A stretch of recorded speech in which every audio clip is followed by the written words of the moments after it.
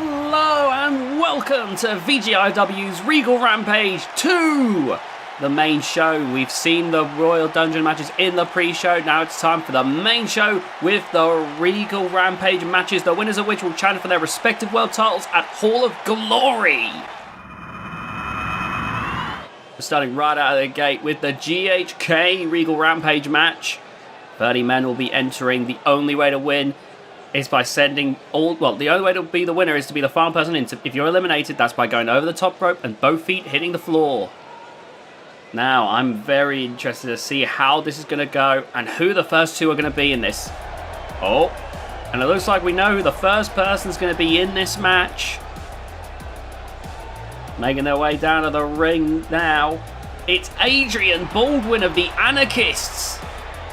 Adrian Baldwyn coming in at number one. Number one and number two are the two positions you do not want to be in. They are two of the hardest positions to be. You are there at the very beginning. And a win, you've got to somehow make it to the very end of the match. Of course, 3 people have made it from the, won a Royal Rumble style match from the number one position. One of those being Rhea Ripley. You thought I was going to make that joke again, didn't you? Nah, I'm not that predictable. Oh man, congrats, mommy. Oh my god. Right, Adrian Baldwyn, one thing on his side, apart from the speed, is he's exceptionally tough. We've seen him before wrestle and take 5 Finch bombs. So I'm very interested to see how he does in this Regal Rampage match. Now we wait for number 2 here. The crowd is on the edge of their seats, waiting to see who's been in. Now, we'll most likely see some contestants who are in the Royal Dungeon match who didn't win. Ken Dyer won the Royal Dungeon match for GHK, and I imagine the other 5 wrestlers will be in this match looking to try again in getting to Hall of Glory. And now we wait for number 2. Oh, my goodness me. Well, I was mentioning about the Royal Dungeon contestants were going to want to try again in the Regal Rampage match. And here comes one of them. It's Mark Vincent. Mark Vincent, considered one of the fastest rising wrestlers in GHK right now. Had multiple reigns with the Bloodshed Championship. Already a contestant who has gotten to near world title status. He's nearly challenged for the world title already, despite his short time with GHK. Despite the fact he's not wrestled many matches, he's already made a hell of an impact. And Mark Vincent now making his way down to the ring. Though being in the number 2 position, he is not in an enviable position right now. Him and Adrian Baldwyn, if either of them want to win, they're going to have to endure past 28 other wrestlers. And while I know these two are very capable, I just don't know if it's going to happen. Now, of course, Mark Vincent not just won the GHK Bloodshed Championship, he's been a hardcore champion in the past. This is Mark Vincent has won championship gold on several occasions. My word, he has definitely had a glow up since the days of his VGIW career. But now we wait and see how this is going to go. Match begins and Adrian there starts off. Tries to go for a cutter. Oh! And a sock right to the face right there. Now trying to take the legs out because Adrian's one advantage is going to be his speed. So Mark Vincent trying to take that away from him right out of the gate here. Oh, wait a minute, Mark Vincent. Look at this slam. Driving Adrian Baldwyn down. And now the countdown. Here we go. Oh, but Mark... Oh, Adrian there, nice work. And number 3, here comes Trash Taker. Trash Taker making his way down to the ring. There he is, towering over the 2 here. On one end, you've got the Cruiserweight Adrian Baldwyn there. Nice kick there to the face. And, oh my goodness, Trash Taker's out. Trash Taker's already out. Adrian Baldwyn just eliminating Trash Taker like it's nothing. And that going right back to Mark Vincent. And Trash Taker having to pick up his dignity there as he walks backstage. My God. Oh, you saw there an attempt at a knockout kick there. but Mark caught it and a brilliant leg screw. Now out comes Cthulhu at number 4.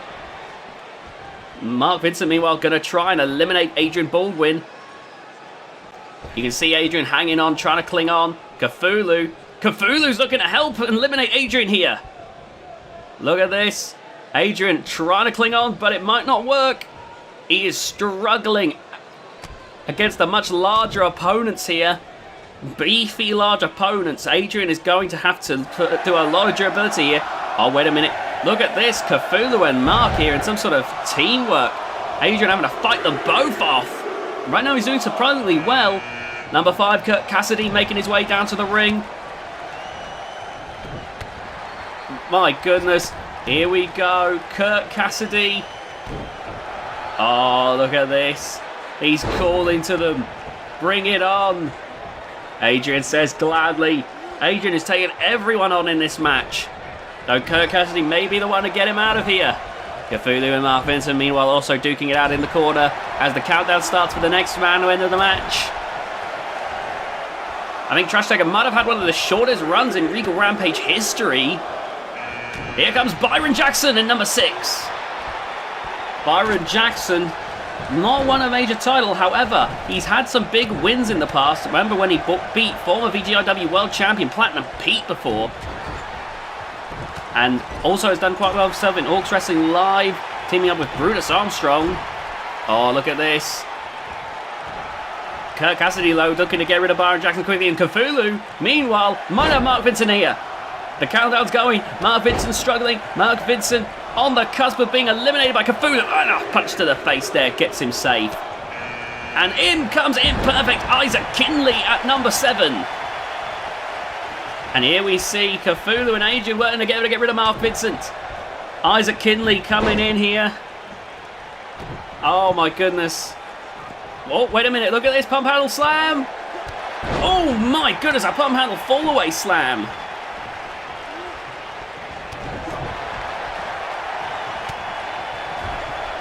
Oh, nice shoulder press there from Adrian Baldwyn. The countdown coming here. Oh, wait a minute. Oh, what a kick there from Isaac Kinley. Number 8, here comes Caligar. This ring is quickly filling up now. We've got 7 people in the ring. Limitations mean we can only have 8 at a time. Nice slam there from Adrian Baldwyn. Isaac Kinley about to fin the herd here. About to throw out Mark Vincent. Meanwhile, Adrian Baldwyn looking to deal with... Oh my God, Caligar just flapjacked right there.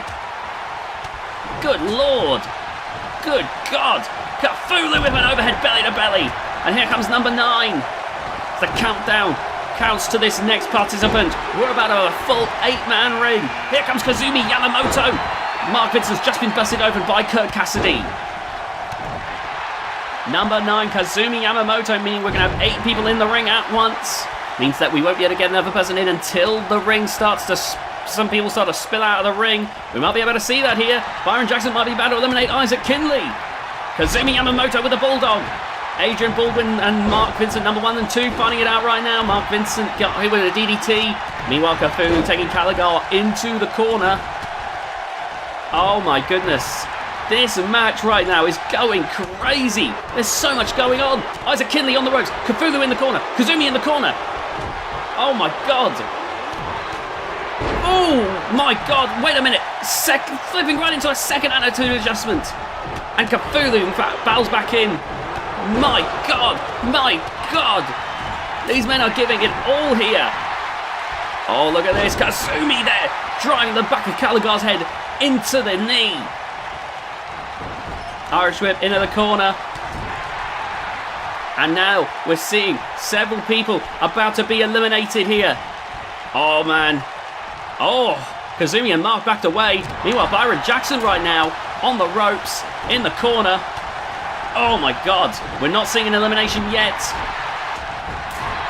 The longer this goes on, the worse it looks for each of these wrestlers. Keep in mind that we still got so many other wrestlers in this match.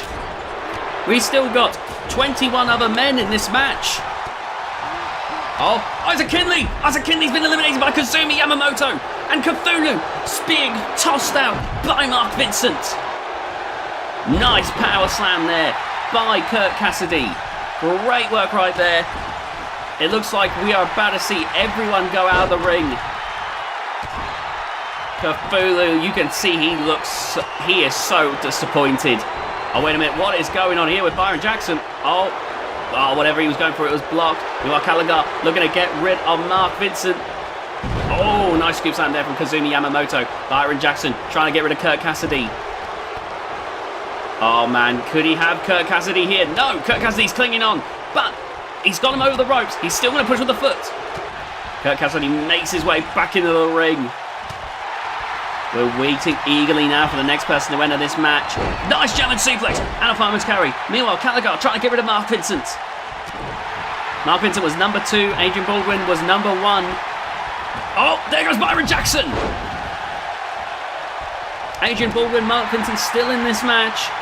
We've seen lots of wrestlers get eliminated so far. But so far... Oh, what a clothesline of Gallagher. But so far, they are still going strong. Well, I say that Mark Vincent's bleeding. Adrian Baldwyn is knackered at the moment, but they're still surviving, although maybe not for much longer. Meanwhile, look at this, Gallagher and Mark Vincent both looking like they're about to be eliminated. Here comes the next person entering the match. It's Mad Boar at number 10. And you can see them clinging on. Gallagher's gone. Meanwhile, Mark Vincent saves himself there. He's still in the match. Mad Boar has now entered. Gallagher is out of the match. And look at this. We could see here. Oh, Mark Vincent. Cassidy and Adrian Baldwyn looking to get rid of Mark Vincent. Kazumi Yamamoto about to be eliminated by Mad Boar. There they go. Whoa. No, only one of them. Kazumi Yamamoto is eliminated. Mark Vincent clinging on, fighting off Kurt Cassidy and Adrian Baldwyn. Now, oh man, here comes Hubert Constantine. Hubert Constantine, former world champion, making his way down to the ring here. Oh my goodness, and you bet Hubert Constantine wants another shot at the world title. He needs, oh my goodness. His ego is on the line in this match. He's already lost the Royal Dungeon match. What would that do to his ego if he were to lose this Regal Rampage match, especially so quickly by Adrian Baldwyn? Oh my God! Oh my God! I can't believe it! Adrian Baldwyn has just eliminated Hubert Constantine! What is that going to do to the ego of Hubert? After everything, after saying that Exciting and Kevin, there goes Kurt Cassidy, after saying that Exciting and Kevin were holding him back. What is that going to do? Oh my goodness, Lucky 83 as well. I can't believe it. Mark Vincent has just eliminated Lucky 83. Kurt Cassidy and Lucky 83 look completely shocked. Oh my God. Oh, there's a kip up from Adrian. But what will that do to the ego of Hubert Constantine?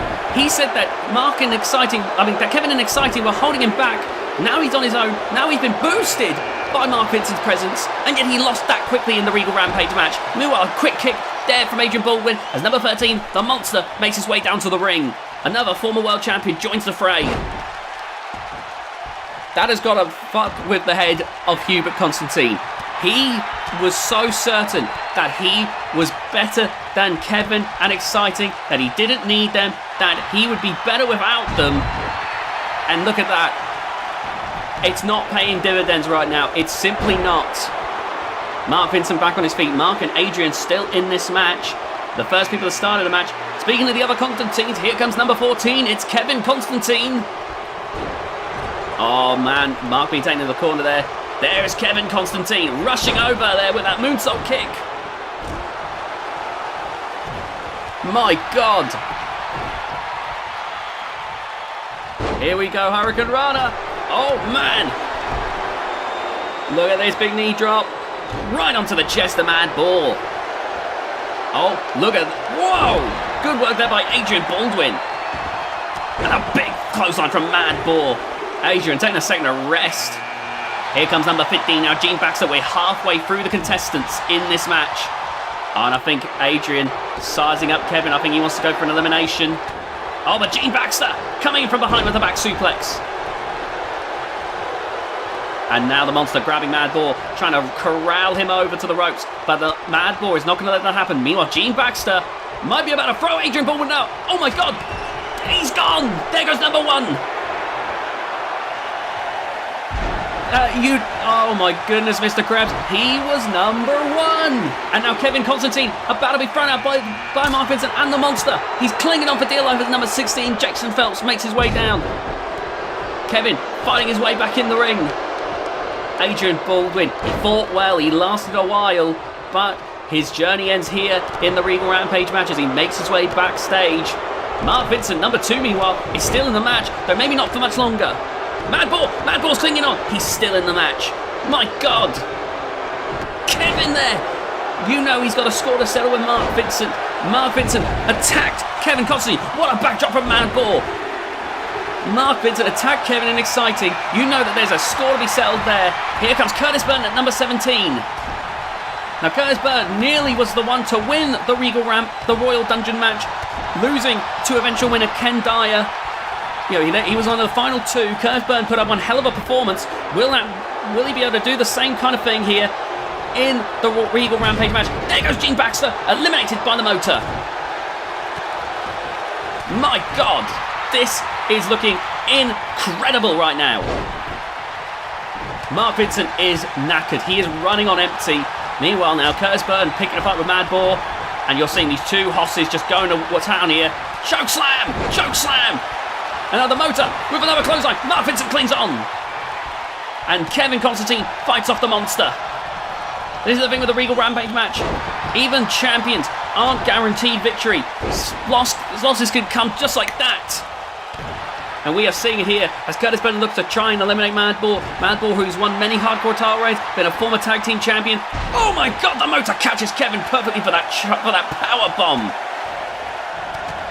My goodness. Oh man, raking the eyes now.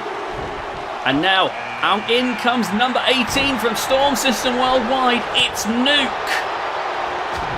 Nuke with the single strongest punch we've ever seen. Meanwhile, Mark Vincent looking to try and eliminate Curtis Burton. Kevin Constantine might be about to be eliminated. My God, a flapjack of the mother of all flapjacks. Good God. How in the world? Catching that discus punch. You can't outpunch Nuke. Oh my God, there goes the motor. Eliminated by Kevin Constantine. And now Kevin looking to eliminate the Monster. My goodness. Curtis Burton taking Mark against the ropes here. Could we be about to see another elimination as the next man comes down, number 19, Leonard Jones.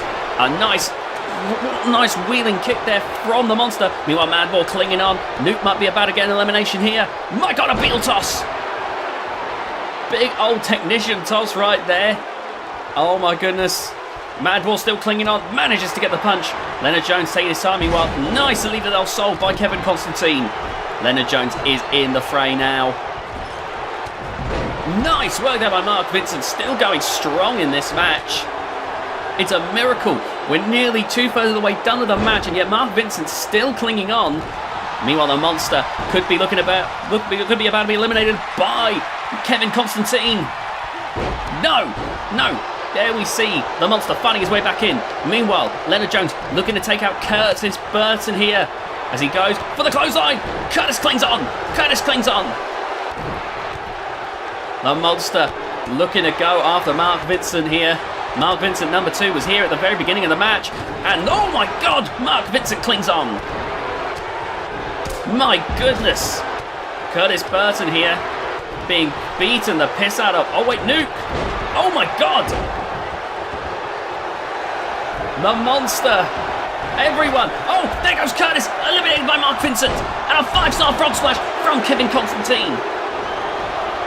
And now number 20, Menace, making his way down to the ring. We're 2/3 through with this match. Number 2, Mark Vincent, still in the match, though now in a much more precarious position. Might be about to be thrown out by Leonard Jones. He's clinging on. He's desperately trying to cling on. But this might be the end as he tries to cling on. Madball joining in. Kevin Constantine on the corner. Might be about to get eliminated also. Kevin's flying. He's gone. Mark Vincent, however, stays in. My God. How is this happening? Remember, the winner of this match gets the challenge for the GHK World Title and Hall of Glory. We don't know who that's going to be. We know that Ken Dyer will be facing the Animal Tom Gritz at VGIW finale. Likely, whoever wins that match will likely be the champion heading into Hall of Glory. And so, whoever leaves that match will likely know who their opponent is going to be heading after this match, really. The monster being taken into the corner by Leonard Jones. What a slam there to Mark Vincent. Bleeding everywhere right now. Mark Vincent has lasted such a long time now from the number 2 position. The monster, Menace, both struggling to survive here. Both are still in. You can tell that the monster, being a former world champion, he is able to fight everyone. Meanwhile, Mark Vincent, you can see why people have said he's one of the fastest rising stars in GHK. They're able to fight this long. Anything I say about the monster here, I've got to say 5 times or so for Mark Vincent's performance tonight. As number 21, Keith Storm, comes down to the ring. Keith Storm, probably the oldest wrestler besides Don Lee, I suppose. Keith Storm and Don Lee, the 2 oldest wrestlers in GHK. Keith Storm goes to try and lift Madball, but Madball comes in with the clubbing blows to stop him. And now Leonard Jones up against the ropes here. And now we could be about to see 2 eliminations here. We're about to see 3 eliminations here. Look at this. Look at this. Mark Vincent's gone! Eliminated by Nuke. Eliminated by Nuke. Meanwhile, Leonard Jones and Madball clinging on for dear life. Leonard Jones is safe, but is Madball? Madball, no. Cave couldn't do it. But Mark Vincent, he survived for such a long time there. Number 2 in the match. Only now being eliminated as the people in the 20s come down. Number 22. Here comes Don Lee. Looks like the old folks home opened up, because immediately following Keith Storm is Don Lee. The only person in GHK older than Keith Storm. Well, there's Theodore Corwell, but he's not an active wrestler. Oh, at least he's not supposed to be. Oh, look at this. Menace might be in trouble. Oh my goodness, wait a minute. There goes Keith, and there goes Menace. Oh my God. So many eliminations flying left, right and centre. This is incredible. Oh, Lancer trying to go for that Enziguri, but Don Lee barely dodged it. That Enziguri can knock people out. That would have been bad news for Don Lee. Oh man, speaking of which, Don Lee gets sandwiched by the monster. Good grief. Nuke being taken into the corner by Leonard Jones. Oh, Madball going to lift Leonard Jones, but Leonard there with the blows there, and a DDT, picture perfect. And now Leonard Jones going over to Nuke, but Nuke reverses and takes Leonard Jones into the corner, and now looks to try and eliminate him. You see the monster, you can see Don Lee, you see Madball, all trying to recover. I'd say Monster and Madball right now are the new Iron Men of the match now that Mark Vincent's gone. Now, in comes, although I don't think anyone's going to quite match the performance Mark Vincent had in terms of longevity. Here comes Bleedin Guttler at number 23. Making his way down to the ring. Oh, nice slap there to Don Lee. Pure disrespect. What a DDT from Madball. Oh, look at this. Look at the monster climbing up top. That's very risky in this match, but goes without a hitch. Bleedin Guttler now going to try and get rid of the monster. Look at this. The monster clinging on, but that does it. Bleedin takes the monster out of the match. And right now we have people who have never held the GHK World title. People who might be on the road to getting their first world title win if they win this match. At number 24, here comes exciting Constantine, the last of the Constantines. Now, I mentioned about like Hubert and Kevin. Exciting and Kevin have been trying to prove that they're not, what Hubert has said they are. That they can survive, they can thrive on their own. Imagine what this would mean if Exciting could win a match like this. Meanwhile, Don Lee managed to fight his way back in. Madball. Oh my goodness, Exciting has eliminated Madball. Oh God, but taken out of the leg there. And now Bleedin Guttler looking to try and get Nuke out of the picture. Here comes number 25, it's Kaiser the Butcher. Now Kaiser the Butcher has faced the Animal Tom Griss in a world title match not too long ago. You got to imagine that now that he's had a chance. Oh, a spear threat from Don Lee. You got to imagine what it would mean if he got another chance after learning how Tom Griss fights. A second go might be what it takes to take the title from him as he throws Don Lee to the outside. Meanwhile, Nuke looking for that bunch of kill everything and way. Gotta be out of it. Oh, exciting. He's in trouble. In comes the Hercule Slaughter. But look at this. Exciting Constantine clinging on for dear life right now. And Kaiser. Oh, my goodness. Trying to push on him. Oh, my God. German suplex. Exciting fight his way back in. Hercule Slaughter going to the crowd. The crowd seem to be happy to see him. But now he's got to deal with Kaiser the Butcher. I don't like the look of this. Nuke takes Exciting to the ropes. And now looks to try and get him out of here. And oh my goodness. Now here comes the countdown for the next person to enter the match. Oh, Enziguri there too. Kaiser from Hercule. Exciting somehow surviving here. Here comes the Lumberjack at number 27. Oh my God. Now we know that the Lumberjack, he is an unnatural force. He is a scary, scary wrestler. Hercule Slaughter taking the Lumberjack into the ropes though. Exciting Constantine coming back with that chest chop. Oh, but met with a clothesline. Guttler getting back into the ring. That was looking pretty ropey right there, I've got to say. Oh, and that's going to do it. There goes Guttler. Oh my goodness, overhead belly-to-belly suplex. Exciting Constantine is doing exceptionally well for himself here, but it might be about to come to an end here as number 28, Disaster, comes down to the ring and Nuke looks to try and go for the elimination. And Kaiser's looking to join him. Oh, Exciting, you did well. Oh my goodness. Clothesline there from Hercule Slaughter. No! Exciting's fighting back. Exciting somehow, someway surviving. I've got to say, this is one hell of a mark-up of a performance for Exciting Constantine. Again, oh my God, wow, Hercule. But like, Exciting has done way better than I think a lot of people would have expected from him. He's done better than the Patriarch Q, but that's for sure. Oh God. And in number 29, here comes Rebellion. I do not know how Theodore has not punished Rebellion for what he has done. Quite frankly, it's despicable what Rebellion did to Trevor Schmidt. It goes beyond the pale, and yet here he is, getting another chance. Meanwhile, Hercule Slaughter. Oh, there. Oh, clinging on. Oh my God, I just saw an elimination. Oh my goodness, I'm pretty sure I just saw an elimination. I did not see who it was. I think it was Nuke. It was Nuke. Nuke has been eliminated. So now in the ring, we've got the Lumberjack. We might be about to see Exciting go. Oh my goodness. There goes Hercule. So now in the ring, we've got Exciting Constantine. We've got the Lumberjack. We've got Rebellion. We've got Disaster. We've got Kaiser the Butcher. And we're about to have another. Coming down in number 30, it's Leo. So now we've got 6 wrestlers remaining in the GHK Regal Rampage match. Oh, make that 5. Make that 5 as Kaiser the Butcher has just been eliminated. So the final 5, it's the Lumberjack, Disaster, Exciting Constantine, Leo, and Rebellion. One of these men is going to be challenging for the GHK World title at Hall of Glory. And now you can see Disaster being placed against the ropes. His run might be cut short here. There he goes. Down to the final 4. One of these men is about to make history by winning a Regal Rampage match.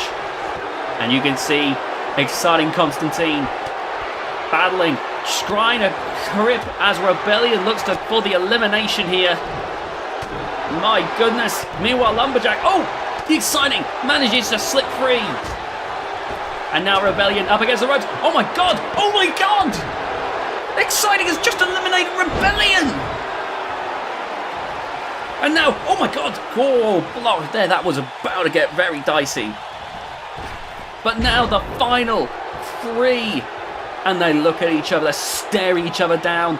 We've got Leo, we've got Exciting Constantine, and we've got the Lumberjack. Look, let's talk about these 3. The Lumberjack, an unnatural wrestler. I think, we don't know the backstory yet. All we know is he was from the days of Terrific Texas Wrestling. He was gone for years. He's back, and he is seemingly unstoppable. We've got Leo, who has claimed, a former tag team champion, who claimed that he was better than the Golden Phoenix, who claimed that he could do better, and might be able to prove that by challenging for the world title and Hall of Glory by winning this. Oh my goodness! And then you've got Exciting Constantine, who was betrayed by his adopted father, who was betrayed as Hubert went with Mark Vincent, and now he and Kevin Constantine have been trying to prove that they can exist, can survive on their own. What would this mean if Exciting were to win? What would this mean if Leo were to prove that he was better than the Golden Phoenix by challenging for a world title, something that the Golden Phoenix never did? What would this mean if the Lumberjack, after being gone, seemingly dead for years, to suddenly come and challenge for the world title? One of these men is about to make history. Clothesline! There goes Leo! It's down to 2. The Lumberjack and exciting Constantine ready to battle it out here. Here we go. And exciting. He is calling to Lumberjack. He is saying how much this means to him. The Lumberjack, cold, just motioning. I do not know the emotions that go through the Lumberjack. I just know that there's a lot of passion, a lot of fire in exciting Constantine. He may not be the greatest wrestler of all time, but this means a lot to him. Being in GHK since the beginning, he has travelled the road with Hubert and Kevin. The amount of punishment he's taken, the amount of matches he's had, it means a lot to him. But the Lumberjack might be the unstoppable force. The Lumberjack, in such a short space of time, has rocked people like Keith Storm to their very core. Someone who we thought could never be rocked in such a way. You've got to wonder, who of these two really can win this match? Oh my goodness, being taken into the ropes here. And now, oh my goodness, now gesturing up to the heavens. What is going on here? And now, oh man, exciting Constantine there. Oh, with a big slam to the Lumberjack. And now, oh, with the senton, Good grief. Picking up the Lumberjack and going for a Samoan drop right there. Good work by exciting Constantine. The Lumberjack now gets back to his feet. Lumberjack tries to go for an Irishman, but caught by exciting Constantine. You got to wonder, Hubert, Kevin, both of them have got to be watching this. You got to imagine Callagher has to be watching this. You got to imagine the mixture of emotions going through their faces right now. You got to imagine what is going through their minds, what they're thinking, what they're feeling as these two duke it out. One of them about to make it to the main event of the GHK night, or Hall of Glory. One of these men is about to make history. One of these men, oh my god, oh my god. Oh my god, somehow, some way, the Lumberjack clings on. The Lumberjack clings on. I thought that was it. I thought that super kick was about to finish it off. But now, the Lumberjack looking to put away exciting Constantine. Look at this. Wait a minute, no, that's not his finisher. That's a Russian leg sweep. But you know he's baiting exciting in. It's the mind games at play here that could psych exciting out. Exciting, who's come this far, could fall at the last hurdle as he goes for a Uranagi. And now picks the Lumberjack back up once again. But the Lumberjack with the shoulder to shoulder with exciting Constantine. Once again, exciting, staggering. And now taking exciting over to the corner, to the ropes. And now delivering those punches and exciting staggering a battlefield. No, he's back on his feet and now taking the Lumberjack into the corner. Oh my goodness, look at this, driving him down once again with that big slam. And now a falling headbutt. Exciting Constantine somehow has got to pull this away, but right now neither wrestler looks to be finishing this. Neither wrestler looks to be putting this away. Oh my goodness, looking for a chokeslam, but several elbows to the head there. Exciting Constantine. Oh my god, oh my god, oh my god, oh my god, he's clinging. Oh my god, and the Lumberjack walking around. No, he didn't do anything about it. Oh my god, and how exciting, going to pick the Lumberjack up. Oh my god, exciting, the Lumberjack clinging on. Could this be the end? Is this the end? No, the Lumberjack fighting back here. I can't believe how this is still going. I can't believe that this is still going. Nice reversal there from exciting Constantine right there. And now this match, somehow these two are still going. This has become a match of two. This has become two very different matches. We've had the Regal Rampage match, and now it's just become exciting Constantine versus the Lumberjack. And now an Irish whip into the corner. making his way over to exciting Constantine, but exciting with the elbow and a chest chop in return. Irish whip into the corner once again, and now, oh, the kick is caught and chopped to the jaw, and now driving the lumberjack down with a spine buster, and now bringing the lumberjack back up to his feet once again, bringing him, or what's he going to, oh, over to the ropes. Here we go, backing away. It's over! It's over! Exciting Constantine is headed to Hall of Glory! I can't believe it! Exciting Constantine! He's done it! You gotta wonder what everyone's thinking backstage. You gotta think what Callaghan's thinking, knowing the lumberjack was this close. You gotta think what Kevin Constantine is thinking, knowing his brother has done it, achieved one of the greatest matches, one of the greatest victories of their careers. And you gotta think what Hubert Constantine, the man that tossed them aside, must be thinking, knowing that he was wrong. He was damn wrong about exciting.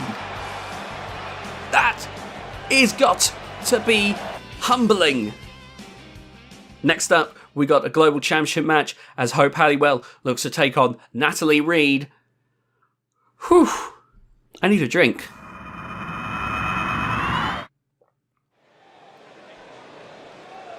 Here we go now. We're moving on to the next matches of the evening. The global championship match. My goodness. Natalie Reid has been defending this title on numerous occasions. I believe she is on... Oh, here we go. I'm going to have to double check, but I believe she's on defense number 3 right now. I could be wrong, but either way, Natalie Reid going to be doing another defense here against Hope Halliwell. Now, if you do 6 successful defenses with the Global Championship, you can then relinquish the title for a World Championship opportunity. Hope Halliwell, meanwhile, will be looking to get that title after failing the Royal Dungeon match. This is likely Hope Halliwell's best opportunity to get her way up to the world title by winning this Global Championship and then defending it 6 times. It'll be a little bit easier because she's not going to have to fight 5 opponents at once. Well, I say easier, theoretically at least. The Royal Dungeon is such an environment that Hope does not do well in, whereas she'll likely defend the title in more traditional matches, which would be a little better for Hope. But that's, of course, assuming she can take the title from Natalie Reid. Now, I was talking about Mark Vincent being the fastest rising star in GHK right now. The fastest rising star in the women's division right now is Natalie Reid. Natalie Reid, with the Global Championship, in just no time at all, really, has looked unstoppable. And it looks to be only a matter of time before she gets to challenge for the world title. Gotta wonder, what will happen to the world title scene when Natalie Reid ends up fighting for it? We've seen some great wrestlers hold the world title. We've seen the likes of Donna Schmidt, Sophia Muller, Nightshade, Reina Vibora. We've seen some amazing wrestlers hold the world title. What will happen when Natalie Reid joins the fray? Here we go now. There's the Global Championship. A thing of beauty right there. And could be a whole... Oh, this could be a big deal. Here we go. The match has begun. And taking Hope Halliwell into the corner. Oh my goodness. Now look at this. Going for an early pin here. Only a 1 count. Oh man.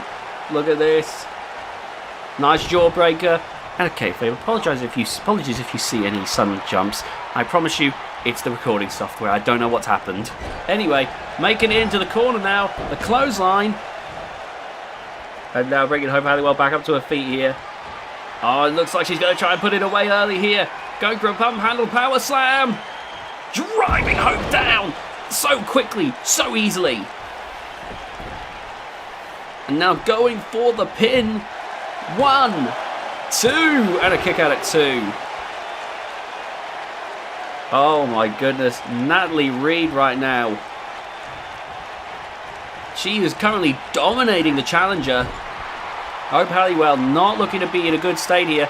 Oh my goodness, tossing it to the outside, and I know what she's looking for here as Natalie Reid goes for the baseball slide. And right now, Hope Halliwell, you've got to imagine she's not at 100% either, given what she went through in the Royal Dungeon match, but right now, it certainly isn't helping what she's going through in this match with Natalie Reid. Natalie Reid is putting her through hell. And the referee is counting them out. Now, of course, championship advantage means if they get counted out, Natalie Reid will still retain.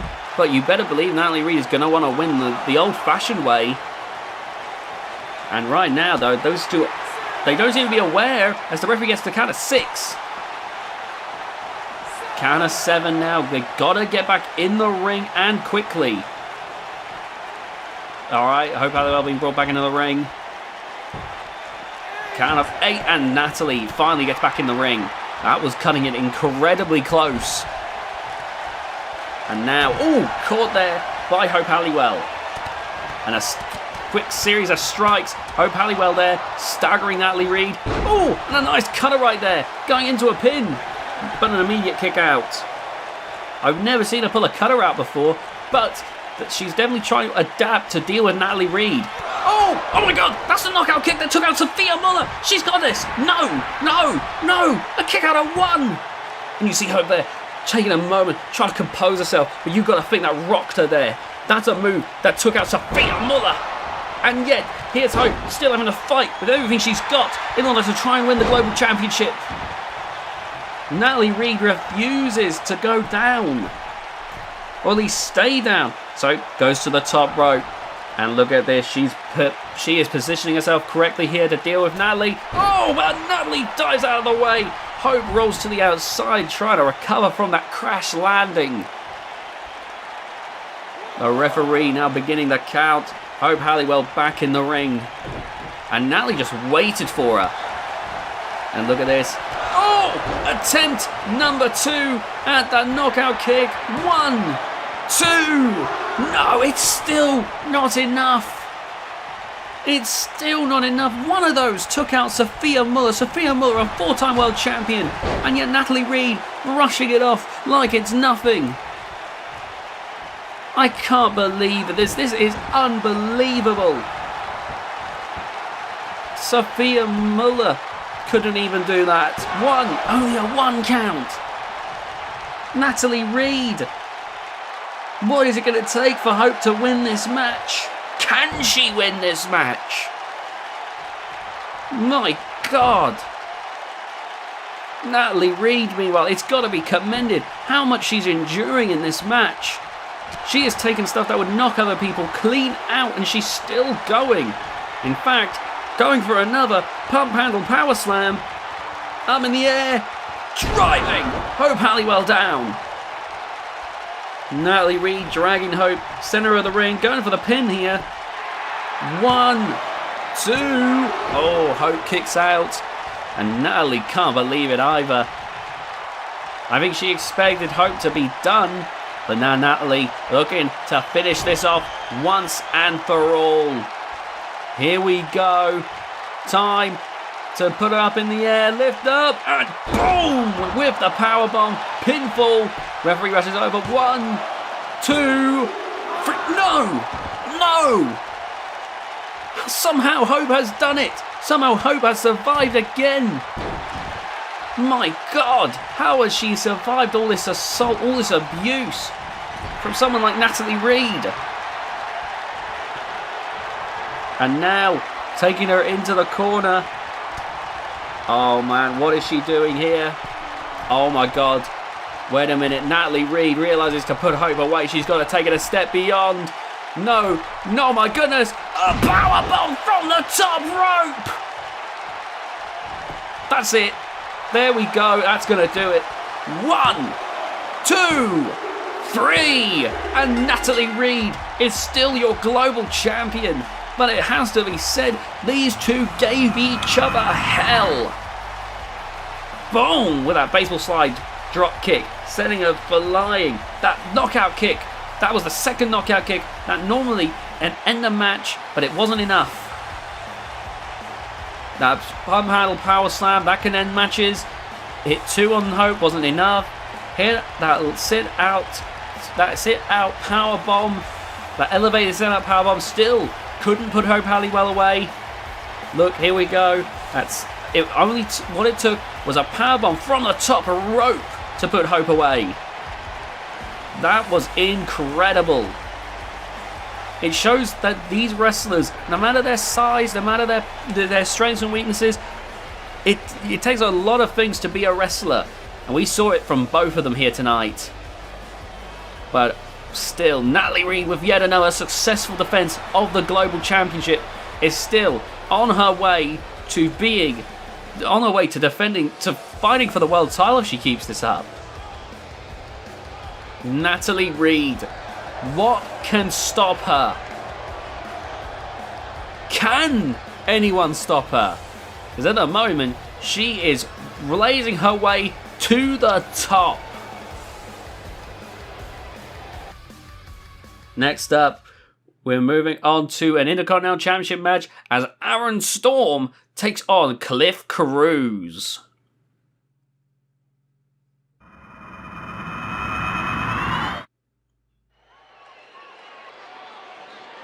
Oh man, here we go. Intercontinental Championship match. I was mentioning about how 6 defenses means you can challenge for the world title. Same case with the Intercontinental title. If you defend the Intercontinental title 6 times, you can relinquish the belt for a world championship opportunity. And right now, Cliff Cruz is on that trajectory.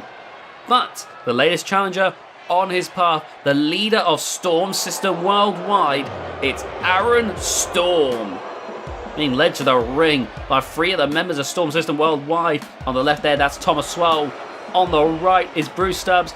And taking Aaron's rear, it's Alan Bannon. My goodness, Storm System worldwide. Just a formidable force. A cheating, low-down, dirty force. And you've got to imagine that's why Aaron is being led to the ring by his 3 men. You know, they are going to get involved. They are going to distract. They are going to do whatever it takes to help Aaron Storm dominate. My goodness. You know, Aaron Storm definitely has a particular, taste when it comes to the men he keeps around him.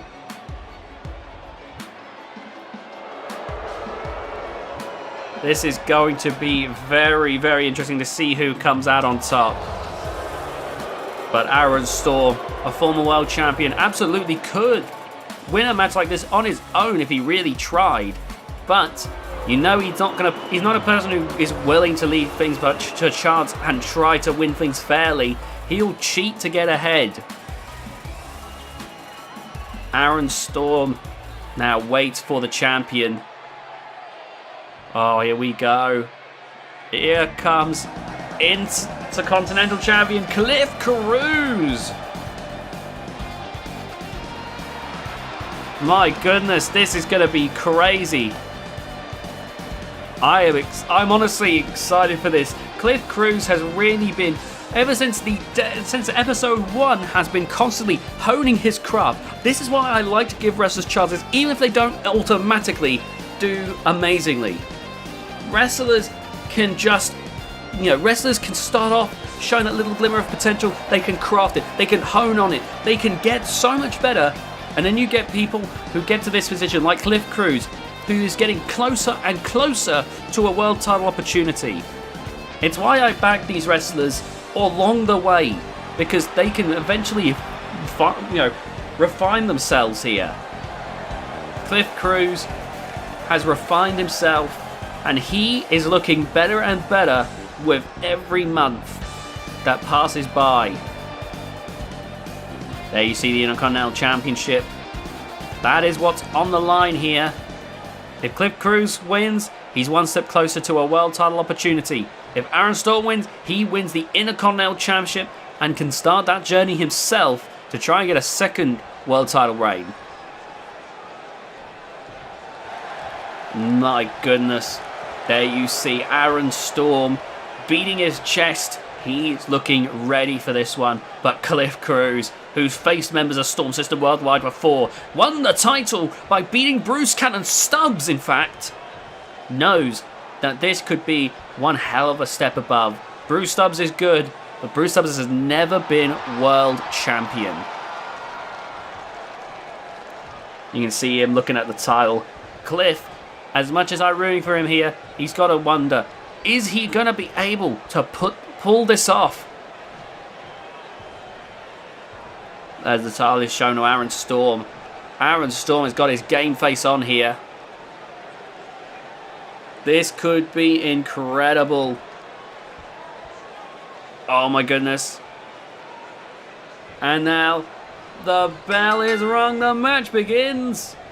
And now Aaron Storm there pushing Cliff Cruz into the corner there. And definitely a sign of dominance there. Trying to get to the head of Cliff Cruz. And Cliff there with a slap. Oh my goodness. Aaron Storm there pushes Cliff back into the corner. Oh my goodness. And again the referees push them apart. And this time Cliff cleanly breaks it. Oh my goodness. And Aaron Storm knew he saw an opportunity. So Cliff pushing away now and delivering a drop kick to the face. Oh my goodness. Oh, boom! And you're seeing just a clash here. A clash here between these two. I do not know what is going to happen here, but you can see these two jockeying for position, trying to prove which one's the more dominant wrestler. Oh, kick to the gut there. And now, look at this scissors kick. My goodness.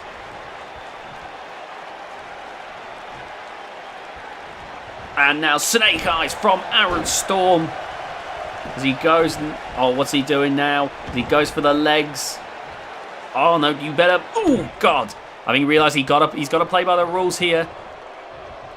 Oh my goodness, oh my God, the deadlift military press. As much as Aaron would love to flagrantly cheat, he's got to be careful, because if he gets disqualified, he will not win the title, of course. My word, this match though. And now, bringing Cliff Cruz up and a big punch to the face there. Oh, into the corner. And Cliff there with the elbow. And look at that, Hurricane Rana. Alan Bannon, Bruce Stubbs watching on. I don't know where Thomas Swole has gone. Good grief. There you see Aaron taking in the corner. Oh, but caught at a clothesline there.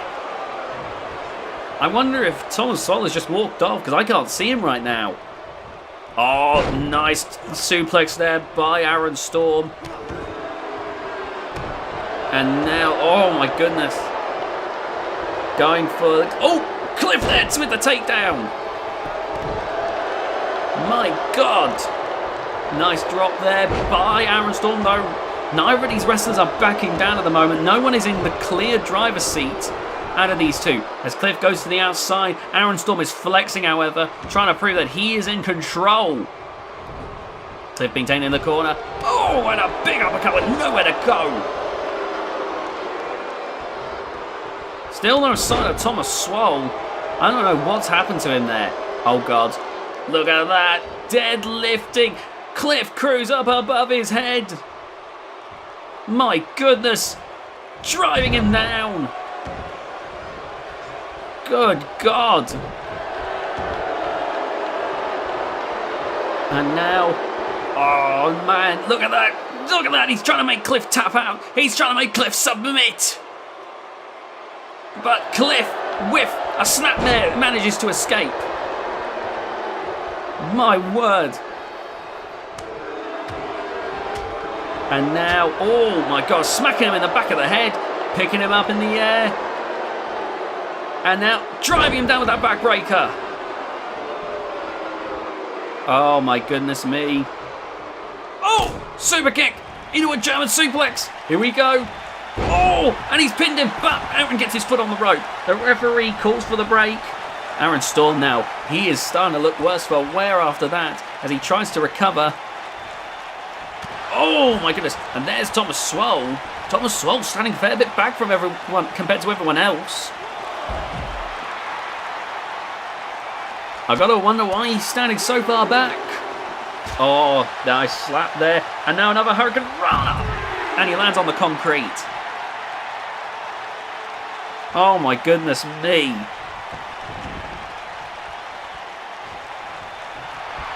Look at this now. Submission from Cliff Cruz to Aaron Storm. Oh my goodness. Aaron there with the escape. Oh, spinning uppercut there. Oh. Knee strike there to the head. Going for the pin here. I don't think that's going to do it though. 1, 2. And a kick out there from Cliff Cruz. My God. How is this happening? Driving down on the knee. That's a much more effective knee strike. And now taking Cliff Cruz in the corner. Another big uppercut there. Aaron Storm. Going to be wanting to put this away soon. Oh, but Cliff Cruz refusing to die. Refusing to back down. My goodness. And now going for the Rings of Saturn. This is looking rough right now. But Aaron refusing to tap out. My God. My God. Now picking up Cliff. Once again, going for that suplex. Into a pin. Into a pin. 1, 2. No, only a 2 count. We still do not have a new champion. Aaron Storm pacing it. You can tell he's getting frustrated. Oh my goodness. And Cliff managing to push Aaron off. Oh my God. Cliff was looking for his finish. But Aaron, he's escaping. He does not want to confront that. Oh my goodness. He does not want to confront that. Gets back in the ring. And Cliff was telling him, you better get back in here. Oh my God! He busts Cliff open. The Crimson Mask. Good grief. And now chest chop there to Aaron Storm. Oh my God! Picked up like it was nothing by Aaron. You got to think Aaron is closing in on winning himself here. Look at that. Up in the air with the deadlift military press slam. Driving him down.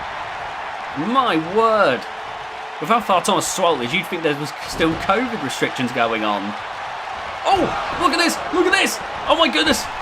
Lights out. Shining Wizard. Going for the pin. Going for the pin.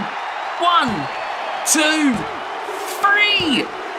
And Cliff Cruz successfully defends the Intercontinental title. My goodness. My goodness. That is amazing. Good grief. That was amazing. What a back and forth there from Aaron Storm and Cliff Cruz. Now the thing is, Cliff 1 step closer to the world title defense, and by beating a former world champion, you've got to think that's got to look really good for Cliff Cruz. Cliff Cruz with another victory and another notch in his belt, 1 step closer to those 6 successful defenses. We might be seeing Cliff Cruz going for the world title in the near future. That was brilliant work there. And you've got to wonder what Storm System Worldwide is thinking now that their leader has been beaten by Cliff Cruz. Incredible bout right there.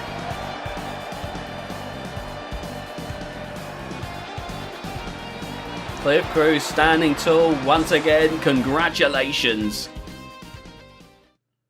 Next up, we got a Iron Will Championship match, fatal 4-way. Terry Durr, Hanjataya, Platinum Pete, and Ace the Tank Bakke.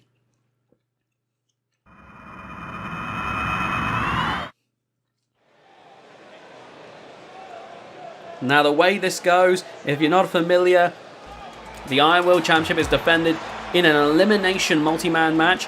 It's submission rules. That's the only way to be eliminated. Basically, it's a test of your submission skills and your durability when locked into a submission. That's why it's called the Iron Will Championship. And I've got to say, this should be very, very good. Coming out of the ring first, a submission expert, Hanjataya, making his way down to the ring first and foremost. Now, Hanjataya was was earlier today in the pre-show in the Royal Dungeon match. So you got to wonder, he might not be at 100% heading into this. But neither will be one of the other opponents in the match. My goodness me. In fact, I think two of the people, in this match were in the Royal... Three of these people were in the Royal Dungeon match. I think the only one that wasn't is Terry Durr. And I think Terry Durr was in the tag team title match. So none of these people are going to be 100%. So you got to wonder what kind of condition these wrestlers are going to be in heading into this match. My word. Now, I don't know who's going to win this. Hanch is usually probably my pick, but I don't know. There's so much going into this match. Well, here we go. Coming down to the ring next, it's Platinum Pete. Platinum Pete won the Iron World title before, won the World title before. Someone who has been at the top. And you got to think that he is doing exceptionally, he's done exceptionally well for himself despite his age as he heads off into this. My goodness. I can't wait to see how Platinum Pete does in this. He has got a lot of intelligence about him. I am excited for this. Platinum Pete with that usual swagger as I expect from him.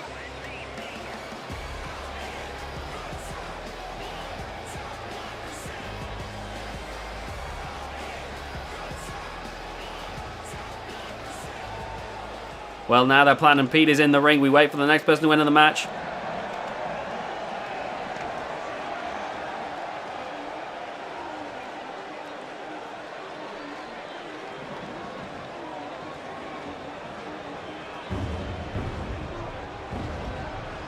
Now here comes Terry Durr.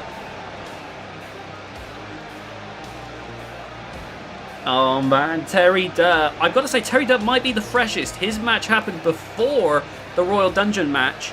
So I've got to say, I think that Terry Durr's match is probably... Terry Durr's probably got the best chance, at least in terms of freshness, heading into this one.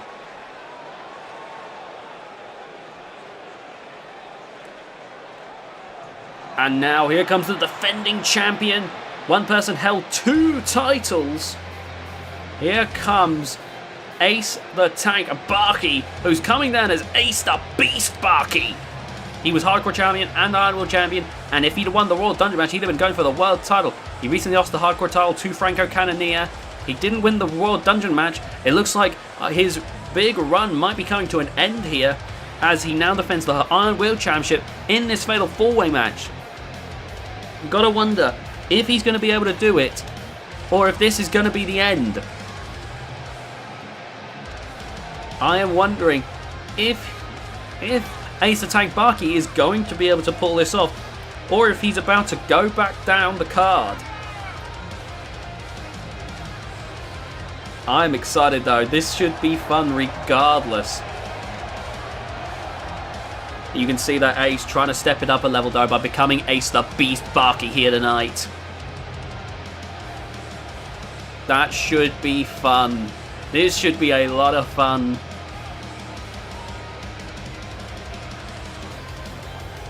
The Iron Will Championship. You can see on the side plates people who have held the title, people who have won the title, and genuinely this is a prestigious championship. So many people who have held onto that belt, given it a lot. There's been a lot of just greatness associated with that belt in the short time it's been around. So many worthwhile champions. The Mammoth has not won the belt, by the way, but the side plate was there because we just assumed he would. He hasn't. At least not yet, anyway. The match has begun, and you can see right now that Hanch and Platinum Pete are on the downside of the moment. Oh my goodness, Terry Durr getting right out of the gate with a series of drop kicks. Hanch getting to his feet, and look at this. Oh, caught there, and another drop kick, and again. Oh my goodness.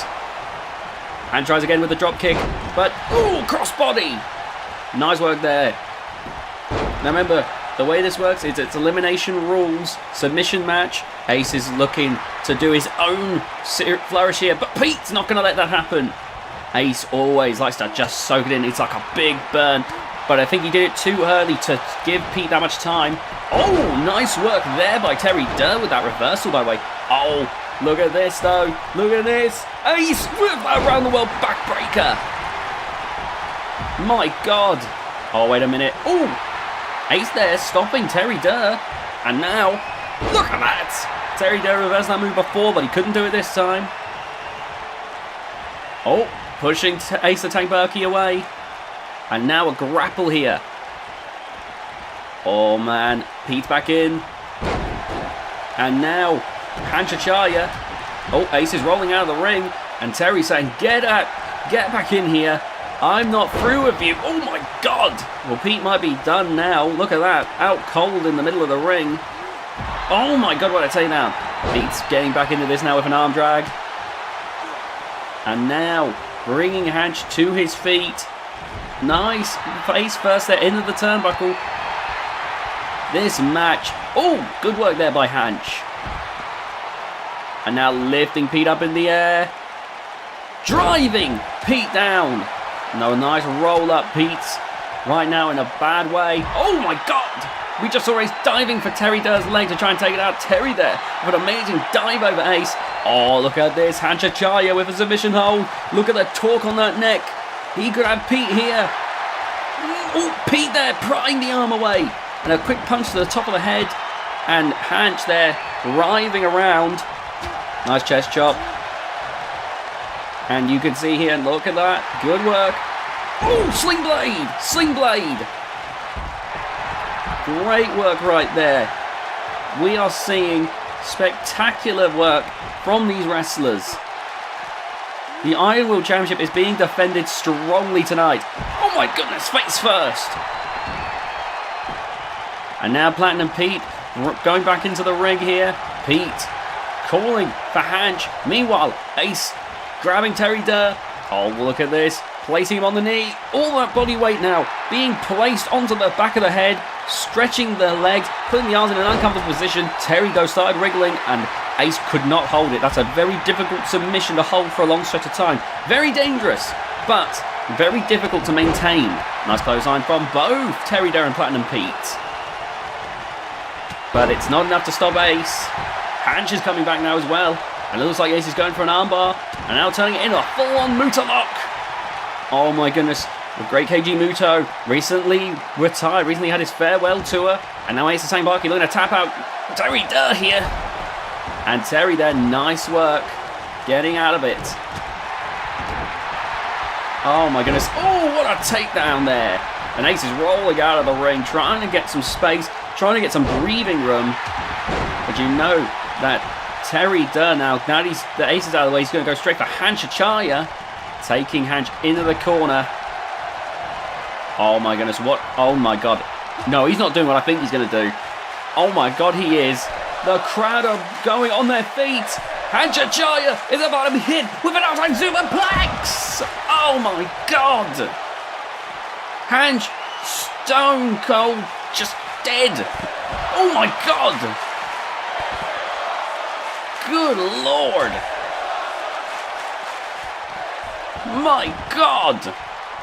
Hanch on his hands and knees, praying, thanking, whoever God he worships for helping him to survive such an encounter. Oh, nice work there by. Oh, Ace takes out the leg of Platinum Pete.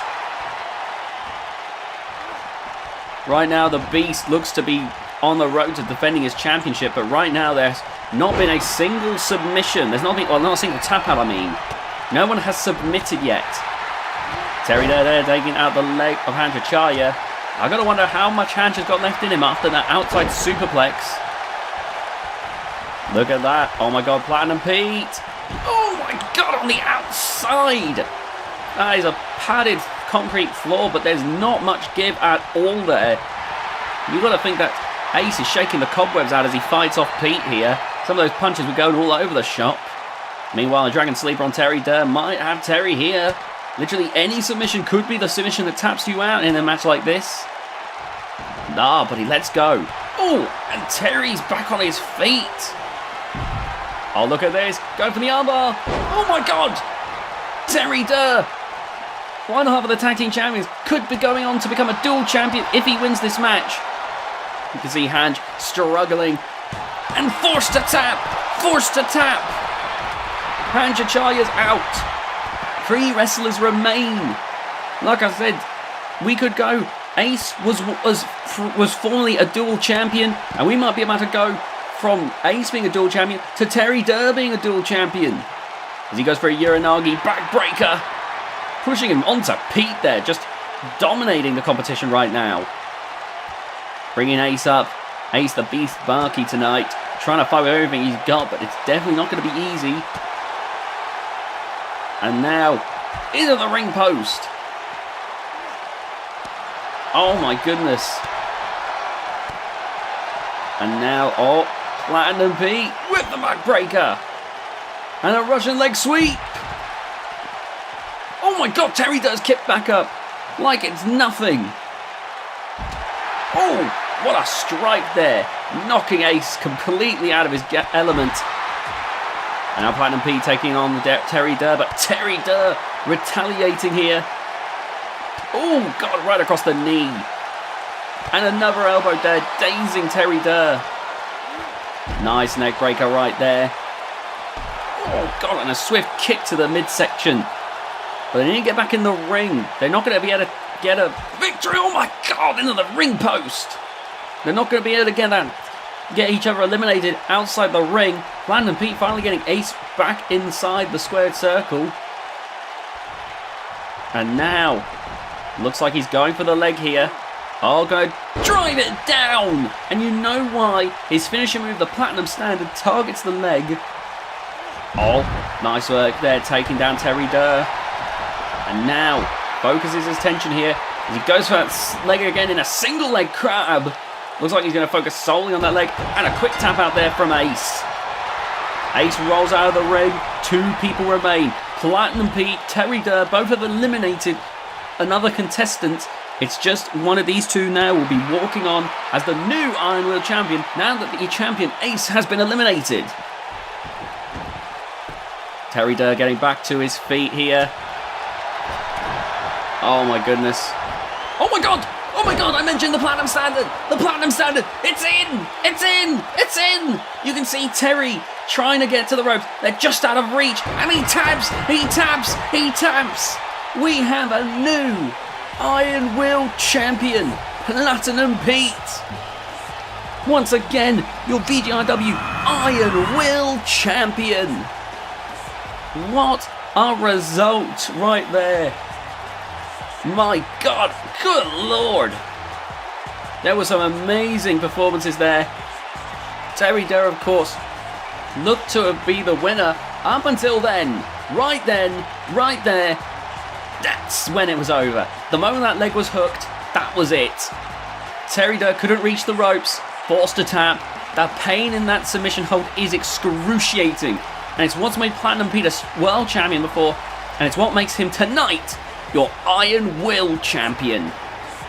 Celebrating as the referee gives him the belt. Platinum Pete gets to celebrate, championship in hand, as he stands victorious. Congratulations to Platinum Pete, showing that despite his age, he is still one of the best in that ring. A submission wizard, Platinum Pete, showing that sometimes the gold standard isn't enough. Sometimes you have to go platinum. Congratulations to Platinum Pete. That is remarkable. Absolutely remarkable. But now we move on. Here we go. It's now time for the Women's Regal Rampage match, the winner of which will challenge for the VGIW Women's World Championship at VGIW Hall of Glory. Now let's see who's coming out first. Alright, the first participant is coming out, and it's one of the tag team former tag team champions, I should say. It's Christina! Here we go, a former tag team champion coming out as number 1. Here comes Christina. Christina making her way down to the ring. Oh my goodness, this could get rough for her here. Christina, she shines in tag team environments. I just don't think she's going to be able to make it in this Regal Rampage match. Although, of course, we can be shocked. Sometimes you get some incredible performances in these Regal Rampage matches from people you wouldn't expect. But Christina in the #1 spot, that's incredibly, and that's an unenviable position. But of course, just as unenviable will be whoever comes out in the #2 spot. Who is Christina going to have to battle it out with in the beginning, the opening of this Regal Rampage match?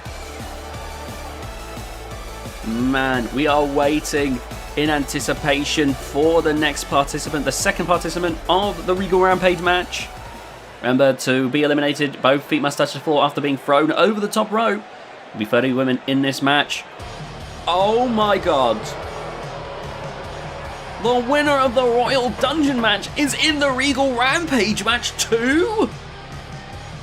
What? Oh my god, you're kidding me. You are kidding me. It's not enough that she's going to be challenging for the world title at VGIW Finale 2. She wants to go 2 for 2. She wants to corner the market once again for the women's world title. This is unbelievable. This is ridiculous. Sophia Muller. I was saying that the #1 and #2 spots are one of the worst spots to be in. And now you're not likely to win, but that might be different in this case. Because coming down to the ring, oh my god. Oh.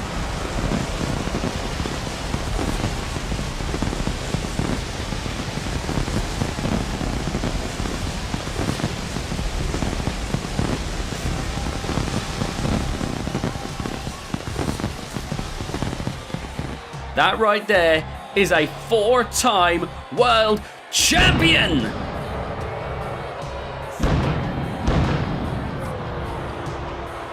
The first 4-time world champion in VGIW history. Hank is a 3-time world champion, I'm pretty sure. Reaper is a 2-time world champion.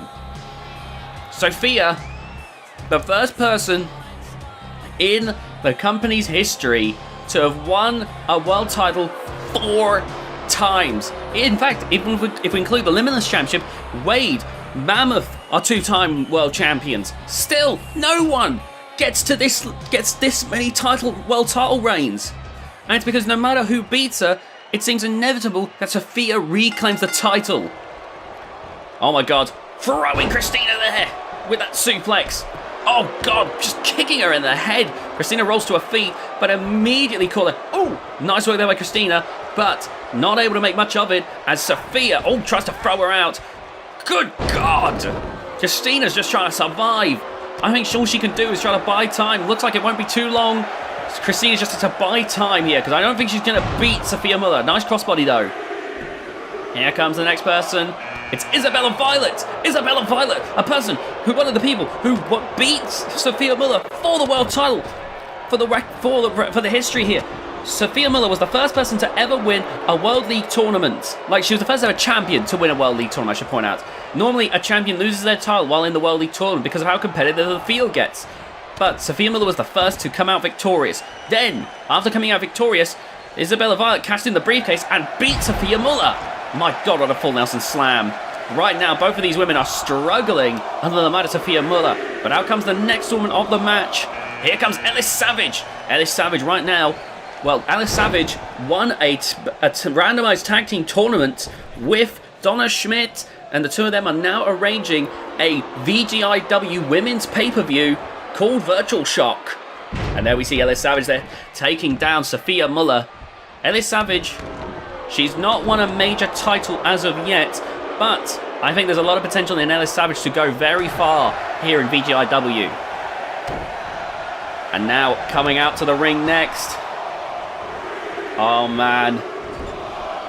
Here comes Zifeng Zhang from Storm System Worldwide. Number 5 here. And Sophia Muller going to eliminate Christina. There goes number 1 from the match. And now going for Zifeng Zhang of Storm System Worldwide. Oh my goodness. Nice work there by Zifeng Zhang there with that flip. Oh, wow, what an arm drag. What an arm drag. Ellis Savage battling with Isabella Violet in the ropes. And a clothesline, but Isabella Violet clings on. And now out comes the next person in the match. The clock is ticking. More women are coming into this match. Here we go, number 6. It's VGIW Training Center's Debbie Rivera. Debbie Rivera, hired to train the women wrestlers, has come to join this match. That's not what I would have expected. Oh, look at that. Debbie there. Nice work there with that wheelbarrow arm drag. Debbie here, about to try herself luck out here, but of course she's up against some of the best. Like I said, there's a world champion, a former world champion, there's a 4-time world champion. You know, there are some big-time wrestlers here. Ellis Savage, my goodness, nice work there, slamming the head against the knee. And here comes Bessie Constantine. Bessie Constantine, a Royal Dungeon participant, coming out of the ring. Oh, man. And now going for the 4-time world champion, Sophia Muller. Oh, there goes Isabella Violet. And Bessie Constantine could make a name for herself here if she eliminates Sophia. She does! Bessie might not be challenging for the world title anytime soon, but she just made a name for herself here by eliminating Sophia Muller from the competition. A lot of the locker room can now breathe a sigh of relief, knowing they don't have to run down here and deal with Sophia Muller, including former world champion Donna Schmidt entering in at number 8. Now we have both of the Virtual Shock duo here as they enter this match. Of course, any allyship is going to be out the window in this match. It's every woman for themselves here. Nice kick there from Zivang Zhang. And now Zivang Zhang going for Donna. But Donna, look at that. Twist of fate. Good work right there by Donna Schmidt. And the count starts once again. The next participant will be entering this match. Donna Schmidt looking to get rid of Zivang Zhang here as she gets her in the corner. Meanwhile, Bessie and Debbie are just duking it out here. Oh my goodness, nice Hurricane Runner as number 9, Electra Hulk, is running to the ring. Zivang Zhang, meanwhile, clinging to the corner, trying to not get eliminated, but it's not looking good as Donna Schmidt tries to get her out. Ooh, that punch there dazes her. And a nice bulldog. There's Electra Holt entering the Regal Rampage match. Oh man, once again in the corner. Things are looking dicey for Zivang Zhang, though now switching places with Donna Schmidt. Nice kick there in the midsection. And now Electra Holt could be in trouble. Nice work by Donna Schmidt. Meanwhile, a kick to the leg there. Oh my goodness, Electra Holt clinging on for dear life. But you know that Debbie Rivera is going to try to go for blood here. Oh my goodness. Oh, the big move from Ellis Savage. Now here comes Denise Hagen. Denise Hagen at number 10, making her way down to the ring. Of course, she's been learning from her brother Daniel, her father David. She has learned a lot, but she's continuing to learn. She's still new, but this could be a big moment here. Irish whip, taking it to this side of the ring, and now Donna Schmidt trying to get her out. Zivang Zhang being taken to the corner, where Debbie Rivera looks to try and take her out here. My God, what chest chops. Denise Hagen staying in this one. There is currently 7 people in the ring. We're about to hit our 8-woman limit. In comes number 11. It's Billy, the sister of Christina. 10 spots later. Ellis Savage is holding on, but this could be the end. And that's it for Ellis Savage. And now, Denise Hagen once again clinging on. Billy trying to deal with Bessie Constantine. Now, Billy, I find, typically does better than her sister Christina in a singles environment, but clearly still a tag team specialist. Taking Bessie to the ropes. And a clothesline takes Bessie out. Oh my God. Oh God, taking out Donna Schmidt there. Debbie Rivera doing very well. And a springboard into Fury from Electra Holt. My goodness. Billy there. Nice handstand headlock right there. My word. Now. Oh, there goes Zivang Zhang. I don't know who did that. But Zivang Zhang has just flipped and slide too much baby oil right out of the arena, right out of the ring there. Now there's only 5 people in the ring currently. Room for 3 more participants to enter the match. Oh my goodness. Now Denise here taking Billy over the ropes. Oh, nice work there by Debbie Rivera. And now Billy clinging on here. Oh, but look at this. Oh my goodness, Debbie Rivera. Showing that expansive repertoire. That's why she's a trainer here. She can do it. She's a great all-rounder. My And she's really showing it here. She is an exceptional wrestler. And now, Billy. Oh, diving around. Nice work takedown there by Donna Schmidt. Billy hit with the clothesline and eliminated from the competition. There's only 4 people in the ring right now. We're still waiting for our next participant. Alexia Holt with the knee to the face there, taking Donna Schmidt down. And here we go. The countdown for number 12 begins. DDT from Debbie Rivera. Debbie Rivera right now absolutely running wild. Here comes Malice at number 12. Nice work here. Wow, Malice making her way down to the ring. Debbie Rivera looking to make another elimination. Malice is coming over to help, it seems. Alexia Holt, what is she planning to do? Oh my goodness, she's going for a golden DDT. Move with the Golden Phoenix. Oh, looks like Malice and Debbie now trying to get rid of Donna Schmidt here. Trying to get rid of that former world champion. Donna Schmidt, out she goes. In this Regal Rampage match, so much is going on. You can never tell who's going to win. Number 13, here comes Moxie. Oh, this is looking crazy. Remember, the winner of this match will get to challenge for the Women's World Championship at All of Glory. Roll up there, obviously not trying to go for a pin. Debbie Rivera just trying to avoid taking damage. You know, in a Regal Rampage match, you've got to avoid taking damage at all costs. You know, this is a marathon, not a sprint. As much as Debbie Rivera's been treating it like both, you know, she's got to try and focus more on that long-term goal. There's still a lot of wrestlers that need to come down to that ring. More than half of the Regal Rampage match hasn't taken place yet. As number 14, Miss Joyce Monroe comes down the ring, and Denise Hagen is thrown out. Miss Joyce Monroe, the oldest woman on the roster, has made her way into this match. You know she's going to have to use a lot of her smarts here. As first she tries to make an elimination with Alexia Holt here. Moxie, by the way, a great striker. Very capable of bullying her opponents. Could be great in a Regal Rampage match. Wearing a different attire than usual, I'm noticing. As Alexia Holt is gone now, being thrown out by Miss Joyce Monroe and Moxie. Now coming down next, it's Nightshade, another former world champion. The first person to dethrone Sophia Muller. Winning the Women's World Championship by having, she passed out or tapped out from the sleeper hold. And now going for Miss Joyce Monroe, you're seeing 2 different generations here. Miss Joyce Monroe, a multi-time TTW Ladies Champion, taking on a VGIW Women's Champion. This is very exciting right here. Meanwhile, Moxie is clinging on as Malice tries to go for the elimination. Oh my god, tips her out, crashes into the steel steps.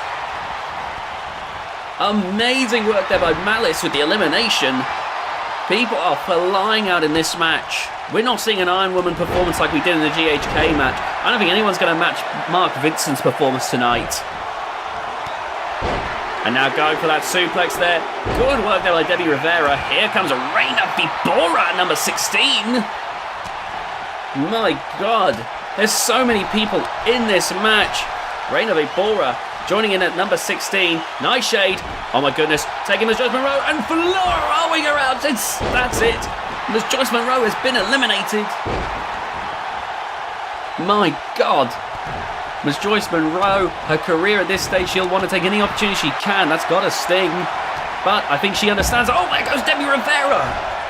But I know that Miss Joyce Monroe understands because in this, in this thing, there's so many hot, hungry competitors.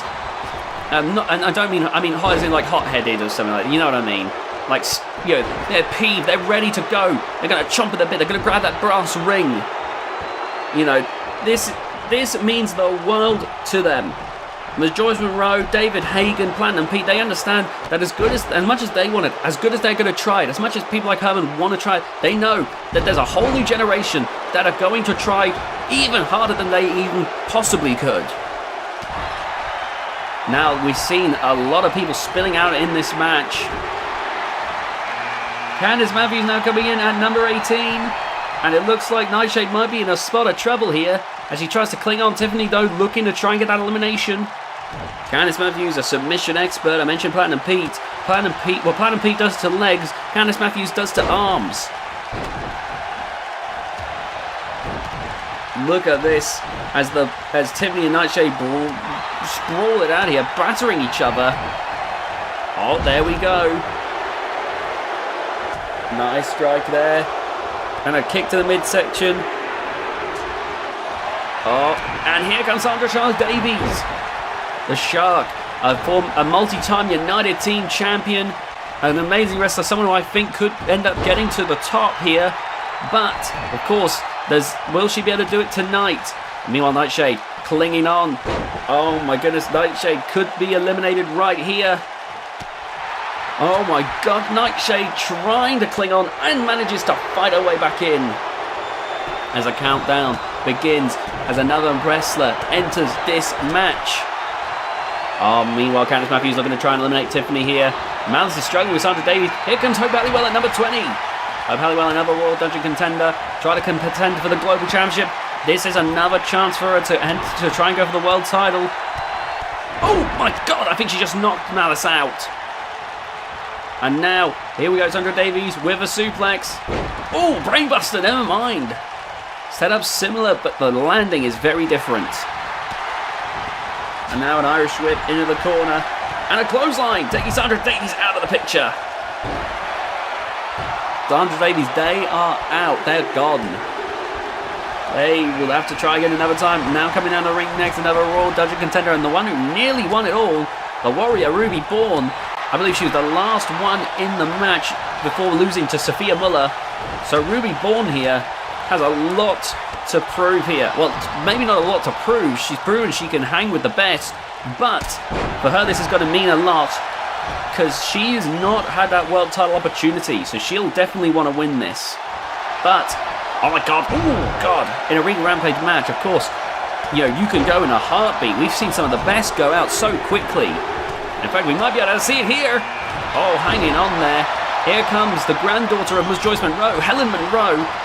Her father, Boris Monroe, is a trainer here at VGIW, and she gets caught with a kick from Hope Halliwell right out of the gate. And of course, her grandmother, Ms. Joyce Monroe, a multi-time ladies champion. There goes Hope Halliwell.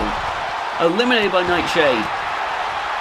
Hope Halliwell is going to have to wait and fight for another shot. So is Nightshade. Nightshade eliminated by Tiffany. And now Ruby Bourne grabbing Malice, taking her to the corner here. And now Ruby Bourne going to try and eliminate Malice. I'd say Malice has so far had the most Iron Woman performance in this match. As Ruby Bourne, though, looks to try and put it to an end. And you can see Helen Monroe watching on. Meanwhile, Candice Matthews has that armbar. Look at that. Oh, nice work there. And you see the way that Tiffany tried to escape. Candice Matthews, she's ahead of that. Nice German suplex from Helen Monroe. But watch Candice Matthews here as Payne comes down to help Malice out. Oh, snapping the arm. Payne at number 23 coming down to help their tag team partner Malice. Meanwhile, Helen Monroe about to be thrown out. Oh no! Payne's a little too late. Helen Monroe, one step ahead, thinks ahead and takes Malice out. My goodness. You're only going to be that smart when you've got some of the best teaching you. And there's Joyce Monroe, one of the best. Boris Monroe, another great athlete. Oh my god, Candice Matthews. Oh my god, Candice Matthews staying ahead of there. Had to think fast in order to stay in this. My god. Oh, look at this. Look at this. Oh, wasn't able to keep it up though. But Helen Monroe being taught by Ms. Joyce Monroe, being taught by Boris Monroe. Helen Monroe is doing exceptionally well here. And now, as Payne stalks around the ring, as the next person in the match enters. So we got, oh, here comes Plague Princess at number 24, a former global champion. Meanwhile, we're seeing a Yokosuka cutter from Helen Monroe. Plague Princess with the clothesline. Right now we got Tiffany, Payne, Helen Monroe, Plague Princess, and the Warrior Ruby Bourne. And we still got about 6 other wrestlers to go in this match. So we have got 11 wrestlers in this match. Here we go. Side slam. Side slam. That is brilliant. Ruby Bourne gets to her feet here and is back in the action as number 25, Simona Nye, joins the action. Oh my goodness, Helen Monroe's been eliminated with a brilliant clothesline there from Plague Princess. Simona Nye now joining the action. And Simona Nye has been preparing herself with some singles action matches. She has been decimating the competition in VGIW. Meanwhile, Tiffany, oh, Ruby Bourne there, step ahead, able to deal with Tiffany. Meanwhile, now Simona Nye looking to try and make an elimination early on here. Whoa, Payne there with the dodge. Oh my goodness. And there goes Tiffany. Up and over. Eliminated by Simone. And now Simone going for Play Princess with the neck breaker as the countdown unleashes Mini Taylor at number 26. And now look at Payne here with a pile driver spiking Ruby Bourne on the head. Oh, look at this. The submission machine. Mini Taylor with a belly-to-belly overhead suplex. And now, look at this, Simone and I clinging on for dear life. Simone could be in deep trouble. Oh, but there we see, fighting her way back in. Meanwhile, Payne now could be in trouble with Mini Taylor. Nice dodge there by Plague Princess. And a drop kick. My goodness, could this be the end for Payne, though? No, Payne slips away, slips free. And number 27, Celestine Ingeborg, enters. Here we go, this could be very interesting. Ruby Bourne getting to her feet here. Celestine Ingeborg goes for Plague Princess, and a big DDT right there. Ruby Bourne, oh my goodness, Celestine Ingeborg and Ruby Bourne now clashing. Simone, meanwhile, taking on Plague Princess. Meanwhile, Payne and Mini Taylor still battling it out. Payne and Mini Taylor have a bit of a history, both part of tag teams, so they've both been battling for the United Team title in the past. So, that might be why they're going after each other. Meanwhile, oh, this could be it. This could be it for Mini Taylor. And here comes Dom Lalingworth at 28. Now, oh my goodness, Simone might be in trouble here. Plague Princess has got her here. Now Dom Lalingworth entering this match. Nice work there. All taking on into the corner. And now Celestine Ingeborg with the arm. Meanwhile, Plague Princess in the corner. My God, what a clothesline from Payne. She lives up to her namesake each and every single match she's in.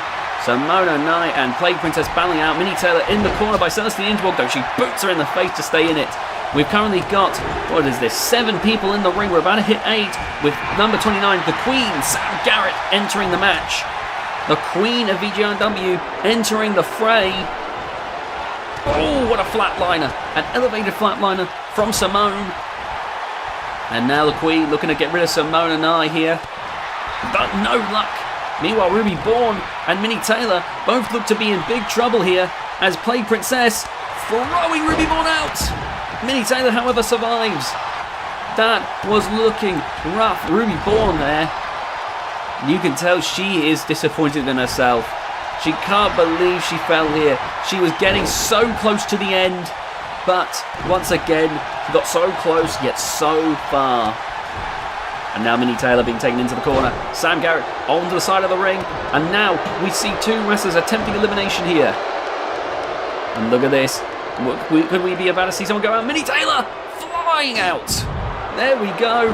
And now Payne and Sam Garrett. Sam Garrett manages to save herself there. But Payne. Oh my God, Payne clinging onto the ropes. Now Celestine Ingeborg could be in trouble. Dominic could be looking for an elimination here. Look at this. Lifting Celestine up over her head. Meanwhile, Payne actually still in trouble. Oh my goodness, managing to roll in. Now, Celestine getting back into the ring. Nice fireman's carry from Simona Knight. Nice. Wow, what a kick right there. Oh, nice reverse of that DDT by Celestine. And now, Plague Princess taking Payne into the corner. What is the plan here?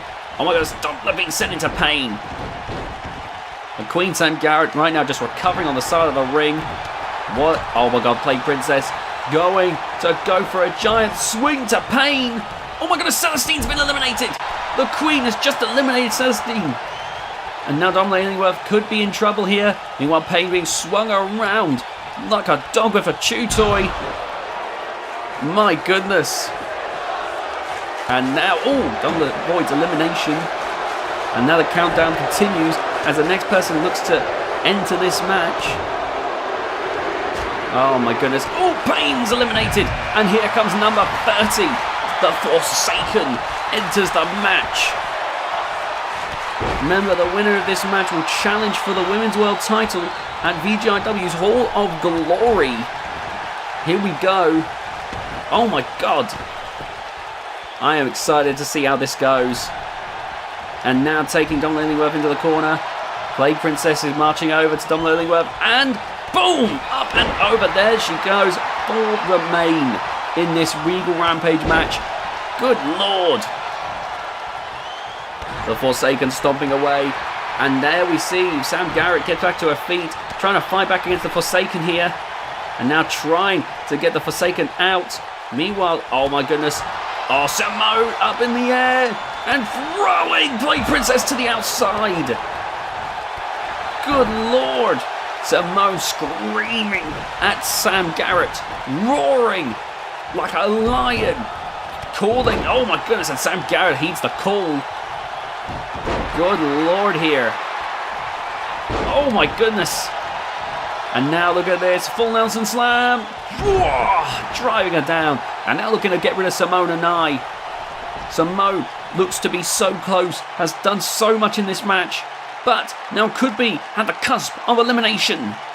As she clings on, the Forsaken is like a shark in blood in soaked waters, trying to get that elimination. Simone though, making the escape. And now, oh my goodness, look at this. Oh my God.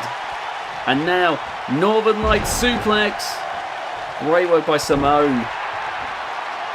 And now bringing Simone bringing Forsaken back up to her feet, but Forsaken being hit with a drop kick. Oh, roll up there. Combat roll from the Forsaken. Oh my goodness. Wow, my God. What a throw there. And now grabbing the Queen, Sam Garrett, over to the ropes, the Forsaken. Look at this, backing away, going for a clothesline, and Sam tumbles to the outside. Two remain, the Forsaken and Simone and I. One of these women are going to be going for the Women's World Championship at Hall of Glory. And now look at this, going for a jackknife power bomb. Dragging Simone and I to the center of the ring. Look at that, pulling on the leg. Oh my God. Stomping away at the chest of Simone. Oh my goodness, kicking to the back of the leg.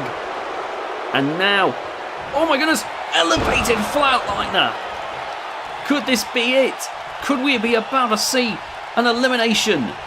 Kick to the midsection. These two are matching each other blow for blow at the moment. But Simone begins to stagger. Oh my goodness. Oh my God. An Olympic slam from the Forsaken. That is incredible. Oh, Simone refusing to back down, refusing to be denied. Look at this, going for a deadlift now. A deadlift slam. Driving the Forsaken down. And now bringing her up again for another deadlift slam. Simone showing she's still got lots left to give in this match. But she needs to get the Forsaken out quickly if she wants to win. Oh my goodness. The Forsaken there with that arm. Twisting it. But Simone with an elbow there. Escaping. And now trying to go for an Irish whip. But reversed by the Forsaken. The Forsaken now taking Simone over to the ropes. Could we be about to see an elimination here? Gonna go for a clothesline. And it's over. The Forsaken will be headed to Hall of Glory to challenge for the VGIW Women's World Championship. The Forsaken, number 30, came in, she saw, she conquered. The Forsaken said she'd give the women's division hell to pay. She said she had been forsaken when she was left behind, formerly the tag team partner of Isabella Violet, Jackie Thompson. She felt she'd been forsaken and now seems to be badder than ever. The World Championship is now within her grasp. And now we move on to the next match. It's Giant versus Giant for the Limitless Championship. It's Herman versus Mammoth.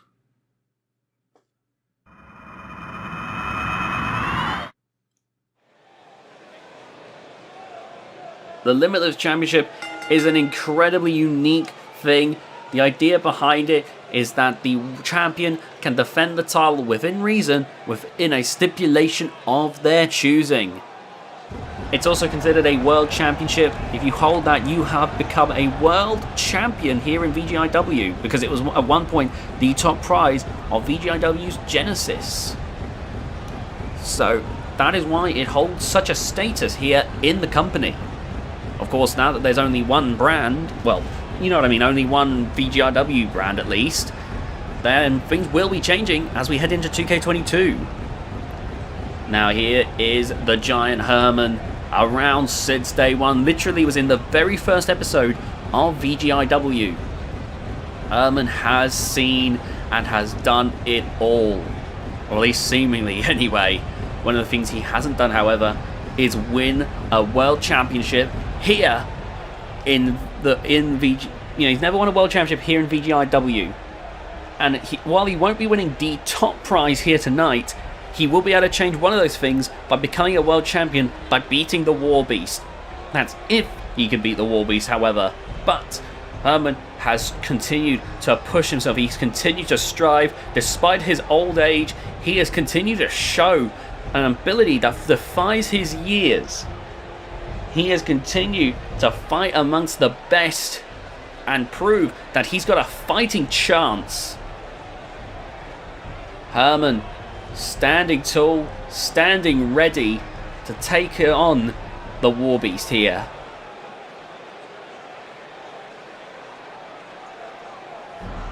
Here we go though, the Warbeast Mammoth ready to come and defend his prize.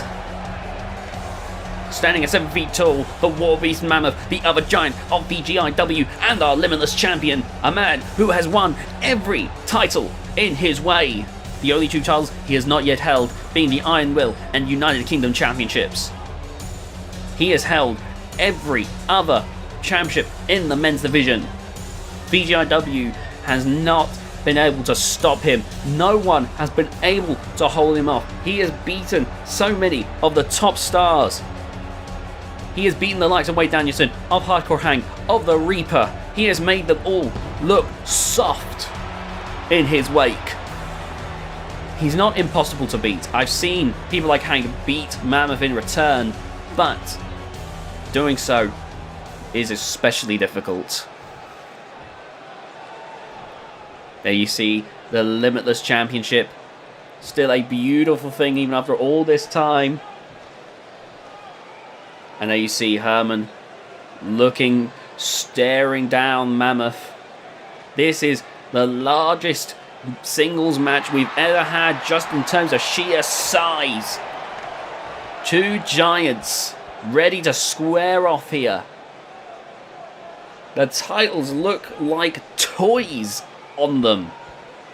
But look at that. That's such a beautiful prize, beautiful championship title on the shoulder of the Warbeast. You can see the way he's holding onto it. He's clutching that thing tightly. Mammoth knows that this won't be easy for him either. He's up against a veteran, a fellow giant. Mammoth normally fights people a lot shorter, and to have someone of equal height, that has got to mean that even Mammoth is a little bit shaken. Maybe not shaken, but you know what I mean. He can't be going in with the same bluster that he normally does. The bell rings, the match begins, and right out of the gate, big backbreaker there from Herman. And Mammoth right out of the gate, feeling a much larger knee go across his back than what he may be used to. Now that he's got someone of a similar stature, Mammoth then getting to his feet, and a big clothesline there to Herman. I don't know if I can say the same for Herman. Herman's had a long storied career. There's a very real possibility he's fought other giants before. I don't know. But Herman now getting back to his feet here. Of course, Herman because of that, he's older, he's more weary than the Warbeast. And the Warbeast standing strong there to Herman's assault. Oh my god! And now Herman struggling here against Mammoth. And look at that, just playing with the giant. Punching away at the face now, and he looks to try and put Herman away. Oh my goodness, look at this. Driving down with that foot to the face. Just a vicious stomp. And oh my goodness. Just a camel clutch right now. The referee keeping an eye, but Herman with the escape. Great work there. My God, this match has barely started and it's already looking to be quite ruthless, honestly. My word. Oh my God, what a takedown. And now bringing Mammoth back up here. And look at this, a wrench of the head. You're watching two big unbelievable forces. Two of the largest athletes we have ever seen step foot in the squared circle, both at the same time. Two unstoppable Goliaths. Look at that clothesline. Now, I believe Herman has won the TTW World Championship. Again, we are gathering the records for TTW, and we'll update you when we know more. But we're hoping to also release more tapes. Getting the tapes and getting the records are two very different processes. But right now, look at this. Oh my goodness, all that weight on the old ribs of Herman. Oh, there we go, Herman though with the escape there and scratching the back. Oh my god. Herman taken down by Mammoth. And now going for the pin. Only a 1 count. Oh, nice escape there from Herman. And now Herman with the Irish whip over the ropes. Oh wait, no, arm drag. God, the ring's shaked every time these bodies crash into the ring mat. The ground shakes because there is so much weight crashing down every single time. These wrestlers are so large. It's easy to say these wrestlers are larger than life, but that doesn't even put it into. That's not even close to putting into words that happens with these wrestlers. You see the referee. You see how that referee. That referee is average size, and he is dwarfed by these men. In fact, I'd say the referee's a little tall even, but he is dwarfed by these behemoths. Twice as thick, twice as broad, and like 1.5 times as tall. Good God. These masses of humanity. One of them going to be walking away with the Limitless Championship. We really are breaking the limits of VGIW here tonight. And now going for the head here. Stomping on the side of the head of Herman. And now bringing Herman back up to his feet here. Oh, wait a minute. Oh, wow! Herman returning. The blows to Mammoth. Look at that. I can't believe it. This is very, very interesting to see here. Dragging Mammoth here. Looks like he's going to go for a pin. Only a 1 count. Of course, Mammoth is a former world champion and a former Limitless champion. He has won both of the top prizes in the singles division. He's also been a former tag team champion. He's a former hardcore champion. He has done it all. He's been a former intercontinental champion. Like I said, oh my God. That's enough to stop your heart. The only titles he hasn't won is the UK and Iron Will Championships. The Robeast has waged a warpath and nothing has been able to stop him. Oh, here we go. Oh my goodness. Now bringing Mammoth back up to his feet yet again. Nice jawbreaker right there. Oh God, driving the leg down. Oh my God. Oh my God, it's over. It's over. Mammoth with the stampede. It's over. It's over. The Giant taken out like Old Yeller. 1, 2. No! How? The Mammoth is yelling at the referee. He says that was a 3. He says that was a 3, but it was not. It was a 2. I saw it. You all saw it. And now Herman fighting back once again. After surviving the stampede, coming in with a second wind. He takes Mammoth into the turnbuckle, into the corner. And now, big chest chop. Good Lord, how in the world do you survive some of the moves that have happened here tonight? My word, my God. This match has been brutal in every sense of the word. Now it's Irish whip into the corner here. Oh my God. And now Herman. Oh my God, he's looking for his finisher. That's not possible. That's not possible. No way. Oh my God. Oh my God. He's got Mammoth for the burning Herman. Oh my God. Oh, that's it. That's it. There's no, my God. 1, 2, 3. We have a new Limitless champion. The Giant has done it. The Giant has beaten the Warbeast. My God. I can only imagine the toughness, the body that's practically just made of scar tissue, holding up to the abuse, and the fact that I must imagine Herman must have fought other Giants in his lengthy career, gave him the advantage, whereas Mammoth, I think this was his first fight against the Giants.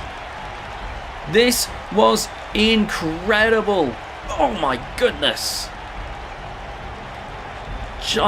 This was a massive Giant versus Giant fight, and Herman gets to celebrate with the VGIW Limitless Championship, his first world title reign here in VGIW. Herman holding that belt a good 8 feet in the air right there. My God, look at that. The crowd are loving this right now.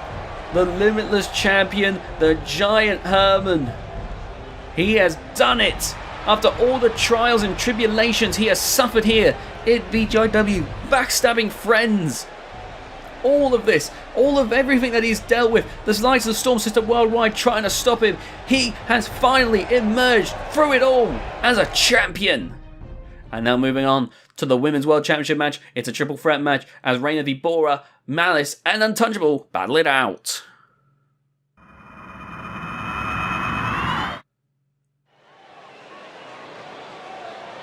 Now, whoever ends up walking out of this match will most likely be taking on Sophia Muller at VGIW Finale. I remember the winner of that will most likely be facing the Forsaken at Hall of Glory. Safe to say that the Women's Championship has a long, arduous road ahead of it. Now, coming out first, I believe it will be Malice. Malice making her way out to this Women's World Championship match. There she is. Malice, very, very scary individual in my opinion, and someone who I think could be a dangerous presence in this triple threat match.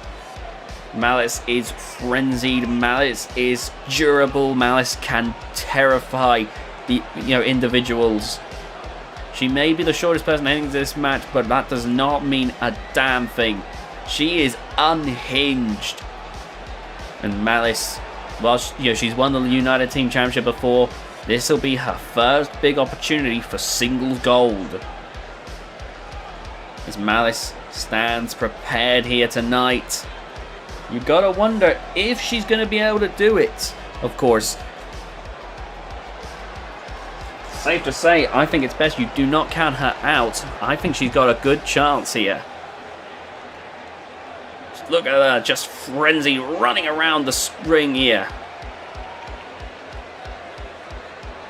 I can't lie to you, I am worried for the safety of the other wrestlers. I think these three wrestlers just in general, I think are going to tear each other apart.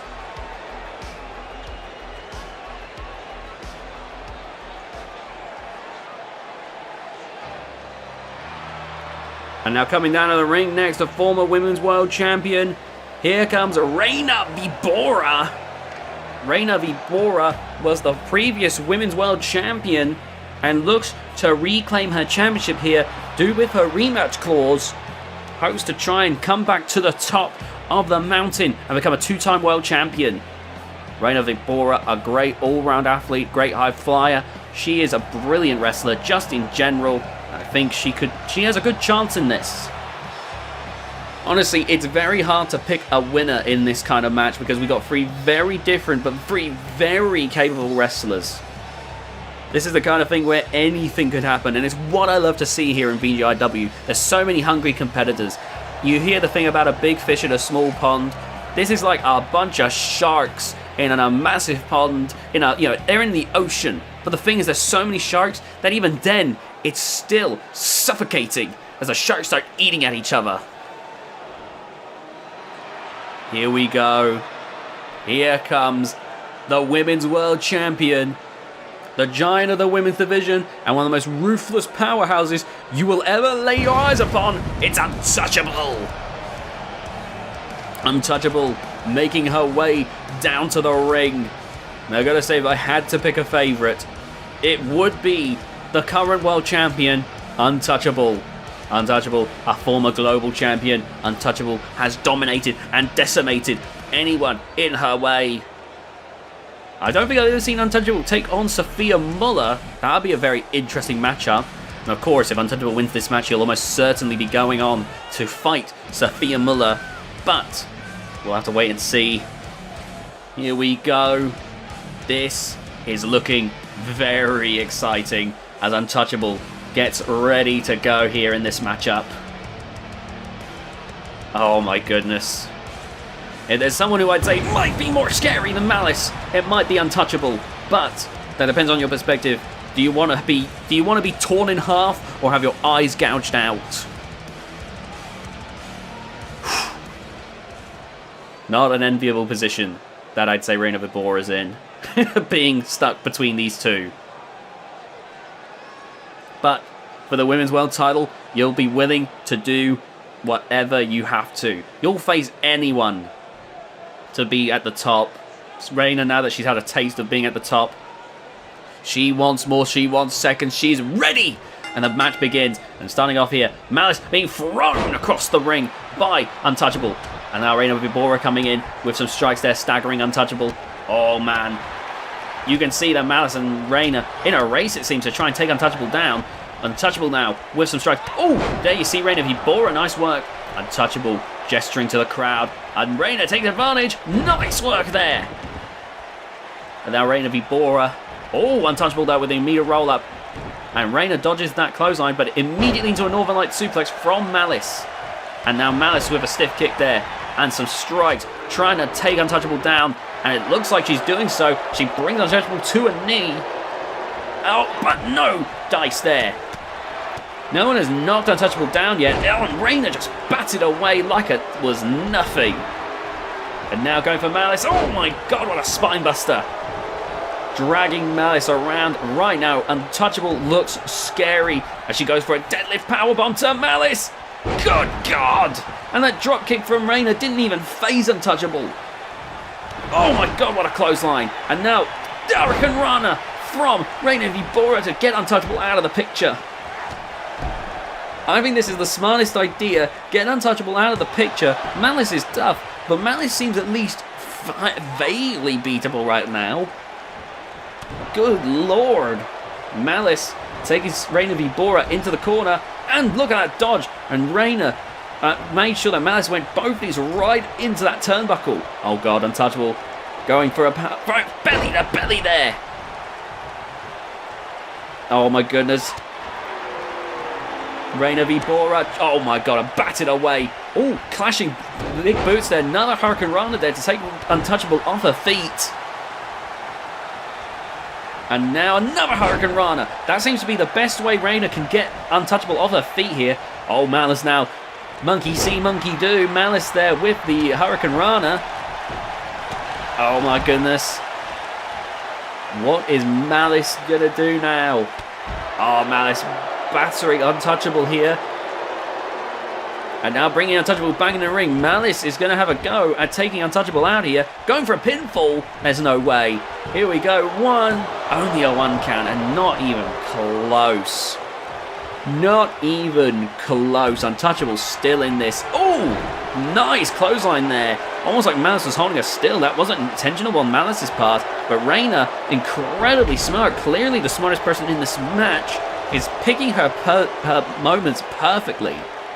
And now an Irish whip into the corner as she tries to take Untouchable out of the picture here. Oh my god, I know what she's going for, and she's beaten people with this. I think she won the world title like this. Here we go. Going for that running drop kick. Boom! Just like that. Great work by Reina Vibora. Going for the pin, but Malice is here. And Malice breaks it up before the count can even really start. Malice being taken in the corner. Oh, Malice collapses there. Oh, but Malice is back on her feet. Oh, staggers. Oh, boom! Right across the face. And now a soul butt there. Reina Vibora clinging to the ropes, trying not to fall. And she starts fighting back here. Look at this. Spanish fly. Good work there by Reina Vibora. Reina right now. Oh my goodness, on the top rope. Could be looking to put this away. Oh, trying to... Oh my God, she caught her. She caught her with the swanton. And unfortunately for Reina, once again, the pin broken up before she can get the win. I think she could have had it there. I think swanton's one of the finishers. Could be wrong. Oh my goodness, untouchable. Not about to let Reina try a finish here. Good God, that's like a 7-foot drop right there. And now going for the pin. One. Only a 1 count. Only a 1 count. Untouchable. Not pulling away with the women's title just yet. Malice being battered. Oh, Untouchable looking to put this away. Untouchable looking for that power bomb. Here we go. Wait a minute. Malice with the roller. Malice with the roller. The referee coming over. 1, 2, and Untouchable kicks out. Malice nearly just became a world champion. Oh, Malice is trying again with the crucifix pin, but Reina breaks it up. Oh my God. Oh, look at this. Look at this. And big. A double underhook backbreaker. Going for the pin. Going for the pin. 1, 2, and a kick out at 2. Oh, Reina must be getting frustrated. Oh, wait a minute. Reina climbing up to the top rope. Oh, but Malice has rolled out. And look at that. Oh, trying to go for a missile dropkick, but Untouchable just gets out of the way. Now going for the pinfall here. 1. Only a 1 count. Only a 1 count. How is this even possible? Oh, look at this though. Reina Vibora getting to her feet. Oh my goodness. Spanish fly to Untouchable. That should not have been possible. Reina Vibora now climbing to the top rope. Climbing to the top. About to put this away. Oh my God. Wait, she's hesitating. She's hesitating. Malice is getting back in. Malice is rushing over. And boom! Driving onto Untouchable. I can't believe it. Oh, Malice has bowled over the referee. Untouchable trying to find her footing, trying to get back to her feet here. Malice is about to fly from the top rope. Big knee drop. Untouchable is ready, just summoning the powers of darkness. Oh my God, but Malice right there with that big boot to the face. That big flying kick. And now right into the back. Malice is in control. Malice is going for the pin. Does Malice have it? 1. No, only a 1 count. Untouchable is far from done. But Malice about to make sure it's over. The Reina Vibora also on her feet. Oh my God, a stinger right there from Malice. But now, Reina Vibora with a drop kick to the back of the head. Oh my God, she's about to steal it. 1, 2, 3! Reina Vibora is your new Women's World Champion, a 2-time Women's Champion, 2-time Women's World Champion. Reina Vibora has done it. Now, to Malice's credit, Malice was the one who hit the finishing blow, and for a long time it looked like Untouchable was in the driver's seat. But the combined efforts there on Malice and Reina put the match away and dethroned Untouchable. Reina Vibora, once again your world champion, standing tall with her prize. Congratulations go to Reina Vibora on an incredible result right there. My God, what a result, what a match. Reina Vibora standing atop the throne and will most likely be fighting Sophia Muller at VGIW Finale 2 in yet another clash between them. And now we move on to the Men's World Championship match. We've got the Bull, Terry Adams, we've got Hardcore Hank, and we've got Biohazard clashing tonight.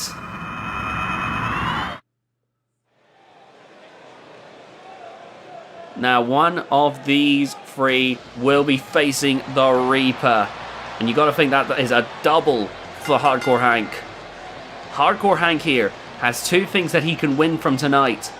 If he wins, not only will he be at the top, not only will he be, once again, a world champion, not only will he be a 4-time world champion, he will get another chance to try and beat the Reaper. I know that drives him insane, that he can't do it, that he can't beat the Reaper. He has tried everything, and he will not give up. Drives him to insanity. But Hank is ready to go here, and I gotta say he might be one of the favourites for a lot of people in this match. I've been asking the locker room, and when I hear it, they say that Terry Adams is great. Terry Adams is one of the fastest, one of the greatest Cinderella stories in wrestling. Biohazard done exceptionally well. He's always been one of the best wrestlers backstage, but they're not Hardcore Hank. And coming out of the ring now, the Bull, Terry Adams. Terry Adams. And like I said, the greatest Cinderella story here in VGIW. If you ever go back and watch his first match here, he was uncontracted, brought in as a jobber to face Aaron Storm. Terry Adams' prospects looked low. It looked like he would just be a traveling job act who would come in, be beaten up to make a bigger star look good. But Terry Adams continued to hone his craft. He came back and he's had these opportunities. So many times he's come close, but now he's a former world champion himself. He is now standing atop. He now stands on the same level as the likes of the Reaper, of the likes of Hardcore Hank. He can stand proud of what he has done with himself, of the accomplishments he has made. It's a major, major thing for Terry Adams, and I've got to say, I've adored this man's complete drive. I've adored his gumption, his tenacity that has gotten him this far. But how will he handle this triple threat match? This might be the toughest match of his career. And keep in mind that Terry Adams doesn't even have to be involved in the final decision to not end up with the world title. Speaking of which, here comes the world champion and someone with a history with Hardcore Hank. And I've heard he has been, when he found out that he was going to have Hardcore Hank in this match as well, then he was excited. He could not wait. For those who aren't aware, Biohazard, back in the early days of VGIW, came down, had a match with Hank, and Hank attacked Biohazard backstage, trying to take him out, trying to retire Biohazard. But Biohazard, after some time on the shelf, came back as Donovan Hazard, a meaner version of himself. Came back and he was getting himself back into his working order. He became meaner and stronger than ever. Then when the brands reunited, he returned to the Biohazard gimmick, and with that improved skill, the Biohazard gimmick took him just over the edge to becoming a world champion. But he's never had that chance to get revenge on the man that tried to end his career. This might be the night that Biohazard can put away Hardcore Hank. This is a lot for these wrestlers.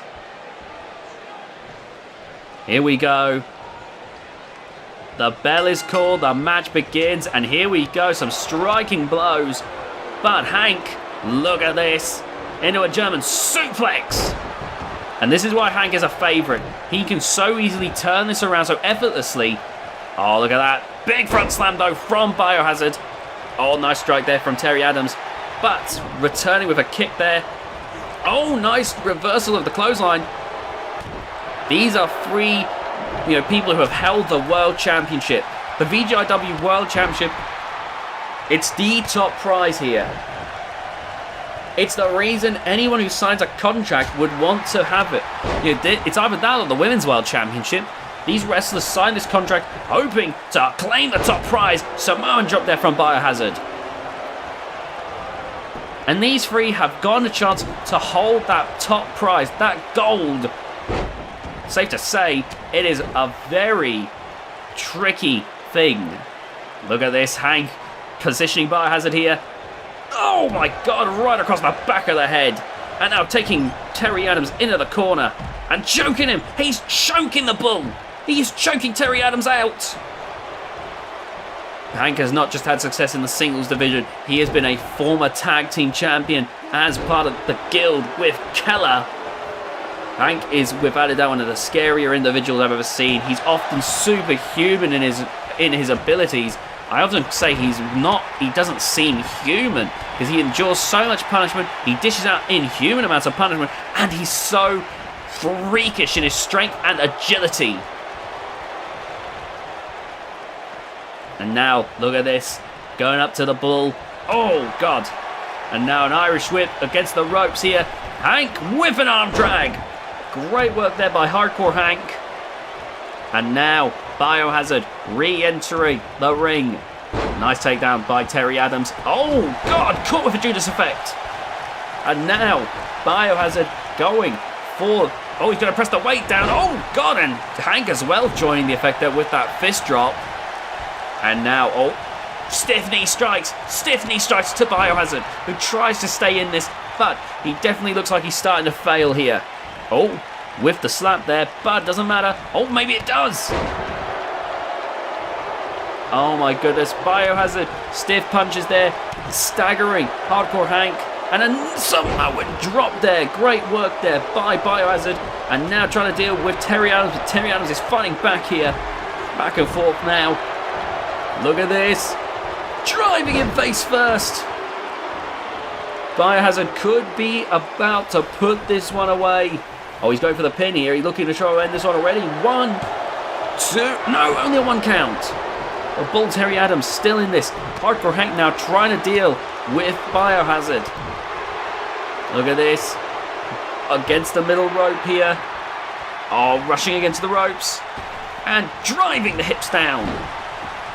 Squeezing the throat against the ropes as he goes for the pin. Only a 1 count though. Biohazard quickly kicks out. And now going for the shoulder, but Biohazard getting back to his feet and a big strike to the face there. God, with a super kick. And Hank holding onto his jaw there. That had to have hurt. That can knock people out. I know what Biohazard super kicks are like. Oh, look at this Irish whip. Sending Biohazard up and over. My goodness, Terry Adams now sees that Hank is back on his feet. He's going to try and put this away. Oh, wait a minute. Oh my goodness. Oh my goodness. Terry Flosion. The Terry Flosion. Oh my goodness. 1, 2. Oh my God. You mess with the bull, you get the horns. Hank kicked out, but looking very much worse for wear now. Oh my God. Boom with the clotheslines. Oh my God. Look at that drop kick. Hank rolling away, and now go for Biohazard, but Biohazard is ready for the bull. Oh, is he though? Never mind, Hurricane Rana. And Biohazard trying to get back to his feet, but you can tell his legs are like jelly. And now Biohazard, oh my goodness. Oh, Terry Adams, what is he going for? Oh my goodness, Decapitator. Oh, right into the ropes. Again, the rope right into the throat. And now trying to finish oh my goodness, Biohazard though, with the clothesline. And now Hank's back in this. Oh, good God. Taking them both down like a bunch of dominoes. And now going for the power. No, reversal. Great work by Biohazard. And now Biohazard dragging Hank over to the ring. And now looking to go for the pin. But Terry Adams is back on his feet. Sprung to his feet there. And now dragging the back of the head into the knee. As now Terry Adams goes for the pin, but it's going to be too long. 1, 2. Oh my God. Hank there with the kick out. And now kick to the back here. Bringing Hank to his feet. Hank though with the back toss. And now Hank bringing Terry Adams back to his feet here. But a nice fireman's carry there ensures that Hank is not about to win. Taking Hank into the ring post, driving him face first into the turnbuckle. Oh my goodness. Now Biohazard back in the ring. Oh my goodness. Oh, I know what Biohazard would want to do, taking Terry Adams into the corner. But now he's going for the pin. I think he's decided that he's collapsed, so he must be out. But kicking out at 2. That was a 2.0. That wasn't a 2.9. Oh my God, he's going a step above the atomic bomb. He's looking for a gamma spike. No, this is it. No, but oh my God, Terry Adams escaping the gamma spike. If that had been hit, that would have been over. The atomic bomb puts people away. The gamma spike finishes the match. Oh my goodness, breaking up the pin there. Oh man. Oh, wait a minute, going for the heart punch here. Oh, good grief. And now Hank, though, back up, ready to go here. Oh, Biohazard saying bring it on. Hank says gladly, Blue Thunder Bomb. Trades of his hero, Blue Thunder. And now, you don't need to flip me off, Hank. I know I've said that line like 500 times, but you don't need to get rude with me. And now Hank, oh God, powerbomb. I mean, clothesline, and another clothesline. But Isaac keeps springing to his feet, but Hank making a mockery out of him. Hank going for the pin now. 1. Only a 1 count. How is this even possible? Oh my god. Byers is back on his feet and he sends Hank to the outside. Terry Adams. Oh my god. Irish whip into the corner here. Oh my god. Could he have him here? Could he have him here? 1. Oh my god. Oh, look at this. Oh my god, he's looking for the Terry Flosion. He's looking for the Terry Flosion. Could he have him here? Oh my god, he has. He has. Terry Flosion. Pin. 1, 2, 3. Terry Adams is your two-time world champion. My god, the Bull has done it. The Bull has won. My god. Biohazard, Hank, they gave it a lot in this, but the Bull, right place, right time, your new world champion. And will be facing whoever wins the next Regal Rampage match. Well, he'll be facing the Reaper actually at finale, and then whoever wins that match will be facing the winner of the next Regal Rampage match at Hall of Glory. Is the Bull ready for the Reaper? After this match, I think I've got to say yes. Terry Adams standing atop. The Bull is victorious. Your world champion. Congratulations to Terry Adams. As he rests and recovers, you better believe he's going to keep his eyes peeled on this next match, our main event of the evening. Here we go, the men's VGIW Regal Rampage match. This is the main event of the evening.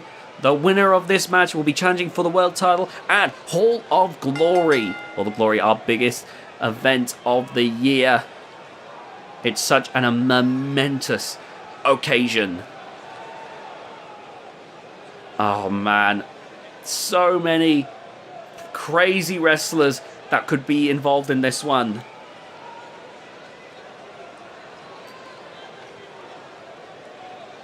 Oh my goodness. I can't wait to see who is in this match. The previous Regal Rampage matches tonight have been incredible. The GHK1 and the VGIW Women's Regal Rampage matches have been incredible. Now we find out who will be in this men's Regal Rampage match. Who could challenge for the men's world title at Hall of Glory? Oh, you're kidding me. Coming in at number 1, it's Blue Thunder. Blue Thunder is here. Oh my god. I've been talking about some of the veterans of the squared circle. Apparently so old they don't want to put the spotlight on him. Come on, Line Text, come on. What do we pay you for? Well, there's Blue Thunder, a veteran from the likes of Terrific Texas Wrestling, been wrestling here in VGIW. His favourite move being the Blue Thunder Bomb, obviously.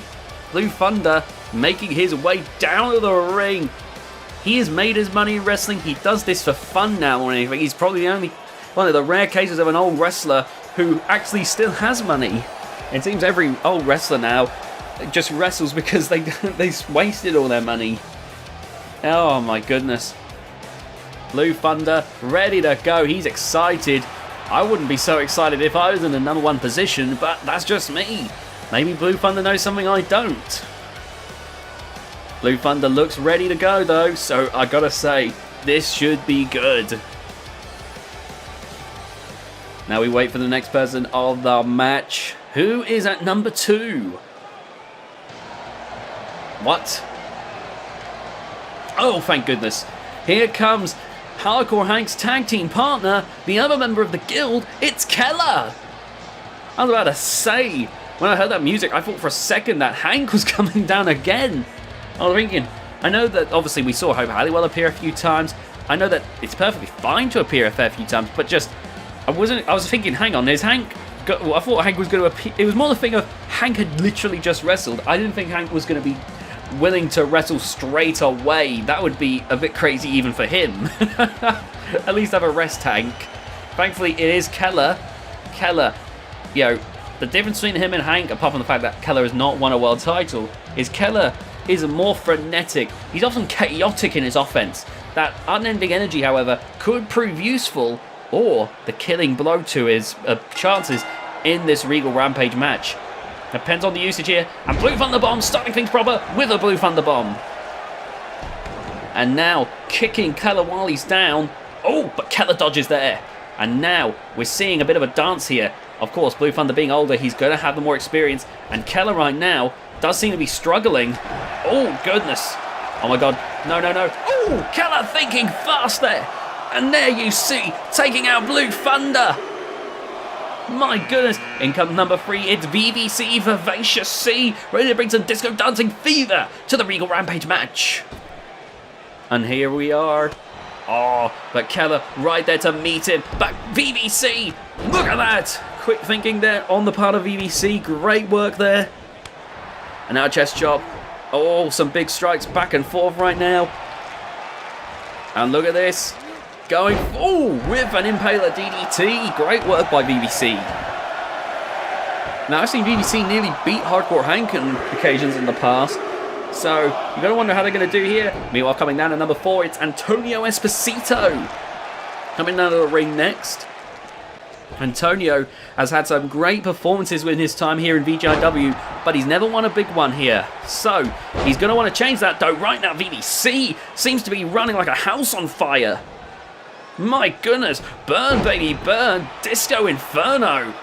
Right now, though, looks like Antonio going to try and put a dampener on VVC's display here, as the counter now calls for number 5 to enter this matchup. Here we go. Number 5, it's Kane Randleman, one half of the tag team champions, making his way down to the ring to try and go for the world title. Oh, Keller batting away. Antonio Esposito, not about a limb, try and get an elimination here. Oh, look at this. Driving Antonio down. Meanwhile, VVC going to try and get rid of Kane Randleman here. Kane Randleman's run might be about to be cut short. Same thing with Keller now. Keller might be about to be eliminated. Oh my God, Keller clinging on. VVC about to try again with Kane Randleman, it seems. And look at this. Oh, but VVC eliminated the same way Blue Thunder was. He is out. And now number 6 comes V-Taratine. Another TTW veteran coming down to the ring. V-Taratine. He's an older wrestler, but he's tough as anything. Oh man, tougher than leather. You know, he is absolute. Oh my goodness! Oh my goodness! And with a thick lariat, he takes out Kane Randleman. Holy my God! Still able to go in his old age. That's incredible. Well, now the counter is going for the next person as he looks to try and eliminate Keller. In comes Dangerous Daniel Hagen at number 7. I am in shock. Oh my God! He's eliminated another one. My God! But Daniel Hagen, who has seen the likes of the TTW wrestlers, he grew up with them. His father, David Hagen, was a multi-time TTW World Champion. Daniel Hagen has grown up with the likes of V-Taratine. He is fully familiar of how V wrestles, so he's not going to be taken out quite so easily like Keller might do. But Antonio Esposito, meanwhile, a whole different new breed of wrestler that Daniel might have more trouble with. In comes Hancha-Chaya. We saw Hancha earlier challenging for the Iron World Championship. We saw him in the Raw Dungeon match. He's trying in the Regal Rampage match as he comes into the bout here. Oh my goodness. Oh, a big blow back and forth here. Trying to take Antonio to the ropes. Oh my goodness, those clubbing blows to the back. V-Taratine, oh, being taken into the corner. And now we could be about to see 2 eliminations here. Hancha-Chaya with the clothesline. Antonio hangs on, and an elbow to the face of Daniel means that there's no eliminations at the moment as the next participant enters the match. Number 9, Captain A.Drift. Antonio's out. Hanch fought fast, pulled the ropes down. Antonio flying out of the match. In his Captain A.Drift. And look at this, an old rivalry bubbling to the surface here. Captain A.Drift goes right for Hancha-Chaya. Hancha-Chaya, Captain A.Drift fought on many occasions. Captain A.Drift tried and only ever beat Hanch once.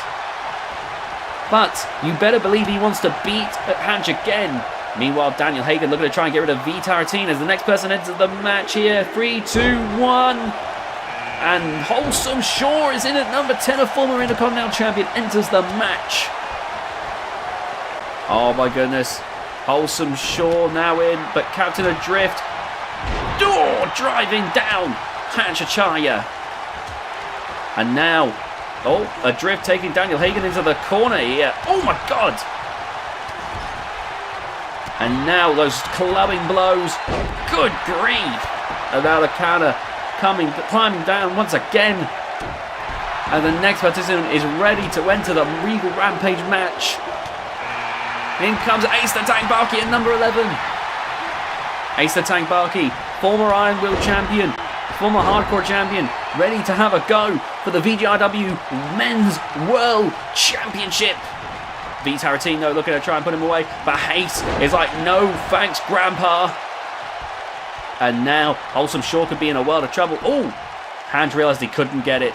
Oh, another rivalry of Hanches bubbling to the surface. Hanch and Ace the Tank Bakke. And did you see the slap there? Hanch is finding all his old foes coming here tonight. Oh, here comes Thomas Swole. 7 people are going to be in this ring.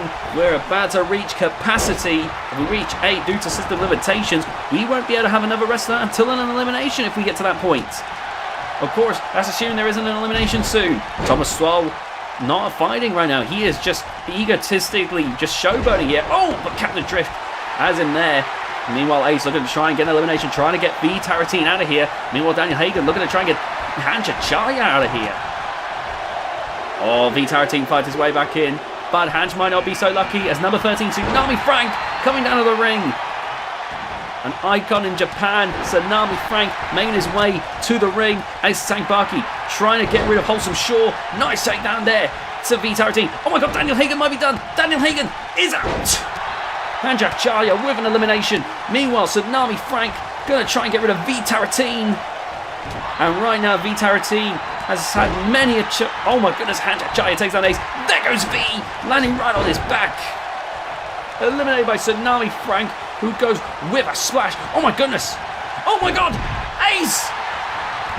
Their rivalry long lay dormant, but it looks like it's not over as Ace just got the latest laugh on Hanchachaya. Hanch there trying to grit his teeth and deal with it, but you can tell that really has pissed him off. Oh, nice drop kick there from Tsunami Frank. Oh my god, Ace the Tank Bakke though just got the latest laugh in the Ace Hanch saga. That rivalry doesn't look like it will ever truly end. Oh man, nice escape there by Captain A.Drift. There's 5 people in the ring, so we're likely to see the next person entering the match soon. Nice set of punches there from Wholesome Shaw to Ace the Tank Bakke. My goodness, oh my god. Tsunami Frank clings to the ropes. Thomas Swole with the clothesline takes Tsunami Frank out of the picture. Oh my gosh. And now, oh look at this. Oh, nice kick there. And into the corner. And now, oh, here we go. Oh, what a powerful scoop slam. Meanwhile, Captain A.Drift could be about to be taken out. It's 2 of Hanch's rivals going at it right now, Ace and Captain A.Drift. Oh my god, Captain A.Drift trying to cling on, but this might be the end for him as the counter comes down. Here comes Weapon F at number 14. We are nearly halfway done with the Regal Rampage match. Here we go, Weapon F ready to join the proceedings here. My goodness, Weapon F grabbing Thomas Swole. And now, oh my goodness, that Wholesome Shaw in the way. Oh my god, here we go, Weapon F. Oh, here we go, A.Drift. And Swole could be in trouble. No! Both gave up the fight there. I think they realised it wasn't happening. Meanwhile, Ace now looking to try and deal with Weapon F. Here we go, the countdown, looking to bring another person into the proceedings. Some headbutts from Ace the Tank Bakke. And number 15, it's Kiln. Kiln making his way down the ring. The largest person in this match now. kiln of massive humanity. Just an indomitable force. Oh God. And now, oh man, look at this kiln. Just, oh my goodness. Oh, Swole fighting his way back in. Ace looks dazed. Oh God, well that's going to completely discombobulate him. There's 6 people in the ring at the moment. We're about to have a 7th end of the ring. Here we go. Number 16. It's the Limitless Champion. It's Herman. Oh my God. Could Herman be about to challenge for the World Championship? Could we be about to see an undisputed World Champion? That would be huge news for VGIW if that were to happen. Although, we might be about to see an elimination here. Captain A.Drift looks exhausted, but now he's got it. Wholesome Shore is gone. And now Ace looking to add to that by throwing out Weapon F, but Weapon F fights his way back in. Nice strikes there. And number 17, Kona joined Thomas Swole. It's the leader of Soul System Worldwide. It's Aaron Storm coming in at number 17. And Aaron looks ready to try and go for his 2nd world title reign. Ace Bakke with the elimination to Weapon F. 3rd time was the charm there. And now look at that. Oh my God! And Aaron slammed out there, and Aaron's got to count his lucky star. He didn't land in a more precarious way. Nice takedown to Kiln. And look at this. Herman going for Aaron Storm. They've had a storied rivalry before. Aaron Storm being the person that you could say led Greg, his former friend, to stray away and betray him. Though I'd say that was also Greg's own damn fault. Oh my God, Herman clinging on.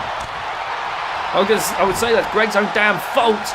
But Aaron Storm definitely partially to blame. Oh my God, Ace! Oh my God! Ace just chucked away like old trash by the giant Herman. That was incredible. My God, my goodness. Right now, the members of Storm System Worldwide stalking the ring right now. There's 2 of them. We've got 5 people in the ring, and 2 of them are Storm System Worldwide members. One of them being Thomas Swole, one being the leader, Aaron Storm. Oh my goodness, Herman might be done for here as Aaron Storm looks to try and get the elimination. And now the counter coming down as the next person enters the match. It's Alan Bannon from Storm System Worldwide. 3 members now, 6 people in the ring, half of them from Storm System Worldwide. Alan Bannon has joined the match. Oh my goodness! Alan Lowe with a drop kick to Aaron. Oh my God! And strike there. Bust Omen Captain A.Drift. Oh my goodness! Whoa! Throwing Aaron Storm here. What's going on? This has to just be the nerves of the Regal Rampage match. Surely, Aaron putting him in his place there, telling him to snap out of it and get on the same page here. As the counter climbs down, you see Aaron now changing targets to Captain A.Drift. Oh, here comes number 19, the gentleman, Walter Abbott. Oh my goodness. Aaron saying, snap out of it. Oh my goodness. Kiln taking Herman out and roaring. But Walter Abbott with a crucifix. Boom. Elbow to the face. Oh my goodness. Alan and Aaron having a proper squabble right now. Meanwhile, Walter looking to try and eliminate Kiln, my goodness. And Alan Bannon now beating up Aaron Storm. Wait a minute. Oh my God, what is he doing? The epitome of hardcore Alan Bannon has just eliminated Aaron Storm. Now number 20, Sami the Saviour's coming out of the ring. What's Alan doing? Alan, the longest running member of Storm System Worldwide, has just taken out the leader. Normally I'd celebrate because I hate Storm System Worldwide, I hate Aaron Storm. But Alan Bannon, I would never have expected that. Walter Abbott now just been eliminated by Alan because Alan seemed to be the most loyal person to Storm System Worldwide. I can't believe what I'm witnessing. Oh my God, Thomas Swole about to punish Alan Bannon for his betrayal, it seems. Meanwhile, Sami the Saviour about to be hit with a massive move here. Oh my God. No. Oh my God. Man, if he had thrown him out of the ring that way, that could have been a life ender, let alone a career ender. Oh my God. Wait a minute, don't do this to A.Drift. Don't do this to A.Drift. Oh my God. Explode a suplex. Good God. And now Alan Bannon and Thomas Swole have gone back to striking here. Although now Sami the Saviour wants to fight with a standing Spanish fly. Captain A.Drift, he looks beside himself. Meanwhile, Samuel the Saviour doing exceptionally well here. And now the Animal Tom Gris coming in at number 21. Now Animal Tom Gris, I mentioned before, currently the GHK World Champion, but under a VGIW contract. Here he is, looking to try and do this. I mentioned an undisputed world champion. I was thinking undisputed VGIW world champion. What if we got an undisputed VGIW GHK world champion? Now Thomas Swole looking to punish Alan Bannon for his betrayal of Storm System worldwide. I can't believe what we've seen here. I can't believe it. Alan Bannon, he's going out. Oh my God. Oh my God. Eliminated. And now comes Eddie Aldo. Oh my God. Eddie Aldo joining the match now. Alan Bannon's out, and he's got a lot to answer for when he returns. Oh my goodness me. This has been incredible. This match truly has defied all expectations. Oh my goodness, the Animal taking Kill into the corner. And now, number 23, it's Juggernaut. Juggernaut rushing down to the ring. Oh my God. Oh my God! All the way slam.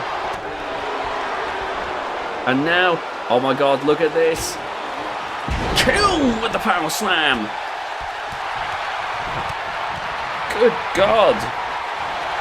Good God. And now the countdown calls for the next person to enter the match. Oh, here we go. It's Wade Danielson, the former world champion, entering the match. And I believe we're about to have 7 people in the ring. Oh, what a headbutt there from Kiln. Wade Danielson is in the match. My God. My goodness. Oh, Kiln. Oh my God, Kiln's clinging on. Good God almighty. This has been incredible. Here we go. Next person about to win the match. We're about to hit the 8-person capacity. Oh my God. And the Reaper. The Reaper, the winner of the Royal Dungeon match, coming in at number 25. And here he is, entering the match. We've got 8 people in the ring at the moment. We've got Eddie Aldo, Samuel the Saver, Thomas Swole, the Reaper, Juggernaut, Kiln, Wade Danielson, and the Animal Tom Gris, who is the GHK World Champion. Thomas Swole clinging on. And right now, the only surviving member of Storm System Worldwide still in this match. Oh my goodness, Kiln there. My God, he nearly got thrown right out. Meanwhile, Samuel and Eddie Aldo battling in the corner. Wade Danielson against the ropes. Juggernaut looking to put us away. And the former world champion Wade Danielson clinging on. Meanwhile, Tom Gris could be about to be thrown out by Kill. There he goes. There goes the GHK champion.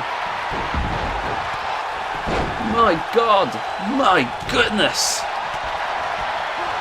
And now Kill looking for a choke slam here. Up in the air, Samuel is driven down. Good Lord. And now, Juggernaut.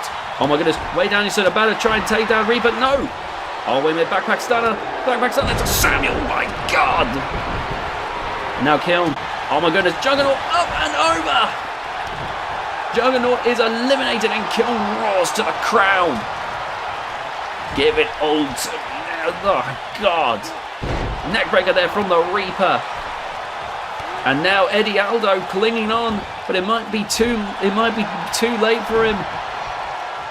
And you see Kilden now struggling, trying to stay in this. Eddie Aldo manages to. Kilden could not be so lucky.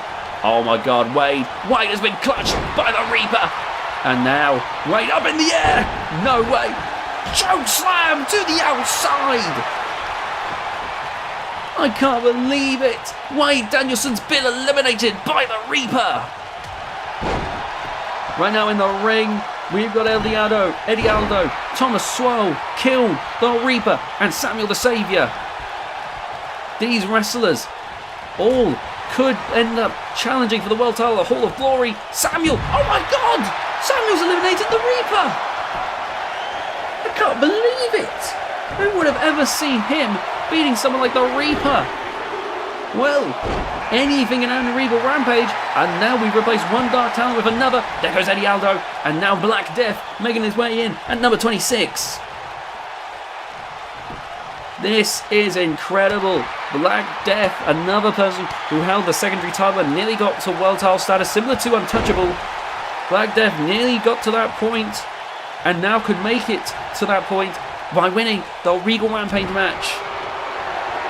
Black Death grabbing Samuel the Saviour and taking him to the ropes, where Samuel might be about to face elimination as the countdown counts down. Boom! As Dan the Man Decker, multi-time TTW champion, makes his way to the ring at number 27.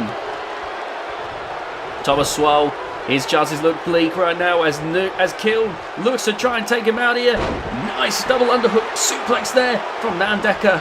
Now Dan Decker taking on Kiln with a vicious chest job, and now looking for a choke slam. Up in the air, driving him down. And now Thomas Swole going for Black Death here. Some vicious strikes there. Black Death collapses. And now number 28, here comes the tutor of Kiln. It's Mr. X. Here's Mr. X, another veteran, another person who wrestled in terrific Texas wrestling. My goodness. And it looks like Mr. X is going to try and get Kiln out of the picture here. And look at this. Clothesline! Kiln holds on. Oh my goodness. Mr. X. I should have suspected that he'd look out for himself over his protege. Although now he's changing his focus. And in comes, I believe, the last member of Storm System Worldwide here in this match. Bruce Cannon Stubbs in at number 29. Now Bruce Cannon Stubbs has actually won a Regal Rampage match before and got a chance at the Limitless Championship, which he faced the at the time undefeated Crusher. He ended up not winning that match, but an opportunity here would be big for him as he gets a main event Hall of Glory by facing for the VGIW World Title. This would be an amazing opportunity, and we know Bruce can do it. Oh my God! But Bruce nearly had it cut short there.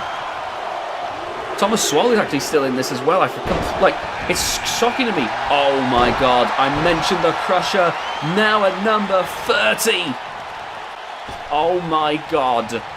Oh, good God, the landscape has shifted here. 7 people in this match. We've got Thomas Swole and Bruce Stubbs of Storm System Worldwide. We've got Kiln and his mentor, Mr. X. Oh my goodness, look at that strength. We've got multi-time terrific Texas Wrestling Champion, Dan the Man Decker. We've got former Intercontinental Champion, Black Death. And we've got former Limitless World Champion, The Crusher. The Crusher, who was undefeated for a long time and is now number 30. Oh, look at Mr. X here. Nice work there. And Black Death could be on the ropes here, could be about to be eliminated. Clinging on, holding on to the ropes with all his might. Though that foot trying to push him in. Oh my goodness. Look at this. Oh my goodness. Wait a minute, what's Mr. X about to do to Thomas Swole? Oh my God, there goes Dan Decker. Oh my God, wait a minute, Mr. X, you've got me seriously thinking about doing this. That's so risky here in the Regal Rampage match. There's no chance you're thinking of doing this. Oh my God, he is. He really is. This crazy old man's done coast to coast. I can't believe it. I can't believe what he's willing to do to win this match. Oh, Thomas Swole there clashing with the Crusher. Kiln for his way back in. We're down to 6, by the way. Black Death, Bruce Stubbs, Mr. X, Kiln, Thomas Swole and the Crusher here.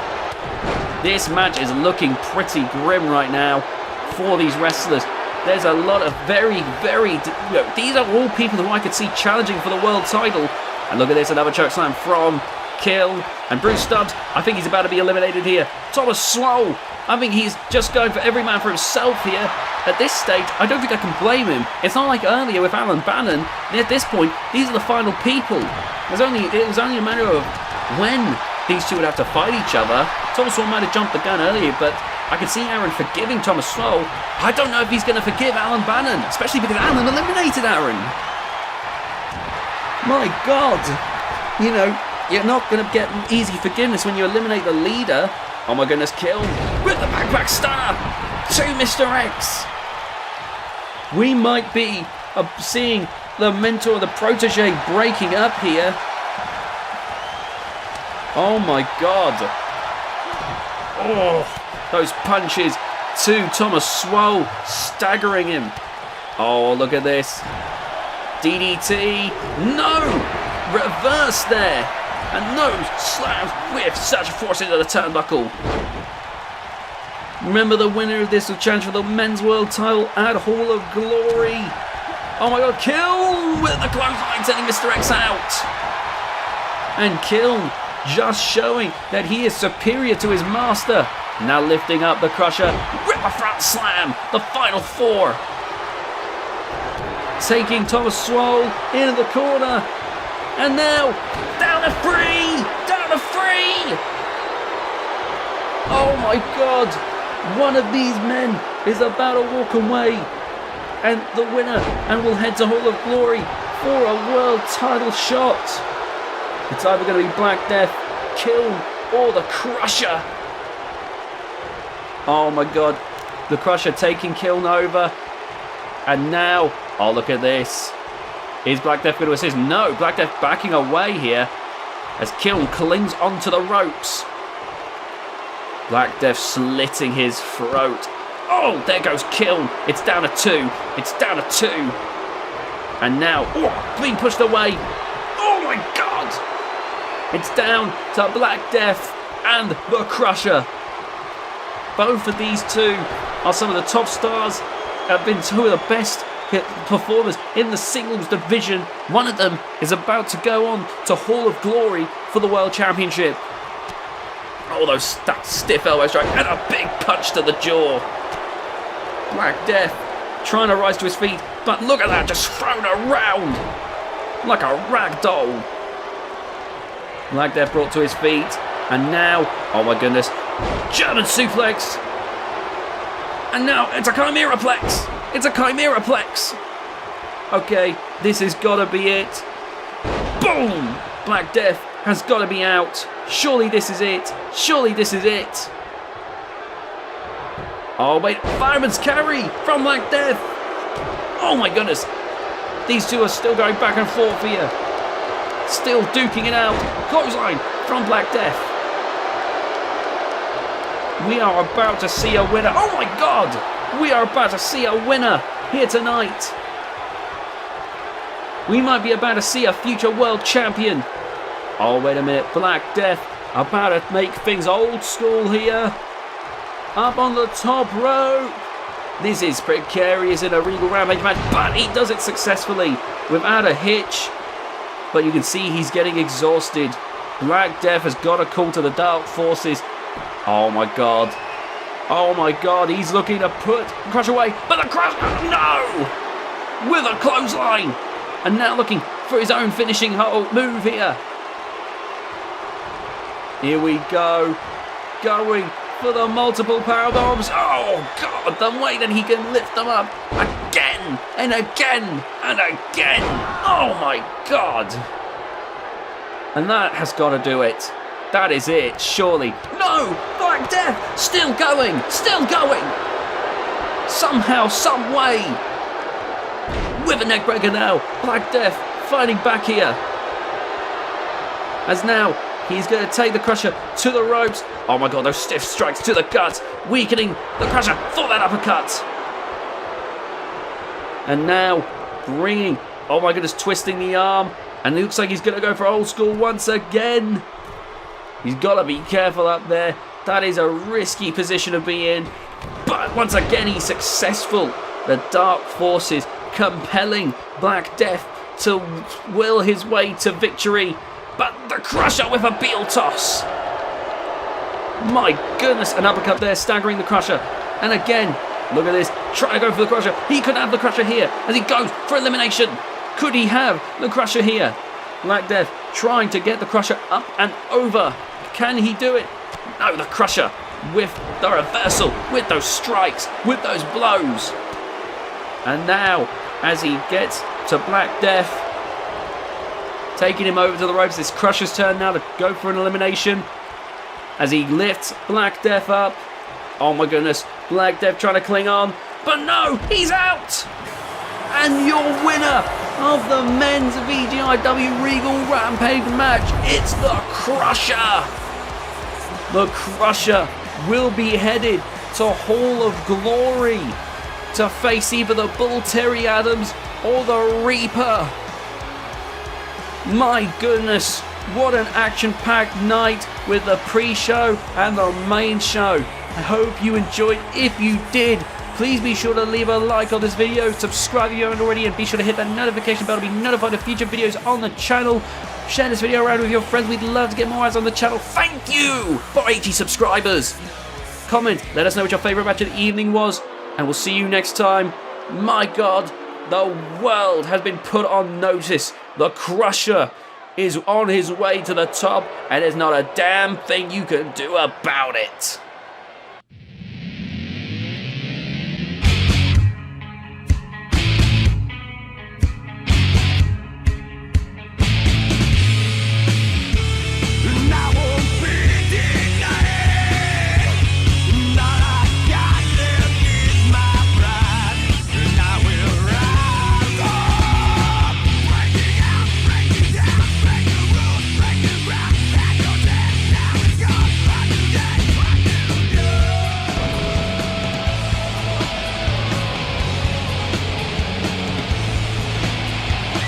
Hello and welcome everyone to the last VGIW of 2K19. We're right around the corner. 2K22 is coming up, but we have some loose ends to tie up. Let's get started.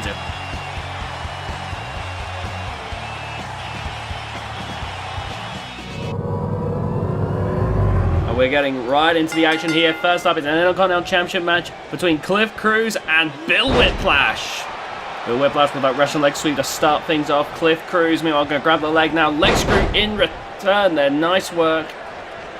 And Cliff Cruz, this will be his fourth defense, I believe, with the Intercontinental Championship. If he wins this, that'll be 4 successful defenses of the title. Oh, now slapping him head first into the turnbuckle.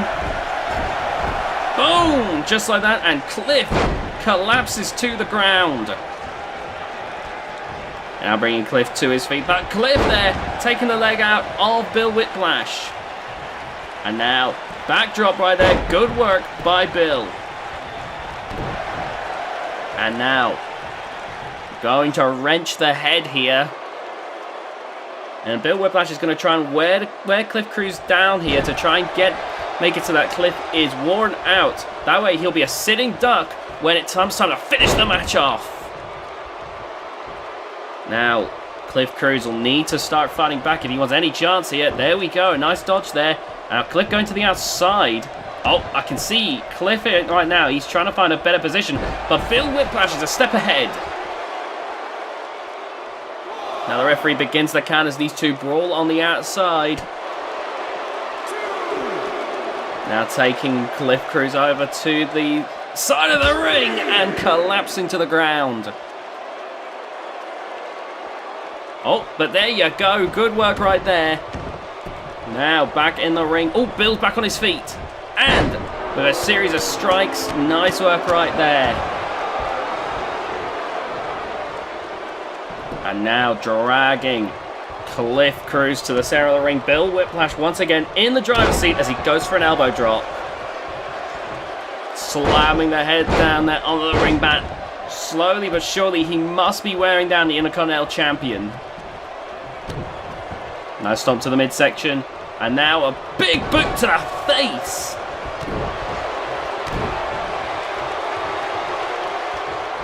And now going for the headlock here, Bill Whiplash might have Cliff Cruz here.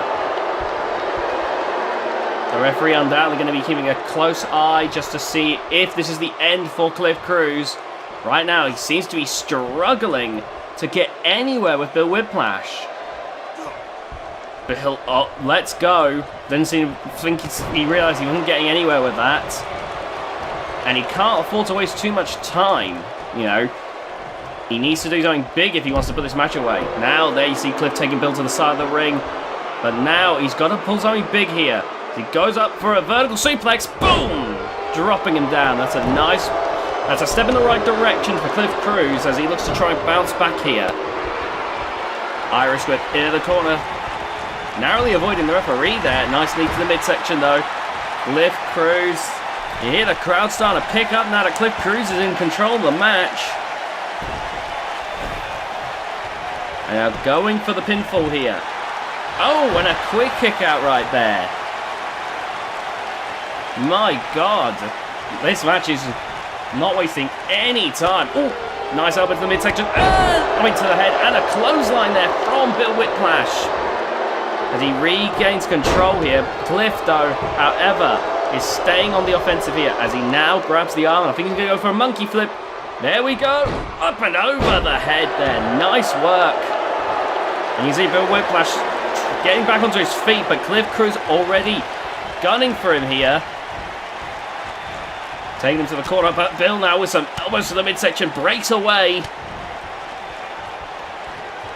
Oh, grappling with Cliff Cruz. Goes for a snapmare and an elbow right to the top of the head. Cliff Cruz got to be dazed and confused, though still with the will to fight. Oh, nice work right there. Cliff Cruz still with lots of energy. Despite everything Bill Whiplash has tried to do, Cliff Cruz continuing to push forth, continuing to fight with so much energy, with so much passion. Oh, maybe a bit too much passion. But Cliff Cruz going to the outside now as the referee begins the count. Now remember, if the match ends in a count out... Oh, wait a minute. Oh my goodness. Catching the Hurricane Rana and powerbomb onto the steps. Oh my God. Now, keep in mind, if the match ends in a count-out or disqualification, the title will not change hands, so Bill Whiplash has to keep that in mind. Oh! And he's busted open Cliff Cruz. That's slowly, him slowly chipping away at Cliff Cruz is starting to show its progress, showing the rewards as Bill Whiplash closes in on potentially becoming the next champion. Hold on. Now, he can't do that. He cannot take off the cover for the corner there. Oh, for obvious reasons, that's not allowed. Referee is going to have to cover that up. Nice power slam from Cliff Cruz. As he now brings Bill Whiplash back up to his feet here. An Irish whip into the corner. And now going over to Bill Whiplash. Oh, caught there. Oh, driving the arm down. Good work there by Bill Whiplash. And now Cliff Cruz. Oh my goodness. Bill Whiplash! Oh my God, he set it up and he got a bit of karma right there, taking that exposed turnbuckle to the back. You've got to think Bill Whiplash is furious that his scheme did not work out. Oh man. Oh no, Irish whip and again into the exposed turnbuckle. The pain that must be shooting through his back there has to be indescribable right now. Oh my God, third time's the charm. Oh, into the rib cage this time. Right into the chest and the ribs. And you can see Bill is really starting to fall apart now. And now, nice work there as, Cliff Cruz goes for the pin here. 2, and Bill Whiplash kicks out. But you can definitely tell both of these wrestlers now being pushed to the limits, though. Now the referee thankfully covering up that exposed turnbuckle as Cliff takes Bill Whiplash into the corner. I think I know what he wanted to set up, but Bill Whiplash there slithering away. And now taking him into the corner. I know what Cliff Cruz wants to go for.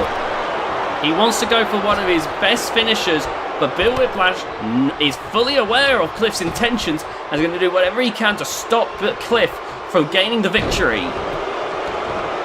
If so, like I said, if Cliff does this, he'll be his 4th successful title defense. And a nice takedown there to Bill Whiplash. And now grabbing the leg. Oh, the referee, though, calls for the rope break. And so Cliff has to let it go. You can see Cliff is getting him exhausted from the effort he's had to put in this match. Though, refusing to give up. Oh my God! He's still trying to go for his finisher here. And each time he's cut off by Bill Whiplash. Bill is unstoppable right now. Oh! And he might just have put a stop to the Intercontinental title reign. Oh, here we go. Here we go. Bill Whiplash is looking for the finish. Boom! That might do it. He might have just given Cliff some whiplash there. Here we go. Pinfall. 1, 2, and a kick out. Cliff Cruz is not done yet, but Bill Whiplash has definitely done a number on the Intercontinental Champion. Stomping on the chest there. Looks like he's going to go for the face. No, goes for the chest there. Definitely building up to trying to put him away again, though. Oh, going for another headlock once again. And Cliff there, as you can see, nice reversal. Escaping the headlock. However, into a bulldog. Bill Whiplash staying in control. The referee saying, hang on, I need to check if Cliff is okay. And you can see the referee checking to see if Cliff is injured. Bill's saying, I don't care if he's injured or not. I am going to finish this. As he gets Cliff against the ropes. And now, big neck breaker. You can tell the referee is nervous about Cliff Cruz here. But Cliff, with the jawbreaker, refuses to back down. Oh, wait a minute. Shining Wizard. The move he used to beat Aaron Storm at Regal Rampage. 2, 3. And Cliff Cruz is still your Intercontinental Champion. 4 successful title defenses. Cliff Cruz is riding high right now. That is incredible work there by Cliff Cruz, who continues to march forth with the Intercontinental title, marching ever closer to a world title match. Now, Bill Whiplash definitely came very close in that match. Driving down there, that definitely brought Cliff to the cusp of losing it all. But it wasn't enough. Cliff Cruz would go on to kick out. And despite Bill Whiplash's best efforts, Cliff Cruz would rise to the occasion. Cliff Cruz would go on to defend the Intercontinental Championship. Congratulations have to go to him there. Massive deal. Absolutely an incredible Intercontinental Champion. One of the best I feel we've had. But that's just the opener for tonight, so stay tuned because up next, we've got another exciting match for you here tonight.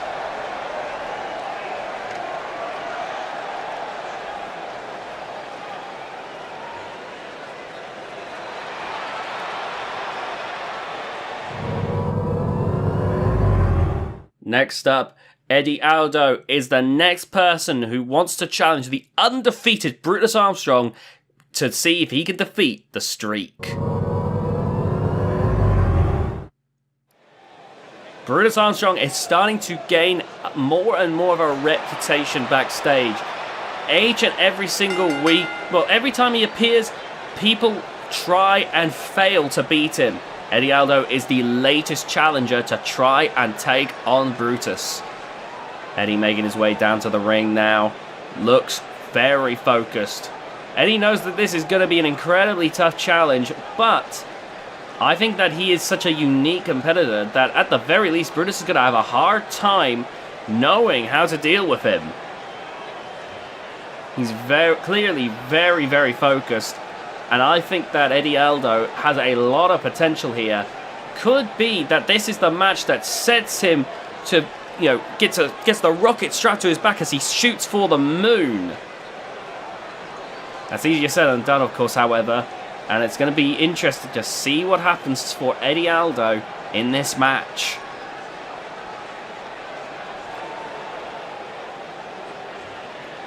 Because here comes the undefeated wrestler, Brutus Armstrong.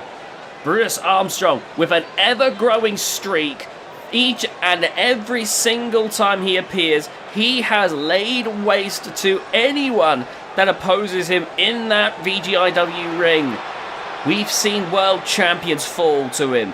We've seen all kinds of wrestlers all shapes and sizes, take on Brutus Armstrong, give him a hell of a fight, but end up going down for that 1, 2, 3.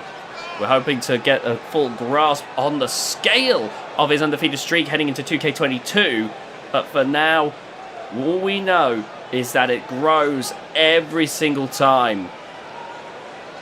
And it might grow yet again tonight as he goes on to fight Eddie Aldo. Eddie Aldo is staring daggers at Brutus Armstrong. Brutus Armstrong is definitely a formidable force. A lot of power. His finisher is the superplex into the Falcon Arrow. However, he has ended plenty of matches with that bicycle kick, which he can pull out of nowhere.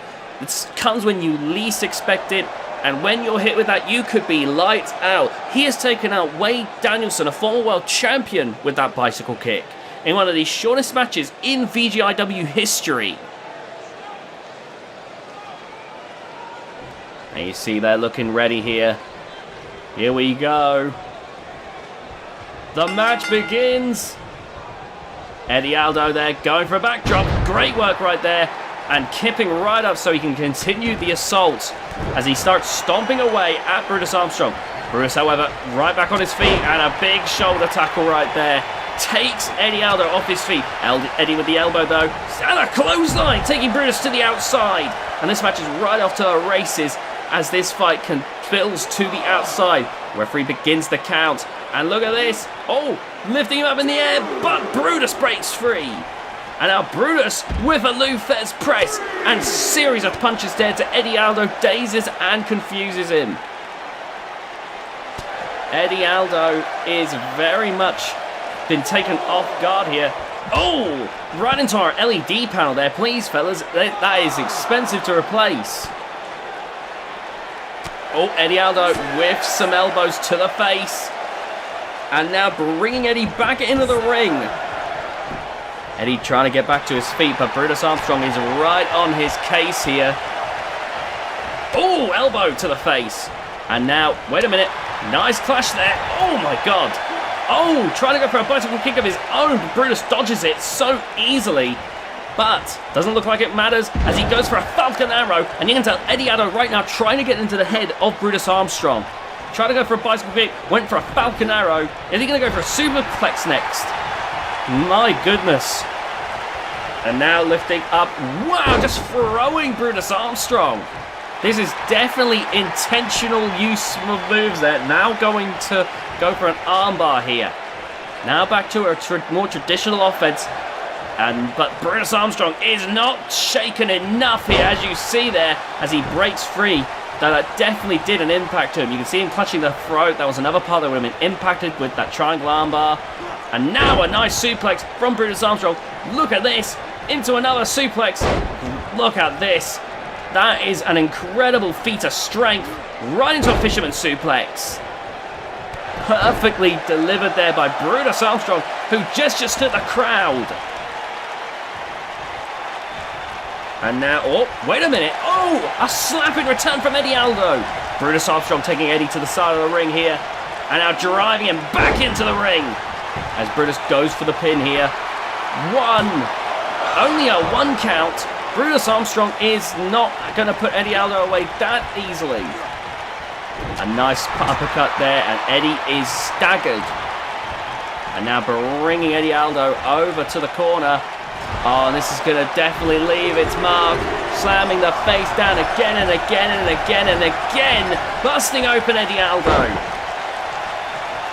Eddie's back on his feet. And Brutus Armstrong is laying the smack down on Eddie Aldo. My goodness. Oh, Brutus Armstrong. Look at this. Big splash there. And what an impact. That might have done it here. 1, 2, and a kick out right there. My God. Brutus Armstrong right now is in full control. As he now brings Eddie Aldo over the ropes there. And now driving him back in. Oh my God. And now look at this, going for the jaw here. You can see that Brutus Armstrong really bringing a pain to Eddie Aldo here. Eddie scrambling, trying to pry the hands off, but unable to do so. Can't match the strength of Brutus in this situation. You can see he's trying to figure a way out of it, but right now it's looking bad for him. There we go. Now picks up Eddie and going to drive him down. Oh my God. Going for the pin now. 1, 2. No, Eddie Aldo with the kick out. Oh, and immediately rushing back to his feet here. Nice backdrop right there from Eddie Aldo, who beats his chest. He is ready to make a massive comeback here. He brings Brutus up to his feet and a clothesline. Brutus is back on his feet, but met immediately with another clothesline. Brutus tries to return the favour, but Eddie Aldo remaining a step ahead there. Great work there by Eddie Aldo, who now looks to try and put this away, I feel.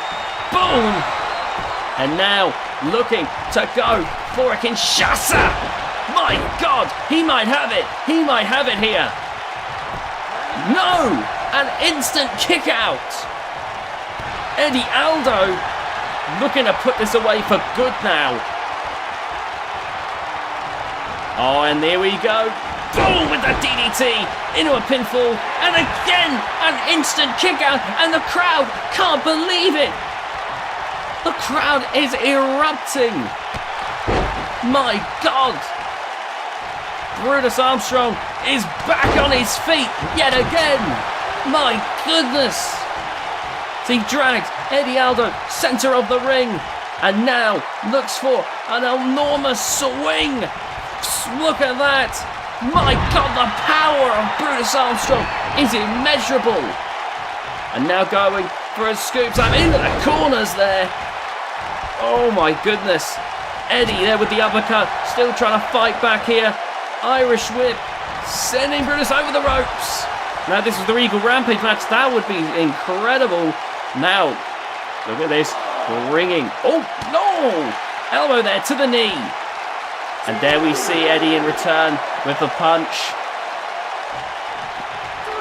And now the count is out of 3. Brutus is dazed and confused. Eddie Aldo, it looks like he's going to take a count-out victory. Oh, look at this. Brutus is back in. An uppercut there. And, oh, the bicycle kick! The bicycle kick! Oh, he's not done yet. However, he's not looking for that suplex into a fucking arrow. Oh, I think he's looking for Razor's Edge. Look at that. Gets Eddie Aldo up in the air. And boom! Driving Eddie Aldo down. And now going for the pin here. 1, 2, 3. And we've got a winner. Brutus Armstrong still undefeated. That was incredible. Oh my goodness me. Brutus Armstrong has won another match. Eddie Aldo definitely made a mark, but it was not enough to put Brutus away. Another incredible match from the undefeated Brutus Armstrong. You gotta wonder what it's gonna take to put him away. Oh man, we have seen so many try and so many fail. Brutus Armstrong still remaining undefeated, still remaining unstoppable. You gotta wonder when mere victory will not be enough. You gotta wonder when that'll be, because when that happens, every champion will be quaking in their boots. I, for one, cannot wait for when that happens, as the landscape of VGIW is sure to shift entirely.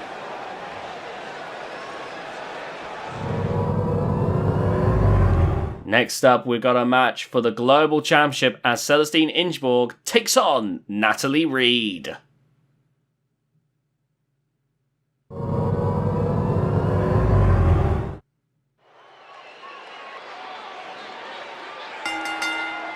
Oh, I am so very excited for this. We got two big, hard-hitting competitors for the Global Championship here tonight. Oh, coming down first, the challenger for tonight. It's Celestine Ingeborg And I've got to say, she is intimidating. One of the newer wrestlers to VGIW. Just don't know what to expect from her, honestly. All I know is that one of her moves, oh my god, is devastating. She has this choke where she stands and she just grabs them with one hand. And you think that wouldn't do much, but I've noticed a change in the wrestlers after they're hit with that. Because even if they break free, they're far less powerful than they were before. It's like the soul has been sucked out of them. I remember a match where she kept putting it on the person. The person kept breaking out, but each time they seemed worse and worse as time went on. I don't know what it is about that choke that leaves such a lasting impact over other chokeholds in this, in VGIW. You know, we've seen chokes that will either, you know, be like a quick wear down that the wrestler will recover from. We've seen chokes that put away matches. I've never seen a choke that deteriorates an opponent in such a way. Now you got to wonder if that is going to stop the current global champion Natalie Reid as she looks to get her 4th successful defense of the title. Natalie Reid right now has been riding exceptionally high lately as she continues to push forth with the global championship. Now Natalie Reid, she is another new wrestler to VGIW, but she has made one hell of a splash, a quick meteoric rise to the top with her combination of power, speed. You know, she has been an incredible force here in this. She's got several moves that can take you out. She's got the sit-out power, the elevated sit-out power bomb. She's got that avalanche power bomb from the top rope, which put away Hope Halliwell in her 3rd successful title defense. And she's got a spear, which can really leave a mark. Honestly, Natalie Reid, she might be the complete package here. But is that going to end tonight as she takes on Celestine Ingeborg?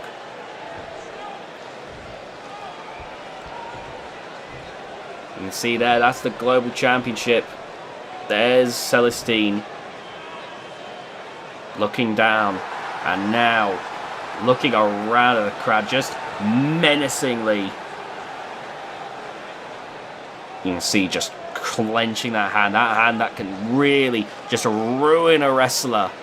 Natalie Reid, meanwhile, does not seem to be phased as she stares down and now goes to the fans. And look at that, showing the title to the audience. Showing the prize.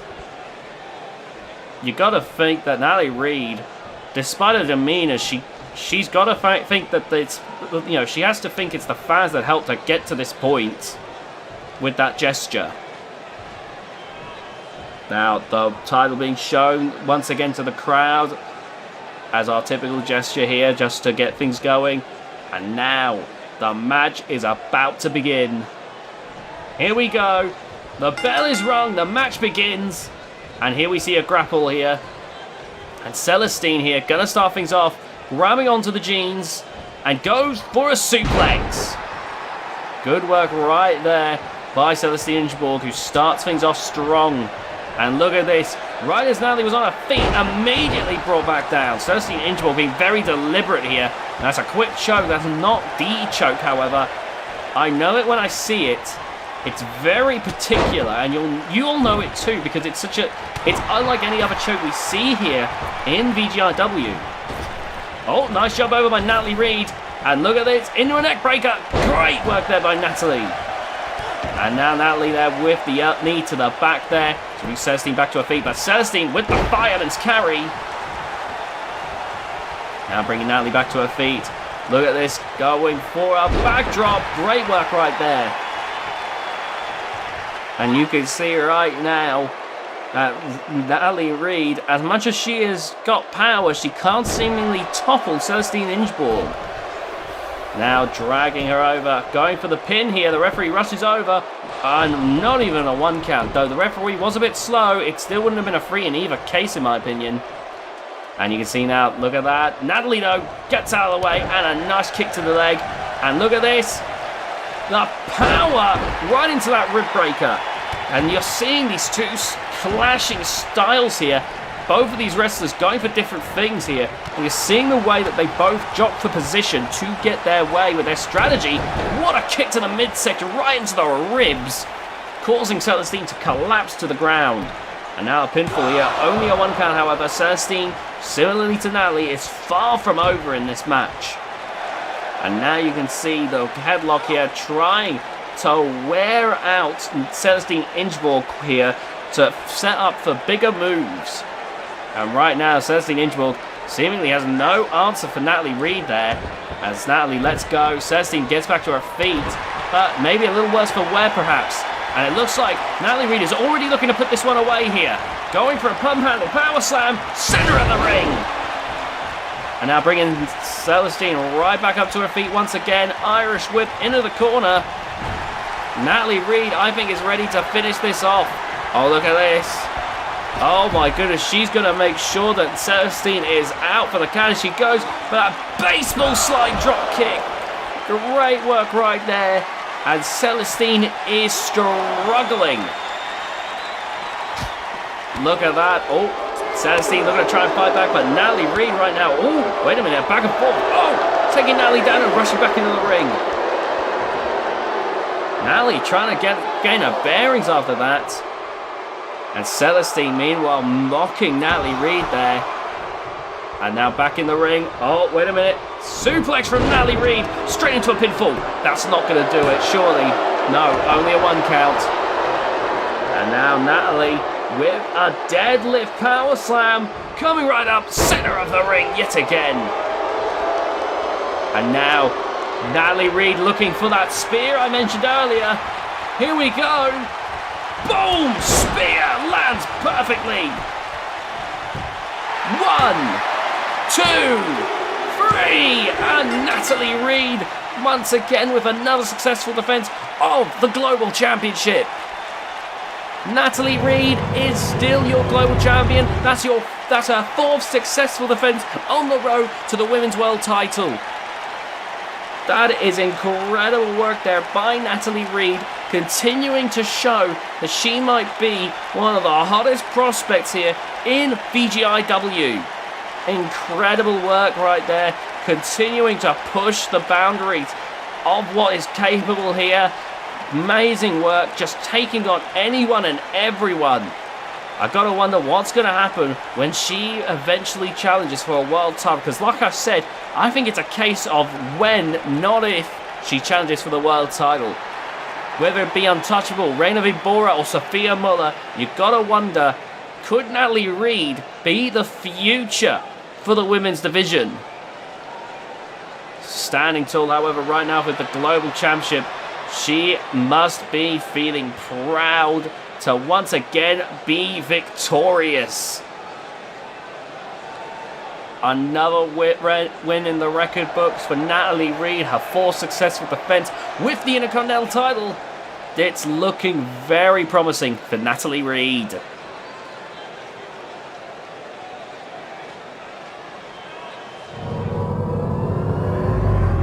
We move straight on to a Hardcore Championship match as the epitome of hardcore Alan Bannon, V Taratine, and Franco Canania duke it out.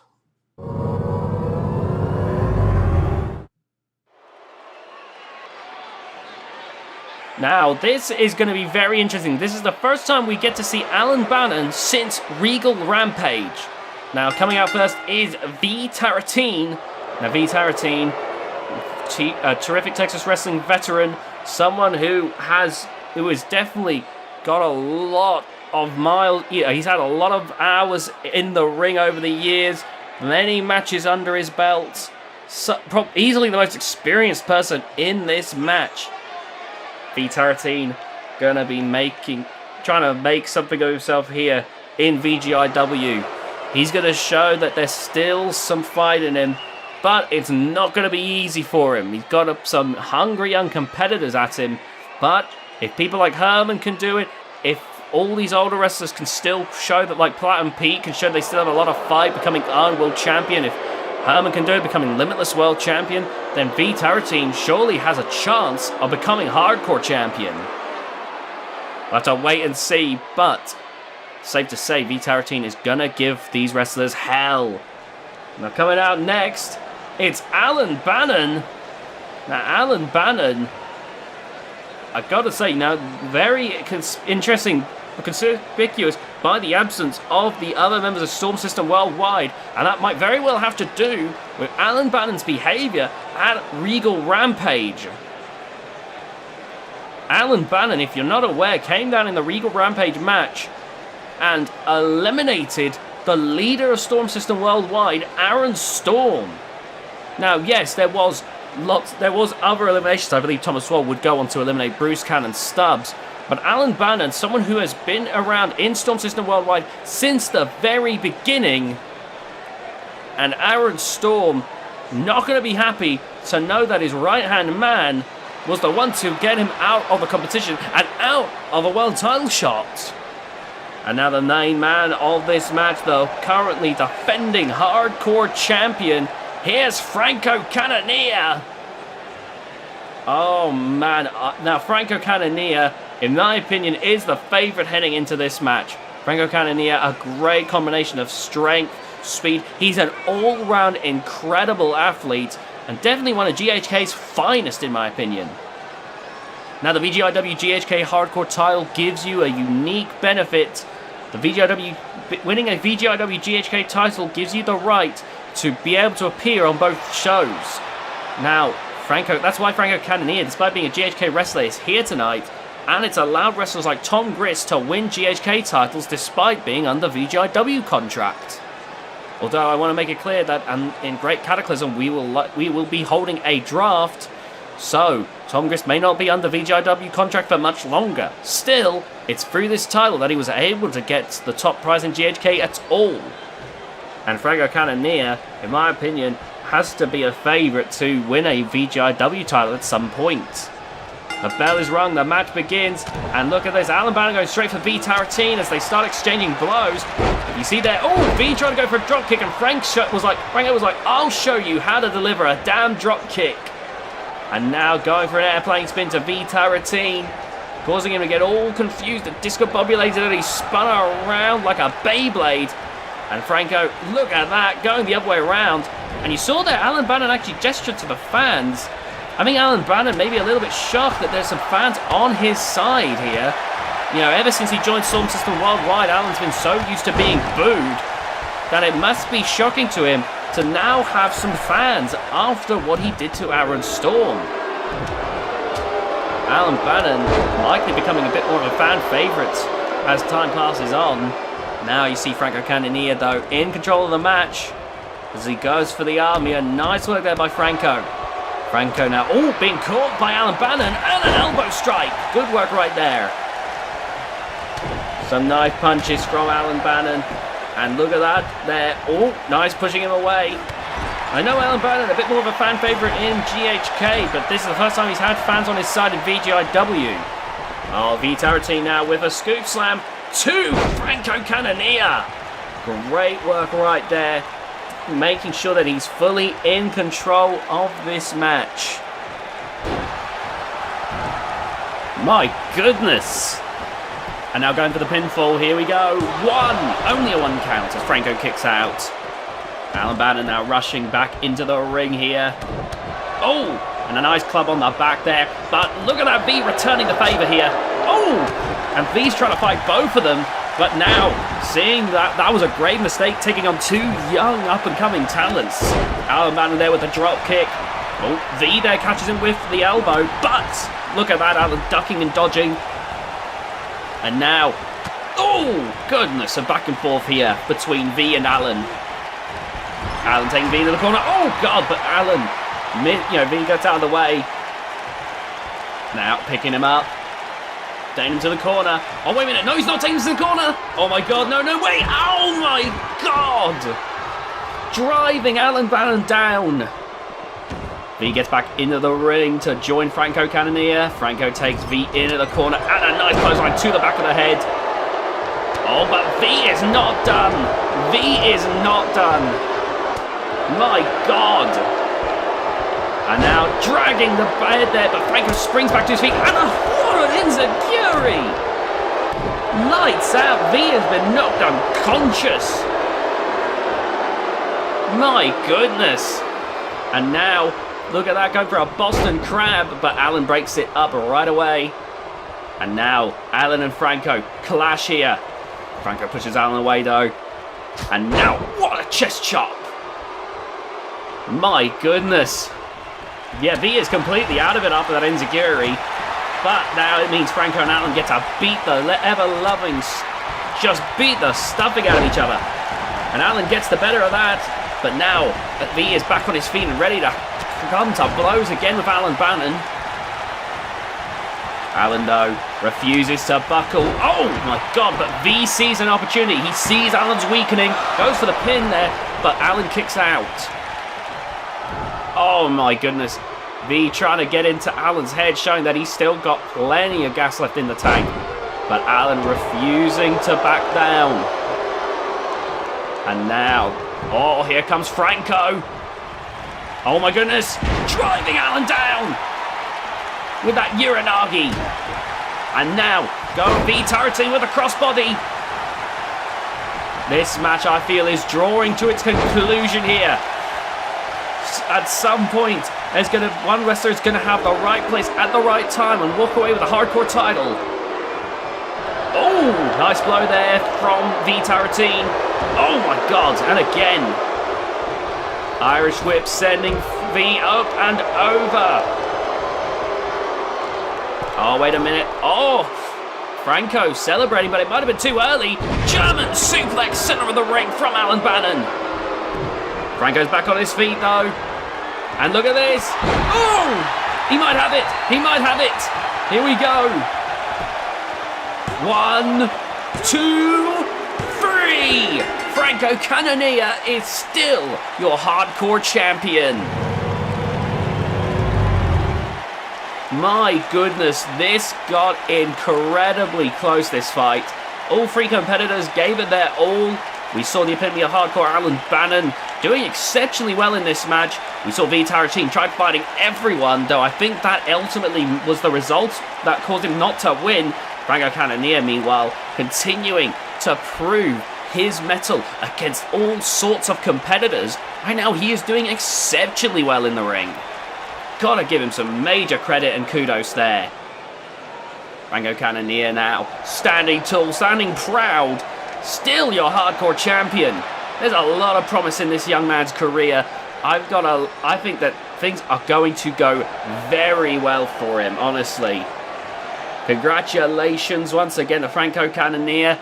Oh man, likely to head to finale with a hardcore championship. Though I imagine he'll have one more defense in GHK episode 39. Let's see what happens there.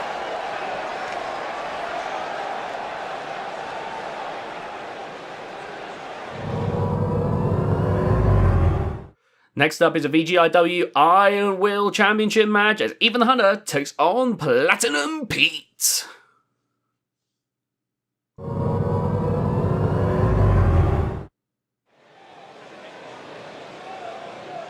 This one should be exciting. We got two great submission wrestlers coming to blows here tonight in this match. One of these people are going to be walking into VGIW Finale 2 with the Iron Will Championship. Will it be Platinum Pete defending the title, or will it be Ethan the Hunter once again becoming the Iron Will Champion? Now coming down to the ring first, it's Ethan the Hunter. Ethan the Hunter, the way he works, he'll beat the wrestlers to a pulp, has them barely conscious, and then locks in that guillotine choke. At that point, you're done. You are done. You either tap out now, or you'll pass out. It's simple as that, and that's what makes Ethan so dangerous. It's why he's called nicknamed the Hunter, because he hunts you down. He absolutely batters the opponents, and it makes him so formidable. He may not be the submission wizard that people like Pete or Hanch or Ace are, but his brand of offense means that still, when it comes to submissions, he is no laughing matter. It's why he's why I believe he's won the Iron Will Championship before, and why he very well could end up winning it again. Still, one difference between him and the current champion is he's never reached the same heights as Platinum Pete. While I believe they both have held the Iron World Championship, Platinum Pete is the only one of the two to win a World Championship. Ethan has come close, but Pete is the only one to make it to the very top when he cashed in the championship briefcase to become your VGIW World Champion. Now Platinum Pete making his way down to the ring, and honestly, I think he has got a lot of confidence here as he makes his way down to the ring. He looks ready to go, honestly. And we got to talk about the way Platinum Pete goes. Despite his age, he is one of the smartest people to ever step foot in between those ropes. And his finishing move, the Platinum Standard, is a beautiful finishing maneuver. He gets the leg, he locks it in, and when that happens, I have rarely seen anyone escape that move. It is one of the best wrestling submission finishers I have ever seen, and it comes straight out of nowhere. Platinum Pete, your reigning, defending champion. Even the Hunter has won it before. Can he win it again? It's going to be very close here, I feel.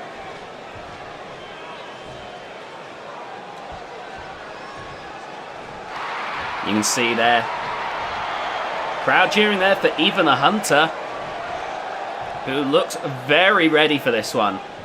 And Pete, holding on to the title. Pete has had his fair share of success throughout his career. And honestly, I think that he could end up being a formidable force in here. Not only has he won many VGIW championships, he's a multi-time terrific Texas Wrestling World Champion. He has been at the top throughout the years and continues, even to this day, to prove to be a formidable force. Even the Hunter and Platinum Pete now getting ready. The referee shows the crowd the prize. The Iron World Championship can only be won through a submission. The match begins. Here we go.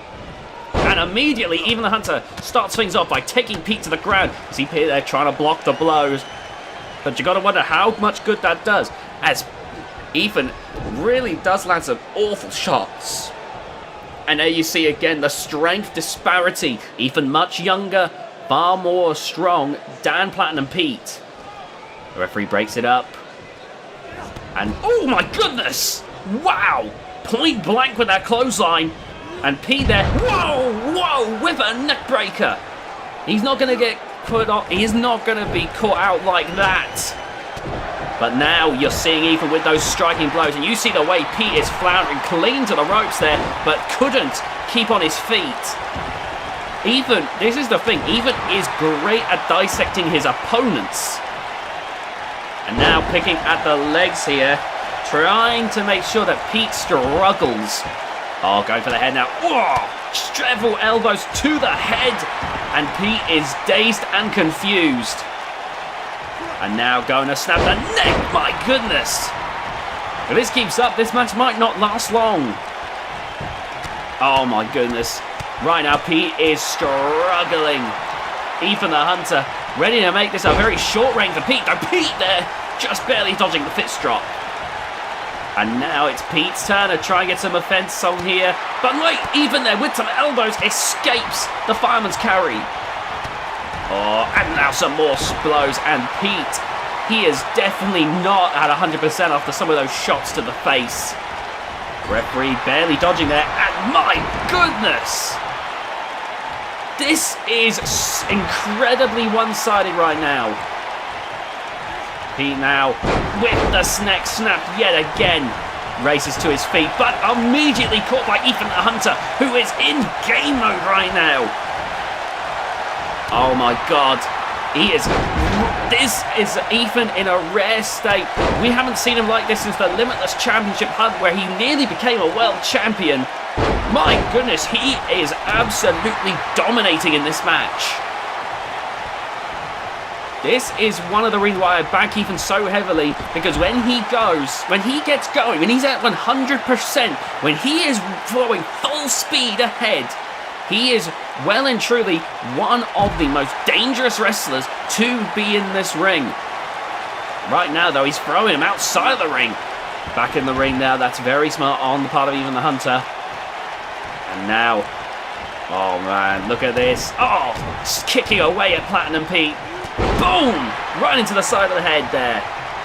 Now bringing Pete back to his feet yet again. Oh, Pete manages to dodge the second blow, but that doesn't matter. Pete right now, he needs to do something quick because Ethan is right back on the offense here. Oh my God. Oh, the back of the neck there, like a mother cow with its kitten. Good God.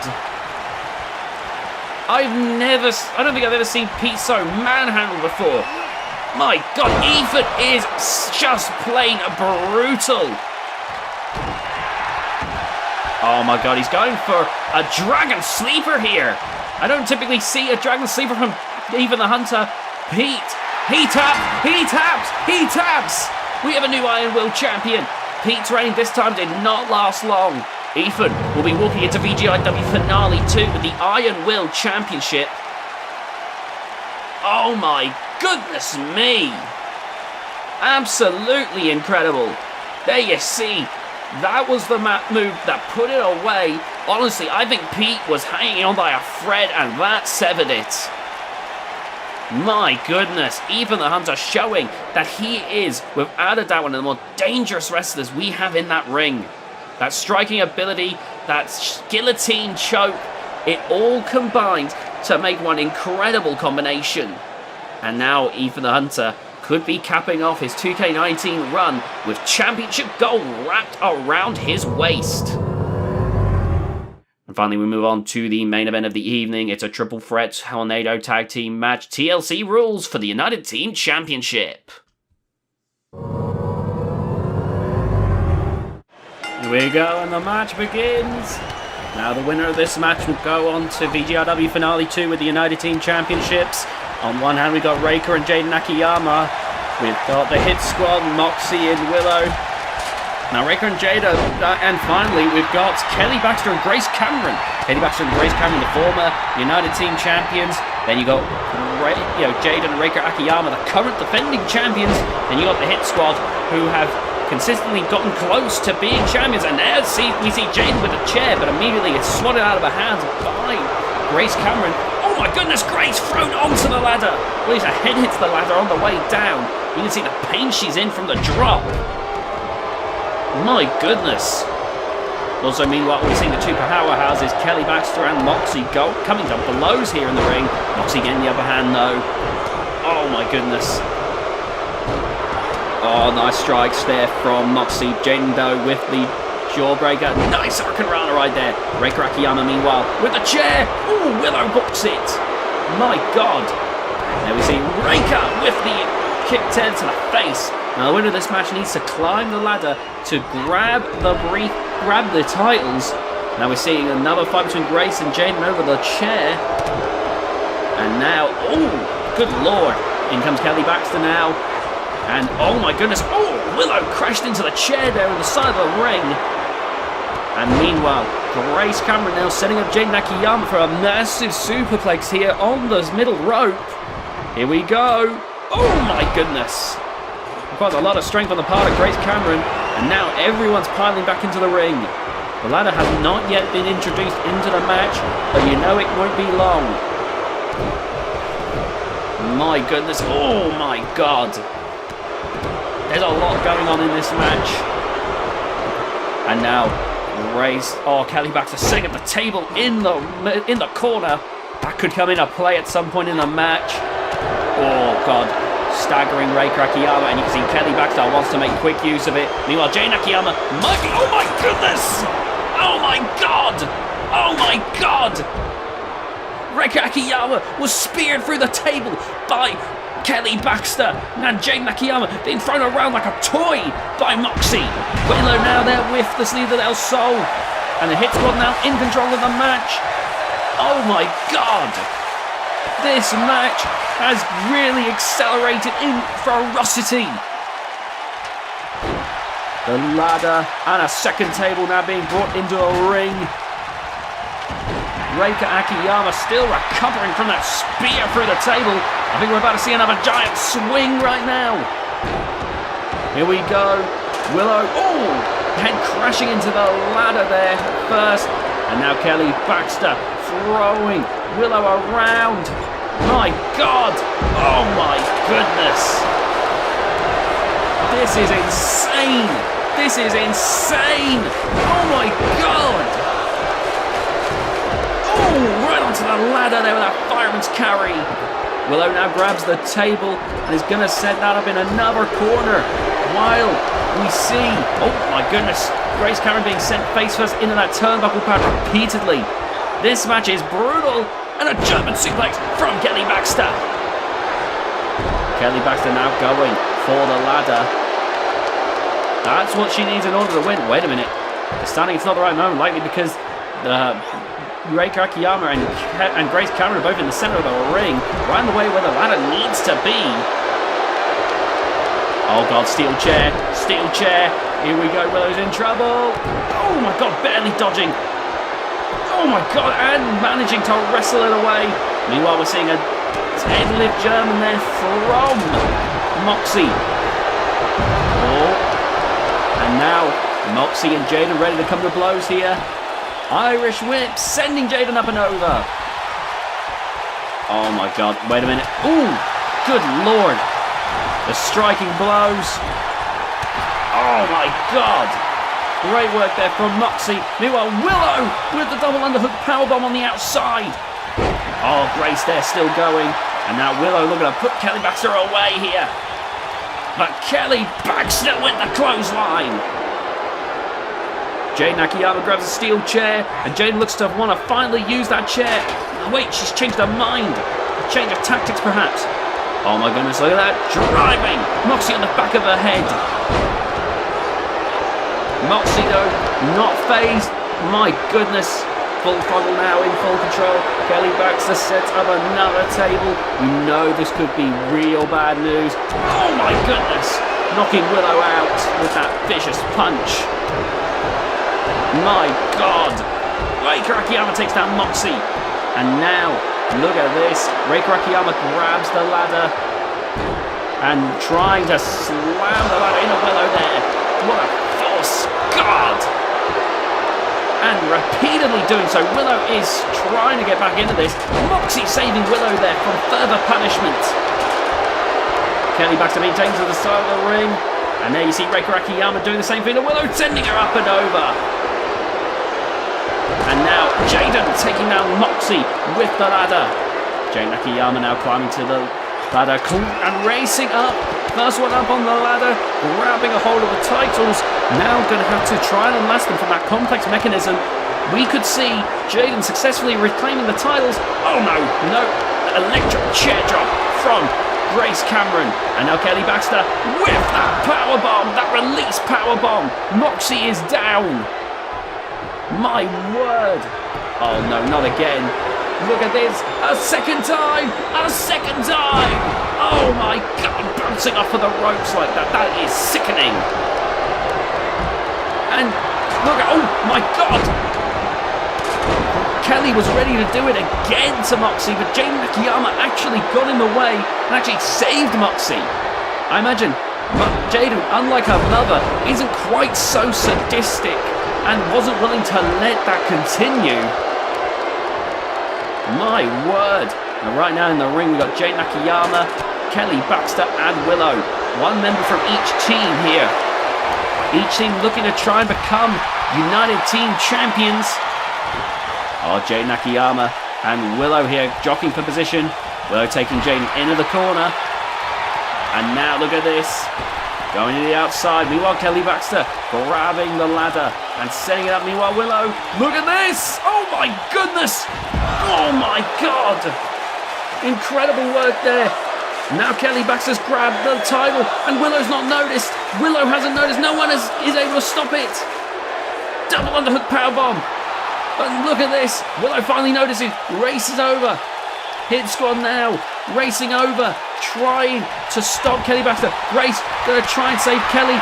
Look at this. The hit squad are swarming Kelly Baxter. My God, you can see. Oh Oh my goodness, you can see the racing. Kelly falls like a stone. Oh my god, Willow crashes down as well now. My god. My god. Oh wow. Oh. And I think Jaden accidentally took out a mother there in the chaos. Definitely not intended, but that could cost them dearly. Meanwhile, that choke backbreaker from Grace Cameron.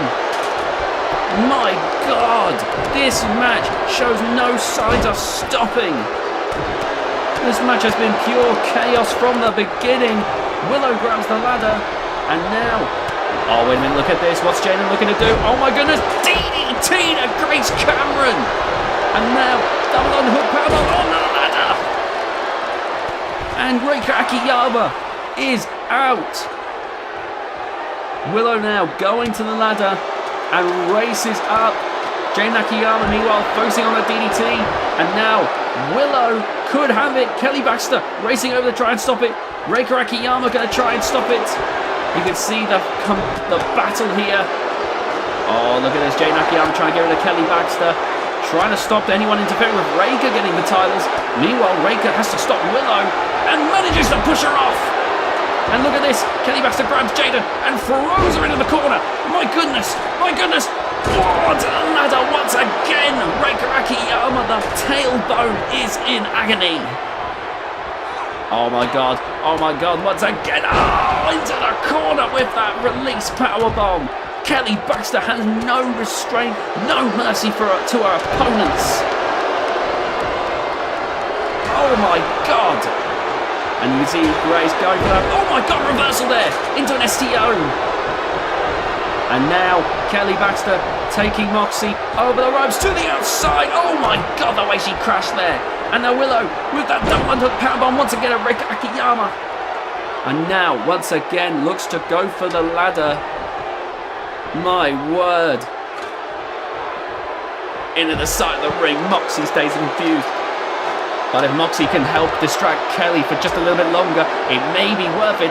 No, Kelly's noticed, but it might be too late. I think it's too late. We've got new United Team Champions. My god, what a match, what a fight. The Hit Squad are your new United Team Champions. My word, what a bout, what a battle. That was incredible.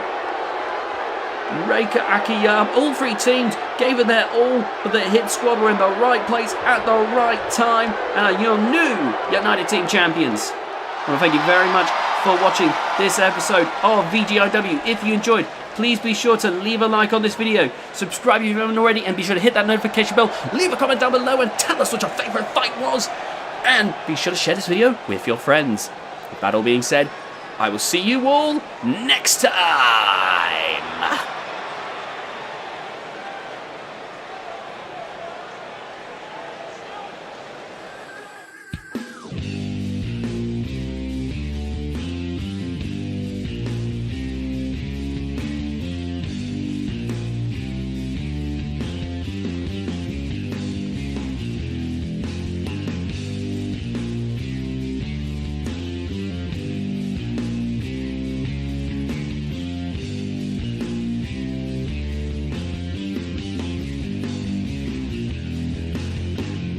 Hello everyone and welcome to the last GHK of 2K19. It's about time we moved to 2K22. I mean, 2K23 is literally coming out in a few months. What's been taking us so long? Oh dear. Well, we've got to tie up some loose ends, so let's get on with this. No entrances, no music, we got time to kill. We got a Bloodshed Championship match going on right now. 8-man elimination, basically if you're busted open, you're out. Right now, defending champion is Kevin Constantine. Exciting Constantine's also here. We've got Hubert Constantine. We've got Mark Vincent. We've got Hercule Slaughter. We've got Tyson Wolf. We've got Isaac Kinder. We've got Leonard Jones. So many people here. Like, it's hard to keep track of them all. Right now, there's a whole brawl going on. Meanwhile, exciting. Look at the way that... I love how we've seen, once again, that feud refusing to die down. Kevin going for Hubert Constantine while Mark and Exciting are duking it out. Meanwhile, Tyson Wolf taking Hercule Slaughter to the start of the ring. Now, of course, you know, the way to get eliminated is if you're busted open, so it doesn't matter where this happens. Oh my god, fucking hell, what a DDT. See there's Soul on the outside there from Kevin Constantine. Meanwhile, Leonard Jones smashing the head into of Isaac Kinley into the turnbuckle. Being a smash to the head, Tyson Wolf just went face first into the side of the ring. Big snap from that gut kick and a Hurricane Rana. Good work there from Kevin Constantine. Yeah, we only got 2 matches here tonight. We're trying to just tie up any loose ends before as we head into finale. So, you know, little bits here and there. Yeah, and then we're off.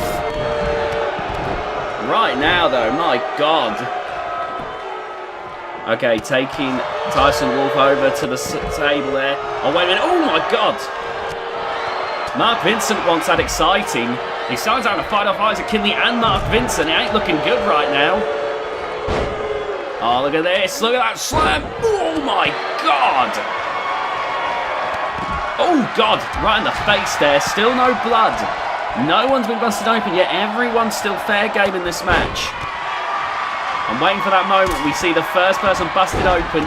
An amazing electric chair drop there from Mark Vincent, who's now just going to flex on us. Oh, God. The Hurricane Rana sends Hubert face first into the outside. And it looks like Mark Vincent's coming over now. You got to wonder, Mark and Hubert had to have had some strong words with each other after the Royal Dungeon match. Oh, here he comes. And now, look at this.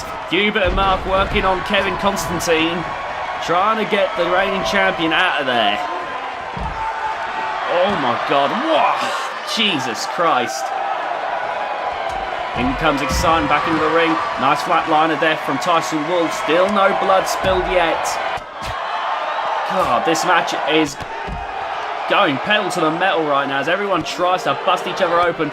Big strike there from Isaac Kinley. And now, ooh, you can see Kevin's trying to do what he can to fight off Mark and Hubert. Leonard Jones coming as well, and look at that. Great work there. Ooh, driving Hubert face first in the concrete, but still no blood is shed. This is the GHK Bloodshed Championship, hence why we've got the these bloodshed rules. Oh, man. You can see Hercule there being tackled, taking out the leg of Tyson Wolf. Tyson Wolf, a high flyer. His speed is his greatest asset. So if you take that out, you could absolutely have the advantage on Tyson Wolf here. And now, oh my God, back at the head of Leonard Jones there. And now, my goodness, Isaac Kinley going for Mark Vincent, but Mark with the clothesline. I'm trying to keep an eye, but I am likely to miss who gets eliminated first. Oh my God, Hubert's been busted open. He's out first, taken out by the Hunter, Leonard Jones. Hubert Constantine once again falls short. Again, heating crow after dissing Exciting and Kevin Constantine. Kevin now doing that with Leonard Jones as Leonard looks to be on the hunt. It looks like it's Constantine season. Oh man, into the ring. Meanwhile, Isaac Kinley looks to take out Exciting, but that's not happening just yet. Now Kevin Constantine going over the corner. Oh. Wait a minute, Tyson Wolf. Oh, what is he looking to do here? Oh my God, wait a minute, look at Isaac Kinley being sent into the ring post. And now look at Tyson. My God, DDT. Amazing work there, through the eye of a needle. Tyson Wolf doing amazingly there, but no blood shed. Big belly to belly there from Exciting Constantine. And now, oh, look at Leonard. Oh my God, drop kick inside the ring. Hercule, his back must be in agony. We're waiting now for the next blood to be spilled. Mark Vincent trying to get rid of Exciting Constantine. Hubert's already out. Mark now, I'm going to want to try and take Exciting and Kevin out. Meanwhile, Exciting got to try and bounce back if he wants to stay in this. Oh, big spine buster. Oh, and I think Leonard's just been busted open now. Leonard Jones is out of the match and out of the running for the Bloodshed Championship tonight. And now, oh, look at this. Big electric chair drop. Oh, my God. They're beginning to drop like flies. Oh, my God. And look at this. Wait a minute, DDT. Oh, still nothing. like drawing blood from a stone. And now, look at this, bringing Tyson Wolf back up to his feet here. Into the corner. Isaac Kinley is no stranger to bloodshed. He's no stranger to ruining people. And this might be where he does it. Oh my word, look at this. Oh my goodness. Driving Tyson Wolf down. And now going for Kevin Constantine. You do not want to be in the ring with Isaac Kinley, in my opinion. He is one of the most sadistic wrestlers I've ever had the displeasure of seeing. Oh, look at this. Overhead, belly-to-belly suplex there from Exciting Constantine. But of course, there's a lot of very viable contenders here in this match. And now you see Exciting Constantine. He looks like he's ready to try and take out Mark Vincent. That feud is definitely pushing him forward here. Oh, Tyson Wolf breaks it up. Tyson Wolf now ready to cover blows with Exciting Constantine. Exciting though not backing down. Oh, look at this, the back and forth here between Tyson Wolf and Exciting Constantine. Exciting Constantine, he's got a chance to become a GHK World Champion, a Hall of Glory. That is going to be a huge deal. Exciting Constantine won the GHK Regal Rampage match. Oh, wait a minute, look at Tyson Wolf here, being driven down by a Dominator. Good God. And now Mark Vincent looks to take Exciting Constantine out of this competition.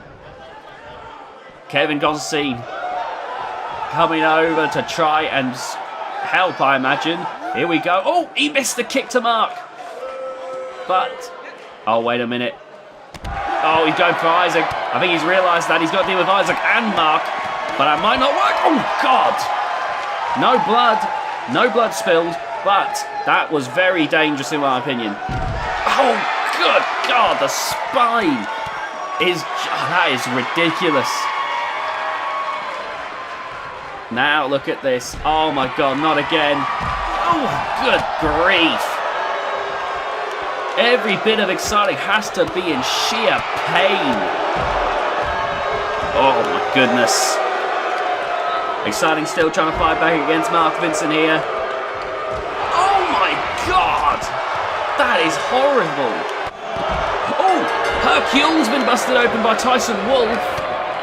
Hercule Slaughter, a little bit of red added to the head area. And now, one less competitor. We're down to 5. And now, Kevin Constantine, the reigning defending champion, looks to try and take Isaac Kinley out of the running. Oh my word. This is batshit. He can't, like, the fact that Kevin thinks he can do this. Oh my God, he's going for it. He's going to go for it coast to coast. Oh my God, and didn't even draw blood. My God, what is it going to take? That is ridiculous. You can see Kevin, he's going to try another strategy now. Meanwhile, Tyson Wolf, Tyson's been busted open. Oh, but Isaac's still in this. Manages to make Kevin crash and burn there. But we're down to 4. Halfway there, living on a prayer. Oh my goodness, look at this. Oh, the ribs. Mark and Exciting keep gunning for each other. Isaac Kinley's racing back into the ring now. And look at that reversal of the Dominator. And now Isaac Kinley looking to get involved. Look at this. This big brawl right now. My God. This match is relentless. We've got Exciting Constantine, Kevin Constantine, Mark Vincent, and Imperfect Isaac Kinley left in this match. Tyson is knocked out. He is unconscious after being busted open into the steel steps. And now look at this. Exciting Constantine and Mark, that feud continuing a 5. My God, what a suplex. Come on, Exciting, you can do it. Oh, driving the elbow into the back. In comes Kevin Constantine here. Oh my goodness. Nice arm drag right there. And now, Mark Vincent. Oh, wait a minute. Oh my God, how was he able to fight off both Constantines? And now Isaac Kinley, meanwhile, trying to shake the cobwebs out. Right now, third wheel of sorts, or I guess fourth wheel in this case, of the match at the moment. As right now, it's a three. Oh, here we go. Isaac Kinley is back on his feet. Oh, nice close line there from Kevin Constantine. Remember, Kevin and Exciting, while they may be friends, they may be brothers. And in this match, it's every man for themselves here. Isaac Kinley, though, now like a shark in blood-infested waters. Yeah, old Kevin. He's going for Isaac now that he's got Exciting out of the way. Oh, look at this. Look at Kevin go. Oh, my God. Oh, my God, to the outside. It's Kevin Constantine running wild. But Isaac Kinley brushing it all off. The crowd can't believe it. Oh my God. Oh, tried to go for a big kick there, but no dice. Oh no. This could be it for Kevin. No, Kevin finding out. Good grief. And now those stiff kicks. But, oh my God, what a mighty clothesline. Mark Vincent has risen. Oh my God, wait a minute. Kevin! Oh God, Kevin's still in the match. Kevin is still in the match. And Mark saying, no, this is my kill. And you can see them fighting over who gets to take Kevin out. And because of that, Kevin might just survive in all the chaos. Oh no. Look at this. This is not looking good for Kevin. Oh my God. Exciting is going to go to Mark, meaning it's now Mark versus Exciting and Imperfect Isaac Kinley versus Kevin. Oh God, look at this, another dominator from Mark Vincent. No, no, no, my God. Good Lord. Exciting turns to Isaac. And look at the might of those punches. Isaac is down and he turns his attention back to Mark Vincent. Mark combat rolling and he's back on his feet. What a shot! My goodness. Oh, look at this. That big mighty spine buster. Exciting Constantine. He might be done at this point. Taken into the corner. Oh, look at this. Oh my goodness. Oh my God. Oh my God. Mark is unlike anything we've ever seen in the GHK ring. But Exciting refusing to back down. His heart, his soul powers him on. Despite everything, he continues to fight. And now trying to get rid of Isaac, but Isaac with the jawbreaker.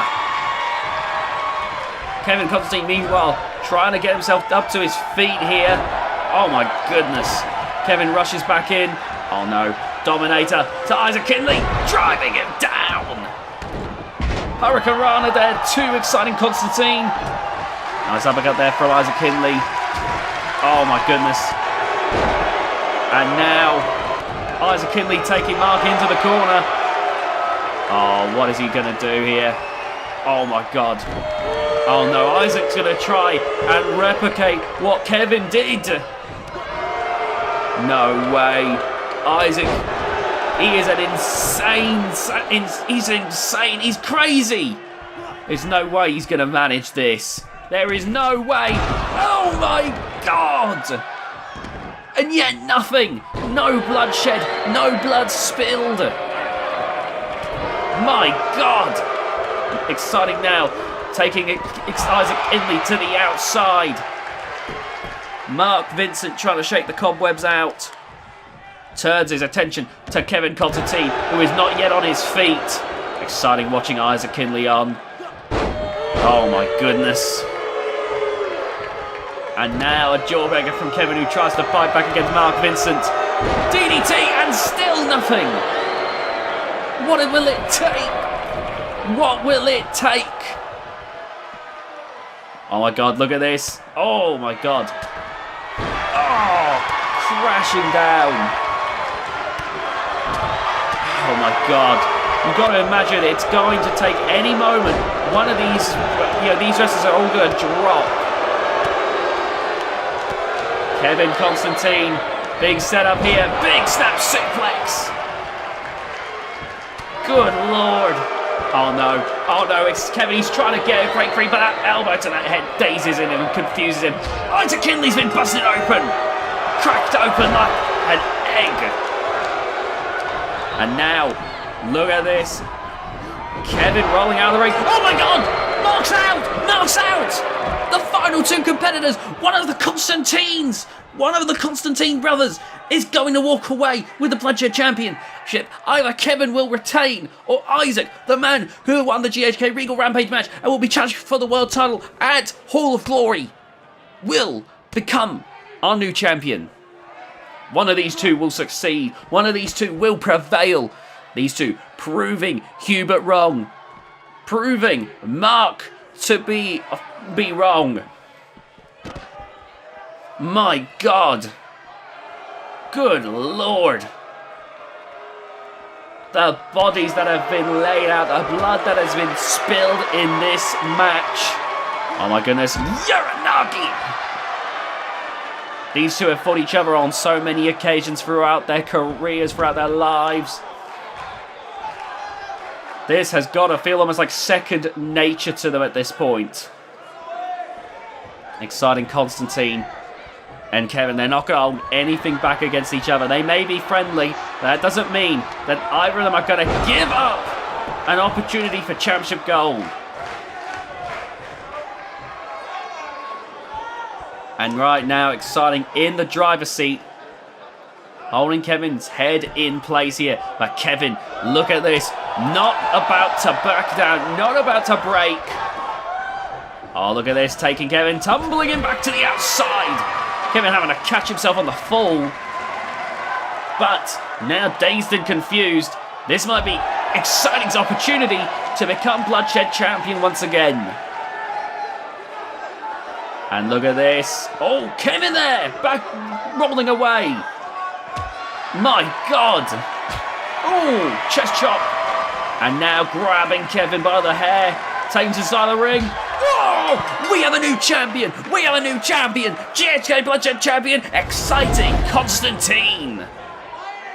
Exciting, continuing to prove himself here in GHK. Proving that he's better than he's ever been.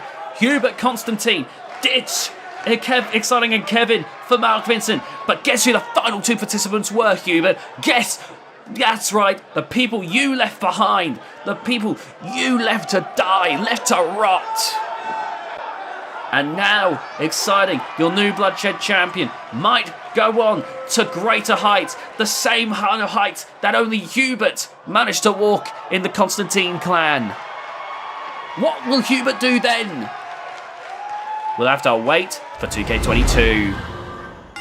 And now for the main event of the evening. It's a short and fast one, like I said, time loose ends as we get ready for finale. So we're just getting this over with. It's a tables match. Winner wins the Hardcore Championship. We've got defending champion Franco Cannonia. We've got Gene Baxter and we've got Jason Ryder Phelps here in this tables match. Now the table being brought in the ring by the motor. Franco Cannonia, however, coming after Jason. Jason now with that. Oh, what an Irish whip there. Ricocheting him off of the corner. And now, look at this with a perfect grapple and a perfectly positioned punch there. Dazing and confusing Franco Cannonia. Motor now taking Gene Baxter over in the corner where the table lays. The one that Gene just set up. And now look at this. He's going for a buckle bomb.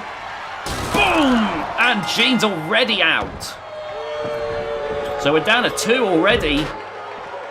Defending champion Franco Cannonia and the Motor Phelps here going at it.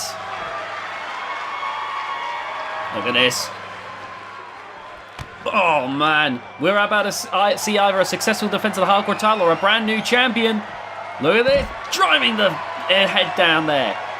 Now keep in mind that we've seen what the championship can do for the people like Tom Grissom. You got to think that people like Moto and Franco, who have never held the world title, thinking about that, thinking about what this could mean for them if they hold the Hardcore title. Surely an opportunity is waiting right around the corner. Oh, look at this, driving down the motor. Oh my God, look at this, rolling right into a second one here. Look at that. Absolutely incredible. A second AA. Good work there by Franco Cannonia. But remember, he's got to focus on getting that table in the ring. He's got, well, he doesn't have to do it in the ring, I suppose. But Motor's in the ring. Franco needs to make sure the table's right there with him. And now, looking ready to set this up.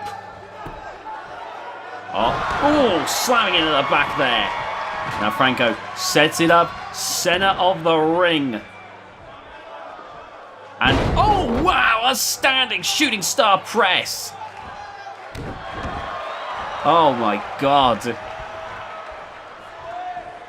This match has been short but sweet so far. Very fast, very frantic. And now, face first. Oh my God. And now Franco gonna have to shake the cobwebs out, but looks like he manages to do a pretty good job of it. Nice work there by Franco Cannoneer. Coming to blows with the motor. He's done exceptionally well in the hardcore division, Franco Cannoneer has. And right now things are looking very good for him. The motor coming over to Franco. Bringing him back up to his feet now. Oh, into the corner. Oh, God. You can see there clutching his ribs. Everything crashing in that ring post. The face, the ribs. Good Lord, he has got to be in some absolutely splitting agony. The motor now grabs Franco Cannoneer. And ready to bring him over to the table to eliminate Franco Cannoneer, to dethrone him from the Hardcore Championship. Oh, here we go. Setting him up onto the table. And now rushing over, racing to the corner, and climbing up. Oh my God. Franco, this is high risk for a reason. Be careful. Oh my God. We got a new champion. The motor has just taken out both competitors in this match to become your new Hardcore Champion. Oh my God. I'm not going to waste any time. I'm going to get going. Finale's right around the corner. We got to get this sorted. So I want to thank you so much for watching this episode of GHK. If you did enjoy, please be sure to leave a like on this video, subscribe if you haven't already, and be sure to hit that notification bell. Please, because VGIW Finale 2 is right around the corner. It's a pay-per-view marathon. If you make sure to leave a comment, by the way, to tell us what your favourite match was, and please share this video around with your friends, because it'd be great to get more eyes on the channel. With that all being said, I'm going to get out of here. Bye. See you next time.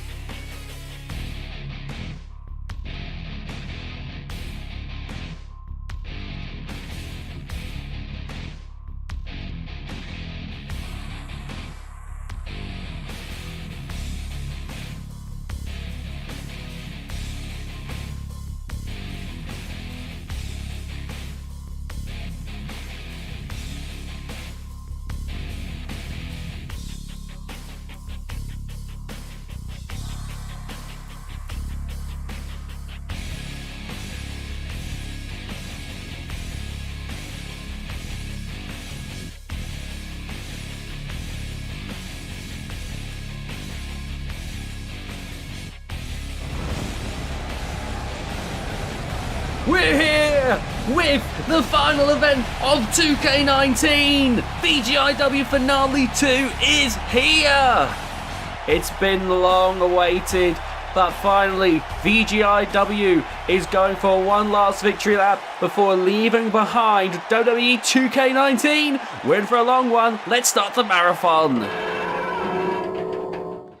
And starting us off, we've got a GHK Bloodshed Championship man. 8 men in the match. Monster, Nuke, Hubert, Constantine, Exciting, Constantine, Hercule, Slaughter, Adrian, Baldwyn, Imperfect, Isaac, Kinley, and Rebellion. Now, like I said, if you are here at the beginning of this, then strap yourselves in because this is going to be a long one. Make sure you got some food, some drink.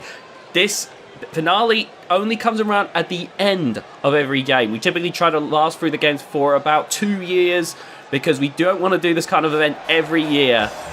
But when that time comes, after we've had our fun with the game and it's time to move on to the next stage, the next video game, we like to take a look back. We like to have this one last chance to enjoy what the game brought us. We did that with 2K18, and now here we are enjoying the last of WWE 2K19 before we move on for good to 2K22. Chances are we won't do this again until we're ready to move to 2K24. This is a rare just spectacle. Now, starting us off here, we got a GHK Bloodshed Championship match. Coming out first is Hercule Slaughter. Now, if you're unfamiliar with the GHK Bloodshed Championship, it's defended in First Blood rules. Now, of course, if it's one-on-one, that's very simple, but when there's this many people, you might wonder how this works. Essentially, if you get busted open, you're out. And we keep whittling it down until only 2 remain, or really until 1 remains, let's be honest. Yeah, we're just going to whittle these 8 people down until only 1 person is left without a Crimson Mask. That person will become the next GHK Bloodshed Champion. Well, unless Exciting wins, in which case he will successfully retain the title. Now, first up, Hercule Slaughter came out, and he's a great combination of strength and agility, just an all-round great package, and I think he could do very well here. But coming out next, a former world champion is making his way down to the ring now. Hubert Constantine won the GHK world title in the past and is without a doubt one of the most dangerous veterans we have ever seen. He may be getting on, but there's a lot of power in his moves. His full Nelson slam drives with such force, it causes the people to bounce upon impact. Hubert Constantine has shown a callous approach, not only to his opponents, however, but to his family. If you've been watching GHK, you'll know that Exciting and Kevin Constantine, the adopted sons of Hubert Constantine, were laid out by Hubert Constantine's new ally, Mark Vincent. Hubert siding with Mark Vincent in order to get ahead, believing that he was carrying Exciting and Kevin and that they were just slowing him down, dragging him down, and that with them away and with Mark Vincent by his side, he could move on to greater heights yet again. So far, it's not bared fruit, however.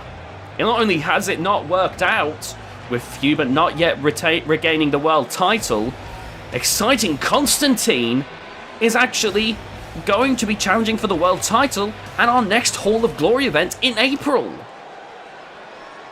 It's a very shocking turn of events, but definitely that's the thing. You can never count someone out, in my opinion. All right, coming down to the ring next, one of the members of the Anarchists. It's Adrian Baldwyn making his way down to the ring now. There we go. Now, the Anarchists have had a very interesting time here in the world of the channel. Originally, the Anarchists were in VGIW, and when that happened, we saw their leader, Xander Horus, quickly rise up the ranks, being one of the fastest rising stars we'd ever seen, going on to eventually become the world champion. I remember he was in a 2 out of 3 falls match with the Reaper, my apologies. Lost in that match, as it went 1-2 in favour of the Reaper. However, that was enough to allow Aaron Storm to get the title from the Reaper. Xander Horus eventually got to challenge Aaron Storm and then took the title from Aaron, becoming world champion. Adrian, Baldwyn, and Rottweiler are now in GHK, and right now Xander Horus is a free agent. So it'll be very interesting to see what happens here tonight in this match. I believe Rottweiler will be seen later tonight. Oh, here we go. One of the many members of Storm System worldwide, although it might be one member short based on events that happened at Regal Rampage. But one person who still is with Storm System worldwide is Nuke. And I had the feeling that Nuke is a very good choice for a match like this. Now, Storm System worldwide, like I've said, they're good wrestlers in the ring, but they're not good people. They'll cheat, they'll lie, they'll do whatever they can to get ahead. But why do I think Nuke is a good choice for this match? It's because his finisher move is the punch of kill everything. One of the strongest single punches that we have ever seen here in the world of VGIW and GHK. Absolutely brutal. And I have a feeling, with punches like that, he could crack a few skulls here tonight. Okay, now we wait for the next wrestler. Oh, here we go. Here comes the next man of the match. Speaking of making people bleed, this is a person who's incredibly familiar with it. Being busted open, busting people open. Genuinely one of the most sadistic wrestlers I have ever seen. Here comes Imperfect Isaac Kinley, leader of the master of the death match. Isaac Kinley, it doesn't matter what is used in, he'll use anything and everything. I've seen him in the past before the TV debut of GHK. I remember he would use stuff. I remember watching him use stuff like light tubes and cheese graters and just all this other horrible stuff. Now, while we haven't been able to get while GHK hasn't been able to get the same weapons on TV, fact is that Isaac Kinley, he'll use whatever it takes. But at the same time, he's not any stranger to bleeding himself. So I could see him potentially being a glass cannon in this match. You know, when you get cut up enough times in that head, it gets a lot easier to bust someone open there. Isaac Kinley, though, is a scary individual and not someone I'd want to face at all in the ring. I don't know how the people in GHK can put up with him. Including the GHK commentator, who didn't make it tonight, which pretend that GHK commentator is a different person out of kayfabe. But I don't know how anyone can even dare be in the ring with some of the people in GHK. You share the arena with some of the people in GHK. Isaac Kinley being one of the creepiest people that I've ever seen. So deeply unhinged. And if you've been watching him in GHK, you know Isaac's begun to surround himself with like-minded individuals. The likes of Cryptic, an ex-convict, the Chosen One, an escaped from an asylum. The likes of Menace, who in his own way is deranged and unhinged. Clearly, with something weighing on Menace's mind that just drives him to pure rage. And Isaac Kinley is the ringleader of that bizarre old circus. That freak show conglomerate. And you can see that right now. Oh, Isaac is ready for this one. Oh, God. You see etched into his throat the word immortal. Jesus Christ. I don't know how people are willing to even be close to him.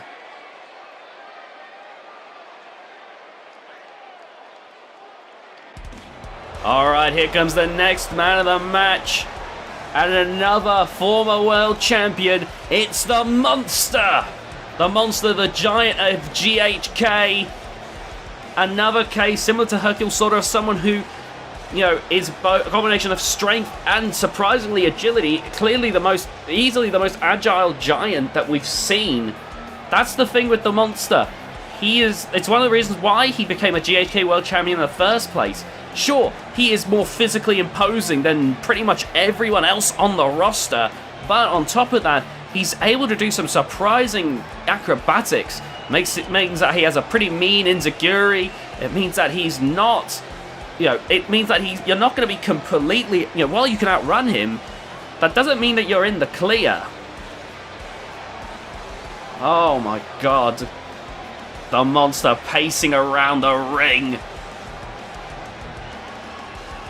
This is not looking good. I'm bloody worried about the people in this ring. There's some very scary individuals here. But now we wait for the next person to prepare themselves. The next person ready to enter this Bloodshed Championship match. Here we go. Oh my god, you are kidding me. Rebellion's still here. I can't believe it. If you're not aware, Rebellion, he has become all the more infamous in GHK after he took out former world champion Trevor Schmidt. They had a 2 out of 3 falls match after they've had a lot of beef really with each other. And Rebellion, one of his finishing moves that has taken people out, not only injured, but has ended careers, is a sit-out tombstone pile driver. In the fight with Trevor Schmidt, fight as Trevor May, Rebellion hit free. We don't know yet to the current status of Trevor Schmidt. We don't know how he's doing at the moment. We are waiting, to hear back from Donna Schmidt on the matter. Donna obviously isn't exactly open to talking about the current status of her husband. But right now, the thing that shocks me, the thing that appalls me, is that Theodore Cornwall still has yet to punish Rebellion for his actions. I know GHK is almost a lawless land, but there are limits. There's a difference between legality versus morality. Theodore Cornwall, as a veteran of this industry, should know better. I can't believe he's letting Rebellion roam free unpunished. Now, on a lighter note, we need to talk about Exciting Constantine. Exciting Constantine, the current GHK Bloodshed champion, is riding high after being disposed of by Mark Vincent, being tossed aside by Hubert Constantine, being portrayed as nothing more than a fool who drags the mighty Hubert down. Exciting Constantine not only goes on to win championship gold, but is on the road to potentially becoming a world champion. It's a one hell of an underdog story. Exciting Constantine is super excited here tonight. I cannot wait to see how this is going to go down. Exciting Constantine, look at him, he is ready to go. Honestly, I don't know if he's going to win, but I have got a lot of hope. I hope Exciting continues to prove himself. Now here we go, the match begins, and there are bodies flying everywhere right now. Okay, so looking at it right now, Hercule Slaughter is battling it out with Adrian Baldwyn. Rebellion taking it to the outside. Oh good god, to fight the monster. You've got Nuke and Exciting Constantine battling it out, and you've got Hubert and Isaac Kinley duking it out. Now, like I said, remember, the only way to eliminate your opponents is to bust them open. The match ends when there's only one person left who isn't bleeding. So at any moment, this match could drastically shift here. I'm guarantee I will not be able to keep on top of all of this, but I will try my best for you, ladies and gentlemen. But we're likely to see a fair few matches you could call replay matches. Well, that's what I call them anyway, when there's so much action going on that you would need to watch a match again and again just to get everything that happened. It can be exciting, but it is hell to commentate.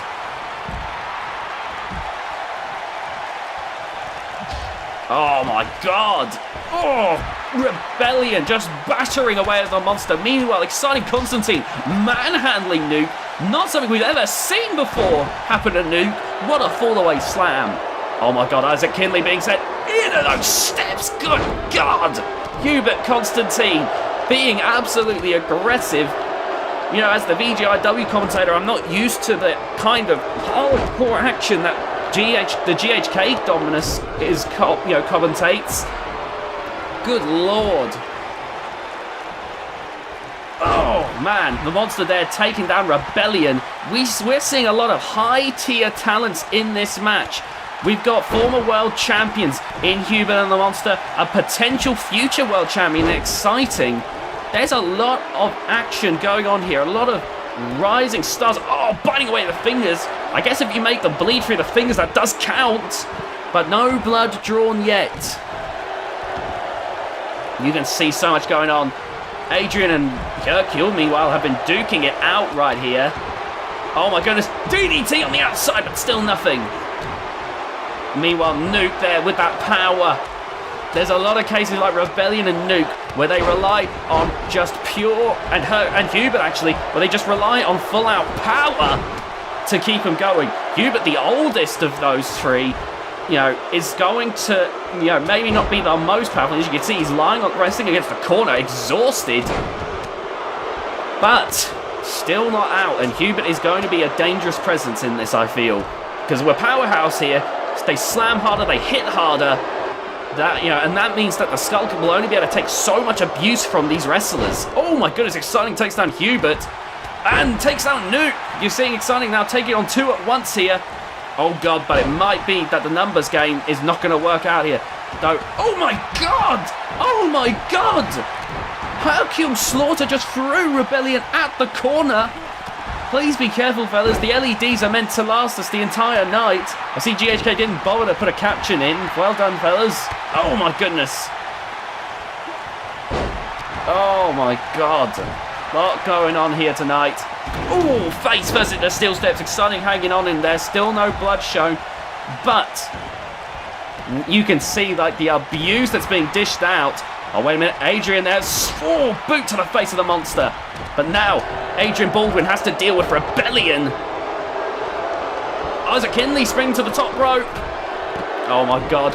Oh, my God. Moonsault. Oh, crashing down on Hubert. And now it's Rebellion's turn to batter away at Hubert Constantine. Now you see Exciting Constantine taking Nuke into the ring. Oh, Nuke rolls right up to his feet here and is ready to meet Exciting head on. Hubert taking Rebellion in the corner. Oh, and again Rebellion. Oh my goodness. Unstoppable there. Oh, what a clothesline from Exciting Constantine. Monster and Isaac Kinney meanwhile on the outside. Nice drop kick there from Hercule. Oh, what is Hercule looking to do here? Oh my god, what is he doing? Taking Rebellion up to the top rope. Oh my god. Oh my god, an avalanche powerbomb! And gesturing to the fans, Hercule, he definitely enjoys showing off for the fans. Oh, and I can definitely tell that the fans appreciate it. Oh, wait a minute. Oh my god, we're about to see Razor's Edge from Exciting Constantine as he lifts Nuke up. Look at the strength. That farm boy strength from Exciting Constantine into the turnbuckle. Oh my god. Nuke rolling out there. And now going for Hubert. Meanwhile, oh, booted in the face there. Isaac Kinley, good work there. And now, look at this, into the steps, throwing Adrian Baldwyn. My God, Adrian has to be the youngest in this match. Despite that, we know Adrian to be incredibly durable. We've seen him survive finisher after finisher after finisher, and he's done incredibly well at that. Isaac Kinley there, but going for the face. Oh my God, Hubert Constantine on the top rope, calling for Exciting Constantine here. Look at this, he's about to fight. Oh, with a crossbody. And you know that Hubert will want to take Exciting Constantine out in this here. Because if one of those two could bust the other open, that would mean a lot in their feud. Oh, look at this though. Oh my goodness, the back and forth here between all these wrestlers. And still no blood shed. Big fall-away slam there. Good work there by Exciting Constantine. Ooh, right in the face of Nuke.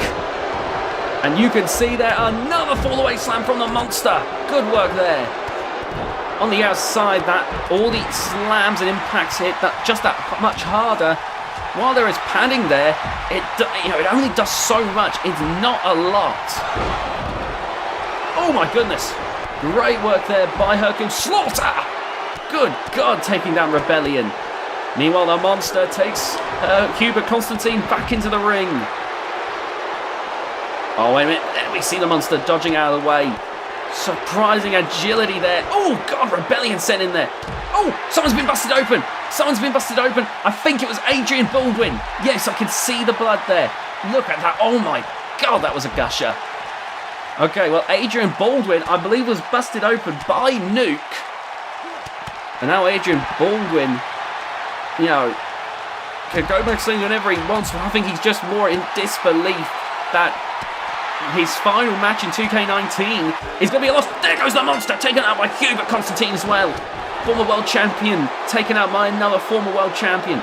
And now, Hubert Constantine, no, not on the concrete. Oh, God, I thought it was going to be far worse. Still, oh, that's very painful nonetheless. And the monster is out cold after being busted open. There, he is just out. He is out like a light. Oh, God. And you could see the attempts to try and take each of these wrestlers out. What is Hercule thinking right now to do with Rebellion? Oh my goodness, look at this. Look at this. Inverted superplex. And Rebellion is down and out. We've already got 2 out. Adrian and the monster are out. So 6 remain in this match. Oh, look at this.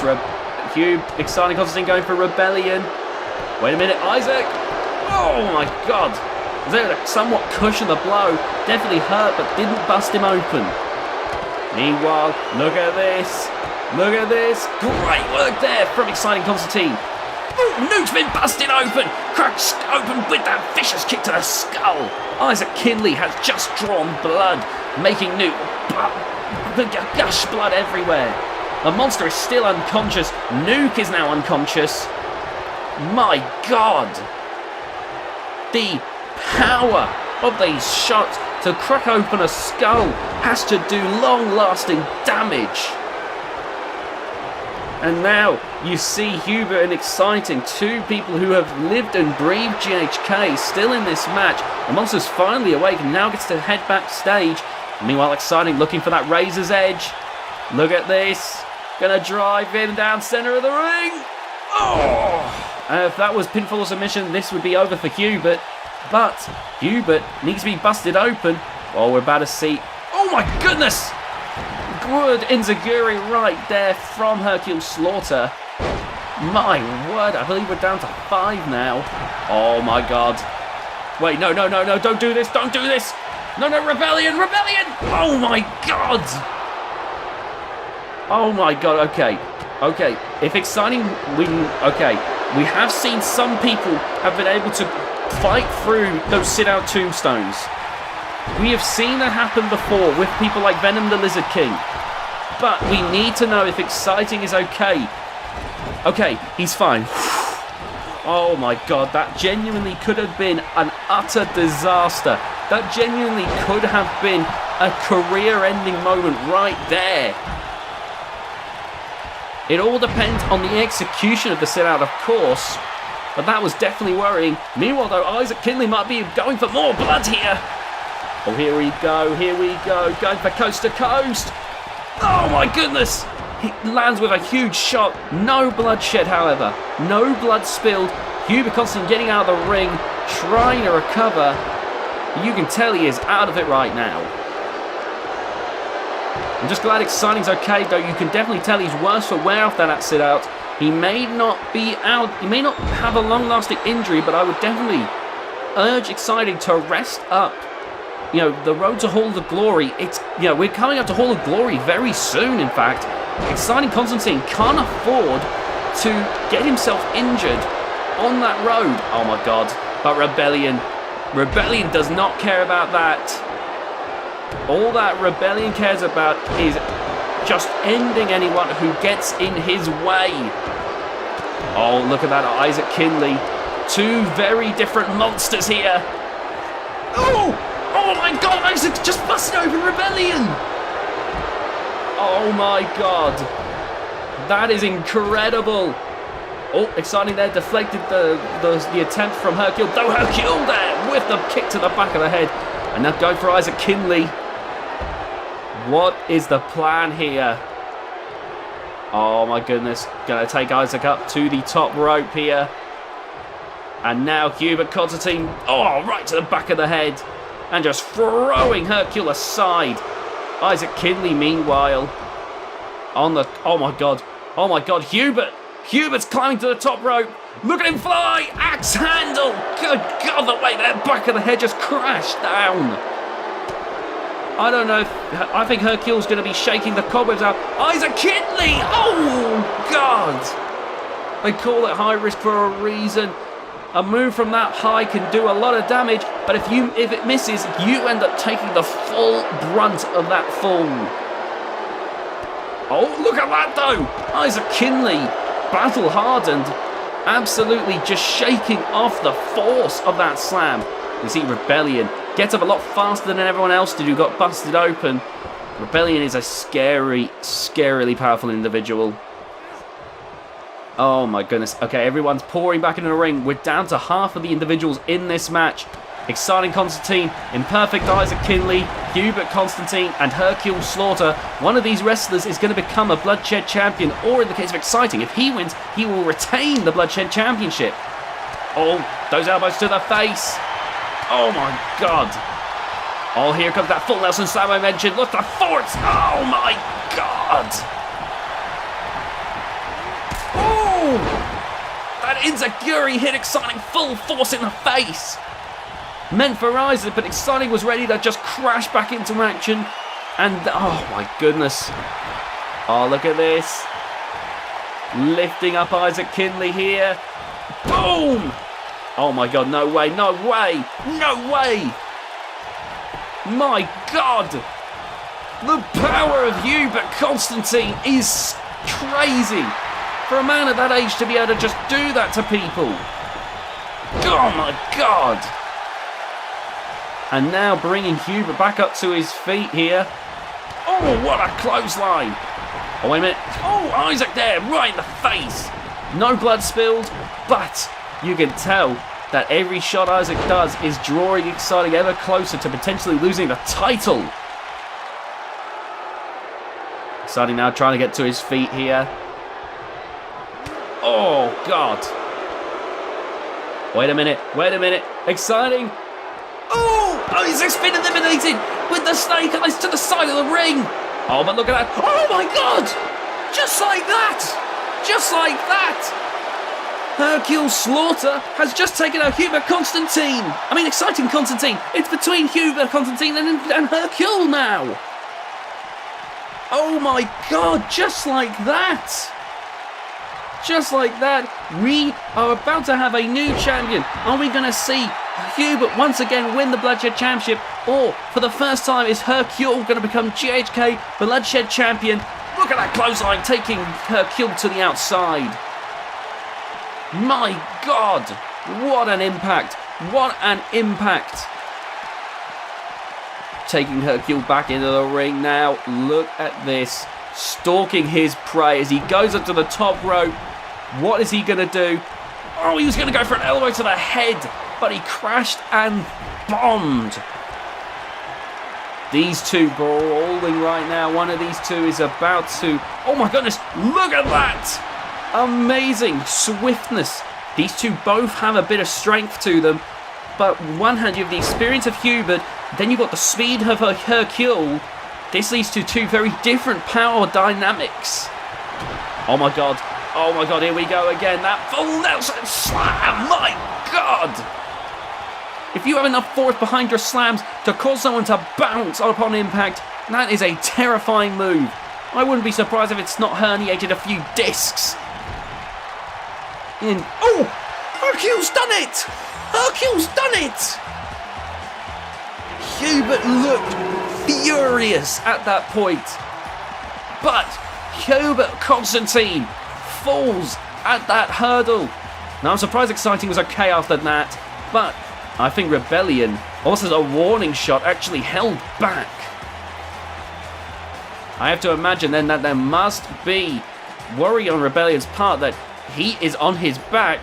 He can't afford to try and injure someone else. But enough about that. Here is your new GHK Bloodshed champion, Hubert Constantine, Finally, with gold wrapped around his waist, he'll be heading into 2K22 as a champion. Congratulations. We're moving on now to a women's battle royal match. We've got Jane Angel Akiyama, Bessie Constantine, Joyce Monroe, Debbie Rivera, Don Laneyworth, Ruby Bourne. Oh my goodness, sorry, that went way too fast for me. Well, we'll see them all anyway. This should be exciting. This is a battle royal match, so I believe it's over the top rope. This is going to be fun. Oh my goodness.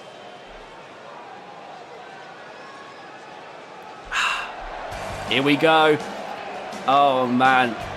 Now I heard that when Exciting Constantine won the Regal Rampage match, there was a family celebration between Kevin Exciting and Bessie. They were very happy for each other.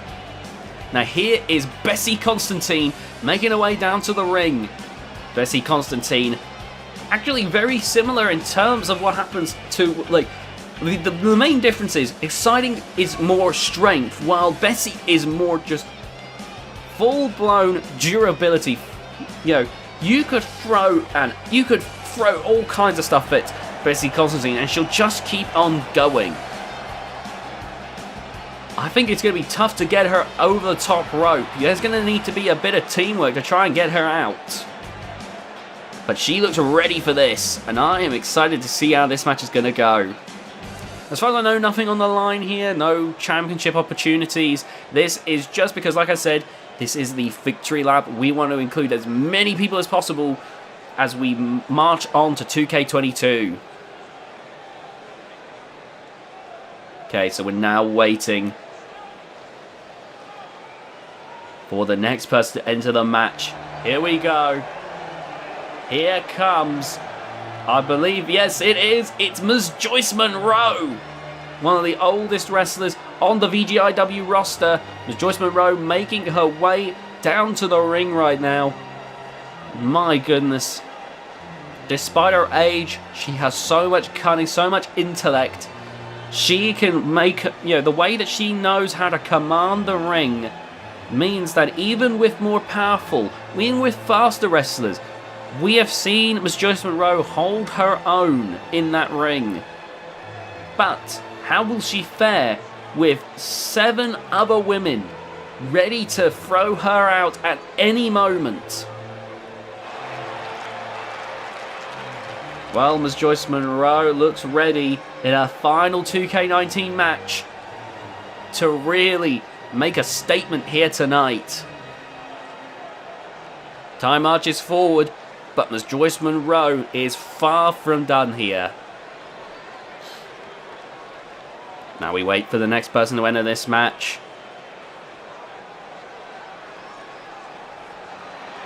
Here we go. Oh, this is going to be... Man, oh man. There are so many incredible wrestlers here tonight. Coming out next is Debbie Rivera, a person at the VGIW Training Center. They're going to train the women. Debbie Rivera, is actually very skilled in the ring. Well, you have to be if you're going to be training. You've got to either specialize in a certain area or just be all around a great wrestler. And Debbie Rivera absolutely is ready to go here tonight in this match. Debbie Rivera, like I said, she works tirelessly to make sure that all the other wrestlers are ring ready for that spotlight. We always like to have the trainers come out every now and then just to give our little thanks to them. But Debbie Rivera, looks ready to go here. It would be very good for her if not only did she, if she not only made an appearance but actually won. I imagine she wouldn't mind either way because, if someone wins here tonight, it's probably someone that she's helped train. So getting to see someone she helped train win would actually be a reward in of itself for her. But you can tell Debbie Rivera just happy to be here and making the most of her time because we might not see her again for a long while unless we do another training center episode, which might not be for a while. We've got a lot of plans as we move on from 2K19.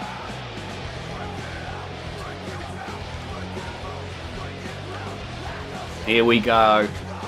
Now we wait for for the next person to enter this 8-woman battle royal.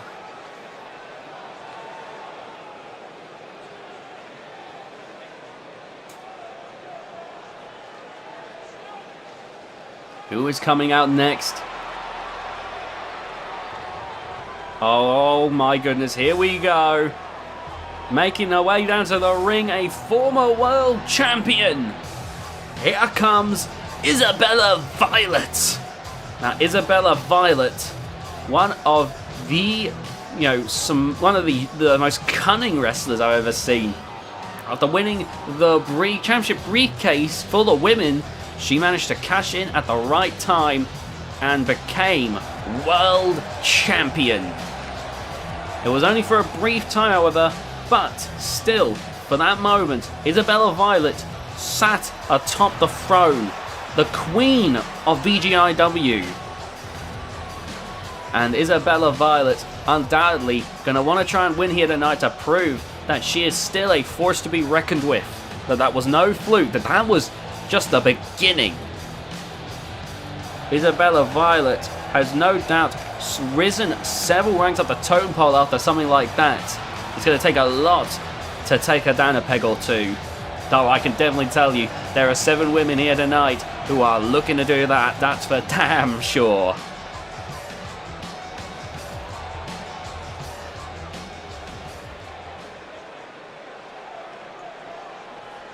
Now we wait. This is still so exciting. So many wrestlers are featured here tonight. So many incredible matches. I am so excited to see what is going to happen here tonight. Here we go. Here comes Jaden Angel Akiyama, a second generation wrestler. Jaden Angel Akiyama, a very, very capable, I believe, a former United Team champion. Jaden Angel Akiyama, very, very capable in that ring. She's a great high flyer. She's still very young, but the fact that she's won championship gold already, despite how new she is to the world of VGIW, shows she has got a lot of potential to keep on rising up the ranks. She looks ready to go here tonight. I am very much interested to see how she performs here. Let's see how well, because while she won the United Team Championship, this is going to be a good chance to further showcase herself in terms of singles action. How will she hold herself, especially in a match like this where you could be eliminated at any moment?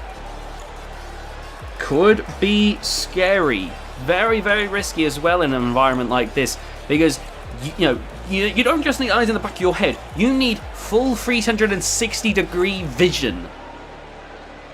Very, very dangerous. I can't blame Jaden if she gets eliminated quickly, but it would mean a lot for her if she were to win here tonight.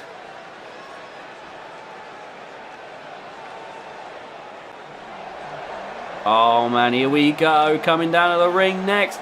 It's the warrior Ruby Bourne. Now I mentioned the United Team Championships. Ruby Bourne's teammates Moxie and Willow are the current United Team Champions. Ruby Bourne, meanwhile, likely wanting to show that she can pull her own weight in the hit squad now as she looks to try and win this match. She was in the Royal Dungeon match and she did very, very well for herself. However, did end up falling short to the current contender for tonight's Women's World Championship match, Sophia Muller. Although I can't blame anyone for losing to Sophia Muller. Sophia Muller being a 4-time world champion after all. It's a very scary thing. Now look at this. Ruby Bourne looks ready for this one. And I'm excited to see how this one goes for her. Man, there's so many capable wrestlers with so much potential here. This is why we have this victory lap. Because obviously not every wrestler can move on to 2K22. We'd be here forever. The delay would be so much longer if we remade every single wrestler. But, it's a chance for a bunch of the wrestlers to have one more great shot before potentially not seeing them for a very long time, if at all. Now coming out next, Dominic Illingworth making her way down to the ring to join the action. Man, but yeah, obviously we hope to see all these wrestlers back eventually, but Some of them we won't remake for a long time, and some we won't remake at all. Just how it is, unfortunately. Now, we've got 7 women in the ring now, and we're now waiting for the very last one to enter the proceedings. But this is looking good right now.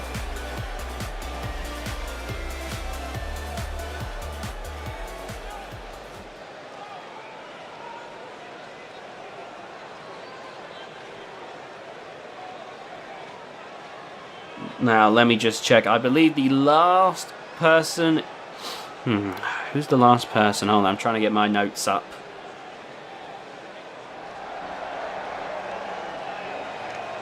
Wait, huh? The general manager? One of the general managers, one of the board. VGIW has 3 general managers, that being Eric Schwartz, Jim Blanc, and Irma Stoms. Irma Stoms? She's coming out to the ring? I don't think anyone expected this. I don't think Irma's ever actually wrestled a match in her entire life. Okay. I'm a little bit in shock, really. I didn't expect this. We're making our way down to the ring now.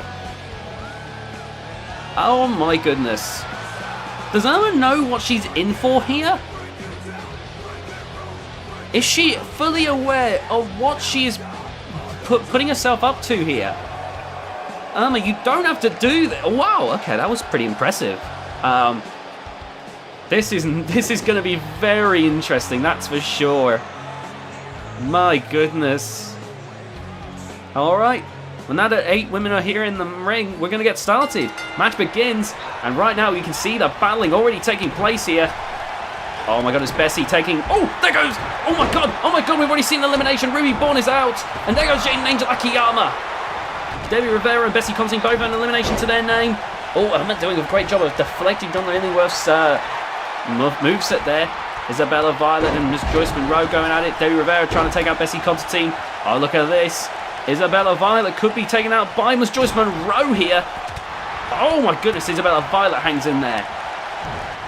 Oh my goodness. Oh, Miss Joyce Monroe, they go for Donald Illingworth, and Isabella Violet meanwhile going for Irma Stoms. Nice close on there from Bessie Constantine. And there goes Irma Stoms. Lasted longer than maybe I'd have expected, but yeah, didn't expect her to win, that's for sure. So Isabella Violet, bringing a sense of normalcy there. It takes a lot to become a professional wrestler. A lot of grit, determination, strength, power. You've got to be an amazing wrestler. Oh, there goes Dominic Illingworth, and taken out there by Miss Joyce Monroe. And now we're about to see Debbie Rivera. No, don't do it like this. No, Isabella. Oh my God. It's down to 3 now. This battle royal absolutely going hard right now. Miss Joyce Monroe being taken to the ropes. And Isabella Violet eliminates Miss Joyce Monroe. It's down to 2. Bessie Constantine and Isabella Violet here. Look at those headbutts there. Some fixed strikes. And now with the Irish whip into the corner. Isabella Violet now going to try and get Bessie Constantine out of here. Oh, but Bessie there with the reversal. And now you see Bessie Constantine trying to get Isabella Violet out of the match. You can see Isabella trying to find some purchase, trying to find something to grip onto. Does not want to be eliminated just yet. Manages to strike Bessie in the face. Bessie now rushes in with a crossbody. My God, did anyone get the number on that truck? Bessie Constantine knows what she's capable of and uses that force to its fullest. Meanwhile, you've got the cunning of Isabella Violet doing very well. Oh my God, she's going to knock Bessie Constantine clean out. That could absolutely do it. Oh my God, right in the face. Bessie Constantine, the lights are on, but nobody's home. And now lifting up Bessie with the rib breaker.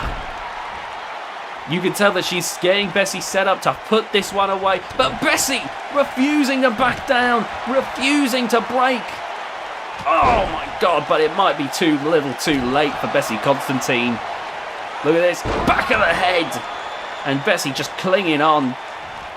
She is feeling a lot of pain, surely. Oh my goodness. Now bringing Bessie back up to her feet. But Bessie, uppercut there, staggers Isabella Violet. Oh, wait a minute. Grabbing Isabella by the back of the hair. Taking her to the ropes. Oh my god, look at this. Lifting her up. Oh my goodness. Oh my god. Bessie Constantine wins. Man, the Constantine should be in more over-the-top rope matches. My god.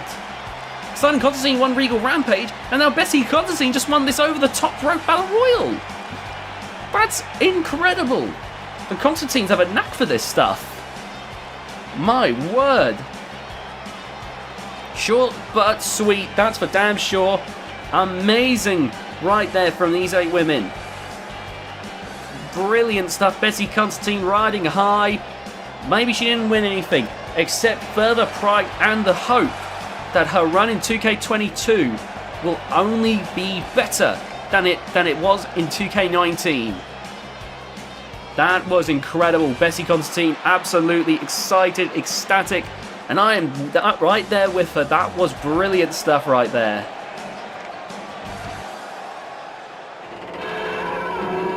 Moving on now to the next matches for the Iron Will Championship. 8-man match. Eddie Aldo, Captain A.Drift, Ace the Tank Bakke, Ethan the Hunter, Samuel the Savior, Hancha Chaya, the Phantom, and Byron Jackson. Now, Byron Jackson, he's not under VGIW contract. At least I don't think he is. I'm going to have to get in contact with the board, but maybe something's happened while, you know, in the build-up to 2K22. Contracts do lapse after all. But we're going to ignore that for now. If you don't know about the VGIW Iron Will Championship, it's a very, very interesting title. It's a submission-based belt. Basically, the way this match is going to work is it's elimination style, similar to the Bloodshed Championship match, except in this case, it's not about busting someone open, it's about making them tap out. If you make them tap out, they're eliminated, and once again, it all whittles down until only one person is remaining. That person will walk away with the Iron Will Championship. And we got some big news when Great Cataclysm, the first event of 2K22, rolls around. So, keep an eye on whoever walks away with the title, because that is going to be very interesting indeed.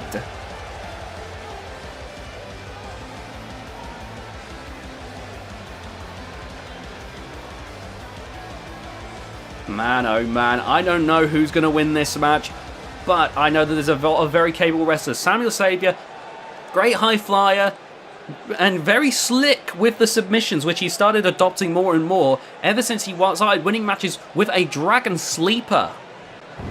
Proving that he's more than just a person who can do flips and nothing else. You know, but not to say that doing the flips is bad. Samuel's very much keeping that in his repertoire, but it makes him a very interesting risk in that ring. Now, speaking of risks in that ring, we're going to talk about a person who has won the Iron Will Championship before. Well, actually, I think a lot of these wrestlers have won the championship before, so, but the point is, here's someone who's won many championships in his time in VGIW. At the Swiss Army knife of VGIW, here comes Ace the Tank Bakke. Ace the Tank Bakke, one of the greatest wrestlers I've ever seen, and that I'm willing to say that. I'm willing to say that he is one of the greatest wrestlers I have ever seen. Ace the Tank Bakke absolutely stands tall as one of the greatest wrestlers ever. He can fly high, he can grapple, he can strike, he can get you into submissions. The amount of moves at Ace's disposal has often defied expectations, defied, all the odds. It makes him truly one of the more dangerous wrestlers in that ring. And Ace the Tank Bakke, is a favourite in my opinion in this match. And continued to remain dominant for the nearly 5 years that VGIW has existed. I am very much excited for this.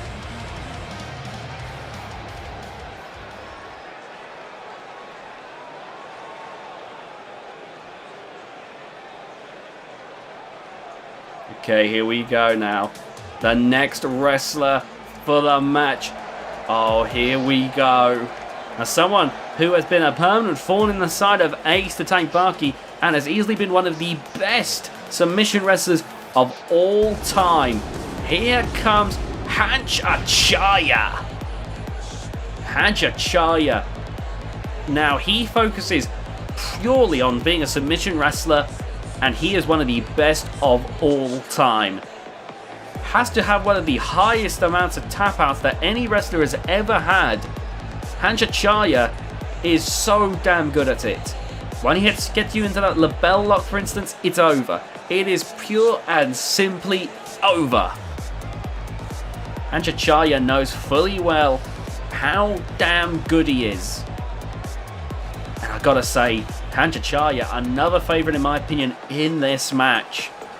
But one thing to note, while he may be one of the greatest submission wrestlers, he has a glaring weak spot with that left leg. You see the knee brace if you pay close attention. That's because that left knee is actually a little bit weaker than the right one.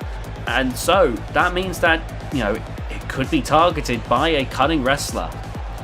And we know that there is a wrestler out there with a very dangerous leg submission hold. I believe we're going to be seeing them tonight, but still.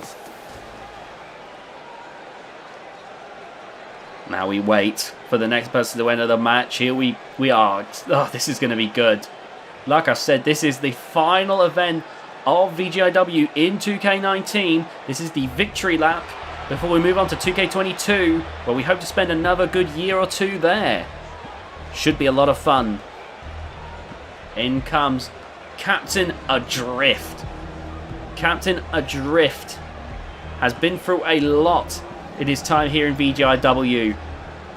But despite that, he continues to persist. And with his Captain's Hook submission hold, he has managed to put away some mighty forces. Captain A.Drift, absolutely someone that you don't want to take too lightly.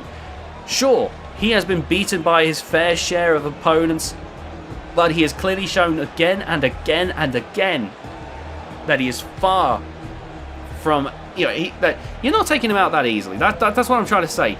You're not going to take him out that easily. He's proven that time and time and time again. Man, oh man. Even though I've got a favourite, I can't say that I'm certain on who's going to win this match. But with these many moving parts, anything could happen. Like I said, the winner of this match will be moving into 2K22 with the Iron World Championship, and given that there are big things coming, you'll want to keep an eye out on whoever that ends up being. Lots of big announcements as far as I know for 2K22. But we'll wait for then when the general managers will announce said and give those announcements. Anyway, coming out next is the Phantom. And the Phantom, he has been a person who has often gotten so very close to the top. He has been in every World League tournament. He has beaten the likes of the Reaper. But he has never been at the very top, at the grand horizon, the great mountain top. It has not yet happened. And I have to say that he might be in an unfamiliar environment in this submission match.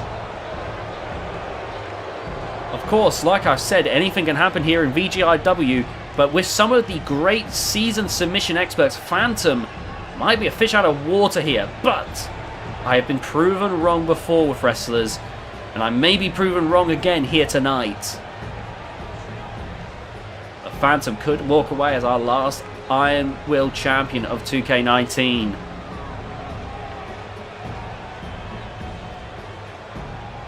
Here we go. This should be good.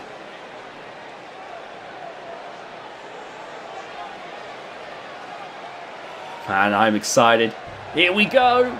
Here comes the next person joining the match. And another person who isn't a submission wrestler. Eddie Aldo. Or at least not a submission expert. I should probably stress that. Every wrestler in VGIW is capable of submission wrestling. But another person who isn't a major submission expert is Eddie Aldo. But Eddie Aldo has been focusing his efforts into tag team wrestling more recently with his brother Julian Aldo. Eddie Aldo, meanwhile, is definitely a pretty good all-rounder, so I'm not going to quite cut him out of it just yet, just because he may not be the greatest submission wrestler. If he's smart about it, he can out-endure the other wrestlers, and by the end of it, you know, an Eddie Aldo at 80% will beat Hanchachaya at 20%. Or at least I think so. Oh, this is looking very interesting here, I've got to say. Some very, just maybe not the wrestlers I'd have expected. Now we wait.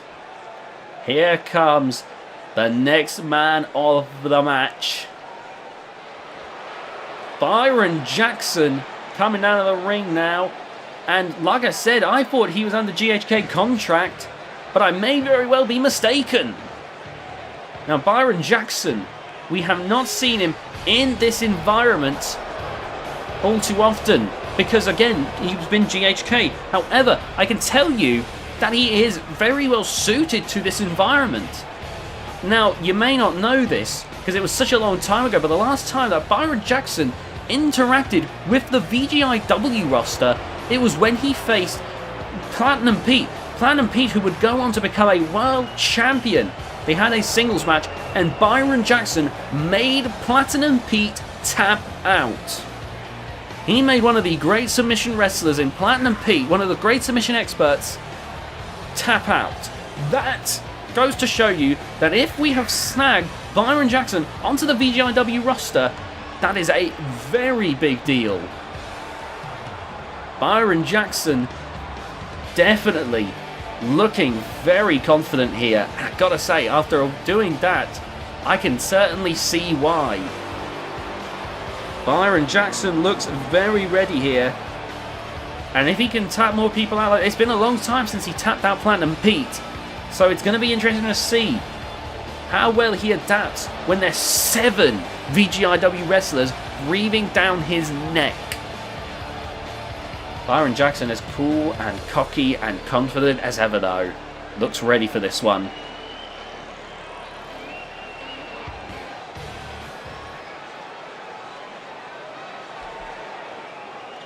But now, our final person of the match, the Iron Will champion, approaches. We wait eagerly to see that man. Here we go. Here comes the Iron Will champion, Ethan the Hunter. Oh man, this is very exciting. Ethan the Hunter is absolutely one of the more dangerous wrestlers we have ever seen stepping foot in that ring. Some vicious strikes that completely take you out of it. The way he does it is unique in its own sense as well, because he'll just knock you out, and then when you're basically just hanging on by a thread, the guillotine choke, you either tap out or you pass out. Very few ever escape. At the end of the day, it's not always about the leg locks and the arm locks. If you can choke your opponent out, that's a submission victory. And that's how Ethan the Hunter has in his own right been a dangerous threat in the submission world of VGIW. Now here we go, the match begins, and right away we see Ace the Tank Bakke going for the Phantom, Captain A.Drift going for Ethan the Hunter. We see Eddie Aldo and Byron Jackson duking it out. Meanwhile, we see Hanchachaya and Samuel the Savior, and we're starting to see submission holds here. Texas Cloverleaf has been locked in onto Hanchachaya. Lovely Hurricane Runner from Byron Jackson. Hanch manages to escape the Texas Cloverleaf. However, look at that. Phantom grabs onto the rope right as a Mutalock is put on. And you can tell that this is how these wrestlers have to be.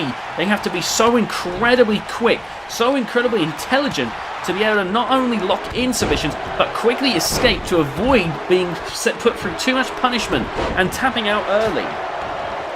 Well, preferably they don't want to tap out at all. Look at that! Great work right there. Meanwhile, Samuel is put in a submission hold. And Ref is checking to see if Samuel will tap out here. But, look at that there. Quick escape. Oh my god, the Phantom's leg just being taken out right there. And there we see a Spanish fly on the outside from Byron Jackson. Meanwhile, Sami the Savior now joining on the outside here. My god, this is looking good right now. These 8 wrestlers are giving each other everything they've got. Oh, look at that. Ace rubbing salt into the wound there. Meanwhile, Hanch being taken into the barricade. Oh, good God. Whoa, what a wind up there. And a Spanish fly from Samuel the Saviour. Look at this. Nice work with that shoulder claw to even that out. Oh my God! Wow! Flashback from Ace the Tank Bakke. Now Samuel the Saviour being sent into the steel steps. My God. There's so many potential winners here. So many exciting possibilities. Oh, look at these stiff punches from Eddie Aldo. Boom! Nice work there. Ace rolls out of the ring, trying to hang in there. Oh, Byron Jackson gets back into the proceedings. Oh, God! Clipping the steel steps there. Good work by Hanchachaya. Of course, they got to get back in the ring. If Hanch wants to eliminate Samuel, they'd have to get back in the ring. That's one of the rules here. Oh, look at this. Oh, God! Faking out Eddie Aldo there just to knock him senseless with that punch. Good God! Only ones in the ring right now are Ethan the Hunter and the Phantom. Of course, one of these two could cause the other to tap out and be eliminated from the competition. Meanwhile, there's just a full-out brawl on the outside. Samuel takes Hanch back into the ring and is now racing to the top rope here. Oh my God. Look at that. Shooting star press. Shooting star press, and Hanch is out of it. And even the Hunter going to pick up the scraps, it seems. You see Hanch there, staggered. Though, looks like he's now fighting back here. Meanwhile, Samuel the Saviour looks to try and take out Ace. Oh my God, oh my God. Cloverleaf, Cloverleaf, Cloverleaf, Cloverleaf. Oh my God, the elbow to Ethan the Hunter. And Ethan trying to break away, but the Iron Will champion, barely manages to escape. And now he is running on adrenaline, and now Captain A.Drift has been busted open. Of course, the man from GHK would be able to naturally do that more than the VGIW stars. In GHK, it's basically a hardcore match every single match. Oh my God, staggering the Phantom there. Oh, snapping the neck of the Phantom. These two have fought before in the Limitless Championship hunt. The Phantom and Ethan the Hunter absolutely did a number on each other. Eddie Aldo. Oh, God. Meanwhile, you see Ace. Oh, more skulls being cracked open there. I think it was Byron Jackson this time. The Phantom being tossed to the outside. And in comes Hanch. Hanch and Ace have had a long storied rivalry, though. Ace looks like he's focusing on the Phantom here. Oh, man. Meanwhile, Hanch trying to go for Samuel. Samuel with the Enziguri dazes and confuses Hanchachaya. Oh, my God. Look at this. Going to go for a neck breaker. Meanwhile, Byron Jackson looking to put away Captain A.Drift. Oh, Ace into the corner. Oh, my God. Captain A.Drift, kind of luckily, is being left alone right now. Being given a chance to recover. Nice crucifix right there from Samuel the Saviour. That speed and agility makes him particularly slippery to deal with. Oh, my goodness. Bodies hitting the floor here tonight. Oh my goodness. Oh my word, how is this happening? Oh, Byron there, coming to blows with Eddie Aldo. Eddie Aldo, though, taking Byron into the corner. Now I'm waiting to see who will be the first to tap out. Oh, good God. And now, oh my God. Oh, Ace with the drop kick to the knees of Eddie Aldo. Then the Hanchachaya now going for Ace the Tank Bakke. But Ace there, taking Hanch there. Oh, and busting him open. My word, you've got to imagine there's been some increased animosity. That rivalry between Ace and Hanch lay dormant. But Ace eliminated Hanchachaya from Regal Rampage. You've got to think that rivalry, that animosity has boiled up to the surface. Oh my goodness, oh my goodness, oh my goodness, look at this, Samuel has gotten Byron Jackson here. This could be it, we might see our first elimination of the match. Byron trying, oh my God, he might be unconscious, but the referee, the move was let go before the referee could call it, so Byron's still in the match. Got a chance to recover here. My word. Still no one eliminated in this matchup. Honestly, very surprised that this match has not had an elimination yet, but that shows the resiliency of these wrestlers. Oh my god, what a chop there. Meanwhile, oh, Phantom busted open. Not busted open, sorry, bashed in the skull. Oh, wait a minute. Oh, good god. Someone else did just get busted open. Oh, look at this stretch, this surfboard stretch. And Samuel now might be about to break. Meanwhile, the Phantom with that choke suplex. And now going for Ace here. Still no elimination yet. Oh, Hanch. Ooh, about to try and break the neck of Samuel the Saviour. Oh, the Dragon Sleeper! The Dragon Sleeper! The Dragon Sleeper! The Dragon Sleeper! Hanch is failing. Barely manages to get to the rope. My God! Meanwhile, Byron is yelling at the fans. Oh, look at this. Going for another cloverleaf on Hanchachaya, but still not enough. Hanch is getting out of there, though. You could tell Samuel very nearly had him. Oh, my God. Samuel up on the top rope. Look at this. Oh, missile drop kick to the back of Ace. That actually woke him up more than anything. Oh, my goodness. Look at this now. Going for that move that has taken so many people out. Cancel mutilation, but Byron broke it up. Oh my God. Byron, I think, wants to claim the glory of taking out all these wrestlers. He's not willing to stand by on the sidelines. But it might cost him dearly to not let that happen. You don't want pride getting in the way. Oh my God, wait a minute, get a C choke. And there we have our first elimination. The Phantom has been choked out. Oh my God, so much has happened. It's so hard to keep track of it all. There goes Ace Attack Bakke once again thrown out of the ring. But yes, we have had our first elimination as the Phantom was choked down by Ethan the Hunter. The crowd is losing their mind. My goodness, look at this. We've got this arm lock here from Eddie Aldo to Captain A.Drift, but Captain A.Drift manages to escape. And the crowd are loving this. Oh my goodness, Captain A.Drift going for a choke slam. Boom! Center of the ring. Great work there by Captain A.Drift. Everyone's pouring out right now. Remember, you can't eliminate each other on the outside, so Captain A.Drift is waiting in the ring, and in comes Byron Jackson. Oh, look at this! Captain's hook! Captain's hook! Oh, but Byron managed to get his feet on the ropes. Oh my goodness, we nearly saw another elimination. Oh, but he's not going to let that stop him. Look at this, going for a camel clutch here. Byron Jackson in agony. This could do it. This could throw Byron Jackson out here. No! Byron manages to slip free.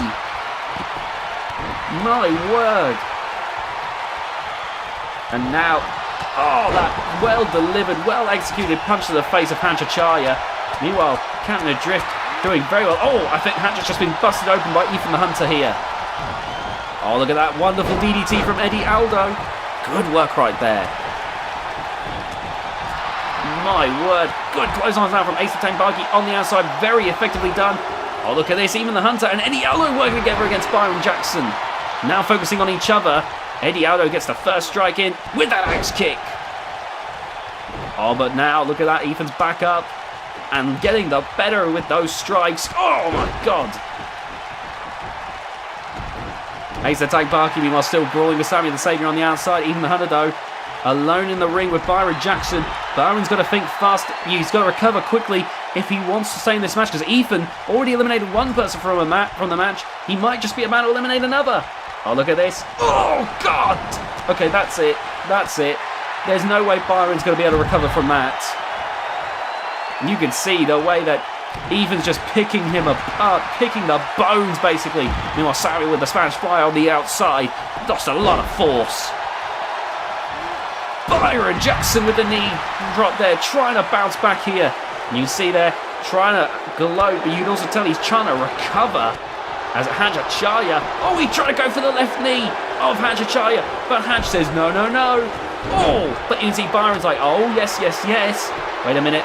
Look at this, Captain A.Drift and Hanchachaya working against Byron Jackson yet again with a knee breaker. And Byron Jackson's making a lot of enemies in this match. It's really not working out for him here. My word, look at that. Look at that work on the arm there. My God.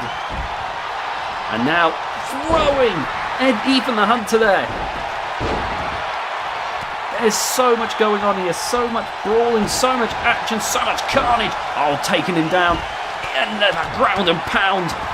My God, Eddie Aldo might be out of it. Meanwhile, you can see Byron Jackson working on the arm there. Good work. Nice work there. All back in the ring. Irish whip into the corner. Byron Jackson trying to recover. Meanwhile, Ace and Samuel finally getting back into the ring here. And now Samuel racing to the top rope here. Look at that. Shooting Siren Press, but into the knees. But he keeps right up, flushing it off. That's incredible. That is incredible. My goodness. Samuel the Saviour bouncing back like nothing happened. And now you see Hanja Chaya. Good work right there by Hanja Chaya. And now Hanja and Byron, the only people in the ring. Oh, look at this. Going for a surfboard once again. My goodness. We might see Byron Jackson tap out here. There it is.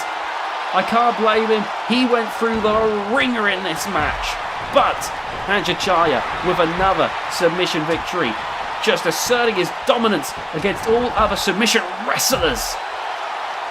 My goodness. You can see the Hanja's bleeding quite a bit, but that's not stopping him at all. Meanwhile, even being sent into the ring post. We are down to 6, by the way, in this matchup. We've got Eddie Aldo, Ace the Tank Bakke, Ethan the Hunter, Captain A.Drift, Samuel the Saviour, and Hanja Chaya. My goodness, Ethan the Hunter is the defending champion, but my goodness, there is no certainty in this match as to who will walk away with the title and end their 2K19 run as a champion. Look at this, up in the air. Oh my God. This is incredible. Oh, look at this. Back into the ring. Hanja Chaya now racing over. And now going to try and get rid of Eddie Aldo. Meanwhile, we can see that Boston Crab on the outside from Ace the Tank Bakke. It's not going to mean anything though, as Samuel escapes, though he's immediately brought back to the ground. Byron Jackson clearly not happy about what just happened. Oh my God! Oh my God! Oh my God! Wait a minute! Wait a minute! Is it? Oh, wait! It is tap out anywhere? I didn't know that. Okay, my apologies, ladies and gentlemen. Wait. Hold on. What's happening? Wait, clearly not. Why was the referee outside then? Either Hanch or Captain A.Drift just got eliminated, and because of the referee's positioning, I got confused. So it is in the ring only. I'm very confused why the referee ran outside, but it completely sent the wrong message. So it is, like I said, you can only win. You can only make someone submit in the ring. I do not know what the referee was playing at there, but it made me think that this was full count anywhere. My apologies. Oh, look at this. Look at this. Eddie Aldo could make the champion tap. Could make the champion tap. He does. He's just dethroned the champion. Oh my God. Eddie Aldo has just taken out the defending champion. Now in the confusion, I need to find out who was eliminated. Was it Captain A.Drift or Hanja Chaya? You can tell they're both exhausted, however, regardless of who's still in the match. Captain A.Drift, Hanja Chaya both getting to their feet now. Captain just getting into the action. Hanch is eliminated. I'm so sorry about all that. Oh my God! Into the ring post. That is brutal. A truly epic set of eliminations as Hanja Chaya was taken out, and I didn't know it because the referee botched the job. It's a good thing he's not coming over the 2K22 if he's going to do that. I apologise for saying it was a Falls Count Anywhere match. It is clearly not. It is still, like I said originally, submissions only in the ring.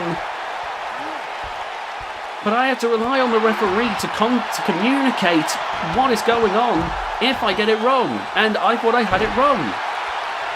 My word, so we're down to 4.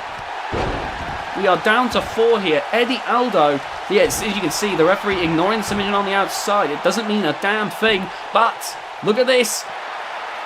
Oh, wait, is Captain A.Drift done? The referee keeping an eye on this. Oh, Captain A.Drift, though, with the knee to the face. But we are down to 4. Captain A.Drift, Ace the Tank Bakke, Eddie Aldo, and Samuel the Saviour. My goodness. Oh, that release choke suplex. And can the drift. No, no, no. No, no, no. Don't do it. Man overboard. My God. That is incredible. Oh, I think Drift just been busted open there. Oh my God. And so these men need to get back into the ring. Oh my God, Sami just crashed into the concrete. That is gruesome, and Sami's been busted open. One of these four men is going to lead 2K19 as the Iron World Champion, the new Iron World Champion. And it's looking gruesome right now. My God. Now bringing Samuel back into the ring here. In comes Eddie Aldo. It looks like everyone's getting back in. Though right now A.Drift isn't, just simply because he's trying to recover. But look at this. Ace the time Bakke and Eddie Aldo coming to blows here. Oh, going for the leg. Good work there. Nice takedown. Oh my God. Meanwhile, a kipper once again from Samuel the Saviour. Despite everything, still trying to push on. Still trying to thrive. My God. How these wrestlers are able to keep going, let alone kipping up, is a damn miracle. Oh my God, look at this, going for the middle lock once again. And Samuel trying to get his feet to the ropes. And no, that is it. And I think that was 2 tap outs in 1 there. Eddie Aldo is out. Samuel might actually be fine. I know the referee called someone out there. Eddie Aldo is clearly eliminated. I think Samuel might be safe actually. Yeah, he is still in the match, so Eddie Aldo was the one eliminated. I think Samuel managed to get his foot on the ropes. Oh, look at this! Look at this! Look at this! Oh my God! Ace the Tank Bakke might tap out right here. We might be about to go down to 2. Oh my God. This referee has done an awful job on this match. I gotta tell you, that it has been bowling shoe ugly. His refereeing of this match. A referee should always be clear in its communication. You know, I'll admit to make mistakes myself, but, you know, part of the job is I've got to know what's going on by being able to notice what the wrestlers and the referees are doing. If what they're doing is confusing, if I can't make sense of it, what can I do? Oh, man. We got a long night ahead of us here, so I hope the referee gets... Oh, my God! Oh, my God! Oh, my God! The Dragon Sleeper! The Dragon Sleeper! The Dragon Sleeper! Oh, Drift barely got to the ropes there. And the referee called for the break. And now look at this, going for a cloverleaf now. And now going to try and make a Drift tap out this way with the cloverleaf. But again, a Drift gets to the ropes. I don't know what Samuel's thinking. Well, whatever it is, look at this. Oh my goodness. Grabbing the arm. And Samuel can't quite reach the ropes. And he taps. Amazing work there from Ace the Tank Bakke. And now it's down to the final 2. Samuel the Saviour. Oh, sorry. Samuel the Saviour is eliminated. So now it's Captain A.Drift and Ace the Tank Bakke. Captain A.Drift catches Ace there with that knee. Amazing work so far from these 2. Absolutely incredible, stellar work right now from 2 of the finest submission wrestlers we have here in VGIW. We've seen some of the finest wrestlers ever. I believe Pete is wrestling in another match later tonight. There's a few double-booked wrestlers, but we're trying to avoid that as much as possible, even in this big marathon. That's the only reason why Pete, one of the other great submission wrestlers, isn't in this match. You know, we want to try and avoid double booking where possible, even in a long match like this. In a long night like this. Oh my God, look at this. Ace the Tank Bakke going for cattle mutilation. Oh my God. He could have Captain A.Drift here. No, the Captain escapes once again. My God. Oh, look at this. Look at this. Look at the bloodshed right here in this match. My word, these wrestlers. Oh my God, Captain's hook! Captain's hook! Base! His foot! The referee catches it. And Drift roars to the crowd. My God. My God. Oh my goodness. Oh my God, look at this. Rolling it up for the Kimura. The Kimura. That's got to be it. That is it. That is it. Here we go. He is taken out.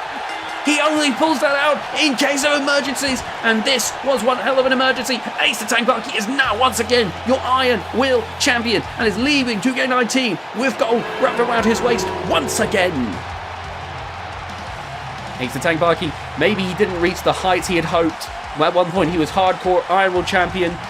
and looked to be on the road to becoming world champion. He didn't win that Royal Dungeon match to go for the world title. He lost the hardcore title, but clearly, while he may be down, he is most certainly not out as he reclaims the Iron Will Championship and leaves 2K19 with his head held high. Ace the Tank Bakke, he's gone through a lot of trials and tribulations throughout his career, yet continues to be one of the most dangerous forces we have ever seen. Ace the Tank Bakke, standing tall, standing proud.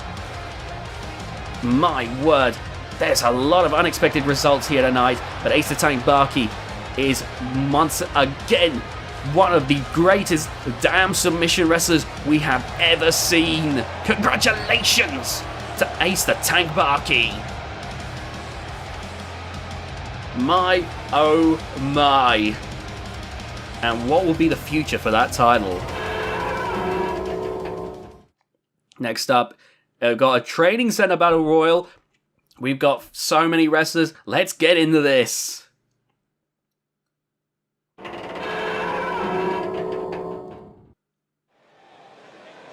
Oh my god, this is going to be incredible.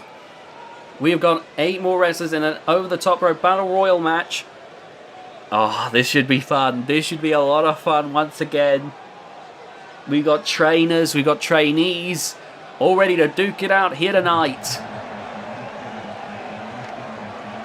Oh, here we go. And coming out first is one of the trainers. Well, one of the people in the VGIW training center. Here comes Gabriel Walker. Gabriel Walker, actually one of the younger wrestlers, had a lot of promise, but, you know, just wasn't working out. We asked him to become a trainer, and while begrudgingly, Gabriel Walker has stepped up to the cause, has been helping the wrestlers in the training center. Honestly, I think he's done a pretty damn good job. Gabriel Walker now making his way to the ring. Looks very ready to, to duke it out here. Oh, I'm excited to see how this match goes. Oh man, here we go. This really is an end of an era once again, the end of 2K19. I remember when we were leaving 2K18, the original plan was to move to WWE 2K20. Unfortunately, we found that 2K20 just wasn't very good.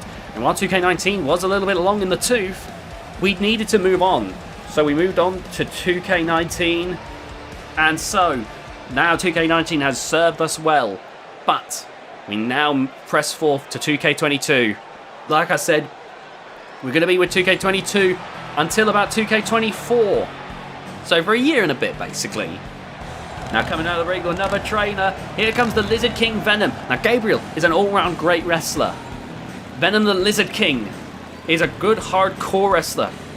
As tough as they come, he can take a lot of abuse. So he's great for the wrestlers at GHK and other, other big power wrestlers to just use like a punching bag, because Venom can just brush it off. We've seen some of that durability. He once was hit with 2 of Rebellion's sit-out tombstones, and while that stopped his active in-ring career, he still appears every now and then. He just can't wrestle every single week, as far as I know. He can train, he can appear for a match every now and then, but the point is the fact that he endured that at all, given that that one sit-out tombstone was enough to take out people like Jesse Valens and Felipe, it's genuinely incredible on the part of the Lizard King.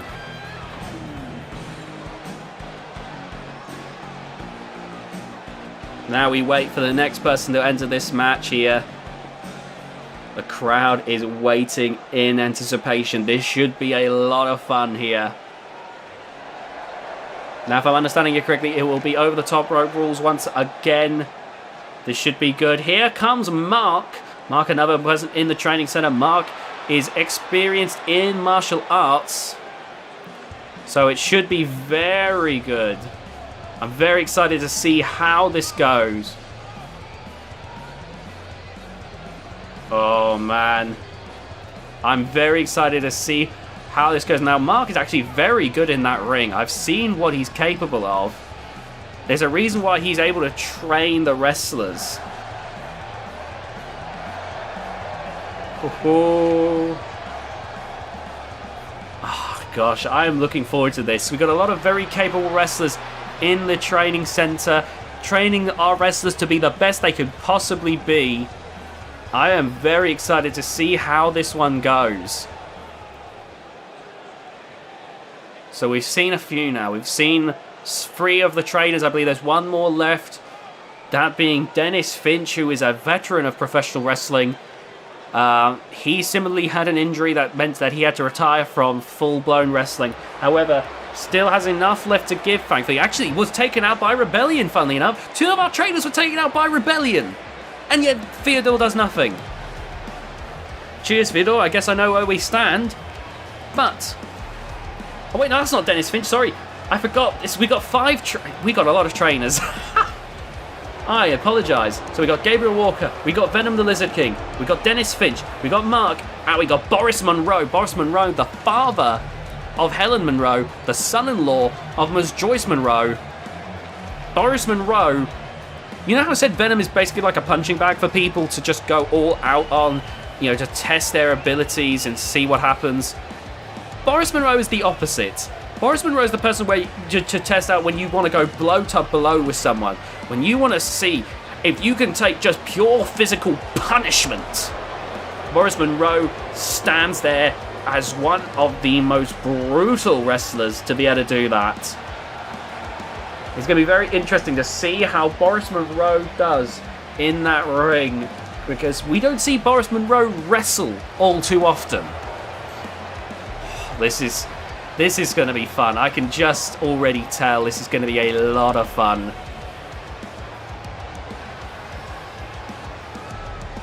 Oh, I'm looking forward to this. Okay, now I believe we've got 4 of the 5 male trainers. We already saw Debbie Rivera, the female trainer, earlier, but now we wait for the final male trainer of the match. Here comes Dennis Finch. There he is. Now, as I was saying about Dennis Finch, taken out by Rebellion, you know, so while he can still, you know, while he's still able to train people and have the occasional match, his body's in no state to wrestle all the time. Dennis Finch, however, with his remaining powers before he can retire, he wants to help get enough wrestlers going as possible. I know Dennis Finch, if he could, he'd want to have one last great run. But Dennis Finch, he's taking what he can, and just making the most of it. Dennis Finch, ready to keep giving to the industry, so that when he has to retire for good, there'll be a whole sea of wrestlers who, when they reach newfound heights, can point to Dennis Finch and say, that man right there helped me become the champion that I am today. And he looks very excited for this. Like I said, he can only wrestle in in a proper match every so often, and you got to think that he is very excited for this, because it's a good chance for him to try and show himself here. I mean, it's a good chance for any of these trainers really to get to show themselves. You know, some of them have had big careers here in VGIW. Some of them have just been trainers their entire time. But again, it would be pretty good call for them. Oh, here we go. Now we're going to see some of the trainees of the VGIW Training Center. Here comes Magnum Joseph Mann.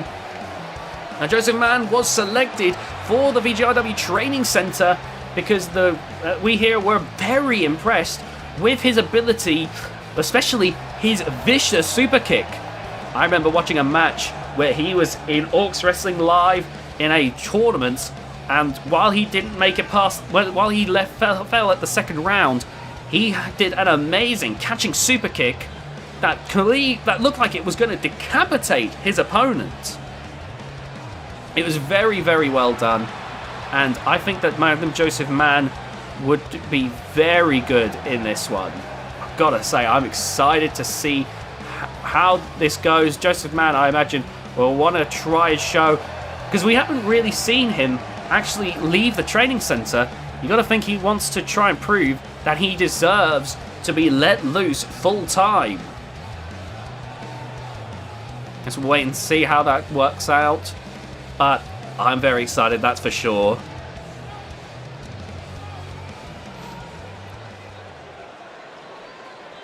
Okay, here we go. One wrestler left to go, I believe. No, so my apologies. There's 2 more wrestlers left to go here. Oh, here comes another trainee. Another wrestler from Orcs Wrestling Live. It's Frightmare. A Frightmare. Very bizarre. Very... He very much is very good at playing with people's heads. And I gotta say, he's very... Because of that, it makes him very interesting. Got a lot of potential in that ring. Hence why he's signed on to the VGIW train... Well, maybe not signed on, it's not the right word. The trainees and... Well, only the trainers are really signed on. But, you know, point is, being in the training center means you could end up in the big time here. You've got to imagine that's what's going through a lot of these wrestlers' heads as they come here tonight. I'm excited, that's for damn sure. This should be good. Now we wait for the last person to enter this match. This is going to be so exciting. Okay, here we go. Oh my god, I forgot. Here comes Gorilla. Gorilla, another from Orcs Wrestling Live. He's had a few matches here in VGIW. We just love having him around, honestly. We just love to have Gorilla around. It's so much fun. He is something else. You think about brain over brawn, clearly it's the opposite with Gorilla. Brawn over brains, but we love him all the more for it. Oh, this should be good. This should be very, very good. I'm excited as hell for this one. Oh, here we go. So once again, I believe this is over the top rope battle royal. A way to be eliminated is if you're sent over the top rope, both feet touching the floor. Oh, here we go. Oh my goodness, the match is going already. Gabriel Walker might already be eliminated. No, he saves himself there. But Mark, thrown out by Magnum Joseph Mann. Oh, nice work there. So we've already seen an elimination so far. Dennis Finch might be on the road. Oh, Venom's out by being taken up by that vicious clothesline from Boris Monroe. Boris Monroe with some stiff strikes there. Knocks Frightmare clean out. Meanwhile, Gorilla slamming Joseph Mann into the corner. Oh, look at this now. Dennis Finch looking to try and get rid of Gabriel Walker here. And Dennis Finch might just have it. Oh, Gabriel Walker clinging onto those ropes for dear life. Oh, good God. Now, oh man, bringing Frightmare over to the ropes here. Meanwhile, great work there by Gabriel Walker. And now, taking Frightmare out. Meanwhile, Boris Monroe clinging on, but could be about to be thrown out. Oh, nice work there by Gabriel Walker, reversing the move by Dennis Finch. Boris Monroe with those stiff strikes. Oh my god, look at Gorilla. Oh my goodness, face first into the bottom turnbuckle goes Gabriel Walker. And now Gabriel Walker is dazed and confused. Nice flatliner right there by Dennis Finch. Oh, Dennis Finch now going to be looking for that Finch bomb on the gigantic Gorilla, but Gorilla's not going to have it.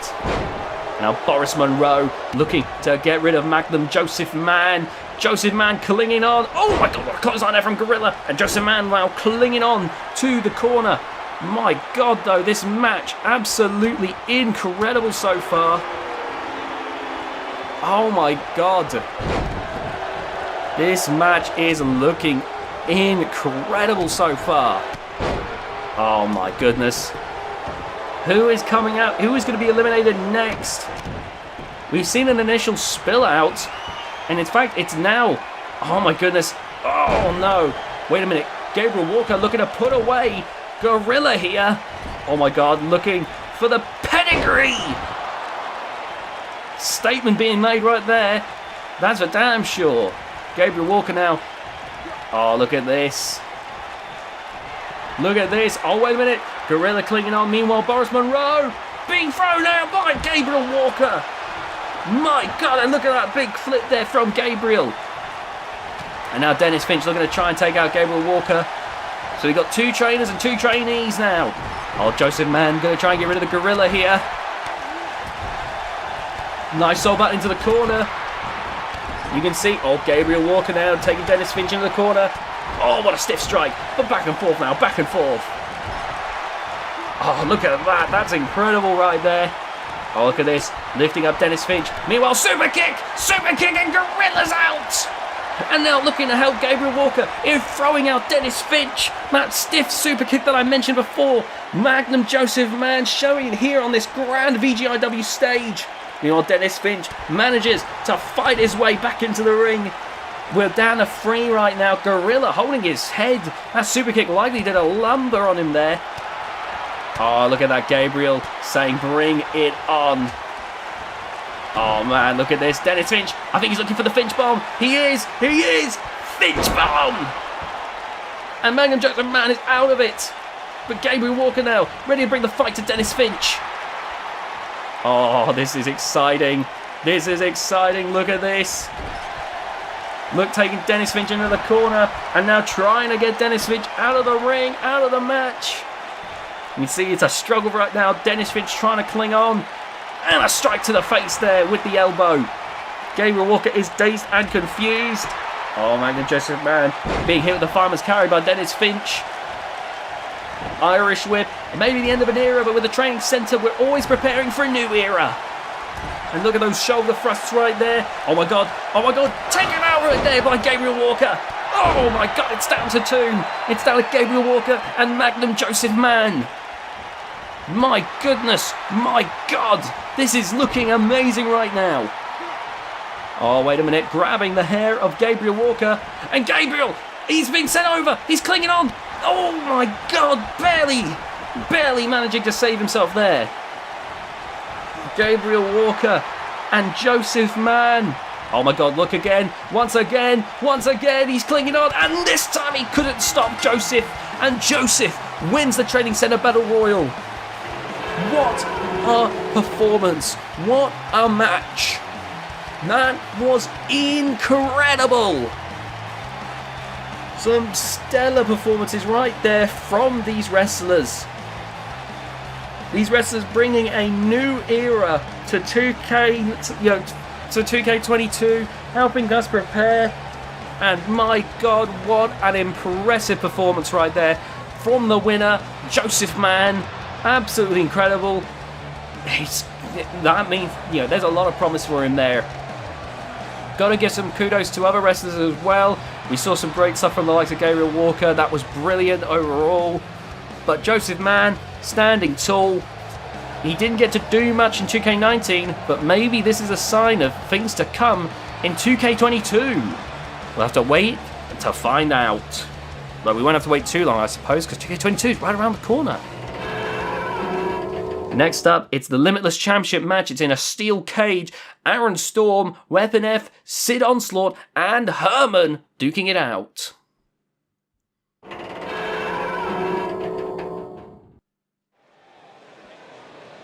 Oh, here we go.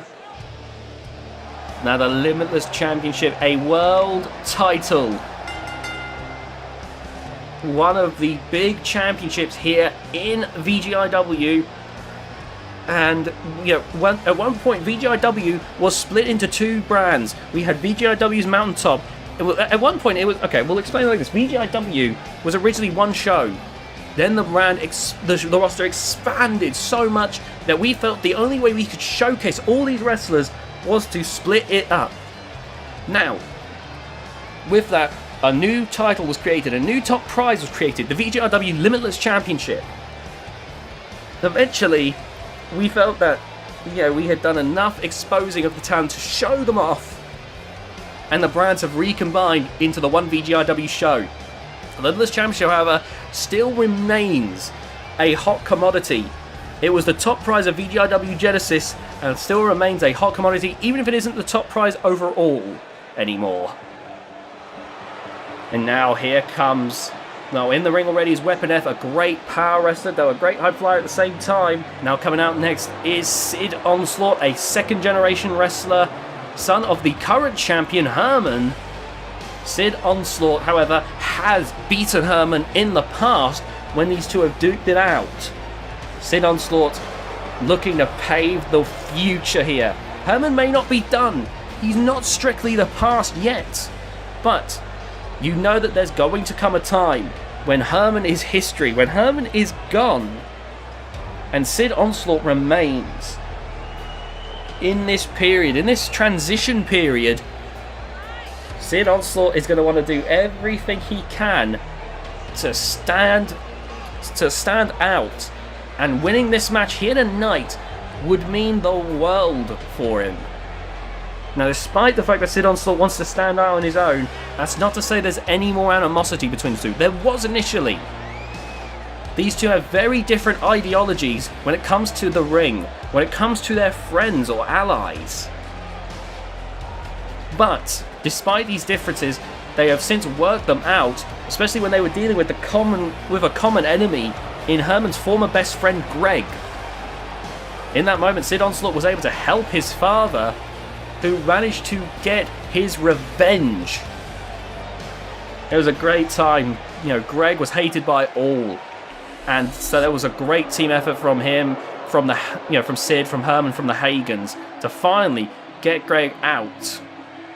Now, speaking of which, actually, I've got to talk about the person that made Greg into a monster. The leader of Storm System Worldwide, Aaron Storm. Now, Aaron Storm, I know that he has been furious ever since Regal Rampage. Now, if you're not aware, Regal Rampage is a match, the winner of which would have gotten to challenge for the VGIW World title at Hall of Glory. Aaron Storm's chances in that were eliminated by fellow Storm System Worldwide member Alan Bannon. Now, Aaron Storm founded Storm System Worldwide, but Alan Bannon has been there with Aaron Storm since day one. I believe the only original member still in Storm System Worldwide. Showtime left them long ago, you know, and people like Bruce and Thomas would come later. Alan Bannon's the only one who's been there since the very beginning. But Alan Bannon finally seems to have seen the light and is no longer going to support this corrupt system. Honestly, I gotta say, I am glad that Alan Bannon seems to have finally seen sense. But Aaron Storm, on the meanwhile, is infuriated. He is enraged about this. He's keeping on the face for the cameras. But I know that when those cameras aren't on him, he is absolutely just moulding backstage, losing his rag, going just ballistic. Now, I believe Aaron Storm and Alan Bannon haven't actually seen each other since then, which is, again, unlike those two. Alan Bannon and Aaron Storm are usually, you know, very much side by side all the time. But ever since, you know, I've seen more of Thomas Swole and Bruce Stubbs with Aaron Storm backstage. And, of course, Rebecca Storm, you know, Aaron Storm's wife. Aaron Storm, his corrupt empire might be, you know, crumbling around him. And as that happens, he's building up those defenses. Honestly, anytime Aaron Storm gets his just desserts, gets karmic retribution, I always get the popcorn out, honestly. Now, of course, if Aaron Storm wins, he will be one of the few wrestlers to have won both the World Championship and the Limitless title. So far, the only people to have done that are trying to think now, Wade Danielson, Mammoth, and we might see the Crusher join that list, who got the Limitless title first and is going to be challenging for the World title at Hall of Glory. But so far, only two have managed to do it, and coming out now is the Limitless champion, the Giant Herman, a veteran of the Squared Circle. He's been at the top in the likes of Terrific Texas Wrestling. He is now one of the top wrestlers in VGIW with that belt wrapped around his waist. Don't let that grizzled exterior fool you. He has been through the ringer because he has been through so many hard-hitting matches. Sure, he may not be in his physical prime anymore, but he is smart enough, he is strong enough, he is capable enough to really duke it out with some of the great wrestlers here today. And he is using that ability while he still has it to make the most of it before he has to hang up the boots for good. Who knows when that'll be? Wrestlers can last for years, long past the point where you think they would retire. But all I know is that Herman, for now at least, while he's still going, while he's still able to go, he is going to, you know, keep gunning for these big moments. Now, this is a steel cage match. The ways to win is either by pinfall, submission, or escaping the cage. Now with 4 wrestlers in the ring, I think the most likely outcome will be someone trying to escape the cage, because it's going to be very hard to get a pinfall submission when there's 3 other wrestlers gunning for you. There you see the Limitless Championship, the top prize from VGIW's Genesis, one of the top prizes in VGIW overall. If you win that, you are considered a world champion. The cage is now being lowered. See them all having a look around. There is no escape other than going over the top. Now we see Sid Onslaught and Herman duking it out now. Meanwhile, Weapon F going for Aaron Storm. And right now, we're seeing a big battle here. Nice work there from Aaron Storm. And now we're seeing great hammerlock there from Herman. Good work right now. Oh, but Sid Onslaught not about to be taken out like that. Like I said, you can win by pinfall, submission, or escaping the cage. Oh, nice takedown there by Herman. Nice clothesline overall. And now Sid Onslaught going for Weapon F. Oh my goodness. You can see Herman and Sid both trying to take out everyone in this match. Oh, look at this. Herman now trying to escape. But Sid driving the leg into the cage there. Not about to let Herman escape. Nice takedown right there. Oh my goodness, Aaron being thrown into the side of the cage by Weapon F. A lot of power in this match. My goodness, Sid Onslaught being taken down by the giant Herman. Dazed and confused, he grabs at his face there. Really, those shots left a mark. Though Sid Onslaught farther out is back on his feet here. Now bringing Herman up, but Herman there with the uppercut. And now look at this. Nice snake eyes there from Weapon F. Meanwhile, oh, nice chop there and a kick to the chest. And now look at this, going for a senton. Oh my god. Sid may not be as big as Herman, but he's pretty damn big. And so that's still going to leave a lot of force on that old chest. Oh, nice work right there. And again, Aaron Storm thrown into the side of the wall, into one of the walls there of the cage. Oh, Weapon F now looking to try and escape. Herman and Sid there, focusing off of each other now to focus on Weapon F. Oh, Herman managed to get to him, and now it looks like Sid's going to try and escape. Herman there takes Weapon F down, and now, oh, you can see he's grappling with himself here. Not sure if he wants to throw his son out. Herman there, he knows that he can't just let Sid win. He's got to fight, in the end, he's got to focus on himself. But I feel like there was a little bit of emotional turmoil for Herman, because protecting himself there meant stopping his son from winning. Yeah, that's got to mess with someone. Sid Onslaught, I don't think there's going to be any ill will if Herman wins the match, but Sid Onslaught clearly, I think there's an understanding, there's a difference between these two in the ring versus out of the ring. In the ring, it's anything goes. Out of the ring, they're probably good, they probably remain very friendly with each other. But, my goodness, still, Herman, he's always been extremely loyal. Nice exchanging of blows there. And look at those big power bombs there from Sid Onslaught. Aaron Storm is reeling after that one. Oh, and Sid crumbles to the ground. Sid Onslaught absolutely crumpled there.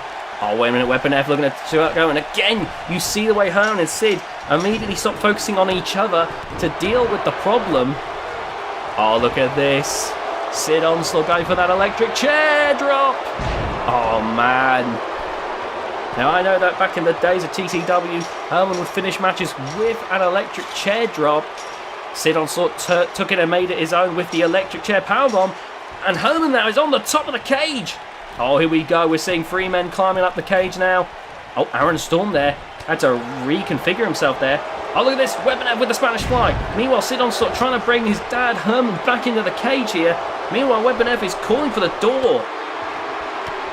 Oh, Sid's fallen! Sid's fallen! Herman now. Oh, Weapon F realised he can't use the door. He's got to deal with Herman right now. Oh my goodness, calling. Trying to bring Herman back into the cage here. Meanwhile, Aaron Storm there, all deflected by Sid Onslaught, who now looks to climb the cage. Oh, you can see there, Aaron Storm at the bottom. Meanwhile, oh, nice work there by Aaron Storm and Weapon F bringing Herman back down. And now we got 3 men onto the side of the cage here. All trying to become Limitless World Champion. Weapon F falls. Now it's down to Aaron Storm and Herman. And Aaron Storm sent into the cage wall face first. And again, Aaron Storm right now coming. Oh, Sid's going for the pin. Oh, but a kick out there. Very smart there by Sid Onslaught. Oh my goodness. And now we can see Herman there already climbing up to the top once again. That size, that height has to make it very easy for Herman to scale the cage. Oh, and you can see now Weapon F dragging Herman back in. Herman trying to escape. Sid Onslaught's going to take the other side where there's no battling right now. Herman kicking Weapon F down. Aaron Storm's going to try and deal with Herman. Sid Onslaught's going to try and scale this cage on the other side. Aaron Storm, he's just realised he's in between a rock and a hard place. He's got to deal with either the father or the son. But either way, one person is about to escape, I feel. Aaron Storm bringing Herman back in. And now Sid Onslaught, he's getting down. He's going and doing. No one's stopping him. No one's stopping him. Herman trying to get out of the cage, but Sid Onslaught, he's about to do it. We have a new champion. We have a new champion. A new Limitless champion has been crowned. Sid Onslaught can now call himself a world champion. He may have dethroned his father, but I think his father will be damn proud that if anyone was to win, if anyone was to beat him, it would be his own son. I think Herman would be very damn proud about that fact. That was absolutely incredible right there. Brilliant work. A very short but sweet match, but once again, just incredible all around. That's what you love to see. Just incredible showmanship right there from all the competitors. An exciting look into what may happen in 2K22.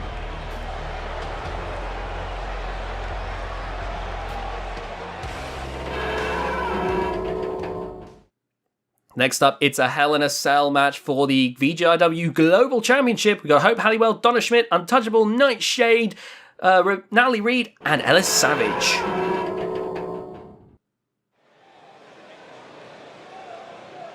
Man, oh man, oh my god! Here comes Untouchable.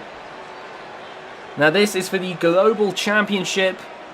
I've mentioned it before, but the Global Championship, the way that it works, if you defend it 6 times successfully, you can relinquish the belt for a World Championship opportunity. And Untouchable has been near that point before. Untouchable won when they won the Global Championship, managed to defend it successfully 5 times. And now Untouchable, making her way down to the ring, looks to try once again. Untouchable is the giant of the women's division. She has been so powerful. She's even fought the men in a hardcore championship match at the last Hall of Glory event. Untouchable, absolutely one of the most dangerous individuals I've ever seen, man or woman, stepping into that ring. Honestly, I've got to say she might be one of the favourites, but this is a very stacked match right here. You know, full of people who have either held the World Championship or very well could end up holding it one day. People like Nightshade, Donna Schmidt, and Untouchable have held the World Championship. Meanwhile, Hope Halliwell, Natalie Reid, and Ellis Savage, I think, are all people who are prime candidates to be World Champion one of these days. With that being said, oh my goodness, anyone could stand tall in this one. I'm very excited. This should be a crazy one. This is a Hell in a Cell match. This great structure. A lot of damage can be done to opponents here. Now, I believe coming out next, it's going to be another former world champion. Here is Nightshade. Now, Nightshade a lot more tactical than some of our other former world champions. That sleeper hold she has taken out people like Sophia Muller, which is how she won the world championship in the first place. Nightshade definitely going to want to try and gun. You know, she's gunning for that title once again, for damn sure. That is for damn sure. And winning the local championship will be a good way to get her way back up the rankings here. I think this could be a lot of fun in this one. You can see the look on Nightshade's face. She looks ready to go here. Man, oh man, I am excited to see see what happens in this match. Oh man, I don't know who's going to win. I believe it'll be the first pinfall or submission that will end this match. I don't believe it's elimination rules. I could be mistaken on that front, but I do not believe it's elimination rules. I believe it's the first pinfall or submission will end this match. So this match could get extremely hectic as we see a lot of pinfalls and submissions broken up. Speaking of submissions, Donna Schmidt, you know, she has two ways of taking you out. In fact, she can pin you or submit you. She'll either bring out the TKO, a cutter that her husband Trevor Schmidt uses and has used to become GHK World Champion before, or Donna Schmidt likes to, you know, has brought to the table the sharpshooter. That's her personal way of ending matches, which has been helpful for her in the past. Now Donna Schmidt, you know, she's also very clever. She managed to get a roll-up of Sophia Muller to become the new world champion at one point. You know, obviously not world champion anymore, but Donna Schmidt, right now, she's got a lot on her plate. She's trying to become world champion once again. She's currently arranging an event with Ellis Savage, you know, for the women, because they won a tag team tournament together. They won a big money prize, which they're using with funds from VGIW to create a women's only pay-per-view. And of course, there's the state of her husband, Trevor Schmidt. Safe to say, Donna's got a lot on her plate right now. Now, coming down the ring next is Hope Halliwell. Now, Hope Halliwell, despite her small stature, despite the fact that I don't think she's built for these kinds of matches, that's not stopping her from trying.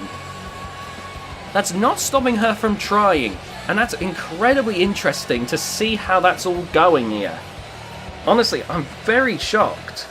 But I've got to give Hope credit for continuing to push forth. That's the only way you're going to get ahead here in wrestling, is if you try to defy the odds. If you keep pushing despite how bleak things look for yourself. That's the only way you'll ever get anywhere. If you buckle at the first sign of pressure, you're done. Get out of here. You're not part, you know, you shouldn't be in the industry. Now coming out of the ring next, it's Ellis Savage. Like I said, Ellis Savage and Donna Schmidt right now working on a women's only pay-per-view for VGIW. We'll likely set out in 2K22.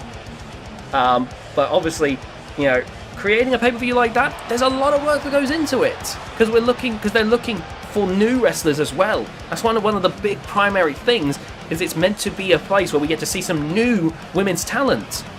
And between that, arranging for the rest of the women's roster who are currently signed, you know, and the fact of what's happening with Donna Schmidt's own family right now, there's a lot going on.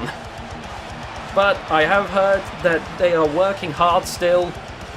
Obviously, Ellis Savage is taking on a bit more of the responsibility while Donna, you know, deals with all the issues with Trevor. But, you know, Virtual Shock's pay-per-view is coming along very nicely as far as I've heard. Okay, here comes the current defending champion. One of the fastest rising stars we've ever seen in the women's division. Here is Natalie Reid. Natalie Reid, your global champion. Ready to duke it out, ready to defend the title in yet another major match. Natalie Reid has done a lot in these matches, done a lot to stand tall, and so far no one has been able to stop her. She's a great deal of power, speed, strength, just a lot going on there that makes her a complete package. With that in mind, of course, Natalie doesn't even have to be involved with the decision to lose the belt. If someone else gets pinned or submitted, she will lose the title. It's as simple as that. So Natalie Reid, this has got to be her toughest match to date. If she loses here, I won't blame her for it. Here we go, the bell's rung. Now we're seeing Donna Schmidt going for untouchable here. We're seeing Ellis Savage going for the champion, Natalie Reid. Meanwhile, we're seeing Nightshade and Hope Halliwell going at each other here. Right now, going to the outside. Good work there by Ellis Savage. I believe the pinfalls and submissions can happen anywhere. If I'm mistaken, then I guess we'll find out. Ellis Savage getting sent into the wall of the cage, though. The cage has not buckled. Meanwhile, Donna's doing very well at dealing. Oh my god! Natalie being sent into the cage. Right now, Natalie is struggling in this tight environment. Meanwhile, oh my goodness. Oh, into those steps right there. Nightshade rolling out of the ring. And Hope Halliwell now trying to deal with Donna Schmidt here. Nice work with those swift kicks. Oh my goodness. And now Natalie sent into the steel steps. I mean, Natalie's struggling in this environment. Definitely different than what she's used to. She's used to fighting in the ring. She's never had to fight a match like this. As she sent again into the steel steps. A lot of force this time. My god. So much carnage in this match. Oh my goodness. Oh! Elliot Savage sent into the steel cage wall. Hope Halliwell sent to the outside now. Natalie Reid getting back into the match where I think she'll favour a little better. Oh my goodness. Sharpshooter right there. And there you see it broken up by Donna Schmidt. And now Ellis Savage trying to deal with Natalie Reid here. Nice work right there. Meanwhile, Untouchable, Hope and Donna are all battling it out on the outside. Oh, Donna sending Untouchable into the side of the cage there. And, oh my goodness. If it wasn't for Hope, oh my goodness, it looks like everyone's going on to the outside now. Oh, Untouchable being sent into the cage by Hope there. And look at this. Oh, Hope now being crashed into the cage. The cage is being used as a weapon like I had expected as Untouchable is thrown into the cage again. And now Donna taking Natalie in. Untouchable being thrown in by Hope. Oh my goodness. Donna taking Natalie Reid over to the corner. My goodness, those quick stiff strikes from Hope Halliwell. DDT now. Good work right there. And now Donna Schmidt. Oh, I know what she's looking for here.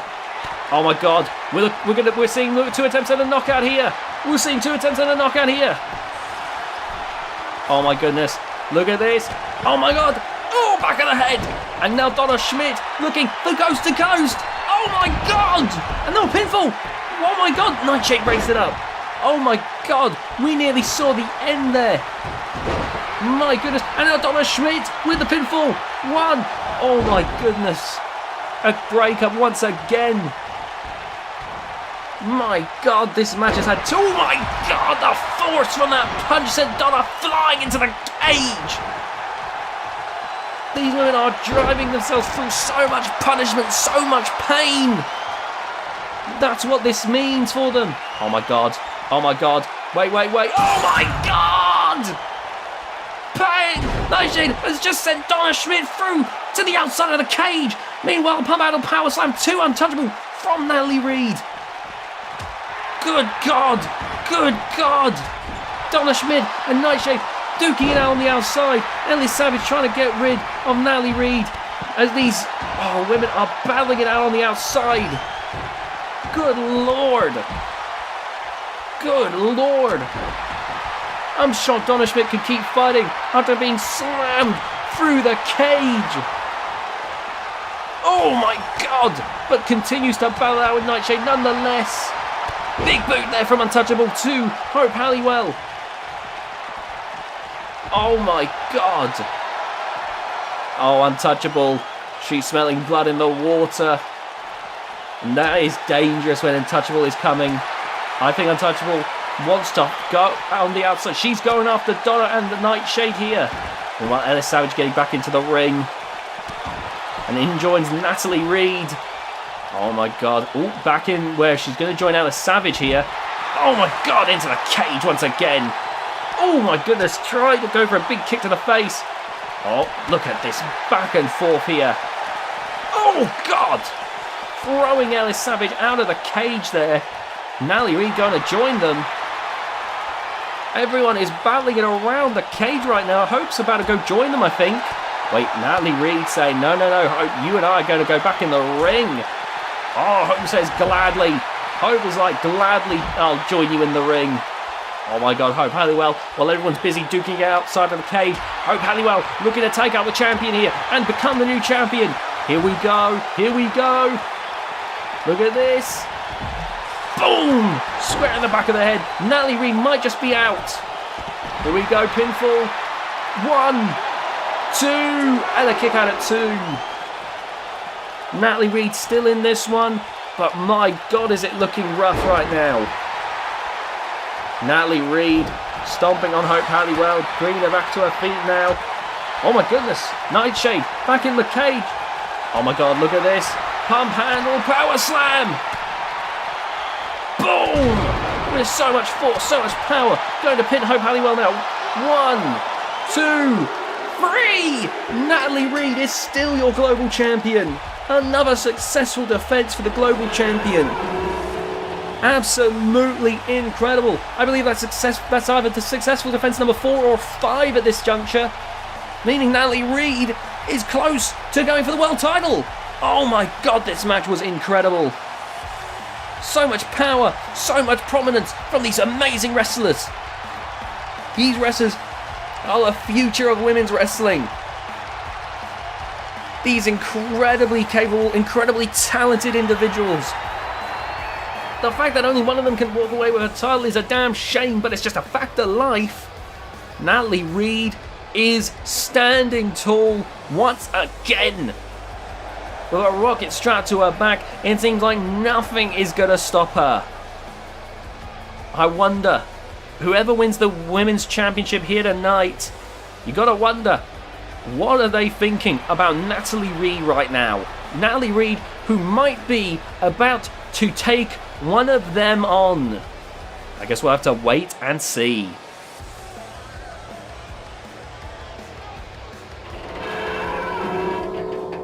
Alright, next up we've got a hardcore championship match. Alan Bannon, the epitome of hardcore, Kazumi Yamamoto, Imperfect Isaac Kinley coming for round 2, Mark Vincent coming for round 2, no, not round 2, sorry, Jason Motor Phelps, and Kiln. Apologies there, Mark Vincent is in his first match tonight. It's just Isaac Kinley that's coming out for another round. What the? This is not Isaac's usual music. Oh, I don't like this. Oh,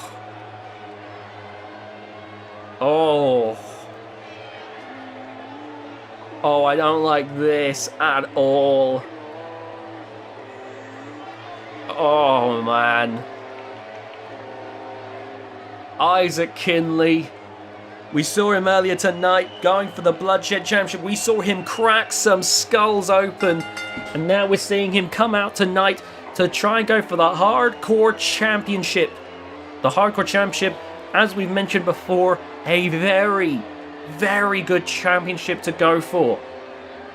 People who go for that title, they have free reign to be on VGIW or GHK. They can appear on both shows as long as they hold that title. And with that, there's a lot of possibility. At minimum, you're going to collect 2 paychecks. You know, that gives you a little bit of money, a little bit of extra prominence as you're on both shows. But on the upper end, we have seen the animal, Tom Griss, go from being a VGIW signed contract to GHK World Champion, thanks to being Hardcore Champion. Man. Isaac Kinley, though. Oh, God. I may be here for the GHK Dominus, but I don't want him on VGIW. I don't want to have to see Isaac on the regular. Leave that to GHK Dominus. VGI Dominus here doesn't want to see that. Oh my God. I don't want to see this. I don't want to see this thing every week. Oh God. The thought almost makes me a little queasy. Ugh. Isaac Kinley. Oh my God. This is going to be defended in a Hell in a Cell match. Once again. Isaac Kinley. Oh, it makes me so uncomfortable. But he is definitely got to be a favourite heading into this one for a lot of people. I don't like this. I do not like this at all. Oh, man. But what? Oh, gosh. I guess I'm just going to hope that Isaac stays out of the decision entirely. Because I think that's going to be our best bet. Oh, I don't like this at all. God, I couldn't even look there. I couldn't even look at him. Oh, here we go. one of the biggest names in GHK, one of the quickest rising, most prominent stars in GHK right now, Mark Vincent. Now, I mentioned before, Hubert Constantine tossed his adopted sons to the side in favour of joining Mark Vincent. Now, that may have not worked out amazingly for Hubert, but it's worked very well for Mark Vincent, who's had several big opportunities and has quickly made a name for himself here in the world of, in the world of GHK. He had a run back in the day with VGIW. I remember that very well. It did not work out for him, but in the time he's been away, he's clearly moulded himself into a main event level, just attraction. I am not looking forward to this match, honestly. This match is going to be brutal. So I'm still a little bit uneasy from Imperfect Isaac Inley's entrance. Whew. God. I don't have to commentate his matches usually. It's usually GHK Dominus's job. I've had to commentate 2 matches with him in now. Fucking hell. Oh.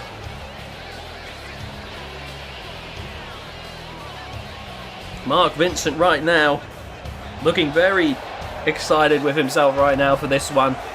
And as one of the big, like I said, one of the big names at GHK right now, I can tell why he's so confident with himself. Alright, we now wait for the next person to join this match. Oh, here comes Kazumi Yamamoto, ready to join this one. Now, Kazumi, we haven't seen a lot of him, but he can be pretty damn brutal when he wants to.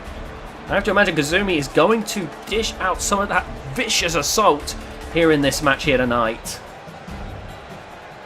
Kazumi Yamamoto. Oh, he looked ready here. Kazumi Yamamoto making his way down to the ring right now. I've seen him hanging out with the likes of Wade Guttler and Don Lee. Don Lee, if he's whispering in your ear, then so to say, this is gonna be a grisly match. You can see there Kazumi Yamamoto now making his way into the ring. The cell is a vicious structure. So much punishment, so much pain. We saw what the women could do to each other in it. This match will be just as hard hitting, I feel. Oh my goodness. I am excited to see where this match goes.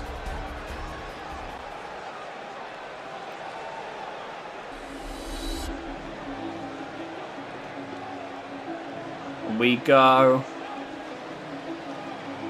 Oh, here comes Alan Bannon, the epitome of hardcore. Now, I'm very excited to see the future with Alan Bannon, or at least more intrigued more than anything else. This should be very interesting. Because, like I said, Alan Bannon went on to defy Aaron Storm. Might have, he's wearing that Storm System Worldwide attire right now, but I'm wondering for how much longer.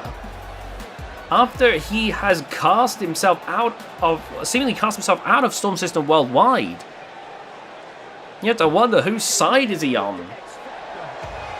Oh my goodness! Well, speaking of people on tenuous relationships with people, here comes the protege of Mr. X.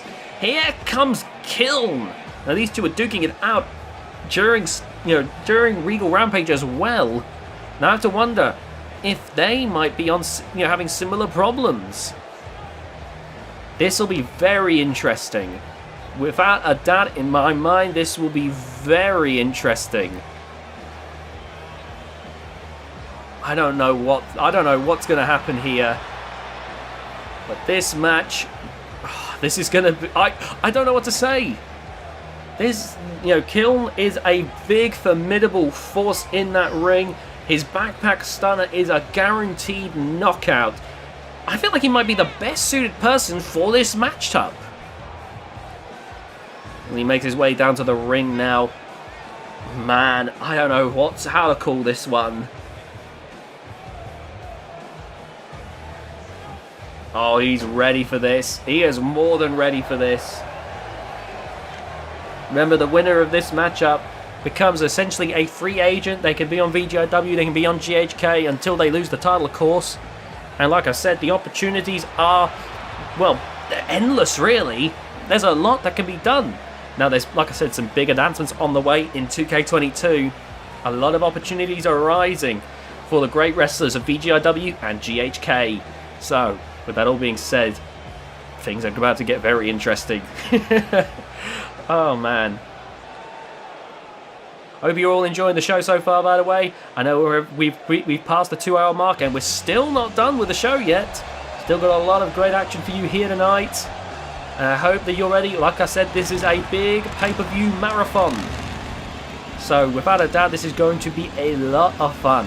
Now coming out of the ring, nearly running over the rest of the matchup contestants, there's Yamamoto Phelps, the current reigning hardcore champion, making his way to the ring. Recently got the title off of Franco Canania, and now making his way down to, he is without a doubt one person who I think is very entertaining. Another great striker. His forearms, his punches, he just belts opponents, honestly. I'm looking forward to seeing what Yamamoto Phelps does here. Look at this. Standing tall with the Hardcore Championship. Gotta say, I'm very much looking forward to seeing what happens in this one. Now with everyone in the ring, we don't have to wait any longer. The match begins, and look at this. Kiln and Moat and Jason Phelps going at each other. Isaac Kinley and Kazumi look like they're going to take it to the outside. Oh my goodness. Meanwhile, Alan Bannon taking on Mark Vincent. The crowd are very happy with that. I know the GHK crowd actually quite like Alan Bannon, despite being a VGIW talent. So seeing him taking on Mark Vincent, one of the more maligned people in GHK, I've got to imagine the GHK audience are really liking this. But Mark Vincent, meanwhile, actually is causing Alan some problems. Maybe that's something they're less happy about. Kazumi being sent into the corner. Oh, kicked in the back of the head there. Oh my god. We are going to see some truly awful stuff in this match, aren't we? We're going to see some really awful stuff for certain. I am not looking forward to this one. Like, this is going to be nasty. Just simply nasty, this match. I can already feel it in my bones. Oh my goodness. Oh. I'm wondering what... Everyone's back in the ring now. No, I believe with the previous match, it'll be a case of whoever... it's just a case of one pinfall or tap out, and that'll be it. Oh my goodness, everyone's being spilled to the outside now. We're seeing Alan Bannon and Jason Phelps been thrown out, and Mark Vincent ready to pick up the bones here. You got to wonder if the cage will be broken similarly to the women's match. Alan Bannon being brought to the outside though. Looks like it might not be happening just yet. Oh no, Isaac there! No, my god, butting at the face of Kazumi! Oh, that is awful. But that's what I expect from Isaac Kinley. Maybe a hardcore match, but I'm not used to the same. Oh my god, Kazumi there, sending Isaac Kinley into the cell. My god. This is brutal. Isaac being sent up and over the steps. Kazumi Yamamoto ready to bring the pain, bring the punishment to Isaac Kinley here. This match is grisly. This match is brutal. This match is sadistic. I don't know how people can put themselves through this kind of punishment. I don't know how they can put themselves through all this. It's quite simply absolutely vicious. Oh, Isaac being thrown into the cage again. My god. Look at all of this. Moto Phelps taking kill here on the outside, ready to do some further punishment. Look at this. Oh my god. Kill trying to stop himself and just fell over. Humiliation. Oh my goodness. Back into the ring goes the Motor. Kiln closely following. And Kazumi and Isaac meanwhile still fighting on the outside. Oh god. Isaac being sent into the steel steps. Mark Vincent's been sent to the outside by the Motor. Oh my goodness. I'm just waiting for something stupid to happen here. Oh, God! The motor being sent into the steel cage right there. Oh, no, no, no, no, no. Oh, my God. That tight, cramped environment. We see Isaac and Kazumi are back in the ring.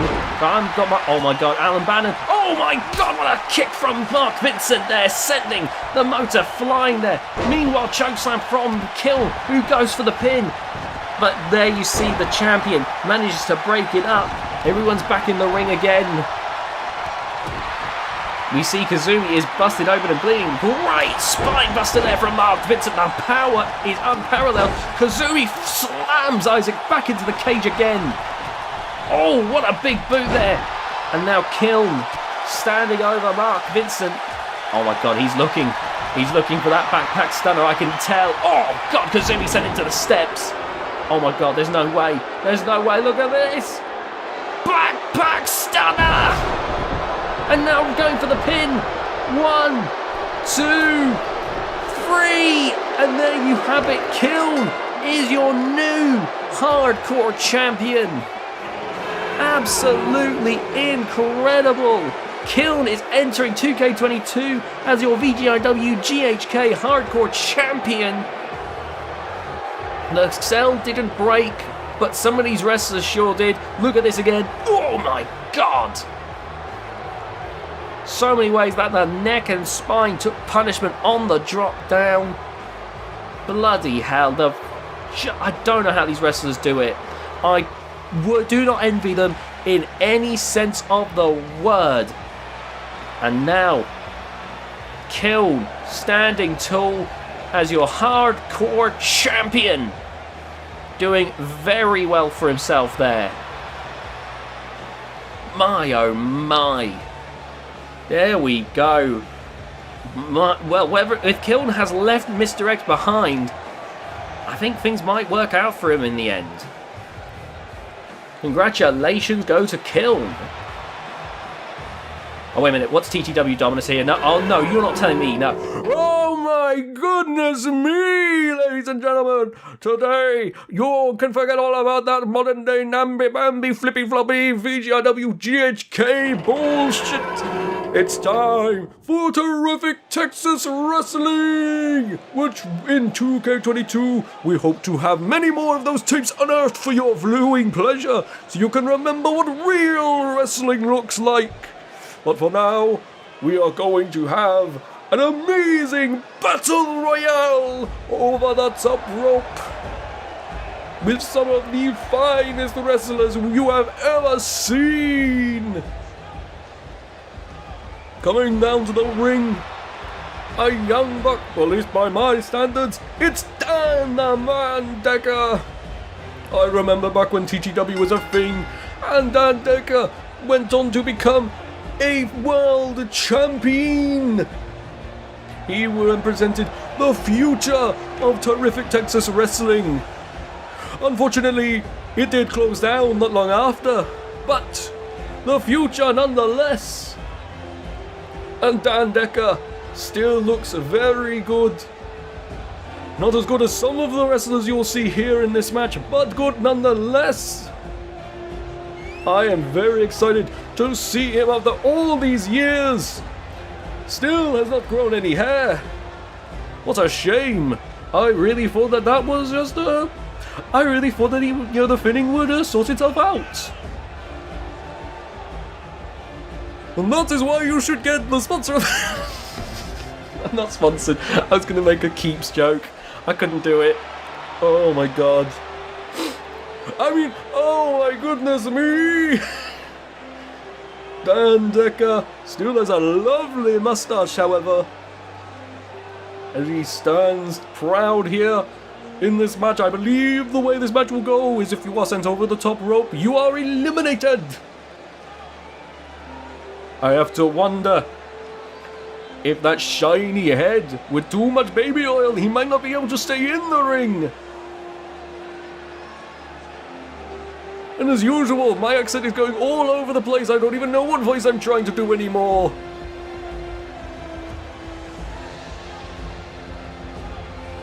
Oh my goodness, can you please turn the music down? Thank you.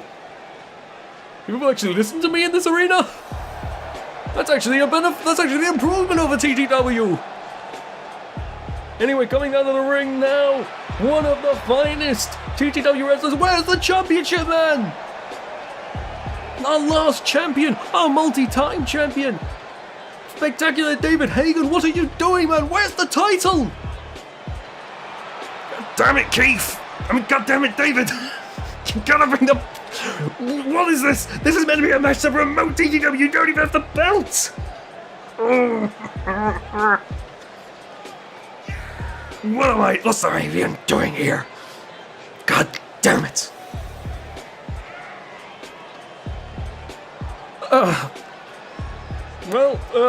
We can still make good, folks. You may not see the beautiful prizes that were on offer back in the day, but when the tapes are unnerved, you will see the prizes that these wrestlers tirelessly fought for back in the good old days. And David Hagen was one of the finest performers we ever saw. And I think he's still got a few tricks up his sleeve. One other great wrestler who I believe will not be in this one is Theodore Cornwall. He is going to be seen later tonight. However, great TTW fans, as well as other former TTW athletes Eric Schwartz and Jim Blanc. Oh, here we go. It's Platinum Pete. Why the fuck is he in this match? He was only there briefly. We couldn't fucking afford him. Oh, Platinum Pete, another man who held the TTW title, and as from what I have heard, was VGIW champion at one point. I don't watch that mamby-pamby, wishy-washy modern wrestling, but Platinum Pete, of course, one of the greatest wrestlers of all time. Of course he would beat these new wrestlers. You know, it's not the same anymore. Back in the locker room, you know, nowadays in the locker room, if you have a problem, you play a little bit of that Nintendo. But back in our day, we sorted out the problems properly. If we had an issue with each other, we simply snorted cocaine and killed each other. That's how it's done. Isn't that right, Mark Calloway? That's what I thought.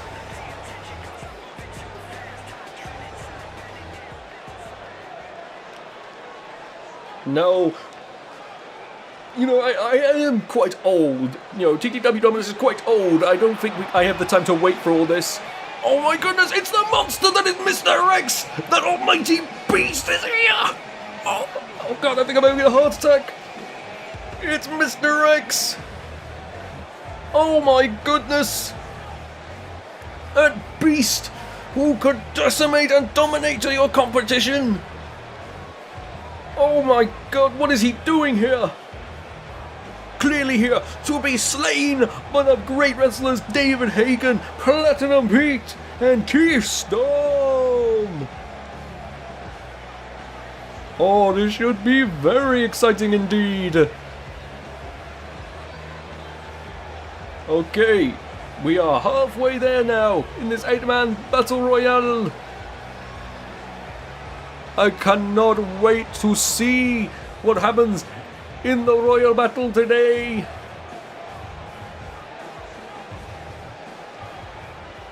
We wait for the next person. Here we go. Oh, who is this?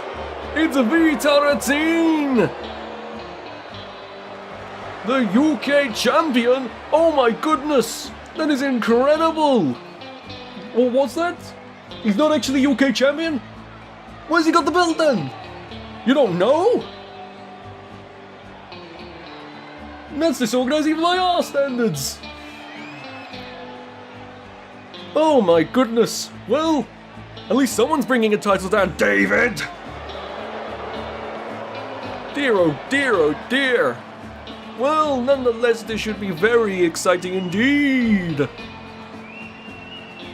V-Tarantine, a good old simple wrestler, worked his ass off back in the day and ready to show what he's capable of here today. Oh, I am very much looking forward to seeing how he does in this one.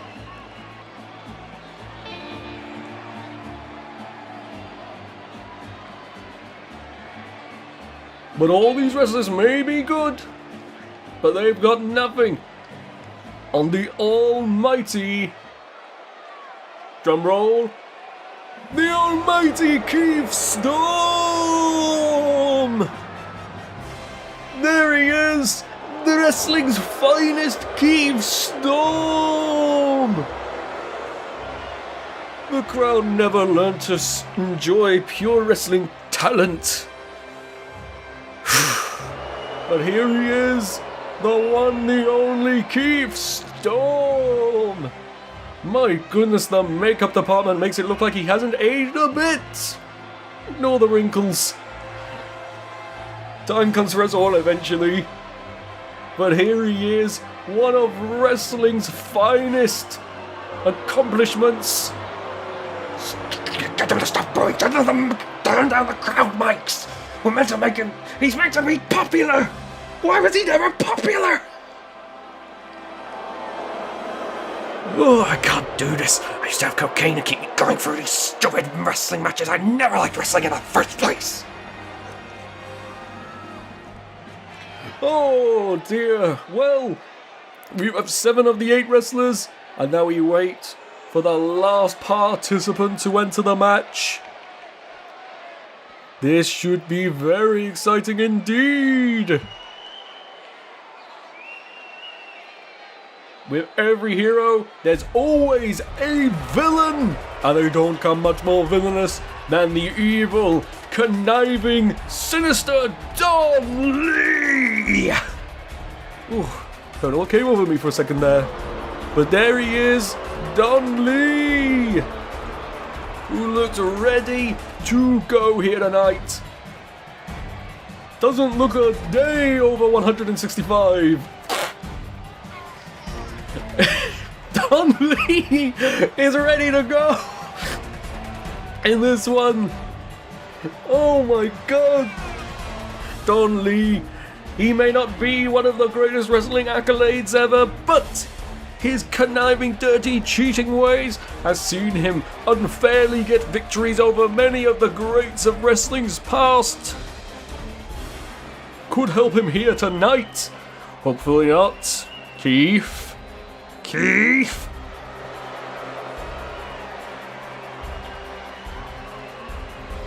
Oh, here we go though. This should be fun. I am more than ready for this one. Oh, here we go. Wait, we got one more? We got one more? I thought we'd already done all of them. Wait, this was number 7? Oh, I really am getting old. I can't even count anymore. Okay, well, who's joining them then? Oh my god. The only person, the only beast mightier than Mr. X. Hubert Constantine! Oh my. That good-for-nothing, disgusting monster. I remember you couldn't trust him as far as you could throw him. I can't imagine anyone getting close to him and getting away unscathed. What has he been up to since I've been gone? Yeah, that sounds about right. Hubert Constantine, ready to lay weight. How is he in such good shape? What the He might be in better shape than when he was in TTW.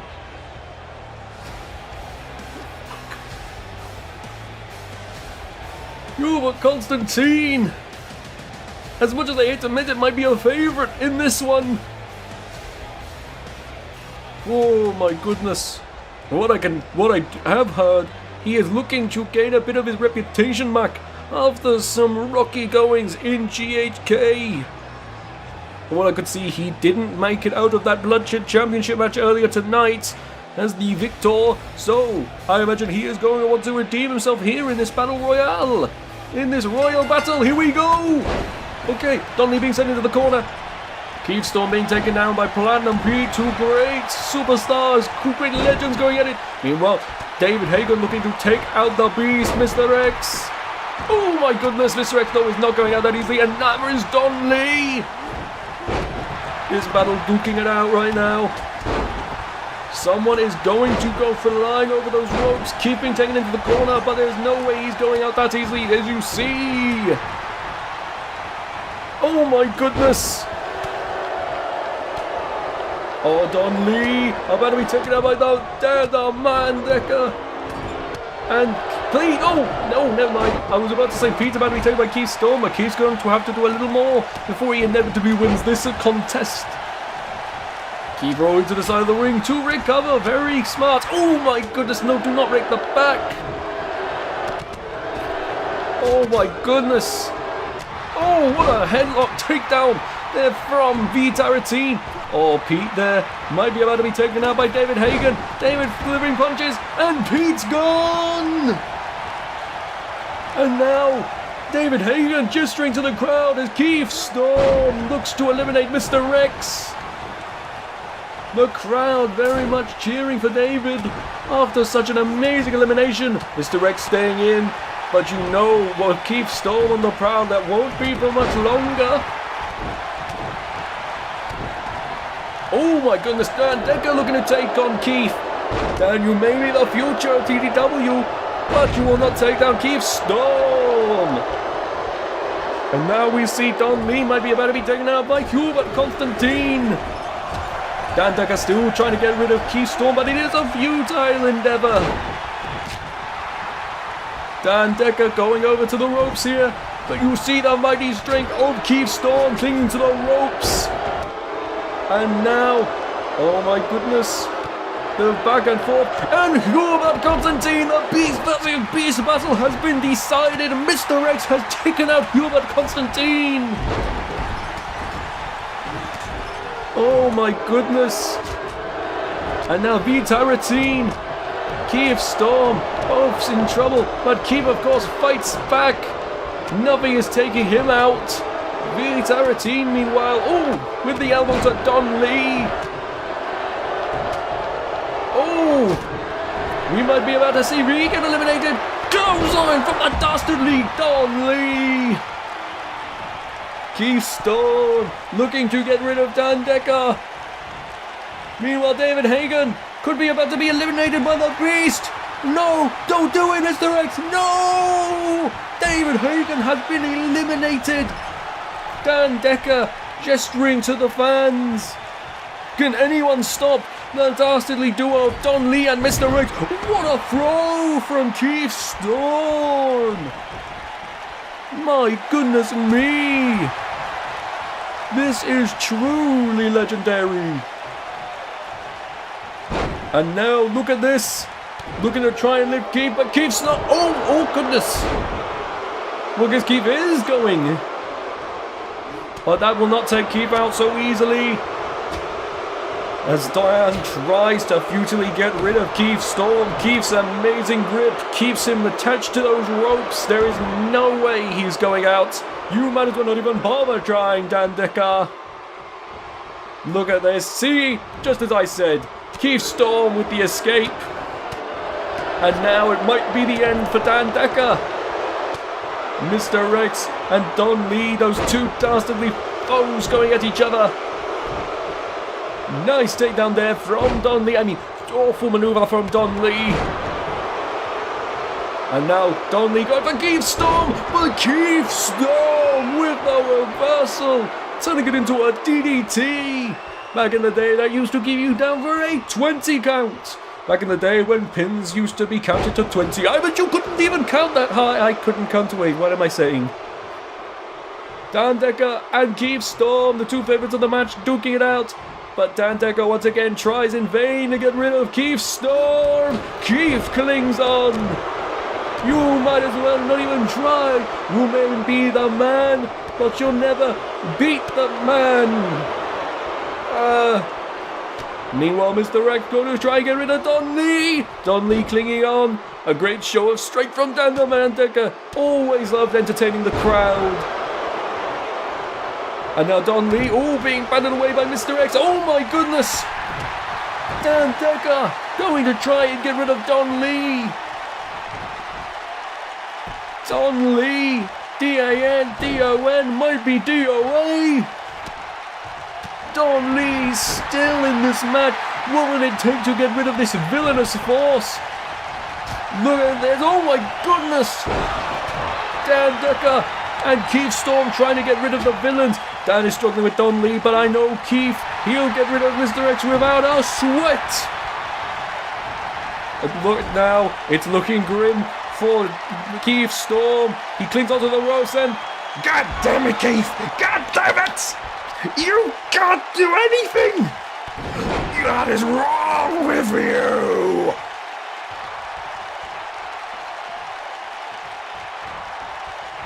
I'm sorry, ladies and gentlemen, I think I blanked out for a second there. Why are my hands bloodied? Mr. X now looking to be eliminated by Don Lee. Oh my goodness. No, he's not been stopped. I can't believe it. What is it going to take to get rid of this beast? Don Lee taking Mr. X into the corner. Oh my goodness. No, no. Evil wins out. Oh no. It's between Don Lee and Mr. X. Oh my goodness. Don Lee being absolutely battered and bruised by the fiendish, brutish Mr. X. Oh my goodness. Oh! Grabbing Don Lee now. Taking him over to the ropes. Oh my goodness. Not again, not again. Don Lee, even you can't be going this easily. Oh my goodness, this is too much. I can't bear to watch. Don Lee getting back into the ring. Oh, raking the back. Oh my goodness, going for the arms. Oh, fiendish display, devilish display. Absolutely sickening to watch here. I don't know who to cheer for. Is this what wrestling has become? Oh my goodness! Oh my goodness! Mr. X has won! The beast of TGW has dominated. I can't believe it. Throwing the wrestler around, throwing David Hagen, slamming Keith Storm. And then finally, Don Lee, the last chance, goes flying out. Oh no. Am I done? Fine, come here, VGIW Douglas. Take the fucking mic. I don't want to do this. I quit. Give me my fucking paycheck. Okay, well, that was TTW Dominus. We're moving on to the next match now. It's for the GHK World Title as Ken Dyer takes on the animal Tom Griss. It's 2 out of 3 falls. Let's see how this goes.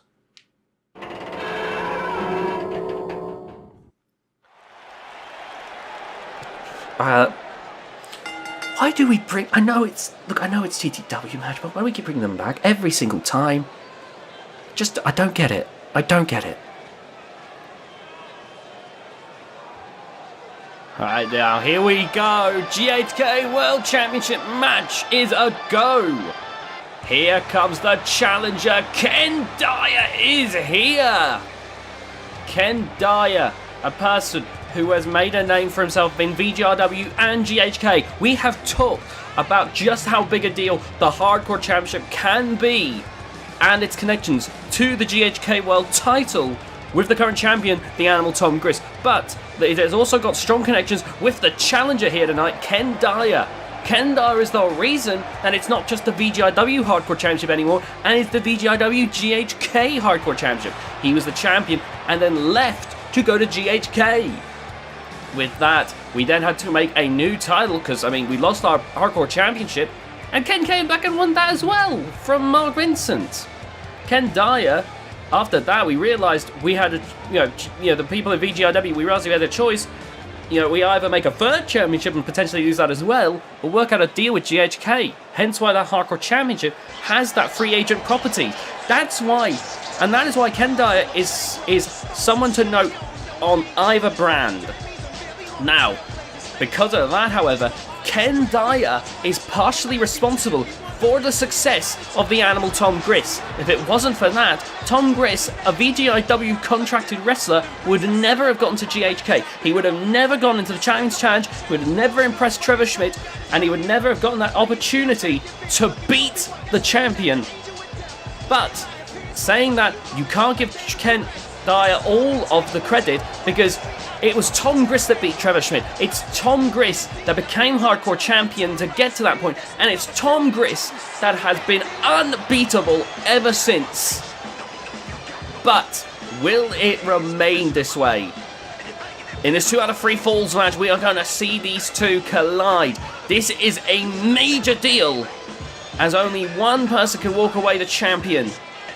And you know that Ken Dyer and Tom Griss are going to give each other everything they've got. Ken Dyer had to go through the Royal Dungeon match to get to this point. The winner of this will almost certainly end up fighting Exciting Constantine at GHK Hall of Glory. Will it be that Tom Griss remains undefeated? Well, not undefeated, but remains the champion, remains unstoppable? Or will Ken Dyer dethrone the champion and stand tall as the biggest name in Guerrilla Hardcore Combat? This is a match which could go either way. There we go, given to the referee, who now shows it to Ken Dyer. Ken Dyer has been working tirelessly to get to this point, and Tom Griss, who has shocked everyone. No one expected him to get to this point, but now there are some who now that he's got to this point, can't imagine him anywhere else. The mic begins, and we get a great bit of work there from Tom Griss, who starts off on the offense here. Here's the thing, I think Tom Griss has got the advantage here because he has proven that he can take on all kinds of different opponents in the ring. And look at that. Oh, nice block there, but he wasn't able to catch that. And Tom Griss is remaining aggressive, though Ken Dyer now needs to return the favour if he wants to stay in this. Bringing Tom Griss back up to his feet, and a headbutt taking him into the corner. And look at this, driving him down for that power bomb. Nice work there by Ken Dyer, but it's not going to stop Tom Griss, who gets back to his feet here. Oh, Ken Dyer with jump, ducking under the clothesline, and you can see right now these two are in a bit of a stalemate. Oh, but look at this. Wait a minute. Oh my goodness. Oh my goodness, nowhere to run. Oh my God. Right in the face. And you can see Ken Dyer trying to recover, but he's definitely a little bit out of it after that. Ken Dyer, though, bouncing back and now rushing to the outside.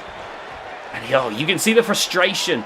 I think he was hoping this would be his big moment and that he could defeat Tom Griss just like that. But he's finding out, and it's not going to be that easy. This isn't the hardcore division. Just because the hardcore division is a very competitive division doesn't mean it's the same as the world title. Once you go for the world title, you are going into the deep end. You think it's tough getting the lower ranking titles? No. Those are tough. If you win a championship on the lower rankings, you are proving that you're damn good. But to win a world title, you have to be one of the best of all time, or be one of the luckiest sons of bitches ever. It's no two ways about it. And Ken Dyer might be coming to that realization now. Ken Dyer, who dominated the hardcore division, has been one of the greatest hardcore champions of all time, might now be realizing that it's not the same thing to be stepping in the ring against a world champion. There we go. Nice Russian leg sweep, though. Ken Dyer certainly not out, and I want to make it clear, I'm not discrediting Ken Dyer. I'm not saying he can't do it. I'm just saying he's now realizing it ain't as easy as he thought it was going to be, and he's got to hurry to make sure he either, because he's either going to sink or swim, and you can see he is doing his best to paddle along. Whether or not he can adapt, we're going to find out through this match. Oh my god! Tumble to the outside. Remember, this is a 2 out of 3 falls match. I'm going to double check on my match card to see if there's any other stipulations in regards to this. Oh my goodness, the back and forth. Oh my god. Right, let me see here. It is just 2 out of 3 falls. Of course, under GHK, weapons are allowed. There's no canvas, no DQ, and no rope breaks. That is GHK rules. So these two can stay out there as long as they want. They'll have to get back in the ring eventually if they want the match to end.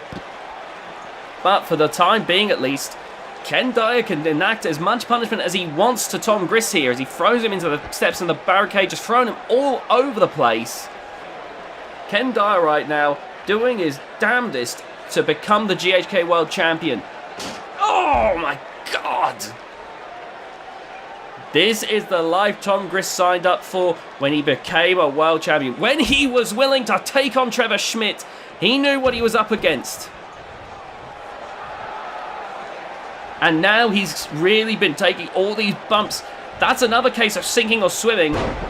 Tom Griss, who had never been considered to be on that level, went on to Trevor Schmidt, one of the great GHK world champions, and won.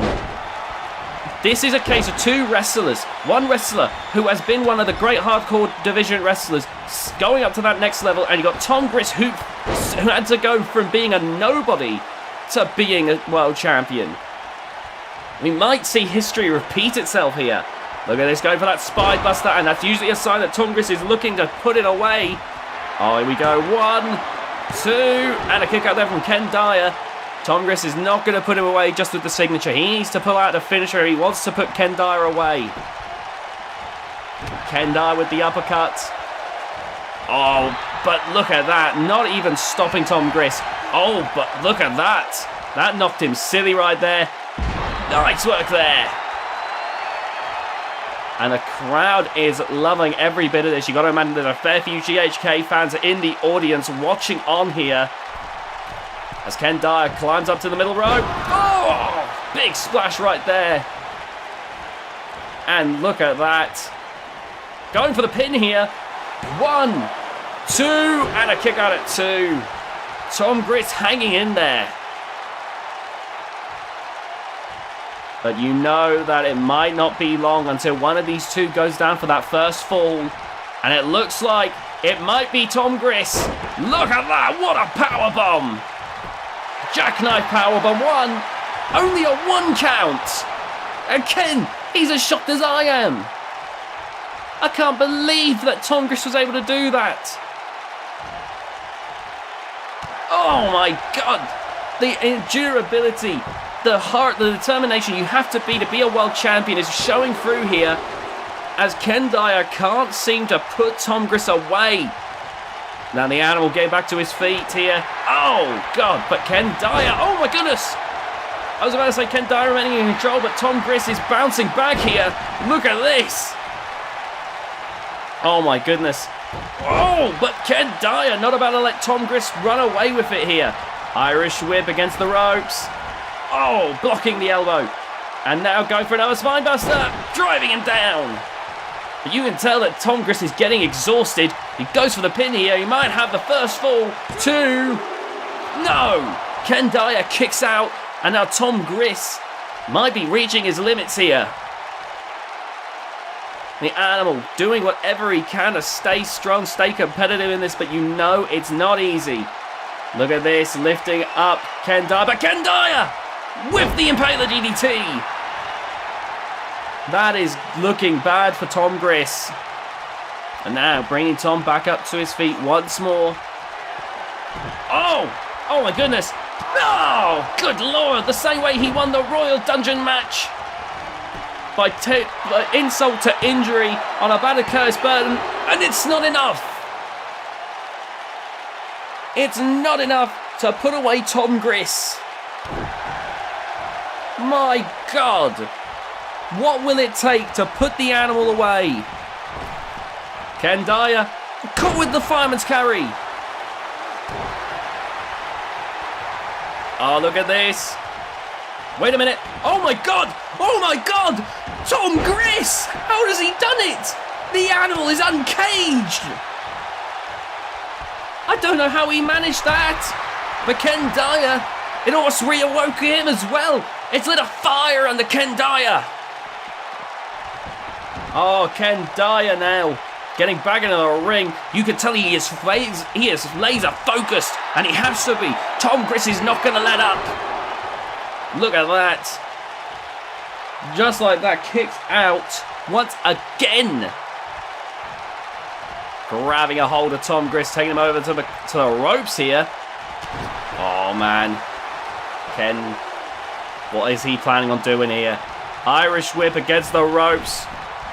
Oh, and Tom blocks it this time. But he's not going to be able to block this. Up in the air. Jackknife powerbomb once again. 1, 2, and again a kick out. How is it even possible? How is it even possible? My goodness. Ken Dyer, what is it going to take for either of these men to break? We haven't seen Tom Griss use his finisher yet. He must be saving it for when it's going to be absolutely needed. Oh my goodness. And I think it is with Ken Dyer. Oh, wait a minute. Going for the pin now. 1, 2, and a kick out. He needs to hit his finish if he wants to put Ken Dyer away. There's no other way. There's no other way in my mind that he's going to be able to do this. He's going for another spine buster. He's going for his signatures. Now looks like he's finally setting for his finisher here. If this hits... No! Ken Dyer reverses! Ken Dyer reverses! My God! And again! Oh my God! Insult to injury. The champ may have just fallen. 2, 3, and the first fall goes to Ken Dyer in this 2 out of 3 falls match.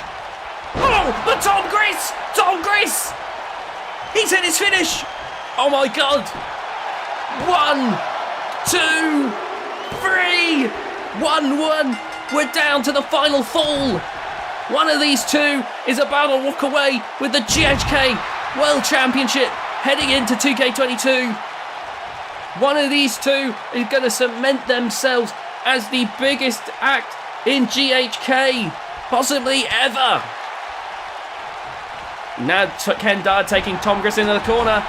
Oh man, he threw his all into that. And now, oh my God, blocked from doing it again. Oh, Ken's been busted open. And now look at this, right in the side of the face. Oh man, but it's not enough to stop Ken Dyer, who goes for a takedown there. Tom Griss is dazed and confused. Ken Dyer going to the outside and now looking for a weapon. He's looking to put this away, looking to finish off the animal. Bringing a table into proceedings. Oh, look at this. Snapmare. Rubbing the forearm into the face. That is painful. And it shows that Ken Dyer is willing to do whatever it takes to beat Tom Griss. He's shown it throughout the match. He doesn't care how low he has to go. What an exchange of chest chops right there. Now into the corner. Good work there by Ken Dyer. Drives down Tom Griss. And now going for the pin once again. 1. Only a 1 count. Only a 1 count. How is this even possible? My God, what will it take?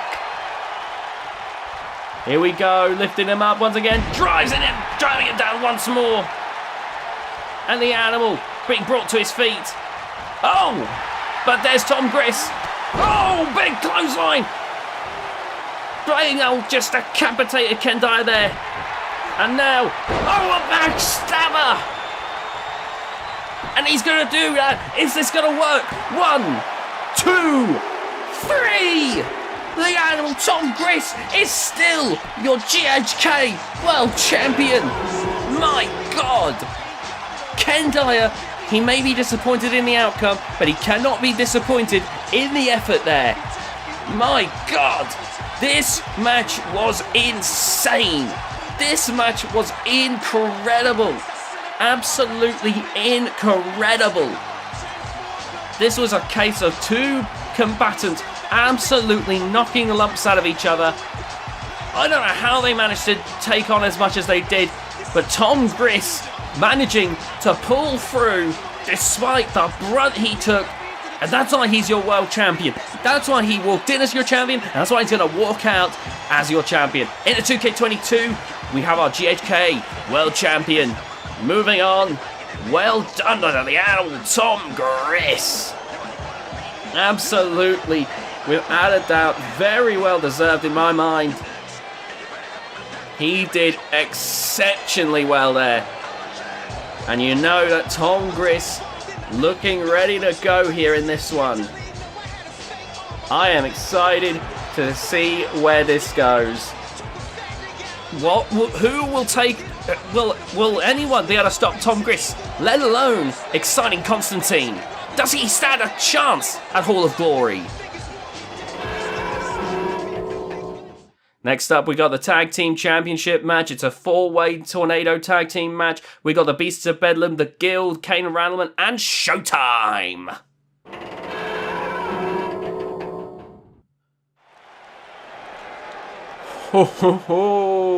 This is a good one. We got 4 of the greatest tag teams here, ready to duke it out. This should be a good one. This should be a lot of fun. The tag team division in VGIW has swelled over the years, and it has become truly something special. And coming out first, a former tag... Well, I think all of these teams have been tag team champion, actually, now that I think about it. So coming out first, it's the Guild. At one point, this team ran roughshod over the entire tag division. And why not when it's led by a multi-time world champion? The Guild. Hardcore Hank on the left, Keller on the right, making their way down to the ring, and they are ready to run wild on the tag team division yet again. You can see on their faces they are ready to try and claim the titles once more. They've had a long storied time, well, especially Hank has had a long storied time here in VGIW. Without a doubt, one of the more dangerous wrestlers we've ever seen. Like, I've said that Hank is almost not even human. I've said he's almost a superhuman. Because that's what I say when there's a difference between being a wrestler who's good enough to win the Intercontinental title and a person who can win the world title. Hank is one of the strongest, one of the fastest, one of the most powerful, one of the most durable wrestlers we have ever seen. It takes a lot to take him out. You know, you have to be amazing, quite simply. And I wonder if it's gonna happen tonight. Of course, you've got Keller, who, while he's not had the same singles accolades as Hardcore Hank, has a stupid amount of energy. Just never seems to slow down, never seems to stop. And that makes for a very lethal combination. It means that you've got two people who just never seem to break. And that means that eventually everyone gets taken out eventually when facing them, or at least that's what happens 9 times out of 10. Will this be the 1 time out of 10, however? Oh, here's a team that I think could do a damn good job at taking them on. Here comes Madball on the left and Mammoth on the right. It's the Beasts of Bedlam. The Beasts of Bedlam, one of the most formidable, gigantic tag teams ever. Easily the heaviest tag team to ever step foot in VGIW. Absolutely tipping the scales against any opponents they've ever dealt with. And it's that size, along with their aggression, that makes them so formidable. Of course, you've got Mad Boar, who has run around in VGIW and GHK, his finisher, the Mad Gore, where he slams himself into his opponents, just absolutely taking the wind out of their sails and winning the matches so many times. Then you got the gigantic Mammoth, the Warbeast, who has won pretty much every title except for the UK and IOL titles. In terms of VGIW belts, he's won pretty much them all, and including the tag team titles. And again, he's so gigantic, he's so formidable, it makes for a nearly unstoppable combination.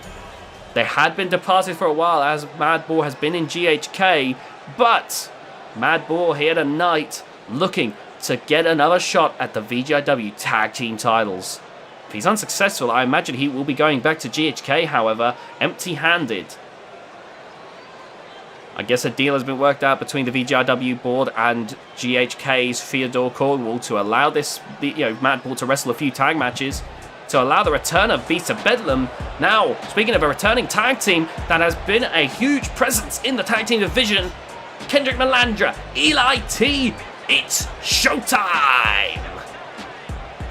Kendrick Melandra and Eli T have managed to, have persisted in the tag team division since the beginning. They're one of the longest running tag teams in VGIW alongside the Beasts of Bedlam. And they were the only ones that were able to stop the Guild in the end. Now we look at these two, both of these two have had their fair share of success. Neither have been at the top. But you've got Kendrick Melandra, who's done pretty well here in VGIW. You've had Eli T, who's done pretty well in Orcs Wrestling Live, now in matching suits. You've got the smarter Kendrick Melandra, who's actually quite durable, versus Eli T, who's got the strength, got one of the best clotheslines of all time. Doesn't pull it out too often, but when you see the Eli T Speed Force clothesline, it looks like that should decapitate a person. Genuinely one of the greatest clotheslines of all time. And now, making their way down to the ring to end up winning the tag, to try and win the tag team titles again.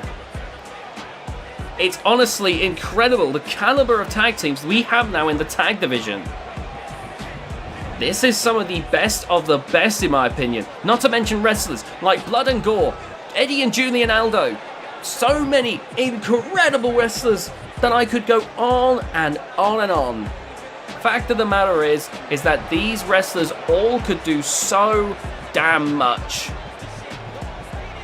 But now we move on, as we got one more team left to go here.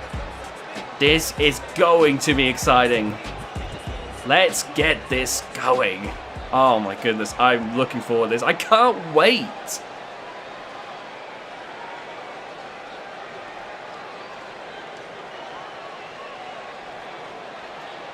VGIW Finale 2, I hope you're all enjoying this pay-per-view marathon. Like I said before, this is a long show as it's our last victory lap for 2K19, as we'll soon be heading to 2K22. Stay tuned for that. Well, look, make sure you subscribe for that, by the way, as the first event of 2K22 will be Great Cataclysm 2.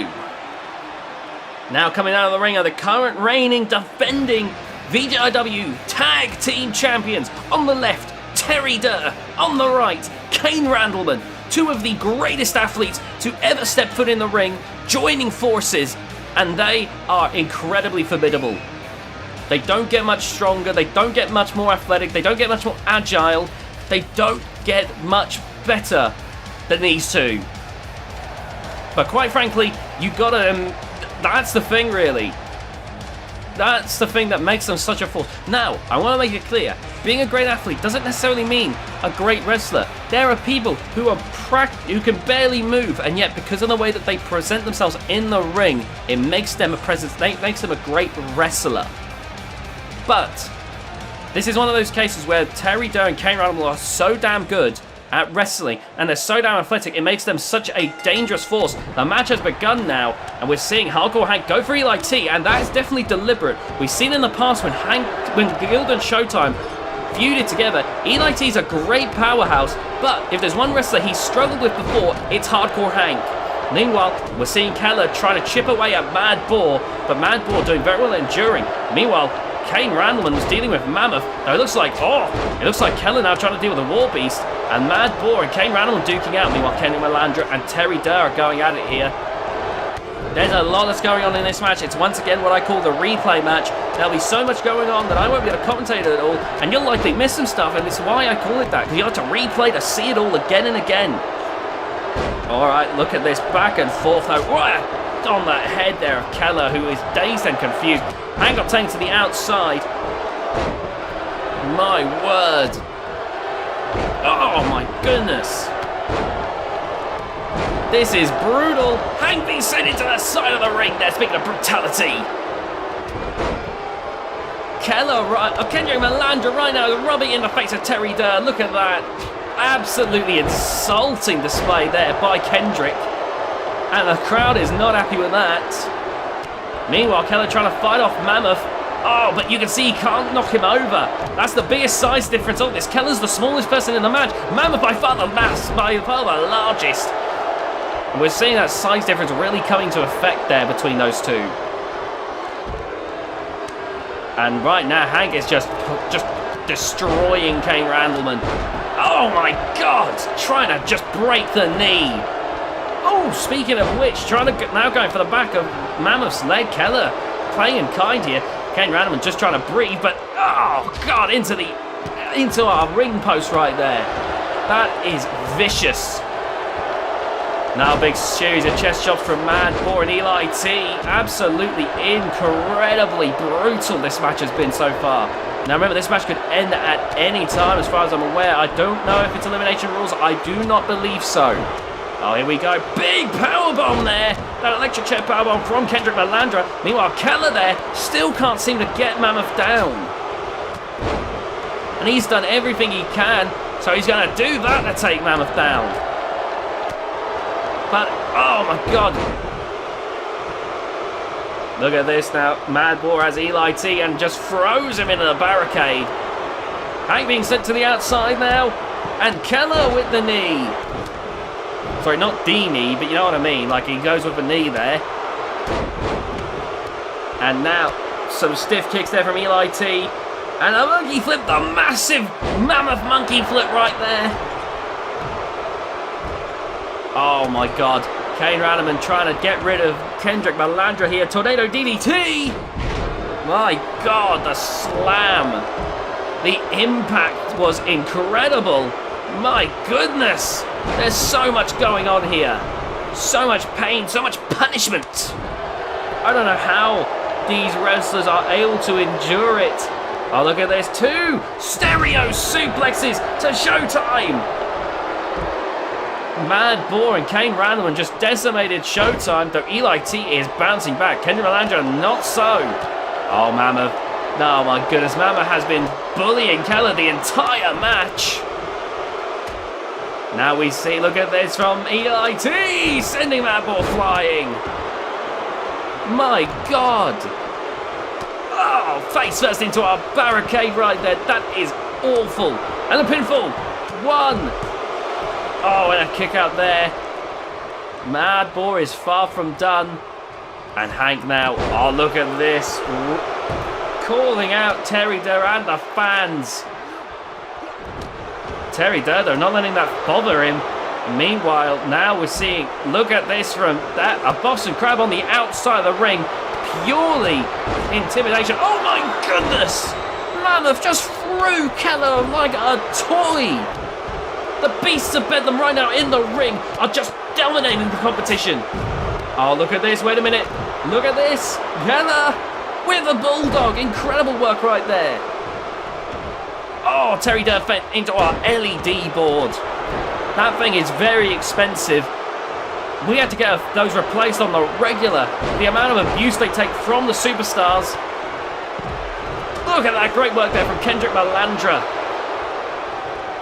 My God. And now look at this. Going for a camel clutch there. Kendrick Malandra trying to put this match away. There we go. You see, broken up there. Allowing Kane Randleman to break free. I believe that the moment that we see the first pinfall submission, this will be over. Mad Boar now going for the pin here.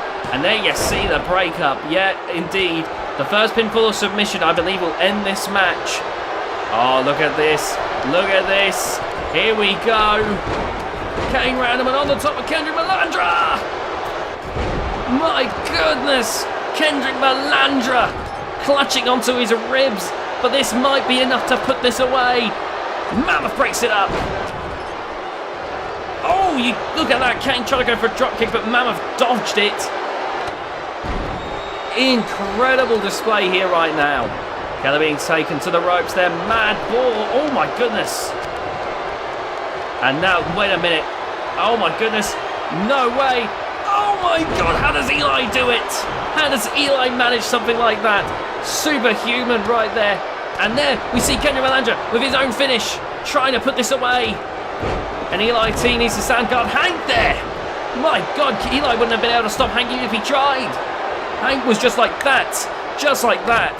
That is impressive right there. Absolutely incredible. I don't know how someone manages to do that. Now you're seeing Hank punching away at Kane Randall, looking to finish him off. Meanwhile, Terry Dunn being taken to the side of the ring here. Oh, look at this. Okay, oh my goodness, Eli T there with the Russian leg sweep. Good work.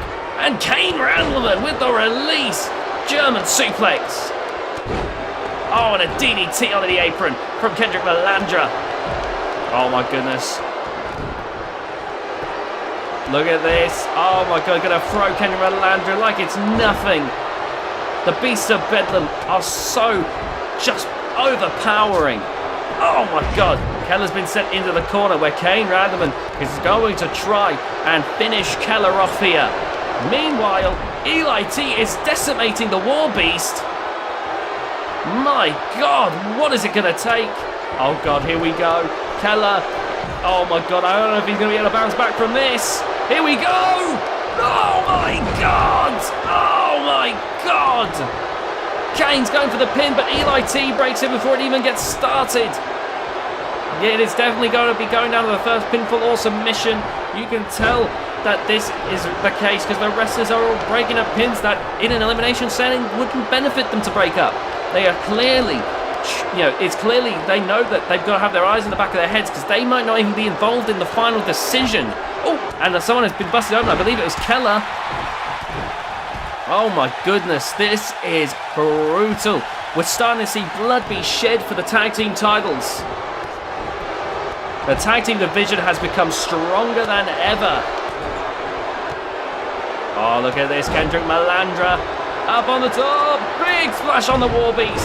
Meanwhile, Terry Daredevil hit with the back suplex into a German suplex. Oh my goodness, the force there. And one more for good measure. A vertical suplex, center of the ring.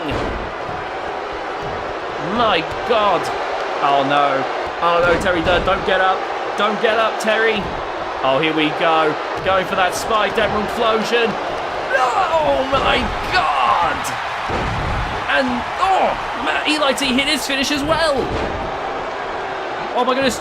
Oh my goodness. Two. Oh my God, I couldn't keep track of all that.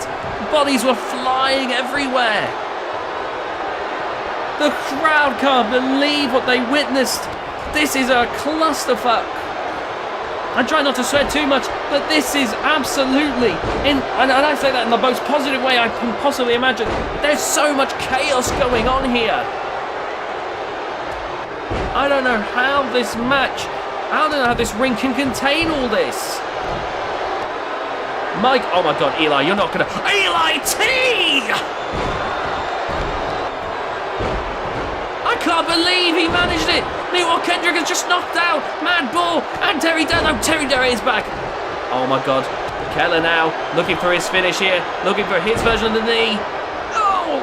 And he's just knocked Kane Randleman clean out. Goes for the pin here. What? Oh my God, Kendrick breaks it up. I can't believe this, ladies and gentlemen. I can't believe this. Ladies, gentlemen, and daydems, I cannot believe what is going on here. Kendrick Melandra looking for his finisher again. Once again, looking for his finish to put this away. Right there. My God.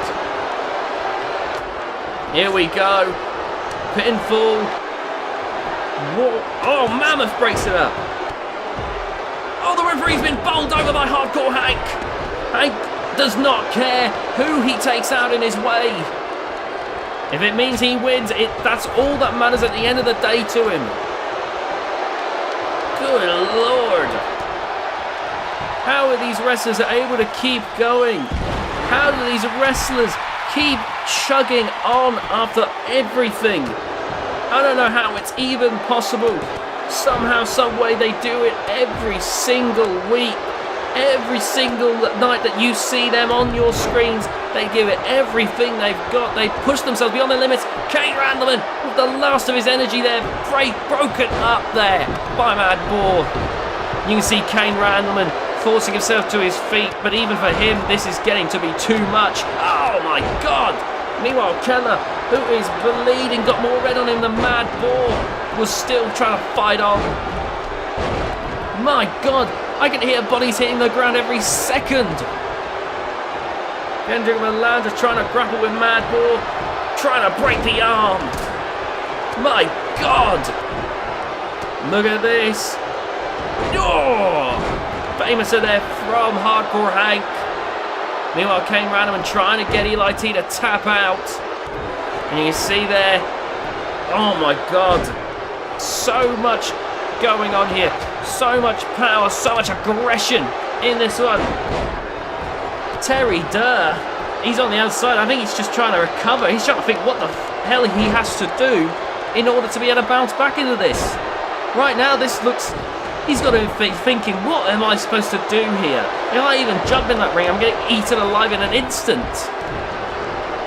And we're beginning to see the wrestlers spill out. Might begin to afford Terry Durr a better opportunity to bounce back in this. And Keller manages to knock Mammoth down with a mighty strike. I mean, the first time Keller's been able to manage that. Normally he has to do a slam. But I think now it's because all the wrestlers are so damn exhausted. There you see Mad Boar helping Keller out there. Oh, Keller bouncing around here. Oh, Kane been taken to the outside by Eli T once again. Kendrick Malandra looking to join in here. Oh, man. And now the only two in the ring right now are Keller and Mammoth. And I believe someone else just got busted open. It might have been Kendrick Malandra, I think. Now, the only people who are most likely to win right now, oh my goodness, are Keller and Mammoth there, because you have to win in the ring.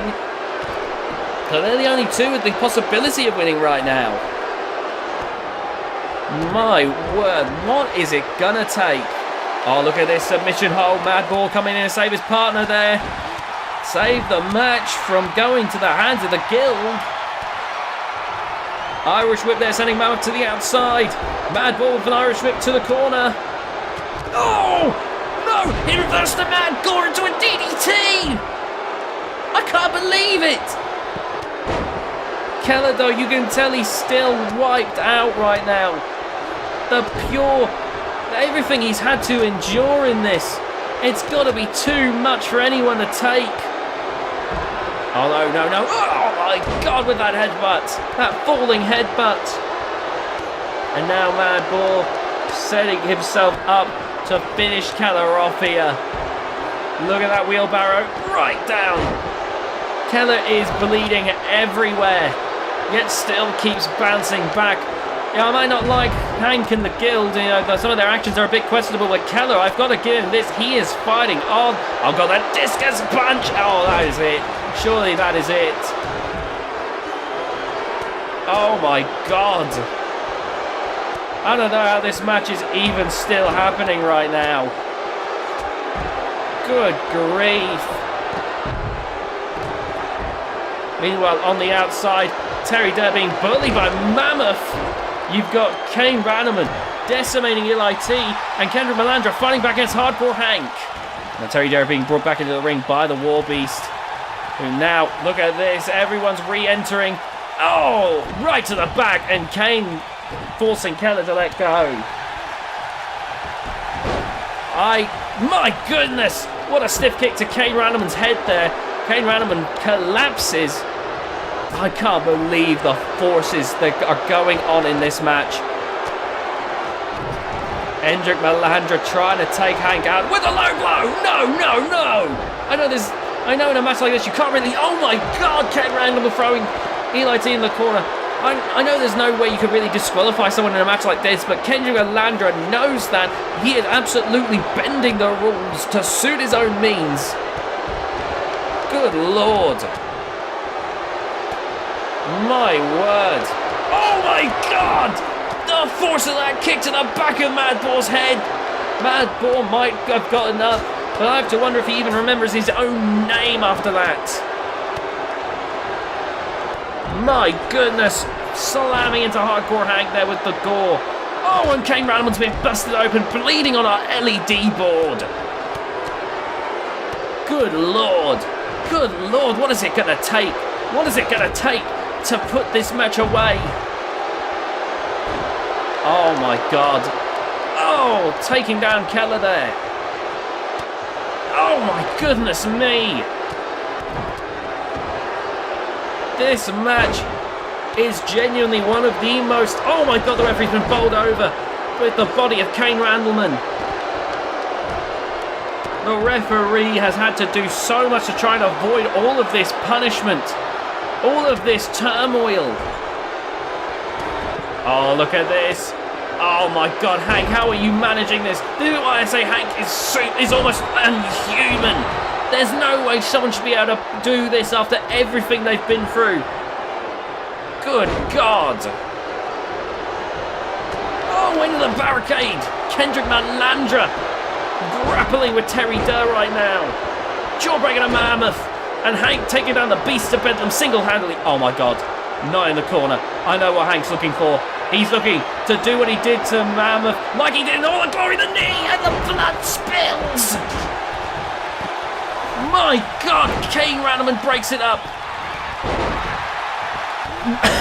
Hank beat Mammoth at Hall of Glory with the Spike Down Explosion. I think he wanted to go for the completion bonus by beating with the knee. Oh no. Now Mad Ball gets to feel the might of that Spike Down Explosion. No, my God, no. And more blood has been spilt. Hank has just made the Beast of Bedlam bleed everywhere. How is this happening? My God. My God. Hank has finally been flattened, but my word. Now we're seeing Eli T trying to take care of Terry Durr. Keller's thrown Kendrick Malandra to the outside. This match has not slowed down in an instant here. We may be 3.5 hours in, but that doesn't matter for these wrestlers. They're going to do everything in their power to give you the show of a lifetime as Mammoth goes for the Ice Age. Center of the ring. He's going for the pin. Look at this. 1. And Kendrick breaks it up. Kendrick saving the match for Showtime there by breaking up the pin. If Mammoth had pinned Hank, the match would be over and it would have gone to the Beasts of Bedlam. Oh, wait a minute. Look at this. Another DDT on the apron and Hank has been busted open. Blood is spilling everywhere. There is blood all over our ring mat, on the LED board. It's everywhere right now. This is sickening to watch. But this is what these titles mean to these wrestlers. Becoming a tag team champion is a major, major deal. It's only risen in prominence over the years. As tag teams have come and gone, we have seen a few like these four stand tall, just like Kane is standing tall with Eli T. Oh my God! And going for the pin. Oh my God, how is it even possible? How? I can't believe this. I refuse to believe this. There is no way on this earth. Oh my God! Keller and Mammoth still after all this time battling it out. Mad Boar taking Terry Durr back into the ring here. And look at this camel clutch and no one there to stop it. Kendrick Malandra rushing in. Keller manages to escape, however. My word. And now Keller looking to put away Terry Durr. Look at this. Gonna go for his version of the knee once again. Oh my God, the eclectic knee. Going for the pin now. No, he stopped. Clearly, Keller realised it would be a bad idea. With so much going on, I think he's waiting for a better time. Mad Bull with that big discus punch. I don't think there's an uncracked skull in this arena right now after this. My word. What is it going to take to put this match away? What do these wrestlers have to do? This is what happens when you take 8 of the best tag team wrestlers and put them in a ring together. Mad Ball right now. Oh, being taken to the rope by Kendrick Malandra. Meanwhile, Keller with that DDT. Oh my God. Mammoth looking for the Ice Age once again. Look at this. The War Beast drives Hank down. Good God. What is it going to take? I can't believe. My God. My God, Mammoth running everyone down. But look at this. Oh, Hank couldn't stop it. Oh my God, Keller with that powerbomb, the mad boar. And Hank now, look at this, driving down onto Mammoth.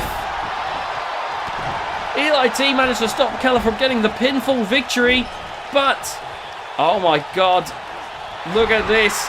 Look at Kane Randleman there. Oh, wait a minute, Eli T, you can't be thinking of this. There's no way, you're going to kill someone. You're going to kill someone, don't do it. Don't do it, you mad bastard. My God, how are these wrestlers willing to kill each other to win? Are these wrestlers willing to kill each other to win? My God, Hank just been thrown around. And okay, Randleman going for that. Oh my God! An Olympic slam from Kane Randleman. I can't believe it. Kane Randleman and Terry Dirt showing that they still have energy left to give in this match. No, I can't imagine it's much more. Oh my God, not again. That spike. Emerald Explosion of Mammoth.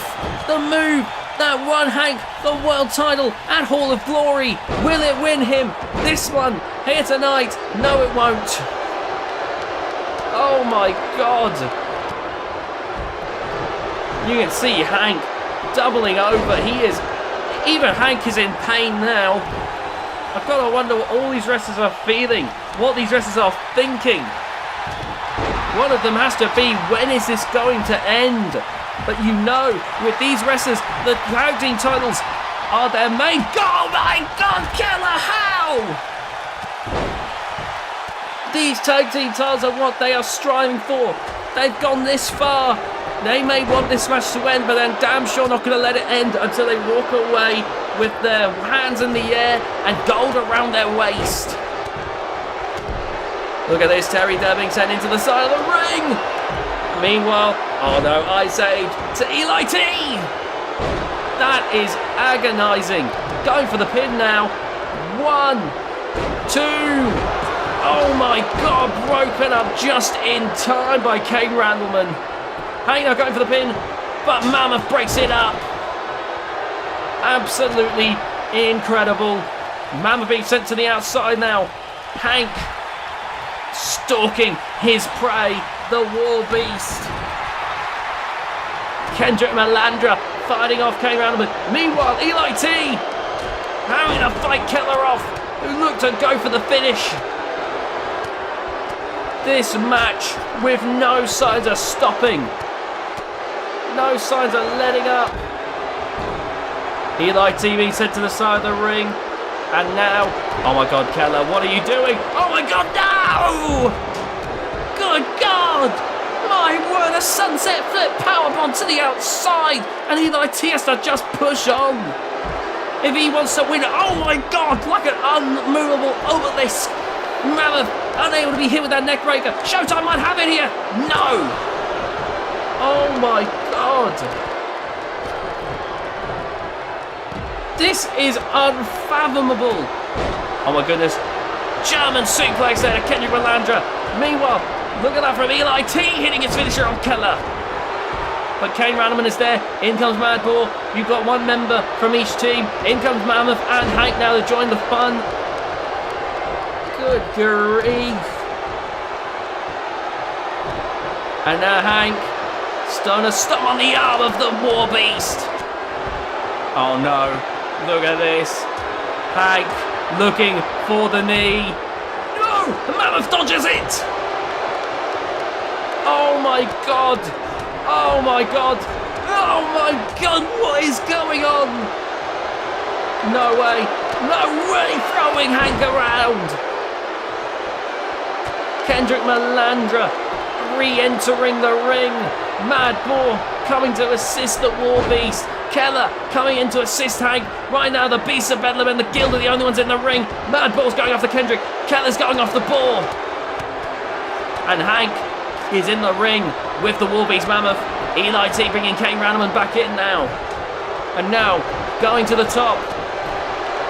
Oh my goodness. Oh my god, the one skull left uncracked. Terry Durr has just been busted open. This is unreal. This is absolutely... The unity that these teams have to show is incredible. My God!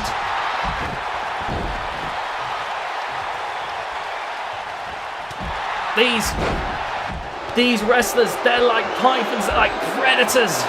Okay, I'm going to stop making coding and engine jokes. Oh my goodness. Keller with the knee to Terry Durr. Going for the pin yet again. Eli T.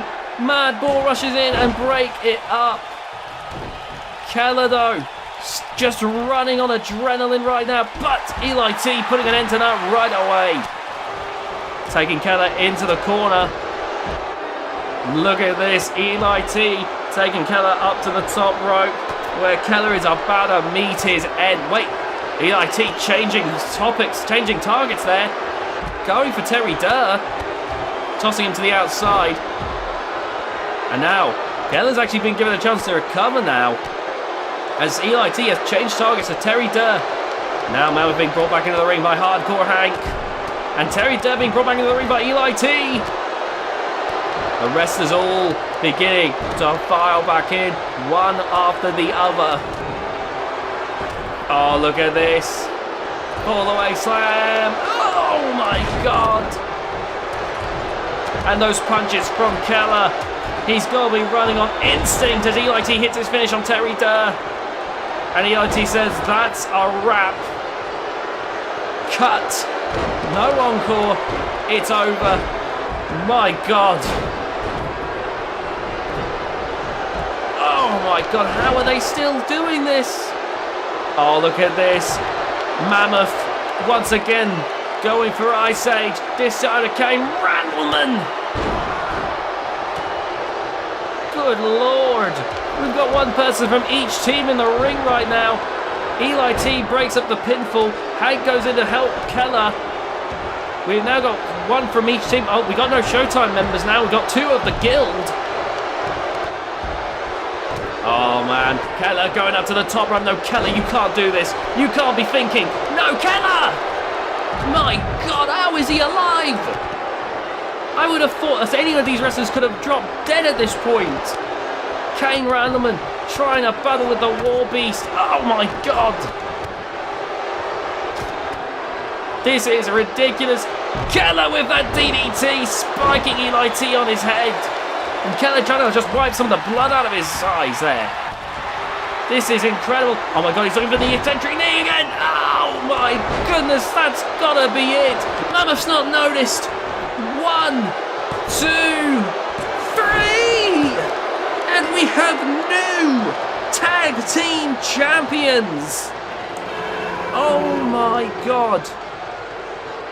That was, if anything, a mercy kill. While that was fun for us, that had to have been torture for the wrestlers. But that is what it takes to become tag team champions. That is what you have to do in order to be the best. If you want to be the best, you have to give everything. And these wrestlers gave everything and more. These wrestlers will never be the same again after this. Hank and Keller are victorious, however. You can see the blood that they've spilt on their face, down their chest. Please do not kiss the belt, Keller, when you're looking like that. Though I can't blame him. He just won the tag team titles for him and Hank. Absolutely incredible. And they're going to walk into 2K22 very happy indeed. Now, to go from that, we've got something a little bit interesting, as the general managers of VGIW and GHK will be duking it out.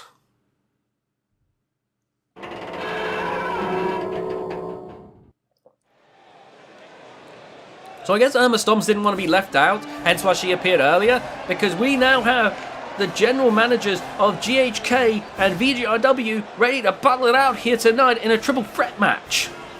So coming down the ring first is GHK's very own Theodore Cornwall.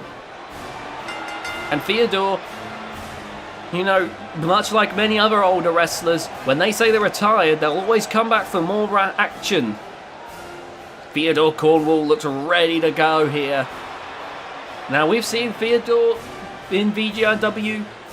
While he may not be the most agile wrestler anymore, he is still tougher than the $2 stake. He is battle hardened, and that's what's helped him in matches like the one where he managed to boot Greg out of GHK. That was a hard-hitting match, yet Theodore managed to push through it all. And now look at this, Theodore looks ready to go. Oh man, this should be interesting. You've got 3 people who have history with the wrestling industry ready to battle it out here. But, you know, they're not, but some of them haven't wrestled in years. Decades even. Alright, here comes the VGIW general managers now. Which one of them is coming out first? It's Jim Blanc. Now, admittedly, the doctors were not sure about clearing Jim Blanc to compete, as Jim Blanc suffered a pretty serious neck injury back in the day that made him retire.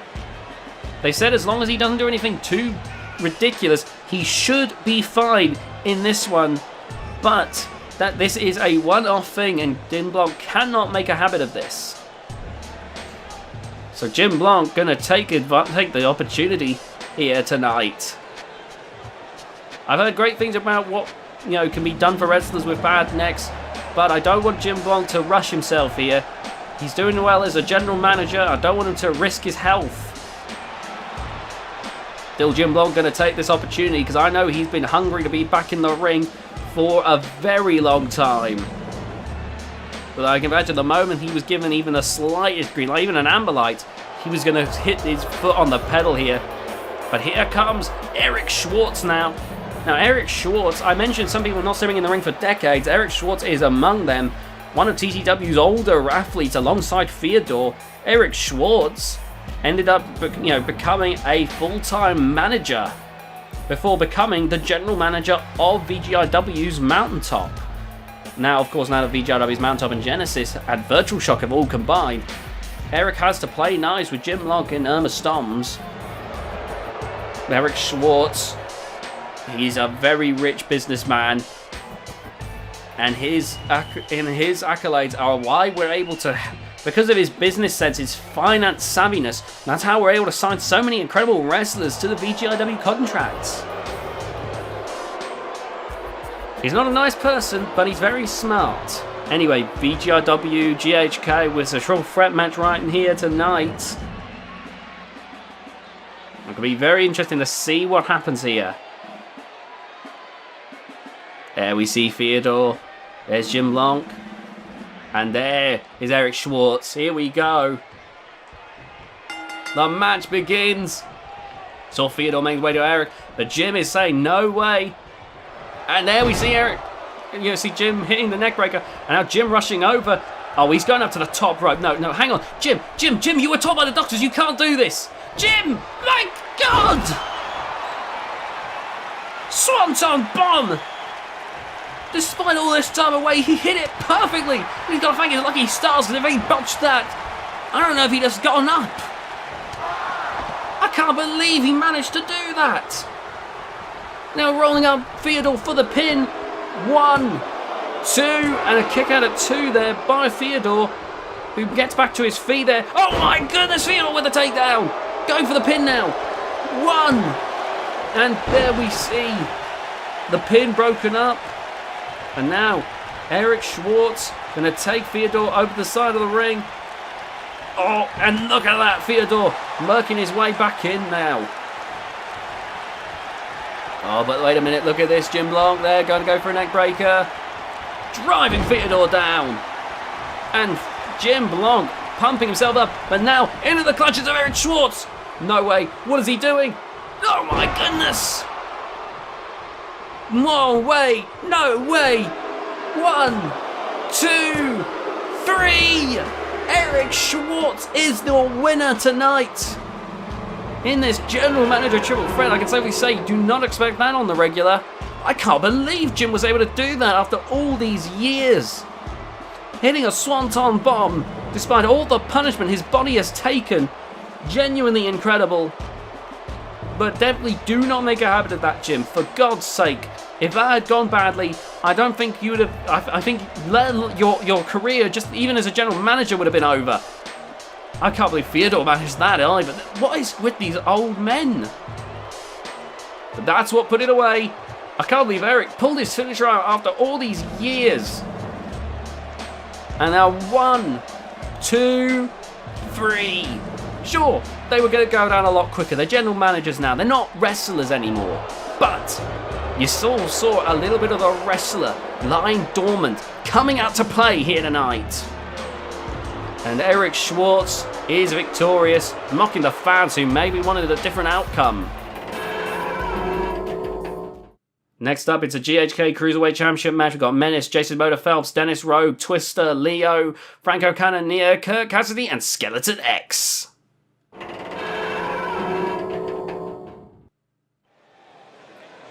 Ooh, this should be very interesting. The GHK Cruiserweight Championship match. This is a ladder match if my card is correct. This should be interesting. So, obviously a ladder match, the way this works is you've got to climb the ladder to claim the title. And now coming out first is Twister. Now given Twister's a bit more of a high fly sword, I'd say right away he might have a bit of an edge in this match. Do I think he's going to win? Not necessarily. With 8 people, anything can happen. But Twister, you know, he might have a good shot here, given the environment. You can see Twister making his way to the ring right now, saving his energy, not rushing down, not making a break for it. He knows this isn't. I think he knows this is a marathon, not a sprint, just like the event. He needs to be able to conserve his energy because he might go through the ringer in this one. And like win or lose, at the very least, you don't want to be humiliated in a loss.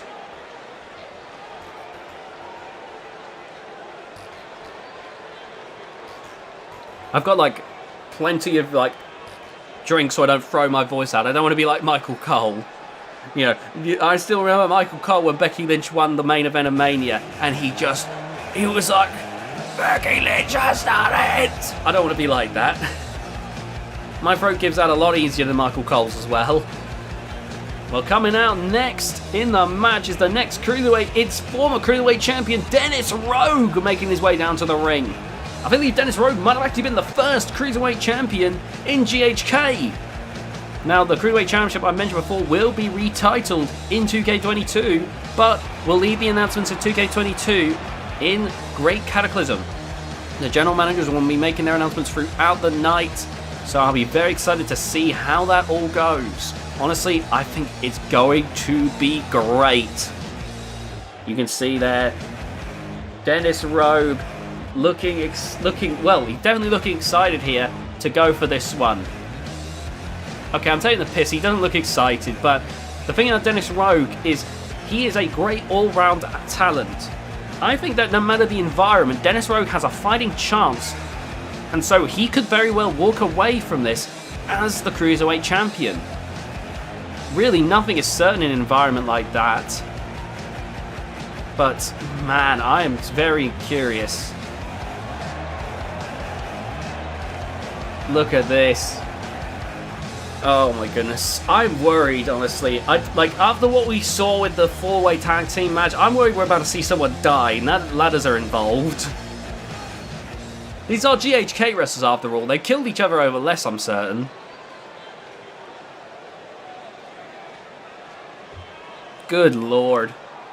Well, we've got 2 down now. In comes we're about to have the 3rd entrant come down. Oh, here we go. The 3rd entrant of this match. Here comes former hardcore champion Franco Cannoneer. Franco Cannoneer making his way down to the ring now. I've got to say, he is definitely a favourite of mine to win this one. We've seen what Franco's capable of. One of the most promising talents in GHK, in my opinion, to have not yet won the world title. You think about some of the most promising wrestlers who have not gone to that point yet. You get people like Mark Vincent, you get people like Poseidon Constantine, you get people like Franco Cannoneer. All very different, but both extremely promising in their own right. Franco Cannoneer absolutely looks ready to go here. And I am excited to see how this all turns out for Franco Cannoneer. Alright, we're about to see the fourth opponent of the match come down.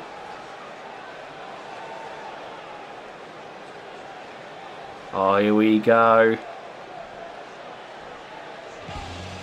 Oh no, here comes Jason Motor Phelps. Oh, here we go. I believe Jason, oh my goodness, here he comes. This is incredible. Coming down with the hardcore title right now. Here comes the Motor. Jason Motor Phelps, without a doubt, one of the more dangerous strikers we've ever seen step foot in that ring. And he's already got one belt wrapped around his waist. I'm just double checking something real quick.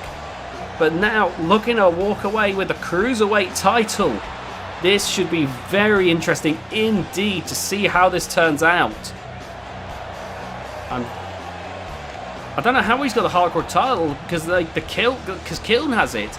I'm guessing he must have grabbed it while Kiln wasn't looking. Obviously, we're going to have to get that off of Jason beforehand. My, oh my. Did Jason and V have a bet or something that they could nick the belts? Dear, oh dear. We'll have to tighten security on these things. Oh well, indeed. It's no big deal. We'll sort it out.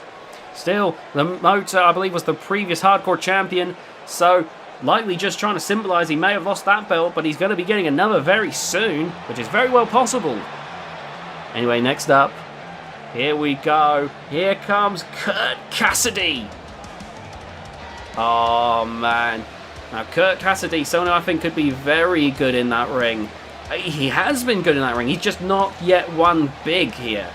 Now, it might change here tonight, as Kurt Cassidy looks ready to go.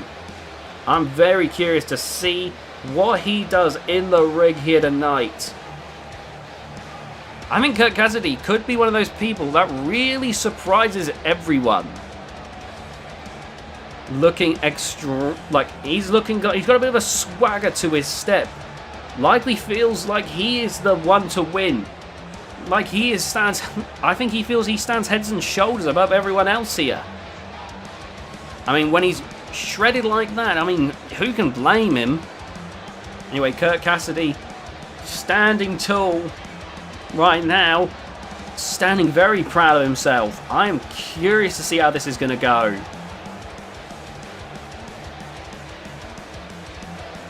Alright, now we wait for the next person in the match. We are about to hit the 4-hour mark of this pay-per-view marathon. To let you know the next matches to come. Oh, let me get them up for us real quick and I can run them by you all. So the next matches to come after this, there will be a United Kingdom Championship match between Bruce Cannon Stubbs, Walter Abbott, Dangerous Daniel Hagen, the Golden Phoenix and Biohazard. It's a tables match. Okay, before I continue with the card, let's talk about Menace. Menace, one of the members of Imperfect Isaac Kinley's new faction, and Isaac Kinley has a knack for finding people just as deranged as he is. Menace with a lot of hatred. There's a lot of anger fueling Menace. That makes him very threatening in an environment like this. I just don't know what to expect from Menace, honestly. He seems like a loose cannon. Now, to get back to the cards, that's the United Kingdom Championship match. Then after that, we will see a TLC match for the Intercontinental Championship with Wade Danielson, Cliff Cruz, Landslide, Katsuyori Machida, and Vivacious C, or VVC as we like to call him. Then after that, we've got the United Team Championship match where Storm System Worldwide's Rebecca Storm and Zivang Shang will take on Billy and Christina, the Hit Squad's Moxie and Willow, as well as Minnie Taylor and Sandra Shark Davies in a ladder match. And then finally, we have our VGIW World Championship matches 2 out of 3 falls in both cases, as the Reaper will take on Biohazard. And then finally, Sophia Muller will take on Reina Vibora. Now, Reina Vibora and Skeleton X, I believe, both come from Mexico. The Skeleton X has been around for a long while. While he's never been a big-time player, he's always been very capable, in my opinion. And I think he could really shock the world here tonight. Honestly, I'm very much excited to see how this one goes. Skeleton X is someone I've always kind of rooted for, so it'd be interesting to see him pull away with a big win here tonight. My oh my. I want to thank the people who have endured this massive pay-per-view marathon. You know, it is a major deal. Like I said, finale only comes around every about 2 years or so. We don't like it being a yearly event because it's, that's why we always stick with a game for more than a year, because we don't want this to become a yearly thing. This is meant to be the big, finale. This is meant to be the big victory lap to celebrate the long time we spent with the game before finally moving on. And Great Cataclysm, which was originally just a random pay-per-view, is now the pay-per-view we are going to use to introduce a new game. Anyway, with that all being said, let's move on. We're going to get ready now. Oh, I'm excited. I'm very, very excited. Here we go, the last person on the match ready to join in here. Former tag team champion, here comes Leo. Oh, this should be fun. Here comes Leo, ready to make his way to the ring now. Oh, man. Leo, no doubt, wants to make it big here tonight. And I think he is absolutely going to do incredibly well here. You can see Leo testing the ropes. So I'm just waiting for the match to start because I know that this is going to get chaotic.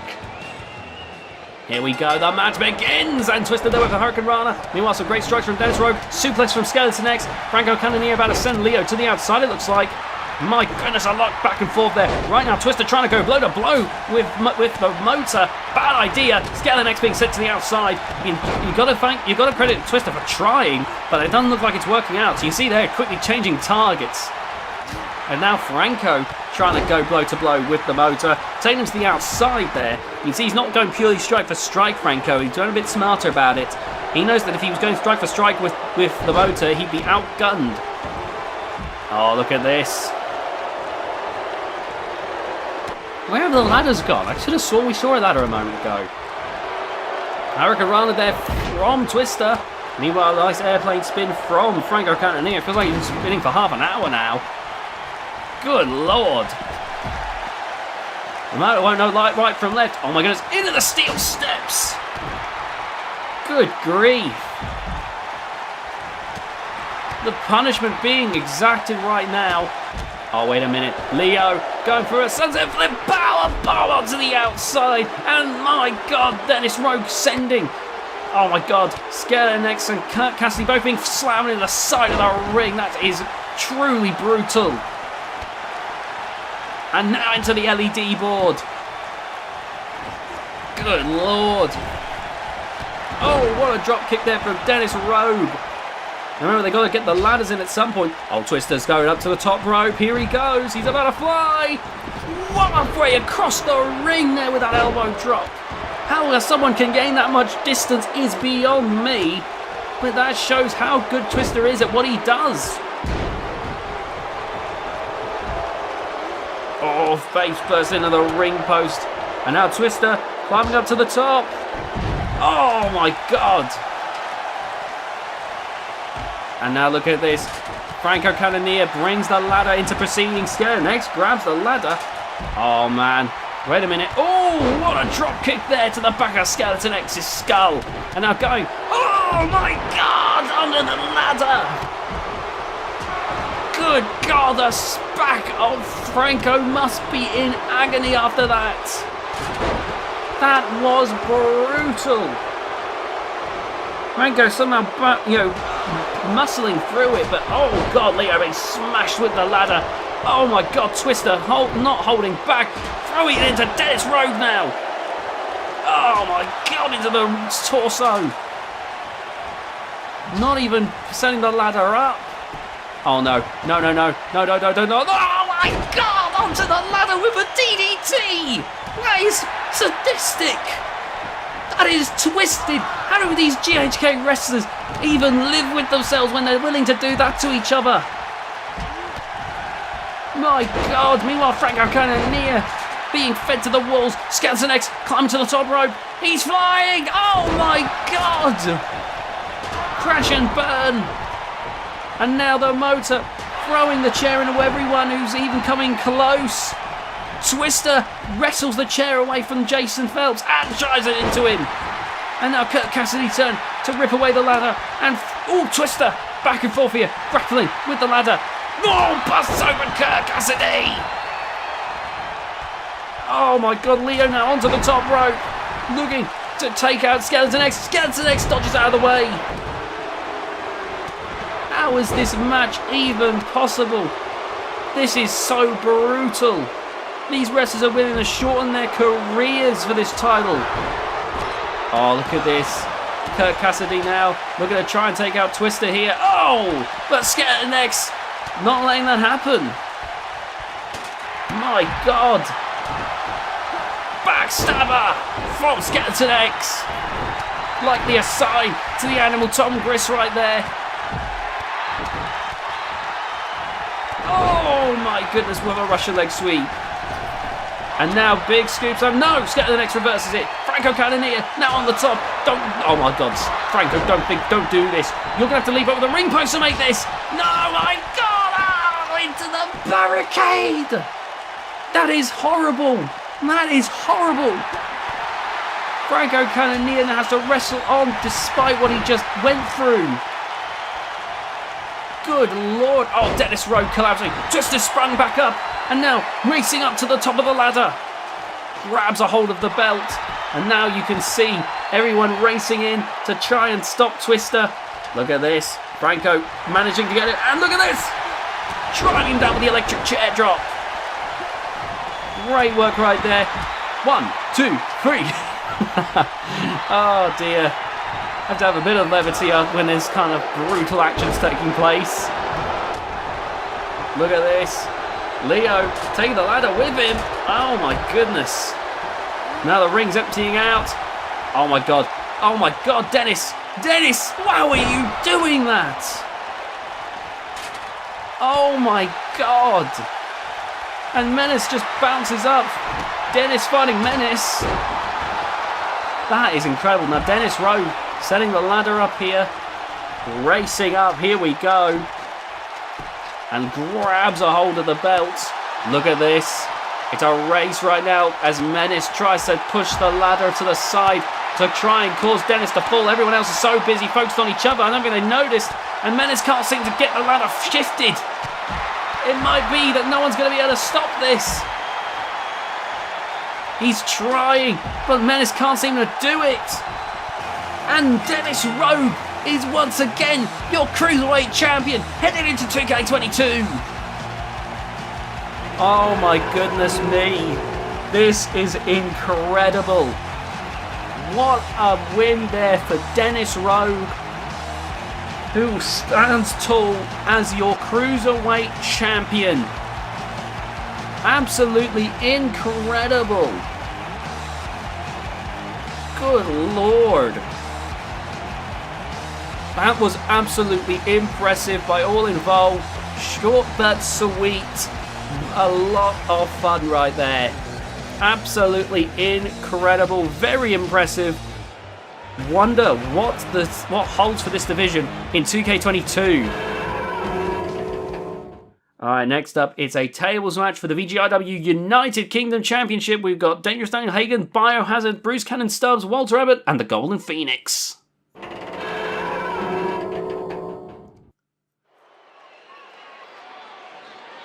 Here we go, tables match. Remember, the way to win this match is to send your opponents through the tables. There's going to be a lot of that happening here tonight in this one. This should be very exciting. Coming down on the ring now, Bruce Cannon Stubbs. Bruce Cannon Stubbs is someone who's had a lot of minor success in his time. His biggest victory has to have been winning a Regal Rampage match to challenge for the world title. But Bruce Cannon Stubbs is no slouch. He has consistently been a dangerous presence for Storm System worldwide. Incredibly athletic, incredibly strong. I think Aaron Storm sees a lot of potential in Bruce Cannon Stubbs. It's just a shame that Bruce Cannon Stubbs was Storm System worldwide. That's all I'll say. Making his way over now. He looks ready to go. Bruce Cannon Stubbs not wasting any time. He is ready to throw down. I imagine with the way things have been going for Storm System Worldwide lately, Bruce wants to return honour to Storm System Worldwide's name. Oh. Now we talk about the United Kingdom Championship. We got to talk about a person who had a definite imprint on that belt. Walter Abbott. Walter Abbott was the person who took what was once the Light Heavyweight Championship and renamed it. With permission from VGIW's executives, the board allowed him to rename it to the VGIW United Kingdom Championship and remove the weight class restriction. Because of this, Walter Abbott fundamentally changed that title forever. And Walter Abbott, despite that, has only ever held the belt once. He no doubt wants to hold it again. He has been working his ass off, and he is definitely very capable in my eyes. But he's up against some stiff competition here tonight.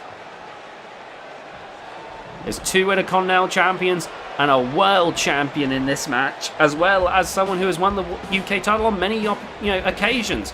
Coming out of the ring comes that former world champion, Donovan Biohazard, making his way down to the ring.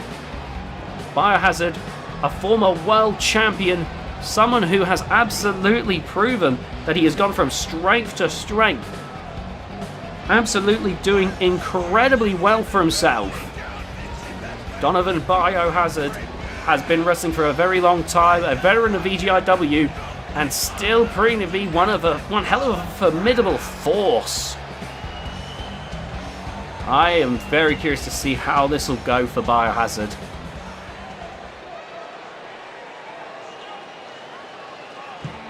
Oh, here we go. Here comes a person who has held the Intercontinental title.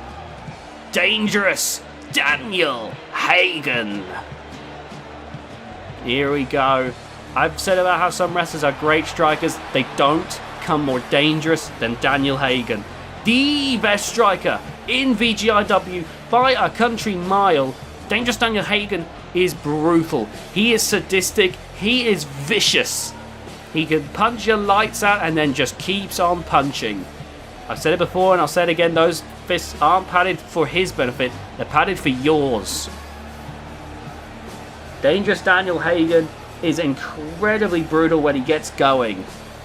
I've seen him take people who are some of the toughest wrestlers and knock the living daylights out of them.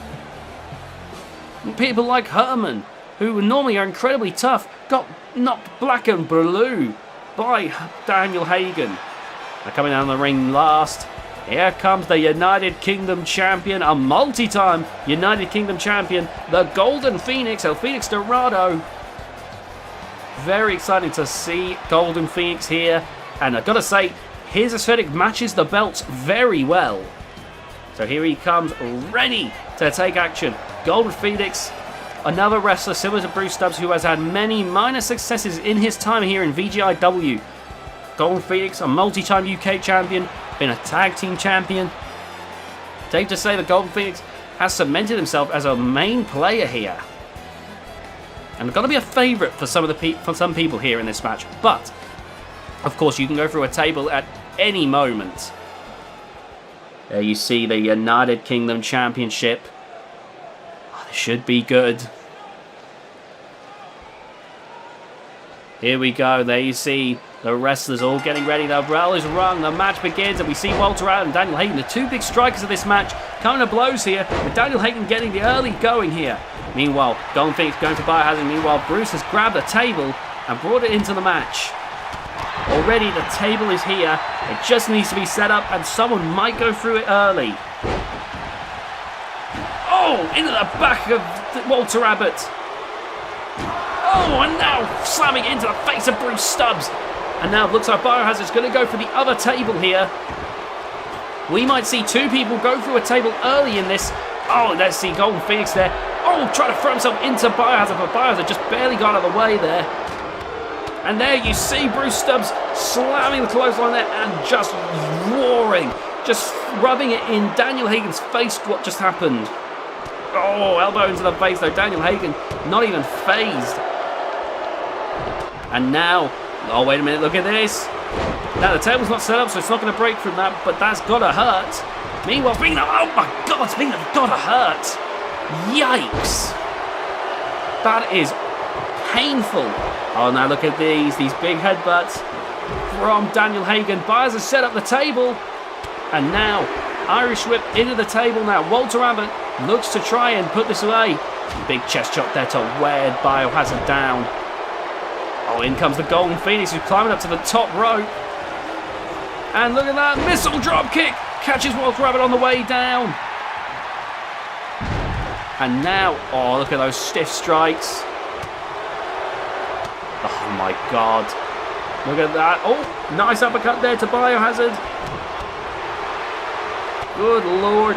Irish whip into the corner. And Bruce Stubbs now might have Daniel Hagen here as he goes for a chest chop to wear Daniel Hagen down. The tables have not yet been broken. Daniel Hagen now looking to try and get rid of Bruce Stubbs, it seems. And now going for a chest chop. Oh my God. The force of these strikes. You've got to think it's a moment. It's got to be any second now. But someone is about to be sent through that table. Oh my God. Oh, look at this. A back and forth throwdown here. Oh my God. Surprised the table didn't buckle from that. God dear. What a chest chop. And now Golden Phoenix is going to try. Oh! Tried a drop kick to Biohazard, but Walter Rabbit couldn't manage enough force to break the table. Oh, Golden Phoenix is going to try and get rid of the gentleman. Oh my goodness. The gentleman about to be... No! Oh my goodness! I don't think Biohazard realised what Golden Phoenix was about to do, but Biohazard just saved the gentleman from elimination. And look at the thanks that Biohazard is getting. Being attacked by 3 members of the match. My God. Well, so far, it's still a 5-way match. Good grief. Oh my God, that's a Samoan drop. And now, Biohazard grabs the other table. And now, oh, look at that big chest chop. And now we've got 2 tables here. 2 tables ready to claim 2 victims who will not be UK champion. At the end of the night, only one person can walk away with this belt, and it's not V-Taratine. Oh man, what a strike there. Oh God, the Golden Phoenix might be done here. Oh, big chest chop. And Golden Phoenix has got to be in pain here. I don't think the Phoenix will be able to rise if he's sent through a table. Oh, look at this. Samoan drop once again. The Golden Phoenix escaping to the outside, trying to recover. Oh my goodness. But Biohazard coming after him. And now Walter bringing Bruce Stubbs back into the match. Back into the ring anyway. Where 2 tables await. One of these 2 to fall victim. Oh, with Daniel Hagen coming to join the action now. Grabs the gentleman. Oh, but Bruce Stubbs once again involved as well. Big discus elbow. Daniel Hagen. It took a moment, but he tumbled down. Oh, wait a minute. Big shoulder breaker there to Bruce Stubbs. Daniel Hagen now taking Walter Rabbit into the table. Oh, and Biohazard went face first in the steel steps. Oh my God. The gentleman's not going to be escaped this time. Biohazard couldn't save you this time. Walter Rabbit is out of the match. It's down to 4 now. Dangerous Daniel Hagen, the Golden Phoenix, Biohazard, and Bruce Cannon Stubbs. 1 table's broken, but another remains. Of course, there's plenty more tables under the ring. My goodness me. Into the steps. Oh my God. And after you, basically, like a conga line. Bruce Cannon Stubbs re-enters the ring. And it looks like he's going to go after the competition here. as they all go to brawl on the outside. Oh, but look at that. Biohazard, wants Bruce in the mat, back in the ring here, and meanwhile Daniel Hagen sent in the ring post by the Golden Phoenix.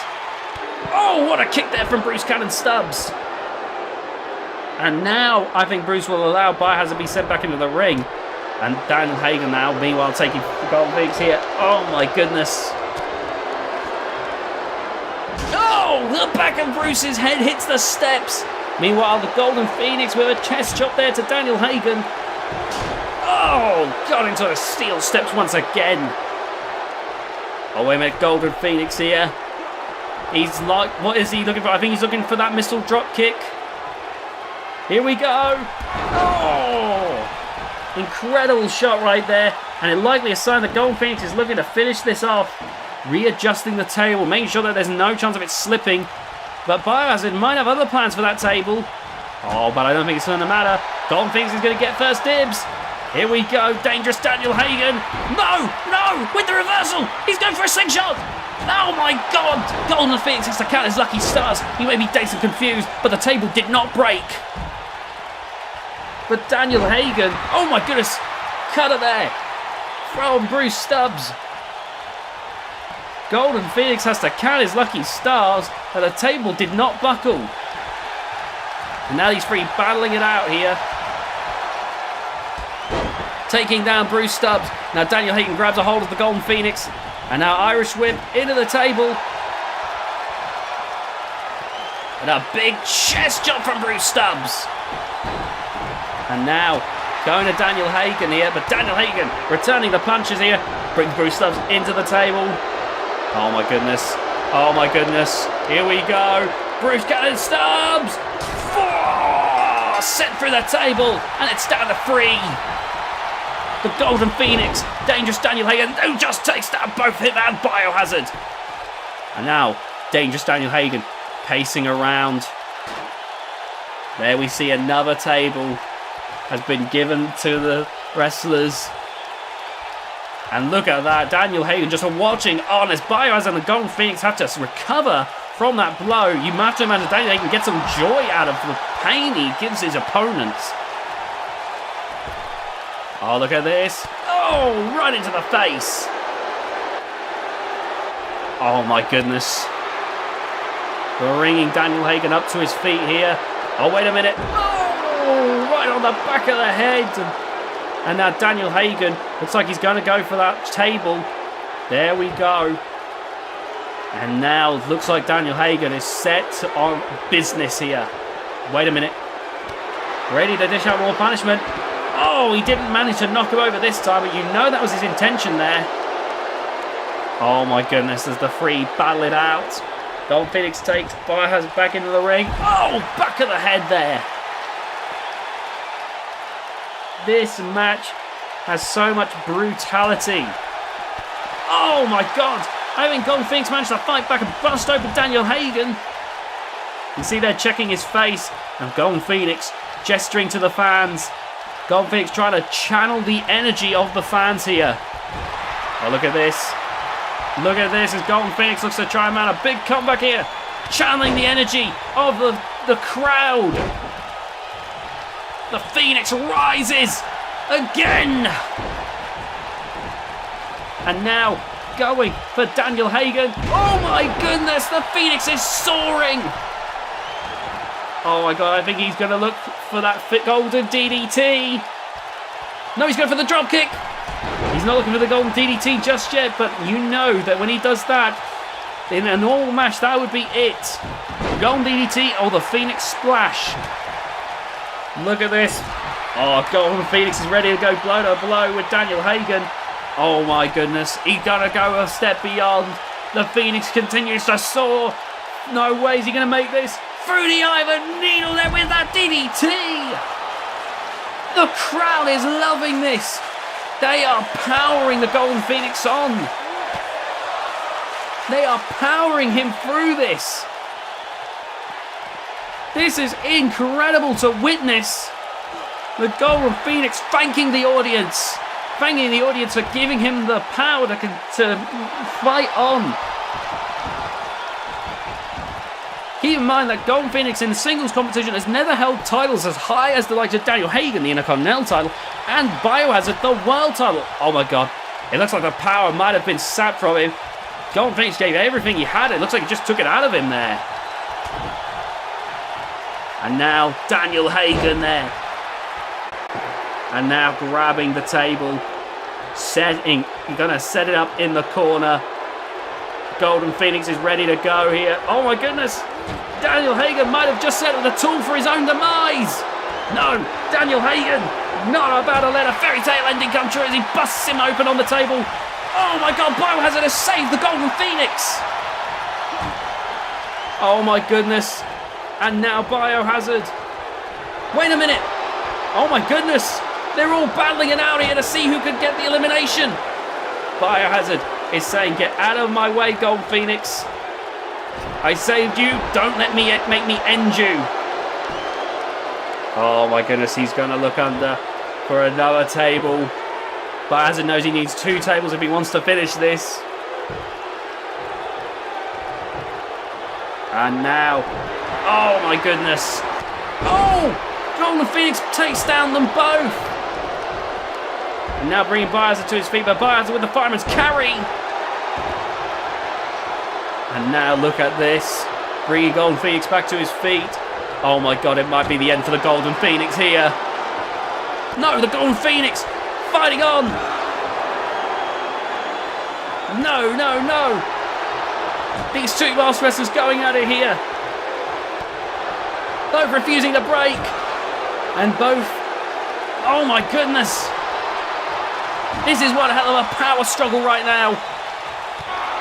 One of these 2 is going to go through the table.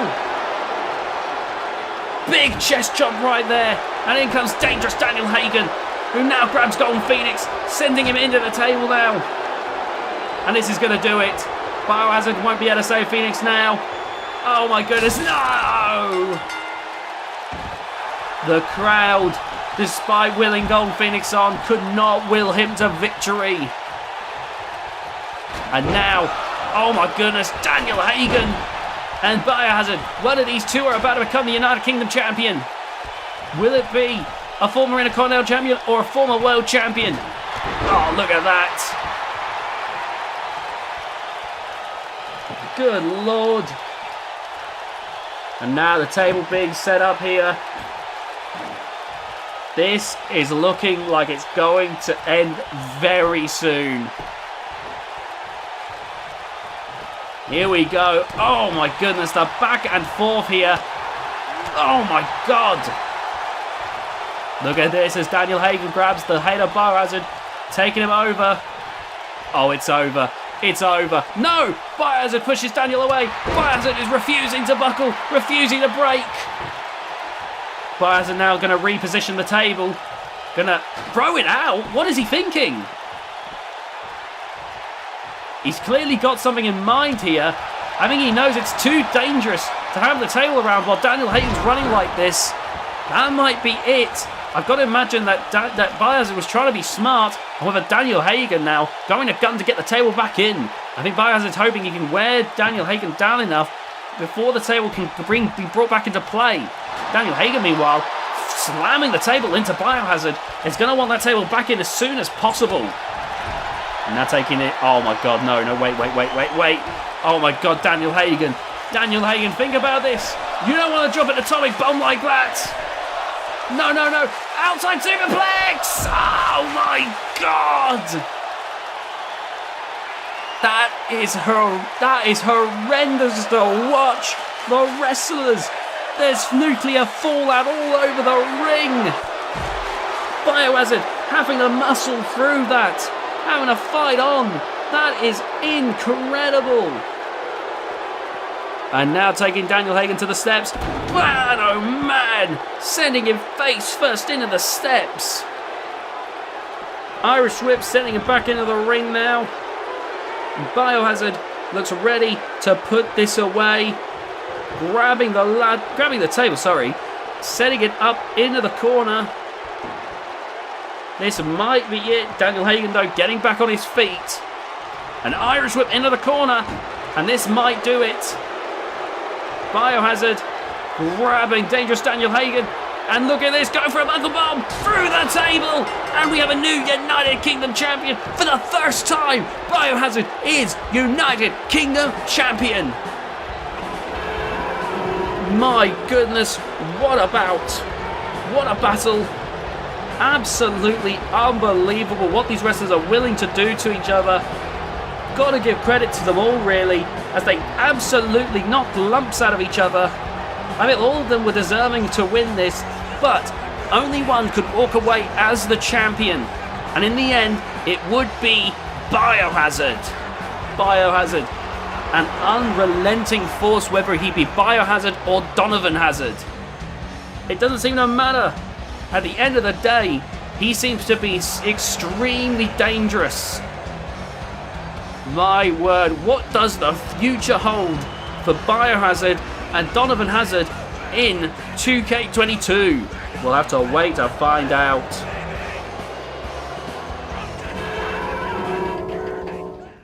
Next up, it's a TLC match for the Intercontinental Championship. We've got VBC, Landslide, Katsuyori Machida, Wade Danielson, and Cliff Cruz.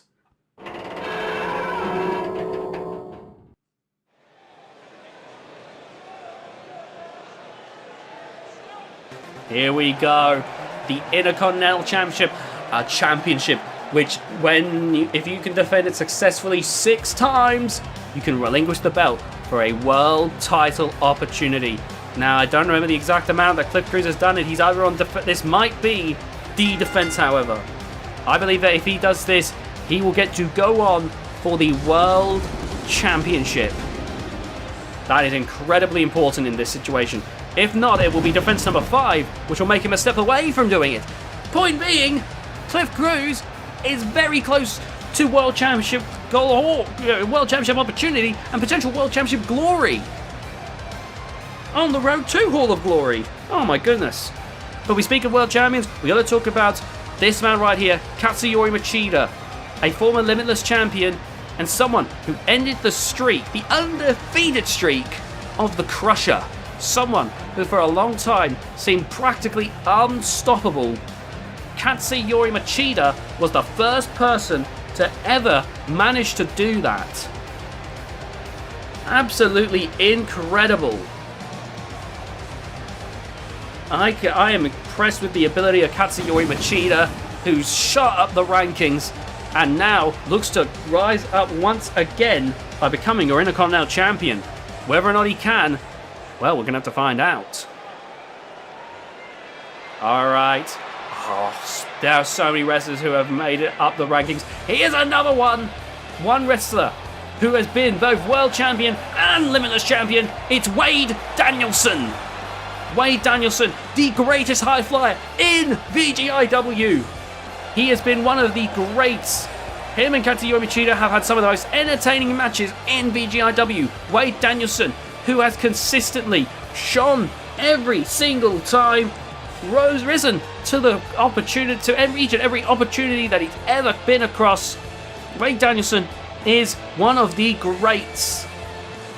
Wade Danielson, he has been in some hard-hitting matches. He has endured a lot of punishment, which is how he's able to each and every single time rise to the occasion and win major matches like this. Will he win tonight? It's difficult to say because there's 4 wrestlers breathing down his neck. Now coming down next, someone who had a fair bit of success in Orcs Wrestling Live and looking to do the same here in VGIW. It's the big, powerful Landslide. I remember I wanted to transition Landslide over to VGIW for 2K18, but by the time that I was about ready to download him, it was literally the servers just shut down. I was just about ready to transfer him, and I was too little too late, unfortunately, to bring over Orcs Wrestling Live's Landslide. But when he came, I was super happy to be able to bring him over in 2K19, where he is a formidable, imposing force in that ring. Will he be able to get up the ladder? We'll have to find out. But I got to imagine that improved reach, that better reach over everyone else is going to help. Landslide looks ready to try and win the Intercontinental title. I'm curious to see who comes out on top here.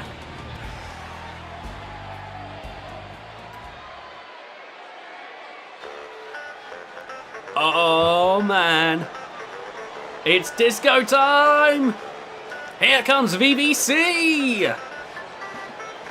VVC, who's been here in VGIW since episode 1. Absolutely incredible. Him, Wade Danielson, and the defending champion Cliff Cruz, I believe, have all been in VGIW since episode 1. All have had amazing careers, in my opinion. Whether or not you want to count successes, all three have been incredibly entertaining. VVC, no matter what happens, no matter how many times he gets knocked back down, he's always coming back up with a smile on his face. And that's what makes him such a great act, in my opinion. That's what makes him so fun, so beloved. VVC always bounces back, and with that, he'll undoubtedly end up winning another championship. I think the last time he won a title was the United Kingdom Championship, but I have to imagine another title reign is in VVC's future. Will it be tonight?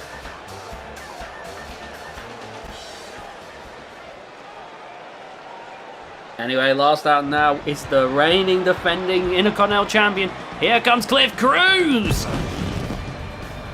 Cliff Cruz is here in what I believe will be his 5th successful defense, if he can succeed here tonight. Cliff Cruz, who has been grinding, improving all the time, has consistently been getting better and better and better. And it's finally been showing, that progress has been showing in this championship reign. As he continues to work on himself, he might be stepping that much closer to being a world champion.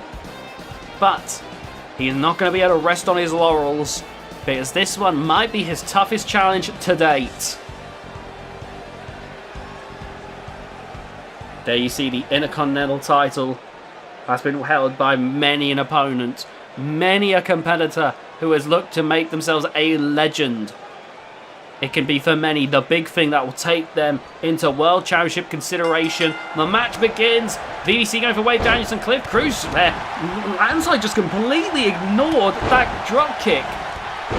Katsuyori was not able to do the same. Landslide got his eyes on the prize as he goes for the ladder here. Meanwhile, Wade Danielson sent... Oh, good work there to VVC. Wade Danielson and VVC going at it. Katsuyori, meanwhile, taking down Cliff Cruz. Oh, Landslide taking Katsuyori into the corner.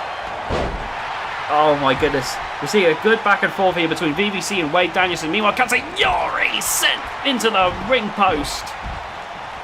And now Cliff Cruz looking. Oh man. Oh my goodness. There you see the table in this TLC match. Technically any weapon can be used, but the whole idea is you're meant to use the only tables, ladders, and chairs are given to the wrestlers. And of course, the way to win is similar to a ladder match. You've got to climb up the ladder to grab the title. The winner, of course, will become Intercontinental Champion. My goodness, look at that airplane spin. Nice work there by Wade Danielson. Meanwhile, Landslide has floored Katsuyori Machida and now bringing the table in proceedings. My word.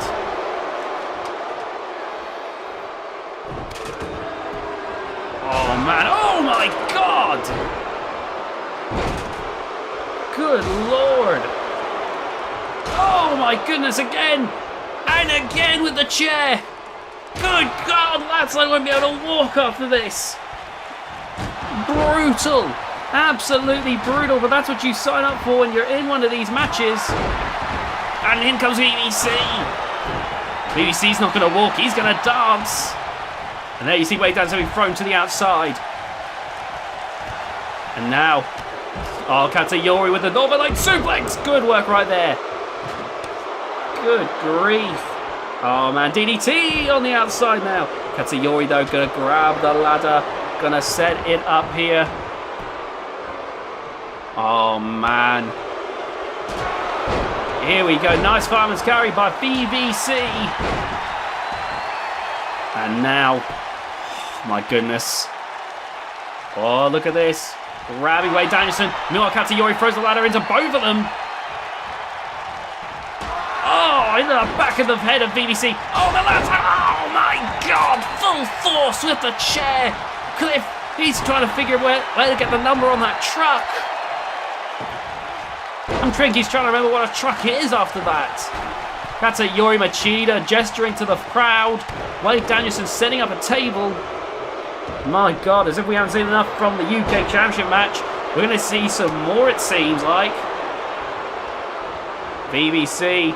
Oh my goodness, Katsuyori coming in now. Oh, look at this. Irish whip. Cliff Cruz being sent into the table. Might we? Oh my God, we're about to see another broken table. An exploder suplex. Oh my God. Cliff Cruz sent through the table. Landslide is brutal and sadistic. BBC there, knee into the face of Katsuyori. Wade is trying to recover. A new table has been given to the wrestlers. Wade Danielson, Cliff Cruz getting to their feet here. Oh, look at this. Everyone's spilling in. Oh, Landslide. What is he doing? No way. Oh, my God. BBC. I think he's actually stopped Landslide from making a very regrettable decision.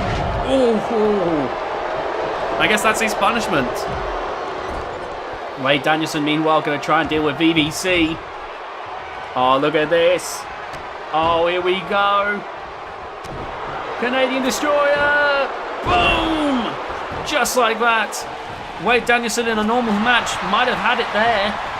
But this match is not over by a long shot. BBC lying prone next to the ladder that will grant someone an Intercontinental Championship. Oh my God, the thud behind that headshot. Landslide just waltzing on over to BBC.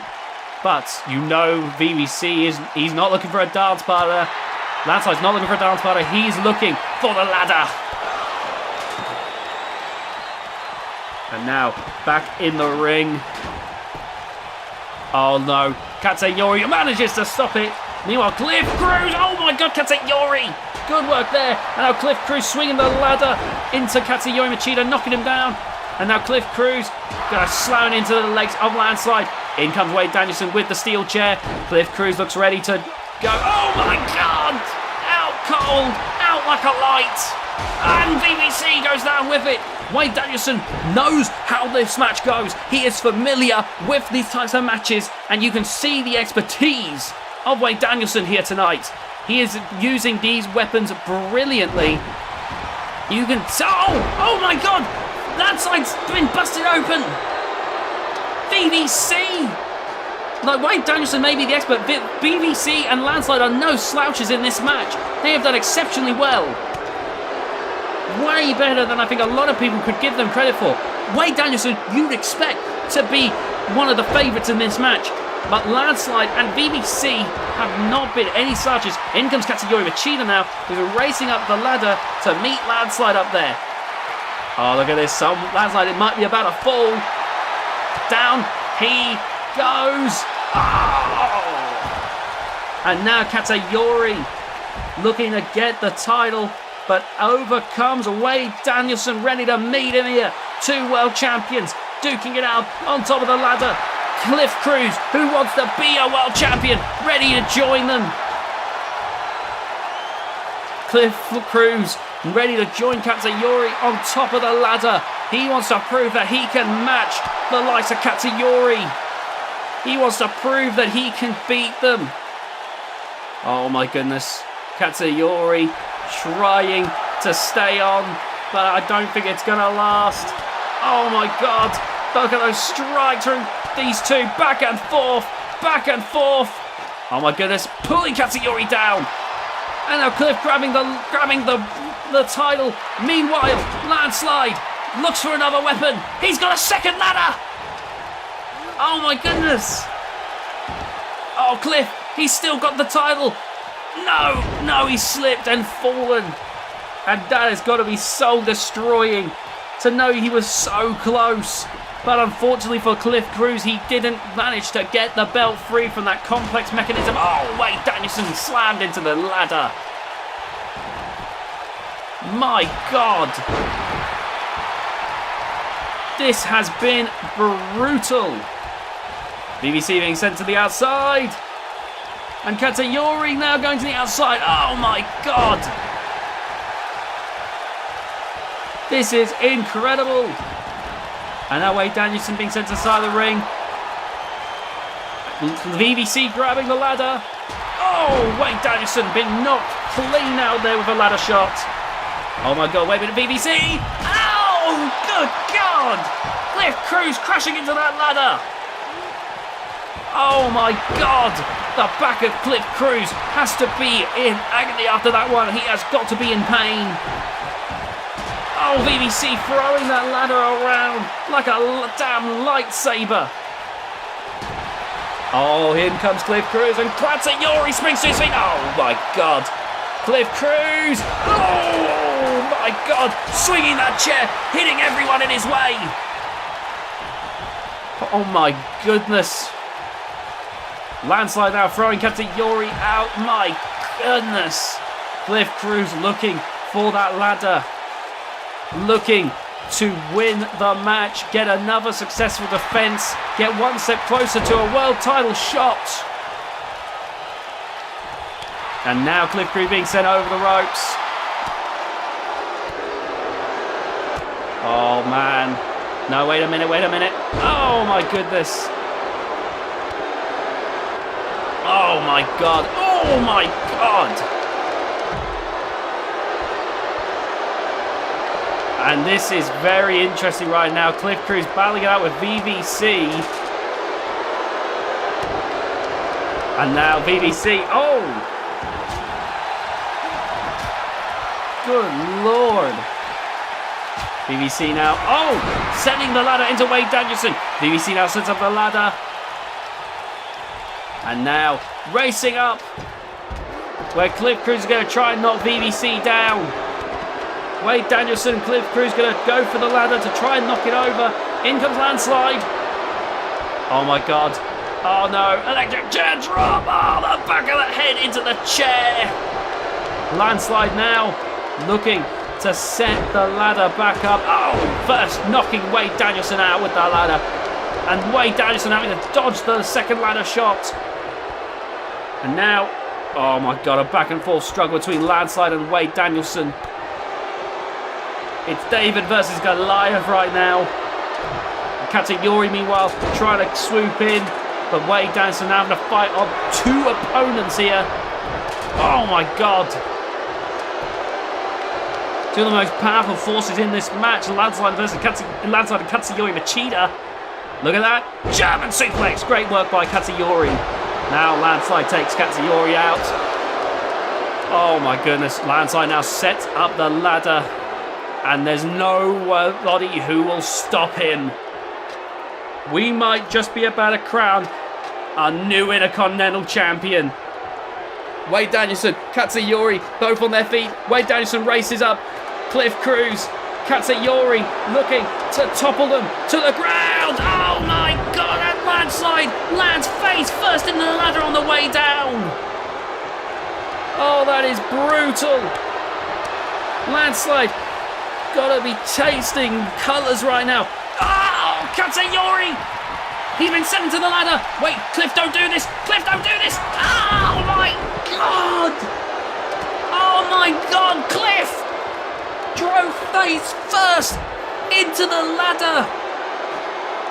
Oh my God, he was dreaming big, but I think Cliff Cruz, after all this, might have just cost himself the Intercontinental title by flying too close to the sun.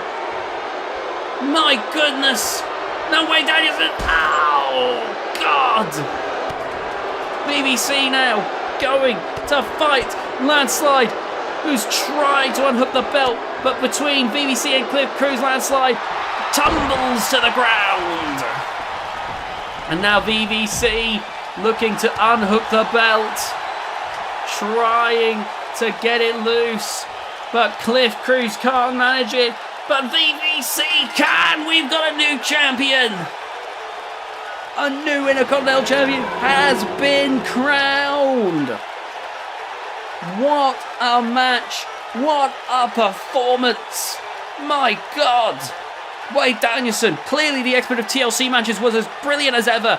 Katsuyori Machida a little out of his element, but still persisted well nonetheless. Cliff Cruz, who was doing so well, looked to be a win, looked like he was going to win again, but flew too close to the sun. Landslide, who looked so close to winning, was so dominant throughout this match, but VVC in the right place at the right time. The Intercontinental Championship just got a bit funky.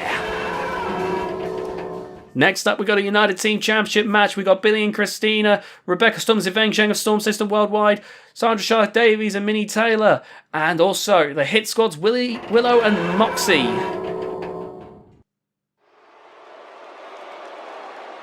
Good Lord. Ladies and gentlemen, we are approaching the 5-hour mark of this pay-per-view marathon. My throat is never the same after these events. Let me tell you that. My throat is never the same after these events. But I want to thank you all who have been watching along, whether you started at hour 1, hour 2, hour 3, hour 4, or if you're going to come in about 2 minutes for hour 5! Or 10 minutes, my apologies. You get my point. Woo. Woo.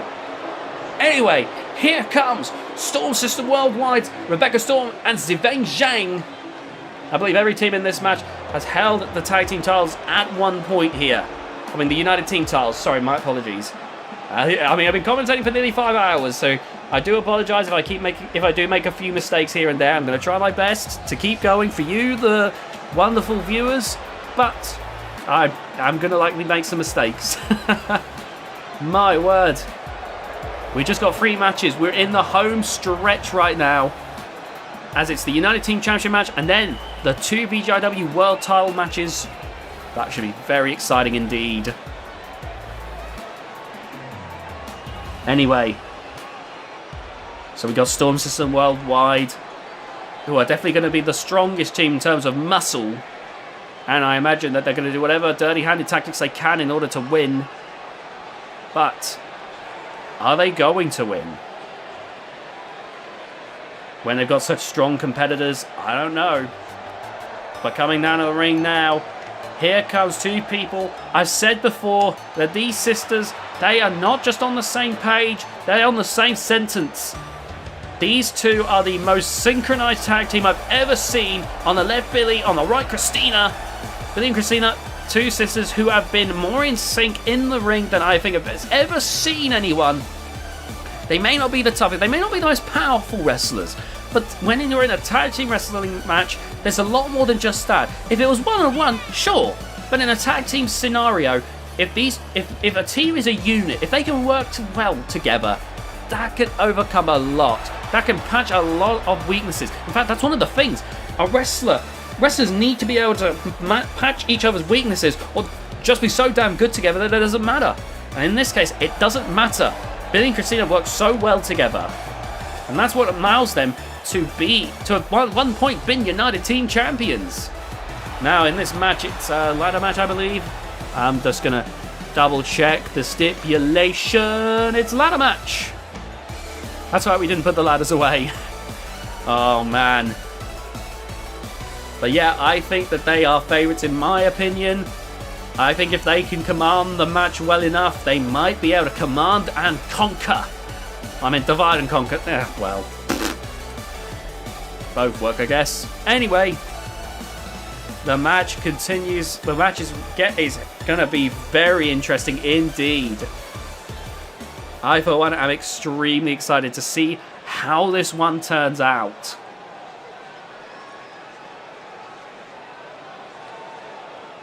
But now we wait for the next team to enter this one. Here we go. Here comes the champions. The members of the Hit Squad. On the left there is Moxie. On the right there is Willow. We got the Hit Squad. The defending champions here tonight. Here we go. Moxie, one hell of a striker. Probably the best striker in VGIW's women's division. On the right, you've got the brains of the Hit Squad. Willow, a great all-rounder, great technician. And this makes them a very dangerous combination. They're definitely got to be one of the more coordinated tag teams in this. I've got to say that they've probably got a very good chance in this one. I'm very excited to see where this goes. But I definitely think they're the most synchronized. I'm surprised Willow went all in there, given those chains around the fists of Moxie. Now, of course, Moxie, I imagine, is going to be taking those off in a moment. You know, there's got to be some limitations here. I couldn't imagine trying to fight Moxie with those chains on. Now we wait for the final team, the last set of contenders for the championships.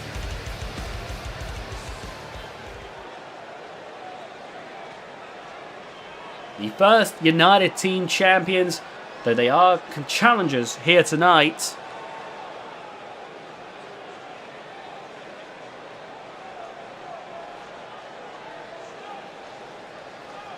We're now waiting for Minnie Taylor and Sandra Davies. Here we go. Here we go. Minnie Taylor and Sandra Davies ready to duke it out here. Now, I mentioned about how some tag teams, they're meant to patch up each other's weaknesses and become a complete package. And I think these two symbolize that. Minnie Taylor, agile, athletic. Then you got Sandra Davies, who's agile, athletic. You got Minnie Taylor, however, who pound for pound is probably the strongest person in the women's roster as a suplexing machine, able to throw wrestlers around. This combination, while on their own, they're perfectly fine. I could see these two winning a few singles titles, sure. But together, they work incredibly well. I didn't expect it, honestly. I didn't expect them to become our first United Team Champions. But now, they are without a doubt one of the more prominent tag teams in VGIW. The match begins, here we go. An all-out brawling begins. Willow throwing Minnie Taylor. Rebecca Storm being taken in the corner by Moxie, who manages to return the favour. Christina with a Hurricane Rana to Sandra Davies. Zayn Jang, meanwhile, grabs the ladder. A slap from Rebecca Storm, that's just disrespect. The ladder is in the ring. And now at any moment, somebody's going to make an attempt to climb that ladder and win the United Team Championships.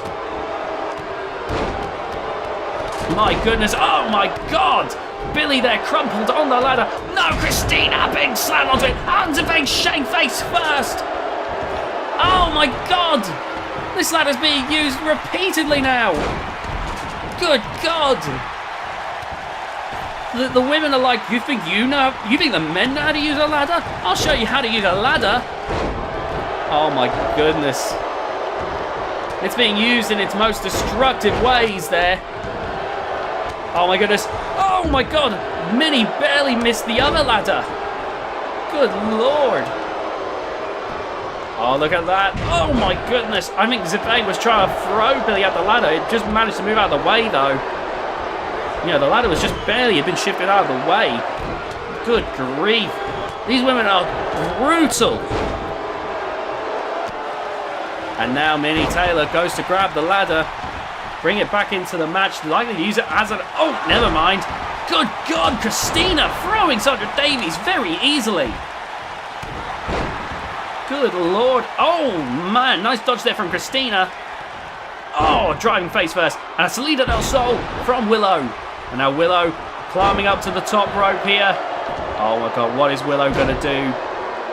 Oh, Moxie with those striking blows to the knee of Minnie Taylor. And now an elbow drop. The Hit Squad working together to take out Minnie Taylor. My word. And now Willow looking for one of the ladders. Oh, wait, she's racing back into the ring here. Rebecca Storm shaking out Billy there.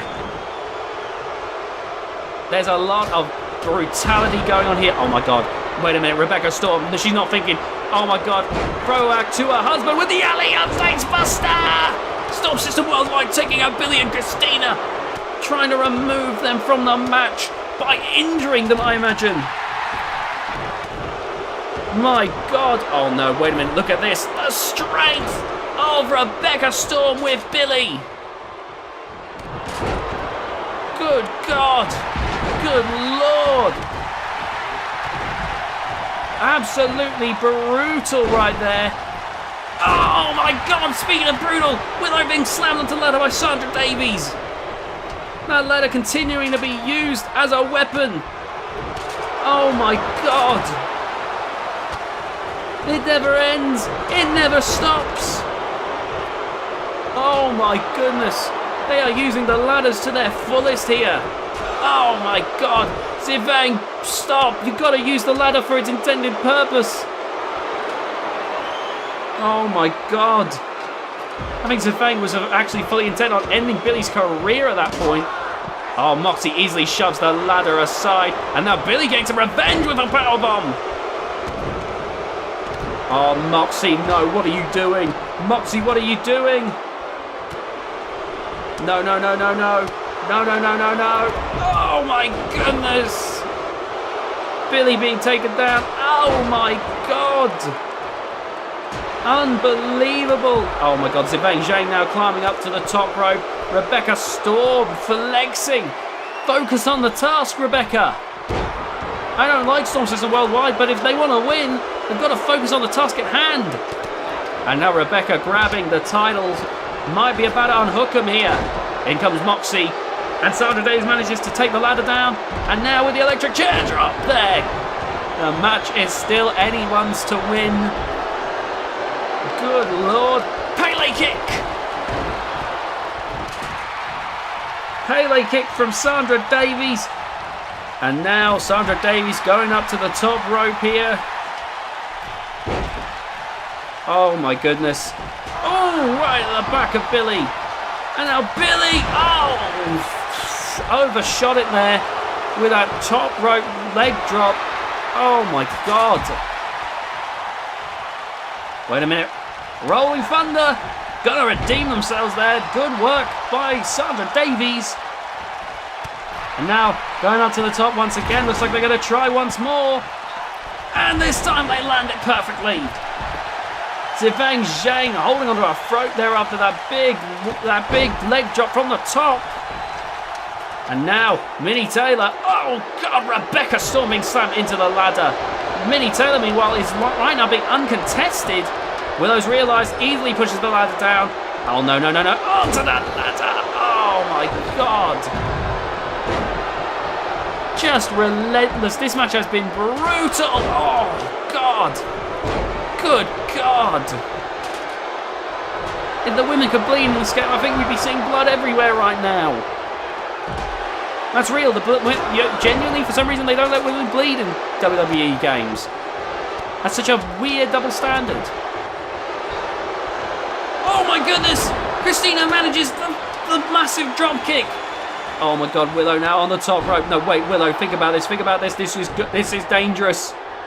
This is dangerous, Willow. Oh my God! Oh my God! She barely corrected herself there on the fall, but definitely in pain there. Luckily, that could have been a lot worse. Managed to stop it from being a lot worse. Good Lord. And now, Christina grabbing the ladder. Oh, good grief. Oh my goodness, Christina throwing the ladder around. Sets it up, now looks to climb to grab the United Team Championship. Good God. Oh my God, the Alien facebuster into the LED board. Oh my God!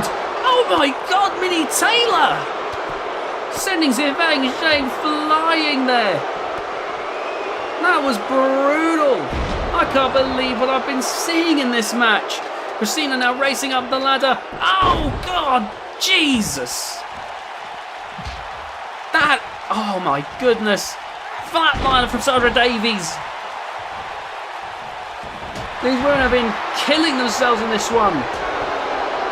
My word! I mean, they know that the people watching have just hit the 5-hour mark. They need to do everything they can to entertain the masses. They've been watching 5 hours of wrestling. They need to show that they can still stand out. Even after all that. Billy now going for the titles. Christina going ready to try and protect her sister. But Willow, oh my God, I don't think Christina's going to be able to fight them all off. And Billy, though, is right now remaining uncontested. Oh, but Willow looking to stop that. And I don't think, Christina can't fight them all off. But look at this. Willow continuing to fight and try to stop Billy. Oh, crashes down. Being crashing down. Sandra Davies hitting dirt. Oh, my God. Good Lord. Good God Almighty. This match has been vicious. This match has been brutal. It has been sadistic. My God, wait a minute. Oh my goodness. Christina managing to avoid some tragic punishment. Oh my God, the middle right Kinshasa and a giant swing. Billy and Willow in massive, massive trouble. Look at this. Oh my God. The crowd are loving every moment of this. This match has not let up for a second Hurricane Rana from Christina.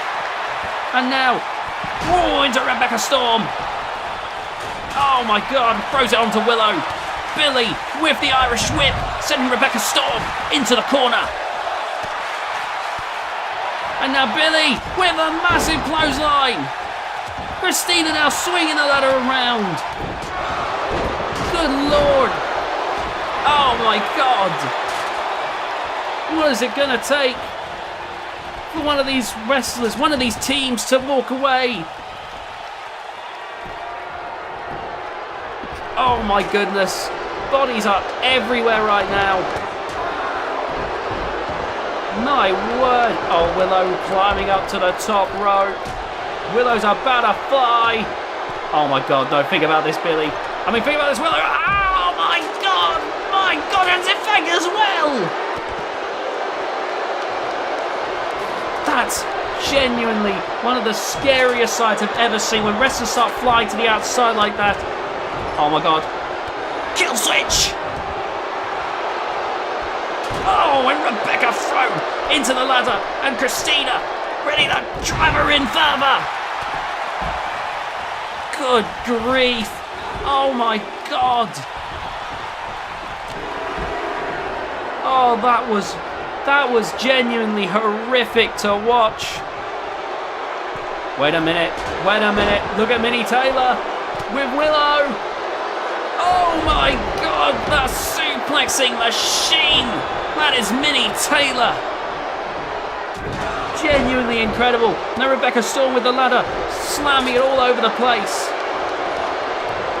And now, oh my God. This match, oh my God, look at this. Once again a Willow. Not again. Oh my God. How is Minnie Taylor capable of this? Oh, look at this now, calling for Willow, but Rebecca Storm's coming over. Oh, wow, yanking her down. And now look at this, holding Willow up in the air there, just showing off. Boom. Zivang Zhang with the second ladder, bringing it into the ring.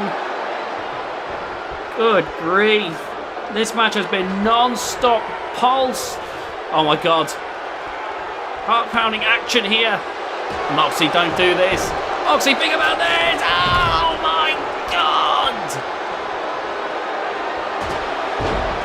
What is going on? I can't believe this. Oh my goodness. The roster of VGIW and GHK is unending. The energy, the tenacity, the ferocity, the intensity is unrelenting. Willow grabs the belt. Could they have it? Sandra trying to break Willow away from it, trying to get her down. But Willow refusing to let go. Oh my goodness, I think she's got it. The Hit Squad retains. The Hit Squad retains the United Team Championships. Oh my God. That was incredible. What a match from some of the finest tag team wrestlers that the women's division has ever seen. Genuinely incredible. So much damage done to each other. No matter what, they've put their bodies on the line, not only for the championships, for each and every single one of you that have been watching so far. Once again, a hearty thank you if you've been watching, whether you started from hour 1 or have just started here at hour 5. Absolutely incredible. We've just got 2 matches left to go. The Hit Squad moving into 2K22, standing tall. Ruby Bourne, the third member of the Hit Squad, has got to be very happy for Willow and Moxie here.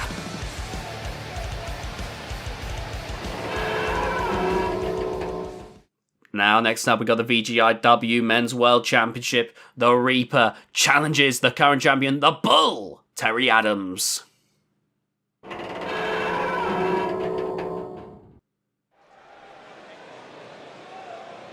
Here we have two-time world champions in this one. We got the Bull, Terry Adams. The Bull, who managed to win the first time by cashing in that championship briefcase. And then the second time, won it at Regal Rampage 2, beating Biohazard and Hardcore Hank. Terry Adams has been a Cinderella story, but that fairy tale's ending might end here. As here comes another two-time world champion, the first world champion in VGIW. One of the scariest forces in VGIW history. The King of Darkness is here. Ladies and gentlemen and dames, I produce to you the Reaper. The Reaper is here. The Reaper. One of the most dangerous, scary forces here in VGIW. Coming down. Coming down through hellfire and brimstone. The Reaper, ready to become one of the few to ever hold the world title for a third time. The Reaper, if he does this, he'll be joining the same club currently held only by Hardcore Hank and Sophia Muller. Sophia Muller, a four-time world champion, looking to make it 5 after this one. But the Reaper might tie Hank's record here for World Championship reigns here tonight. The Reaper. He's always, since day one, been one of the most capable wrestlers we've ever seen. No matter who he's up against, you cannot count that. You gotta be damn good in order to win. People like Hank have never beaten the Reaper. Can Terry Adams manage to retain his title, or is this the end for his second championship reign? Here he comes, Terry Adams, the Bull. A Cinderella story for VGIW. Started off as an unsigned jobber, jobbing to Aaron Storm. But the board saw something in him. They saw a lot of potential in this young man, and Terry Adams, much like the people like Cliff Cruz, has continuously improved himself, and my God, what an improvement. To go from a jobber to a two-time world champion. That is dedication. That is hard. That is what it takes to be a world champion. You have to be a cut above the rest, and the fact that Terry Adams has managed to do this for himself, that is incredible. That takes talent. Terry Adams, his will to improve has gotten into this point where he gets to face the Reaper one-on-one. The Reaper, winning the Royal Dungeon match, gets to be here today to see if he can slay the Bull. The World Championship, a coveted belt, only held by a few.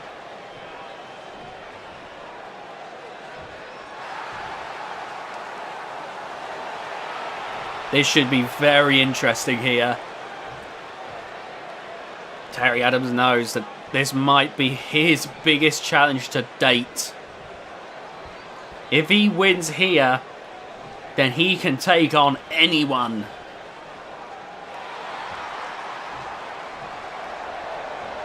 This, I don't know how to judge this match. The referee asking for the belt. And you can tell Terry Adams a little bit begrudging. I think he knows how dire this one is. There we go. The ultimate prize here in VGIW. The top prize. The gold. Here we go. Terry Adams adjusting his knee pads. The bell is rung. There's no more delaying it. There's no more denying it. The match is here. Reaper right now overpowering the Bull. Overpowering Terry Adams. And there we see it's broken up by the referee. And look at this. Immediately, Going for a powerbomb. Oh my God, the Reaper trying to end it early here. 1, 2, and a kick out into a Boston Crab. But it's a little too close to the ropes, and the referee tells Reaper to let go. Reaper does so. Reaper might be dangerous, but he's not cruel. Look at this though. Oh my God. DDT there from Terry Adams. Oh, but the Reaper springs back up. And now Irish Whip taking the Reaper to the outside here. Oh, look at this. Look at this. Gonna go for a DDT. Driving the Reaper down. Then first into the side of the ring where the Reaper lays flat out. The referee begins to count. Now if the match ends in count or disqualification, then the title won't change hands. Though you know neither of them want to win that way. Not only because for the Reaper it won't, he won't win the title, but because neither of them want to win in such a dishonourable way. Oh my God, Terry Adams keeps throwing the Reaper into the barricade. Meanwhile, the referee continuing the count. They're a count of 5 now. Count of 6. The Reaper's been sent over the barricade. The Terry Adams there. Oh man, they're battling on the outside. They've got to get back in the ring. And now the Reaper getting back in at the count of 8. Good God. Oh my God. Oh my God. Oh my God. Oh my God. Tombstone. Tombstone pile roll. But Terry Adams, his feet is under the ropes. My God. We nearly saw a new champion be crowned here tonight. This match nearly ended in an instant. Terry Adams, with that ring awareness, was able to keep this match going, able to afford himself an opportunity to bounce back. But he needs to make the most of it before this opportunity wanes away. My God. My God. Look at this. Oh my goodness. The Reaper unrelenting right now. The Bull still finding back. Oh my God. Oh my God. Oh my God. He's going to look for the Terry Flosion. Here we go. No. No, the Reaper's fighting it off. Oh my God. Terry Adams, he is trying everything and he can, but right now he can't seem to fight off the Reaper. Oh my goodness, no matter what he's trying. Oh my God, it's over. He's got the claw in. He's got the claw in. And you can see Terry struggling, flailing. This is a 2 out of 3 falls match. My apologies, ladies and gentlemen. I forgot to mention. And Terry fighting it off. This is a 2 out of 3 falls match. All the world title matches are tonight. We saw that earlier with the GHK world title match. Oh my God. Oh my God. Terry Flosion. Terry Flosion. 1, 2, and a kick out at 2. I forgot to remind everyone that I mentioned it earlier, but all World Championship matches here tonight are 2 out of 3 falls matches. We saw it with Ken Dyer and Tom Griss. We're seeing it here with Reaper and Terry Adams, and we'll see it with Sophia Miller and Reina Vibora. Absolutely incredible. Terry Adams, Irish Whip into the corner. Oh, but Reaper sending Terry into the corner now. Good grief. Oh my God. What? No way. No way. No, no, no. Oh my God. The crowd are wanting blood and they might just be about to get it. The Reaper with the outside superplex. Good Lord. These two are going so hard at each other. This could end up going at the first fall. My God. Terry Adams continues fighting, but right now it looks like it's a slippery slope downwards for Terry Adams. Going for a suplex though. Nice work there. Giving his all into that snap suplex. And now Irish Whip going to send the Reaper back into the ring. Oh, nice clubbing blow. And a big boot there. I think he hit the ring post. And now Terry Adams dragging the Reaper over. Oh, look at that, trying to choke the Reaper out. Oh, but Terry Adams, he's beginning to buckle. He can't afford to break down yet. This match is far from over. Now goes for the pinfall. Could he have the first fall here? 1! Only a 1 count. What? I can't believe it. And the Reaper back on his feet.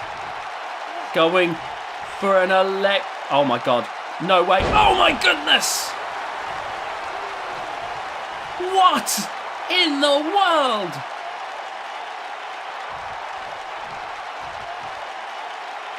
The Reaper might have just ended Terry Adams right here. Irish whip into the corner. Oh my God. Terry Adams has tried everything, but I don't think he's even... He is just being decimated by the Reaper.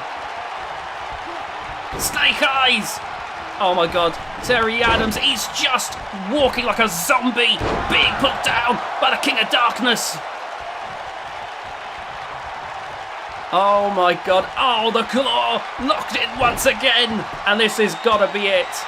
This has got to be it. The first fall is going to go to the Reaper. You can see Terry Adams struggling, trying to break free, but he's fading. He's fading. And now the pin. 1, 2, 3. And the first fall goes to the Reaper. Oh my God, a big diving clothesline. And now, right to the side of the head of Terry Adams. The Bull is struggling. Oh my God. The Bull sees red. The Bull, Terry Adams still trying to survive. Oh no, Irish whip. Up and over to the outside. Terry Adams has got to do something major here if he wants to turn this around. Oh my God, the Reaper again. Oh, nice dodge there. Oh, but he wasn't able to dodge that one. As the referee continues the count. Oh, look at this. Terry Adams rushes back into the ring, and the Reaper goes to join him. Oh, wait a minute. Look at this. Heart punch. Heart punch, a classic finishing maneuver from the likes of Ox Baker, trying to make it count here. No, but you can't. It's not going to be effective against something that has no heart, like the Reaper. Terry calling for the Reaper, wanting to go for Terry Flosion. Oh my God, wait a minute. Oh my God. No. Oh my God. Terry Adams. He was going to go for to get that point to match it up, but it's not happening. Oh no, not like this. Tombstone pile driver. Dragging the limp corpse of Terry Adams. 1, 2, 3, we've got a new champion. And a 3-time world champion, the Reaper, is victorious. Terry Adams, he gave it everything he could, but in the end, he couldn't stop the overwhelming, almighty force of the Reaper. The dark forces were unrelenting, unrestraining, merciless.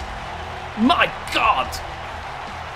Terry Adams, I'm so sorry. But in the end, I don't think anyone can beat the Reaper.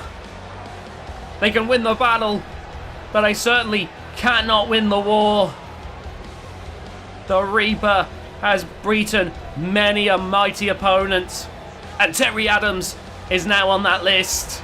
The Reaper, a 3-time world champion. Heading into 2K22, the era of darkness has not ended just yet. And now onto our main event of the evening, a 2 out of 3 falls match once again. Sophia Muller looks to become a 5-time world champion, taking on Reina Vibora.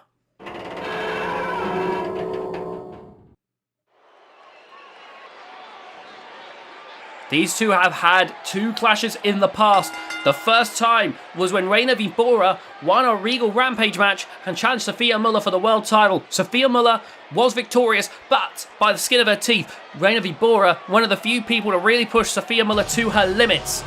The second time they clashed was a triple threat match. Sophia Muller had just lost the title and wanted it back from Isabella Violet. Reina Vibora was a #1 contender and became the world champion by beating Isabella Violet. See, while Reina v. Bora was victorious in that encounter. Reina v. Bora has never beaten Sophia Muller. Reina v. Bora, on her second world title reign so far, is about to try and change that pattern. Because now there's no one else. There's no Isabella Violet here. Reina v. Bora has to beat this woman right here. When I say real people are dangerous, they don't get much more than Sophia Muller.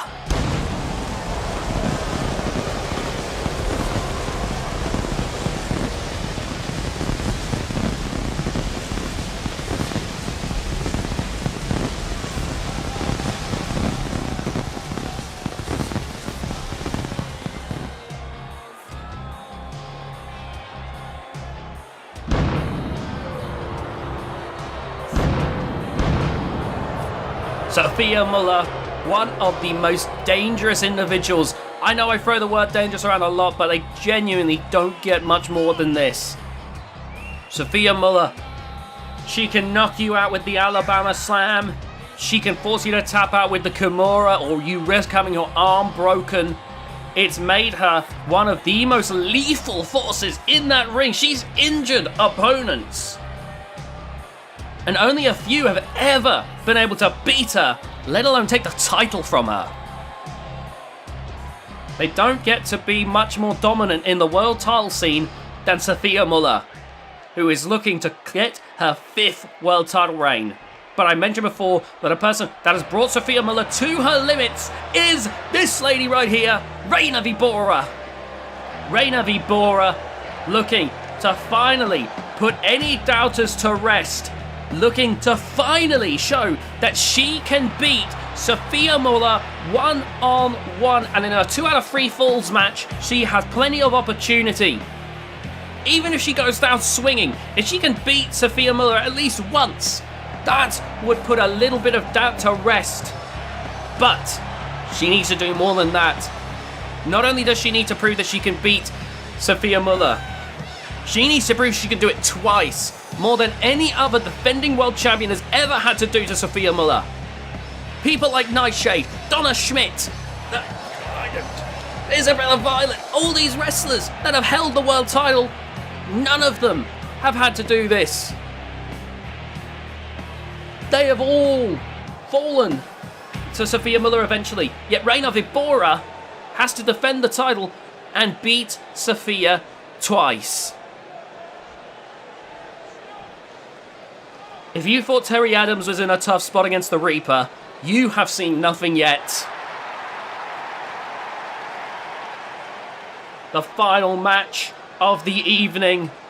The final match for VGIW's run in 2K19.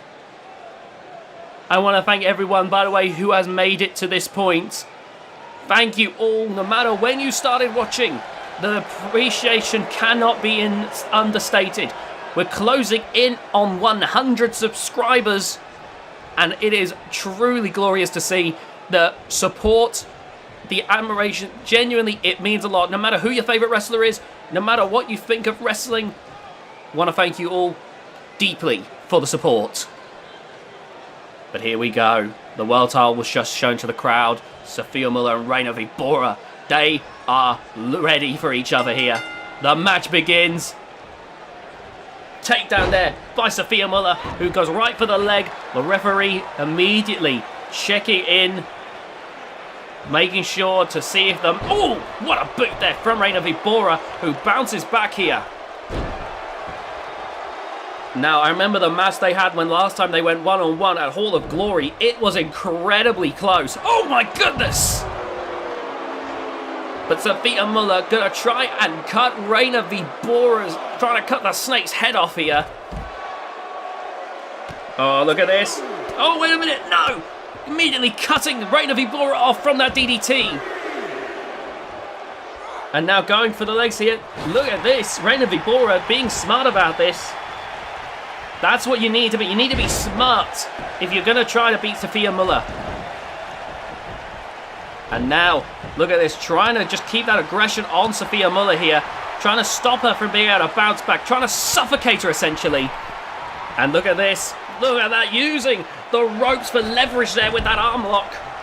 Oh, Reina v Bora climbing up to the top. Oh man, look at this. Moonsault, oh my god, the legs by Sophia Muller. Unreal. Oh no, wait. Alabama slam. Oh, no, oh come on, look at this. Sophia Muller's like a machine. Just cold, calculating with that giant swing. This is just cruel. Insult to injury there with that giant swing. Going for the pin. 1, 2, and Reina kicks out. The crowd cheering on. Reina v Bora hanging in there. But it's not looking good right now as Reina tries to fight back against Sophia Muller here. Irish whip up against the ropes. Oh, but just deflecting that drop kick. But that doesn't stop Reina v Bora here. Oh, wait a minute, look at this. Oh my goodness. Bouncing off the ropes with that elbow there. Amazing work by Reina v Bora. Irish whip into the corner. Referee's got to keep careful. Oh, look at this. Oh, man. Oh, I know what Reina's looking for here. Reina has won big with this before. I think this was how she won the world title against Isabella Violet. Boom! The way she beat Isabella Violet in that triple threat match. Now looking to do it to Sophia Muller. Oh my god, she's going a step further. Here we go. Big moonsault. Here we go. The Viper has struck. 1, 2. No. Sophia kicks out and the Reina asking the referee, you can't be serious. You gotta be kidding me. That was a 3, but the referee says, no, I'm not kidding. That was a 2. And again with the moonsault. Reina v Bora trying, but Sophia's getting back to her feet. Oh, a Lou Fez press. My God, like a Terminator. Oh no. Oh, elbow to the back of the head. And Reina v Bora, dazed and confused. Not again, not a second one. Here we go. Alabama slam. Sophia Muller pacing around Reina v Bora. And now look at this, gotta go for a gator roll. Oh, this is hard to watch. Reina v Bora and Sophia Muller gunning for each other here. Oh my goodness. We have not seen that first fall yet in this 2 out of 3 falls match. Reina v Bora fighting back here, trying to bounce back here. Look at this. Irish whip into the corner. I think I know what she's looking for. Can she keep Sophia Muller restrained for this setup? It is a lengthy setup. Oh, she's going to do it. She's going to do it. The crowd is cheering. The crowd is cheering. Here we go. Spanish fly from the top rope. My goodness. Entrapped in the Viper's coils. Pinfall. Pinfall, can it ref? 1, 2. No. How? How is Sophia kicking out? This shouldn't be possible. For Reina v Bora, the Viper is about to strike. Here we go. Swanton bomb. Pinfall once again. 1, 2, 3. The first fall goes to Reina v Bora. Reina has just proven that she can beat Sophia Muller. If this was a regular singles match, she would have won. She would have won. Sophia would have lost on an O to Reina v Bora. But this is not a regular singles match. It is 2 out of 3 falls, and we might be about to see Sophia Muller even the score. But I wonder how Sophia feels knowing she wasn't able to get the first fall, knowing that she was actually saved by the stipulation somewhat. Or at least for now. 1, 2, and a kick out from Reina v Bora. We might see. Oh my goodness. Oh, wait a minute. No. Oh my god. This is definitely going to even it. The Kimura. Oh my god, it's locked in. Tap for the love of God, Reina. You've got one more fall still. My god. Reina v Bora had to tap. If she wanted to still keep fighting, she had to. There was no choice. Hurricane Rana. And Sophia Muller rolling to the outside. Reina Vibora had no choice. If she had her arm broken, she would be forced to quit. Oh my god. Look at this. Oh my god. Roll up. Count it, ref. 1, 2. No, a kick out at 2. Oh my goodness. Wait. Sophia's hooking the ropes. Oh my god. No, not again. An Alabama slam, seemingly for every title reign. Reina holding onto her spine. Those Alabama slams have got to be having a long-lasting effect on the spine. Oh my god. Not that Sophia cares. Sophia doesn't give a damn about anyone but herself. And now going for a camel clutch, looking to put further pressure on the back. Oh my god. Reina Vibora might be forced to tap right here. Trying to stay in this, trying to struggle, trying to endure, manages to escape. Oh my goodness. Irish whip against the ropes.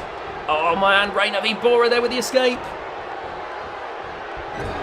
Now look at this, Reina Vibora. Oh, I think she was going to look for that Spanish fly again. Oh, but taken down by Sophia Muller. The crowd are not happy with this. They want to see Reina, persevere. I think everyone has caught on to what I said. Reina Vibora got the first fall. If this was any other regular match, Reina would be victorious. Sophia Muller had been practically saved by the stipulation. The crowd cheering Reina Vibora on, hoping that she can emerge victorious.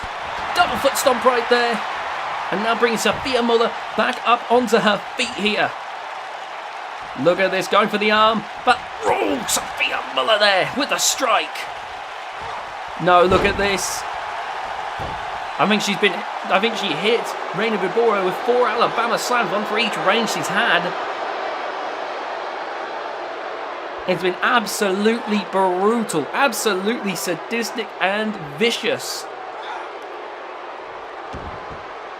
And now bringing Reina Vibora back up to her feet. Oh, God, Reina fighting back still. Look at this. Oh, my God. Sophia managed to duck down and get less of the offense, but still, Reina was able to catch her. And now Reina taking Sophia into the corner. Looking to try and go for that Spanish fly, I imagine. But look at that. Oh, caught her right there. But look at that Reina Vibora. Irish whip into the corner. She's still looking for that Spanish fly. You know she's looking for it to finish this. But Sophia keeps catching her off guard here. Reina getting back up. Oh no, what is this? No, wait, not a power bomb. Not a power bomb. 1, 2, 3. Your 5-time world champion, Sophia Muller.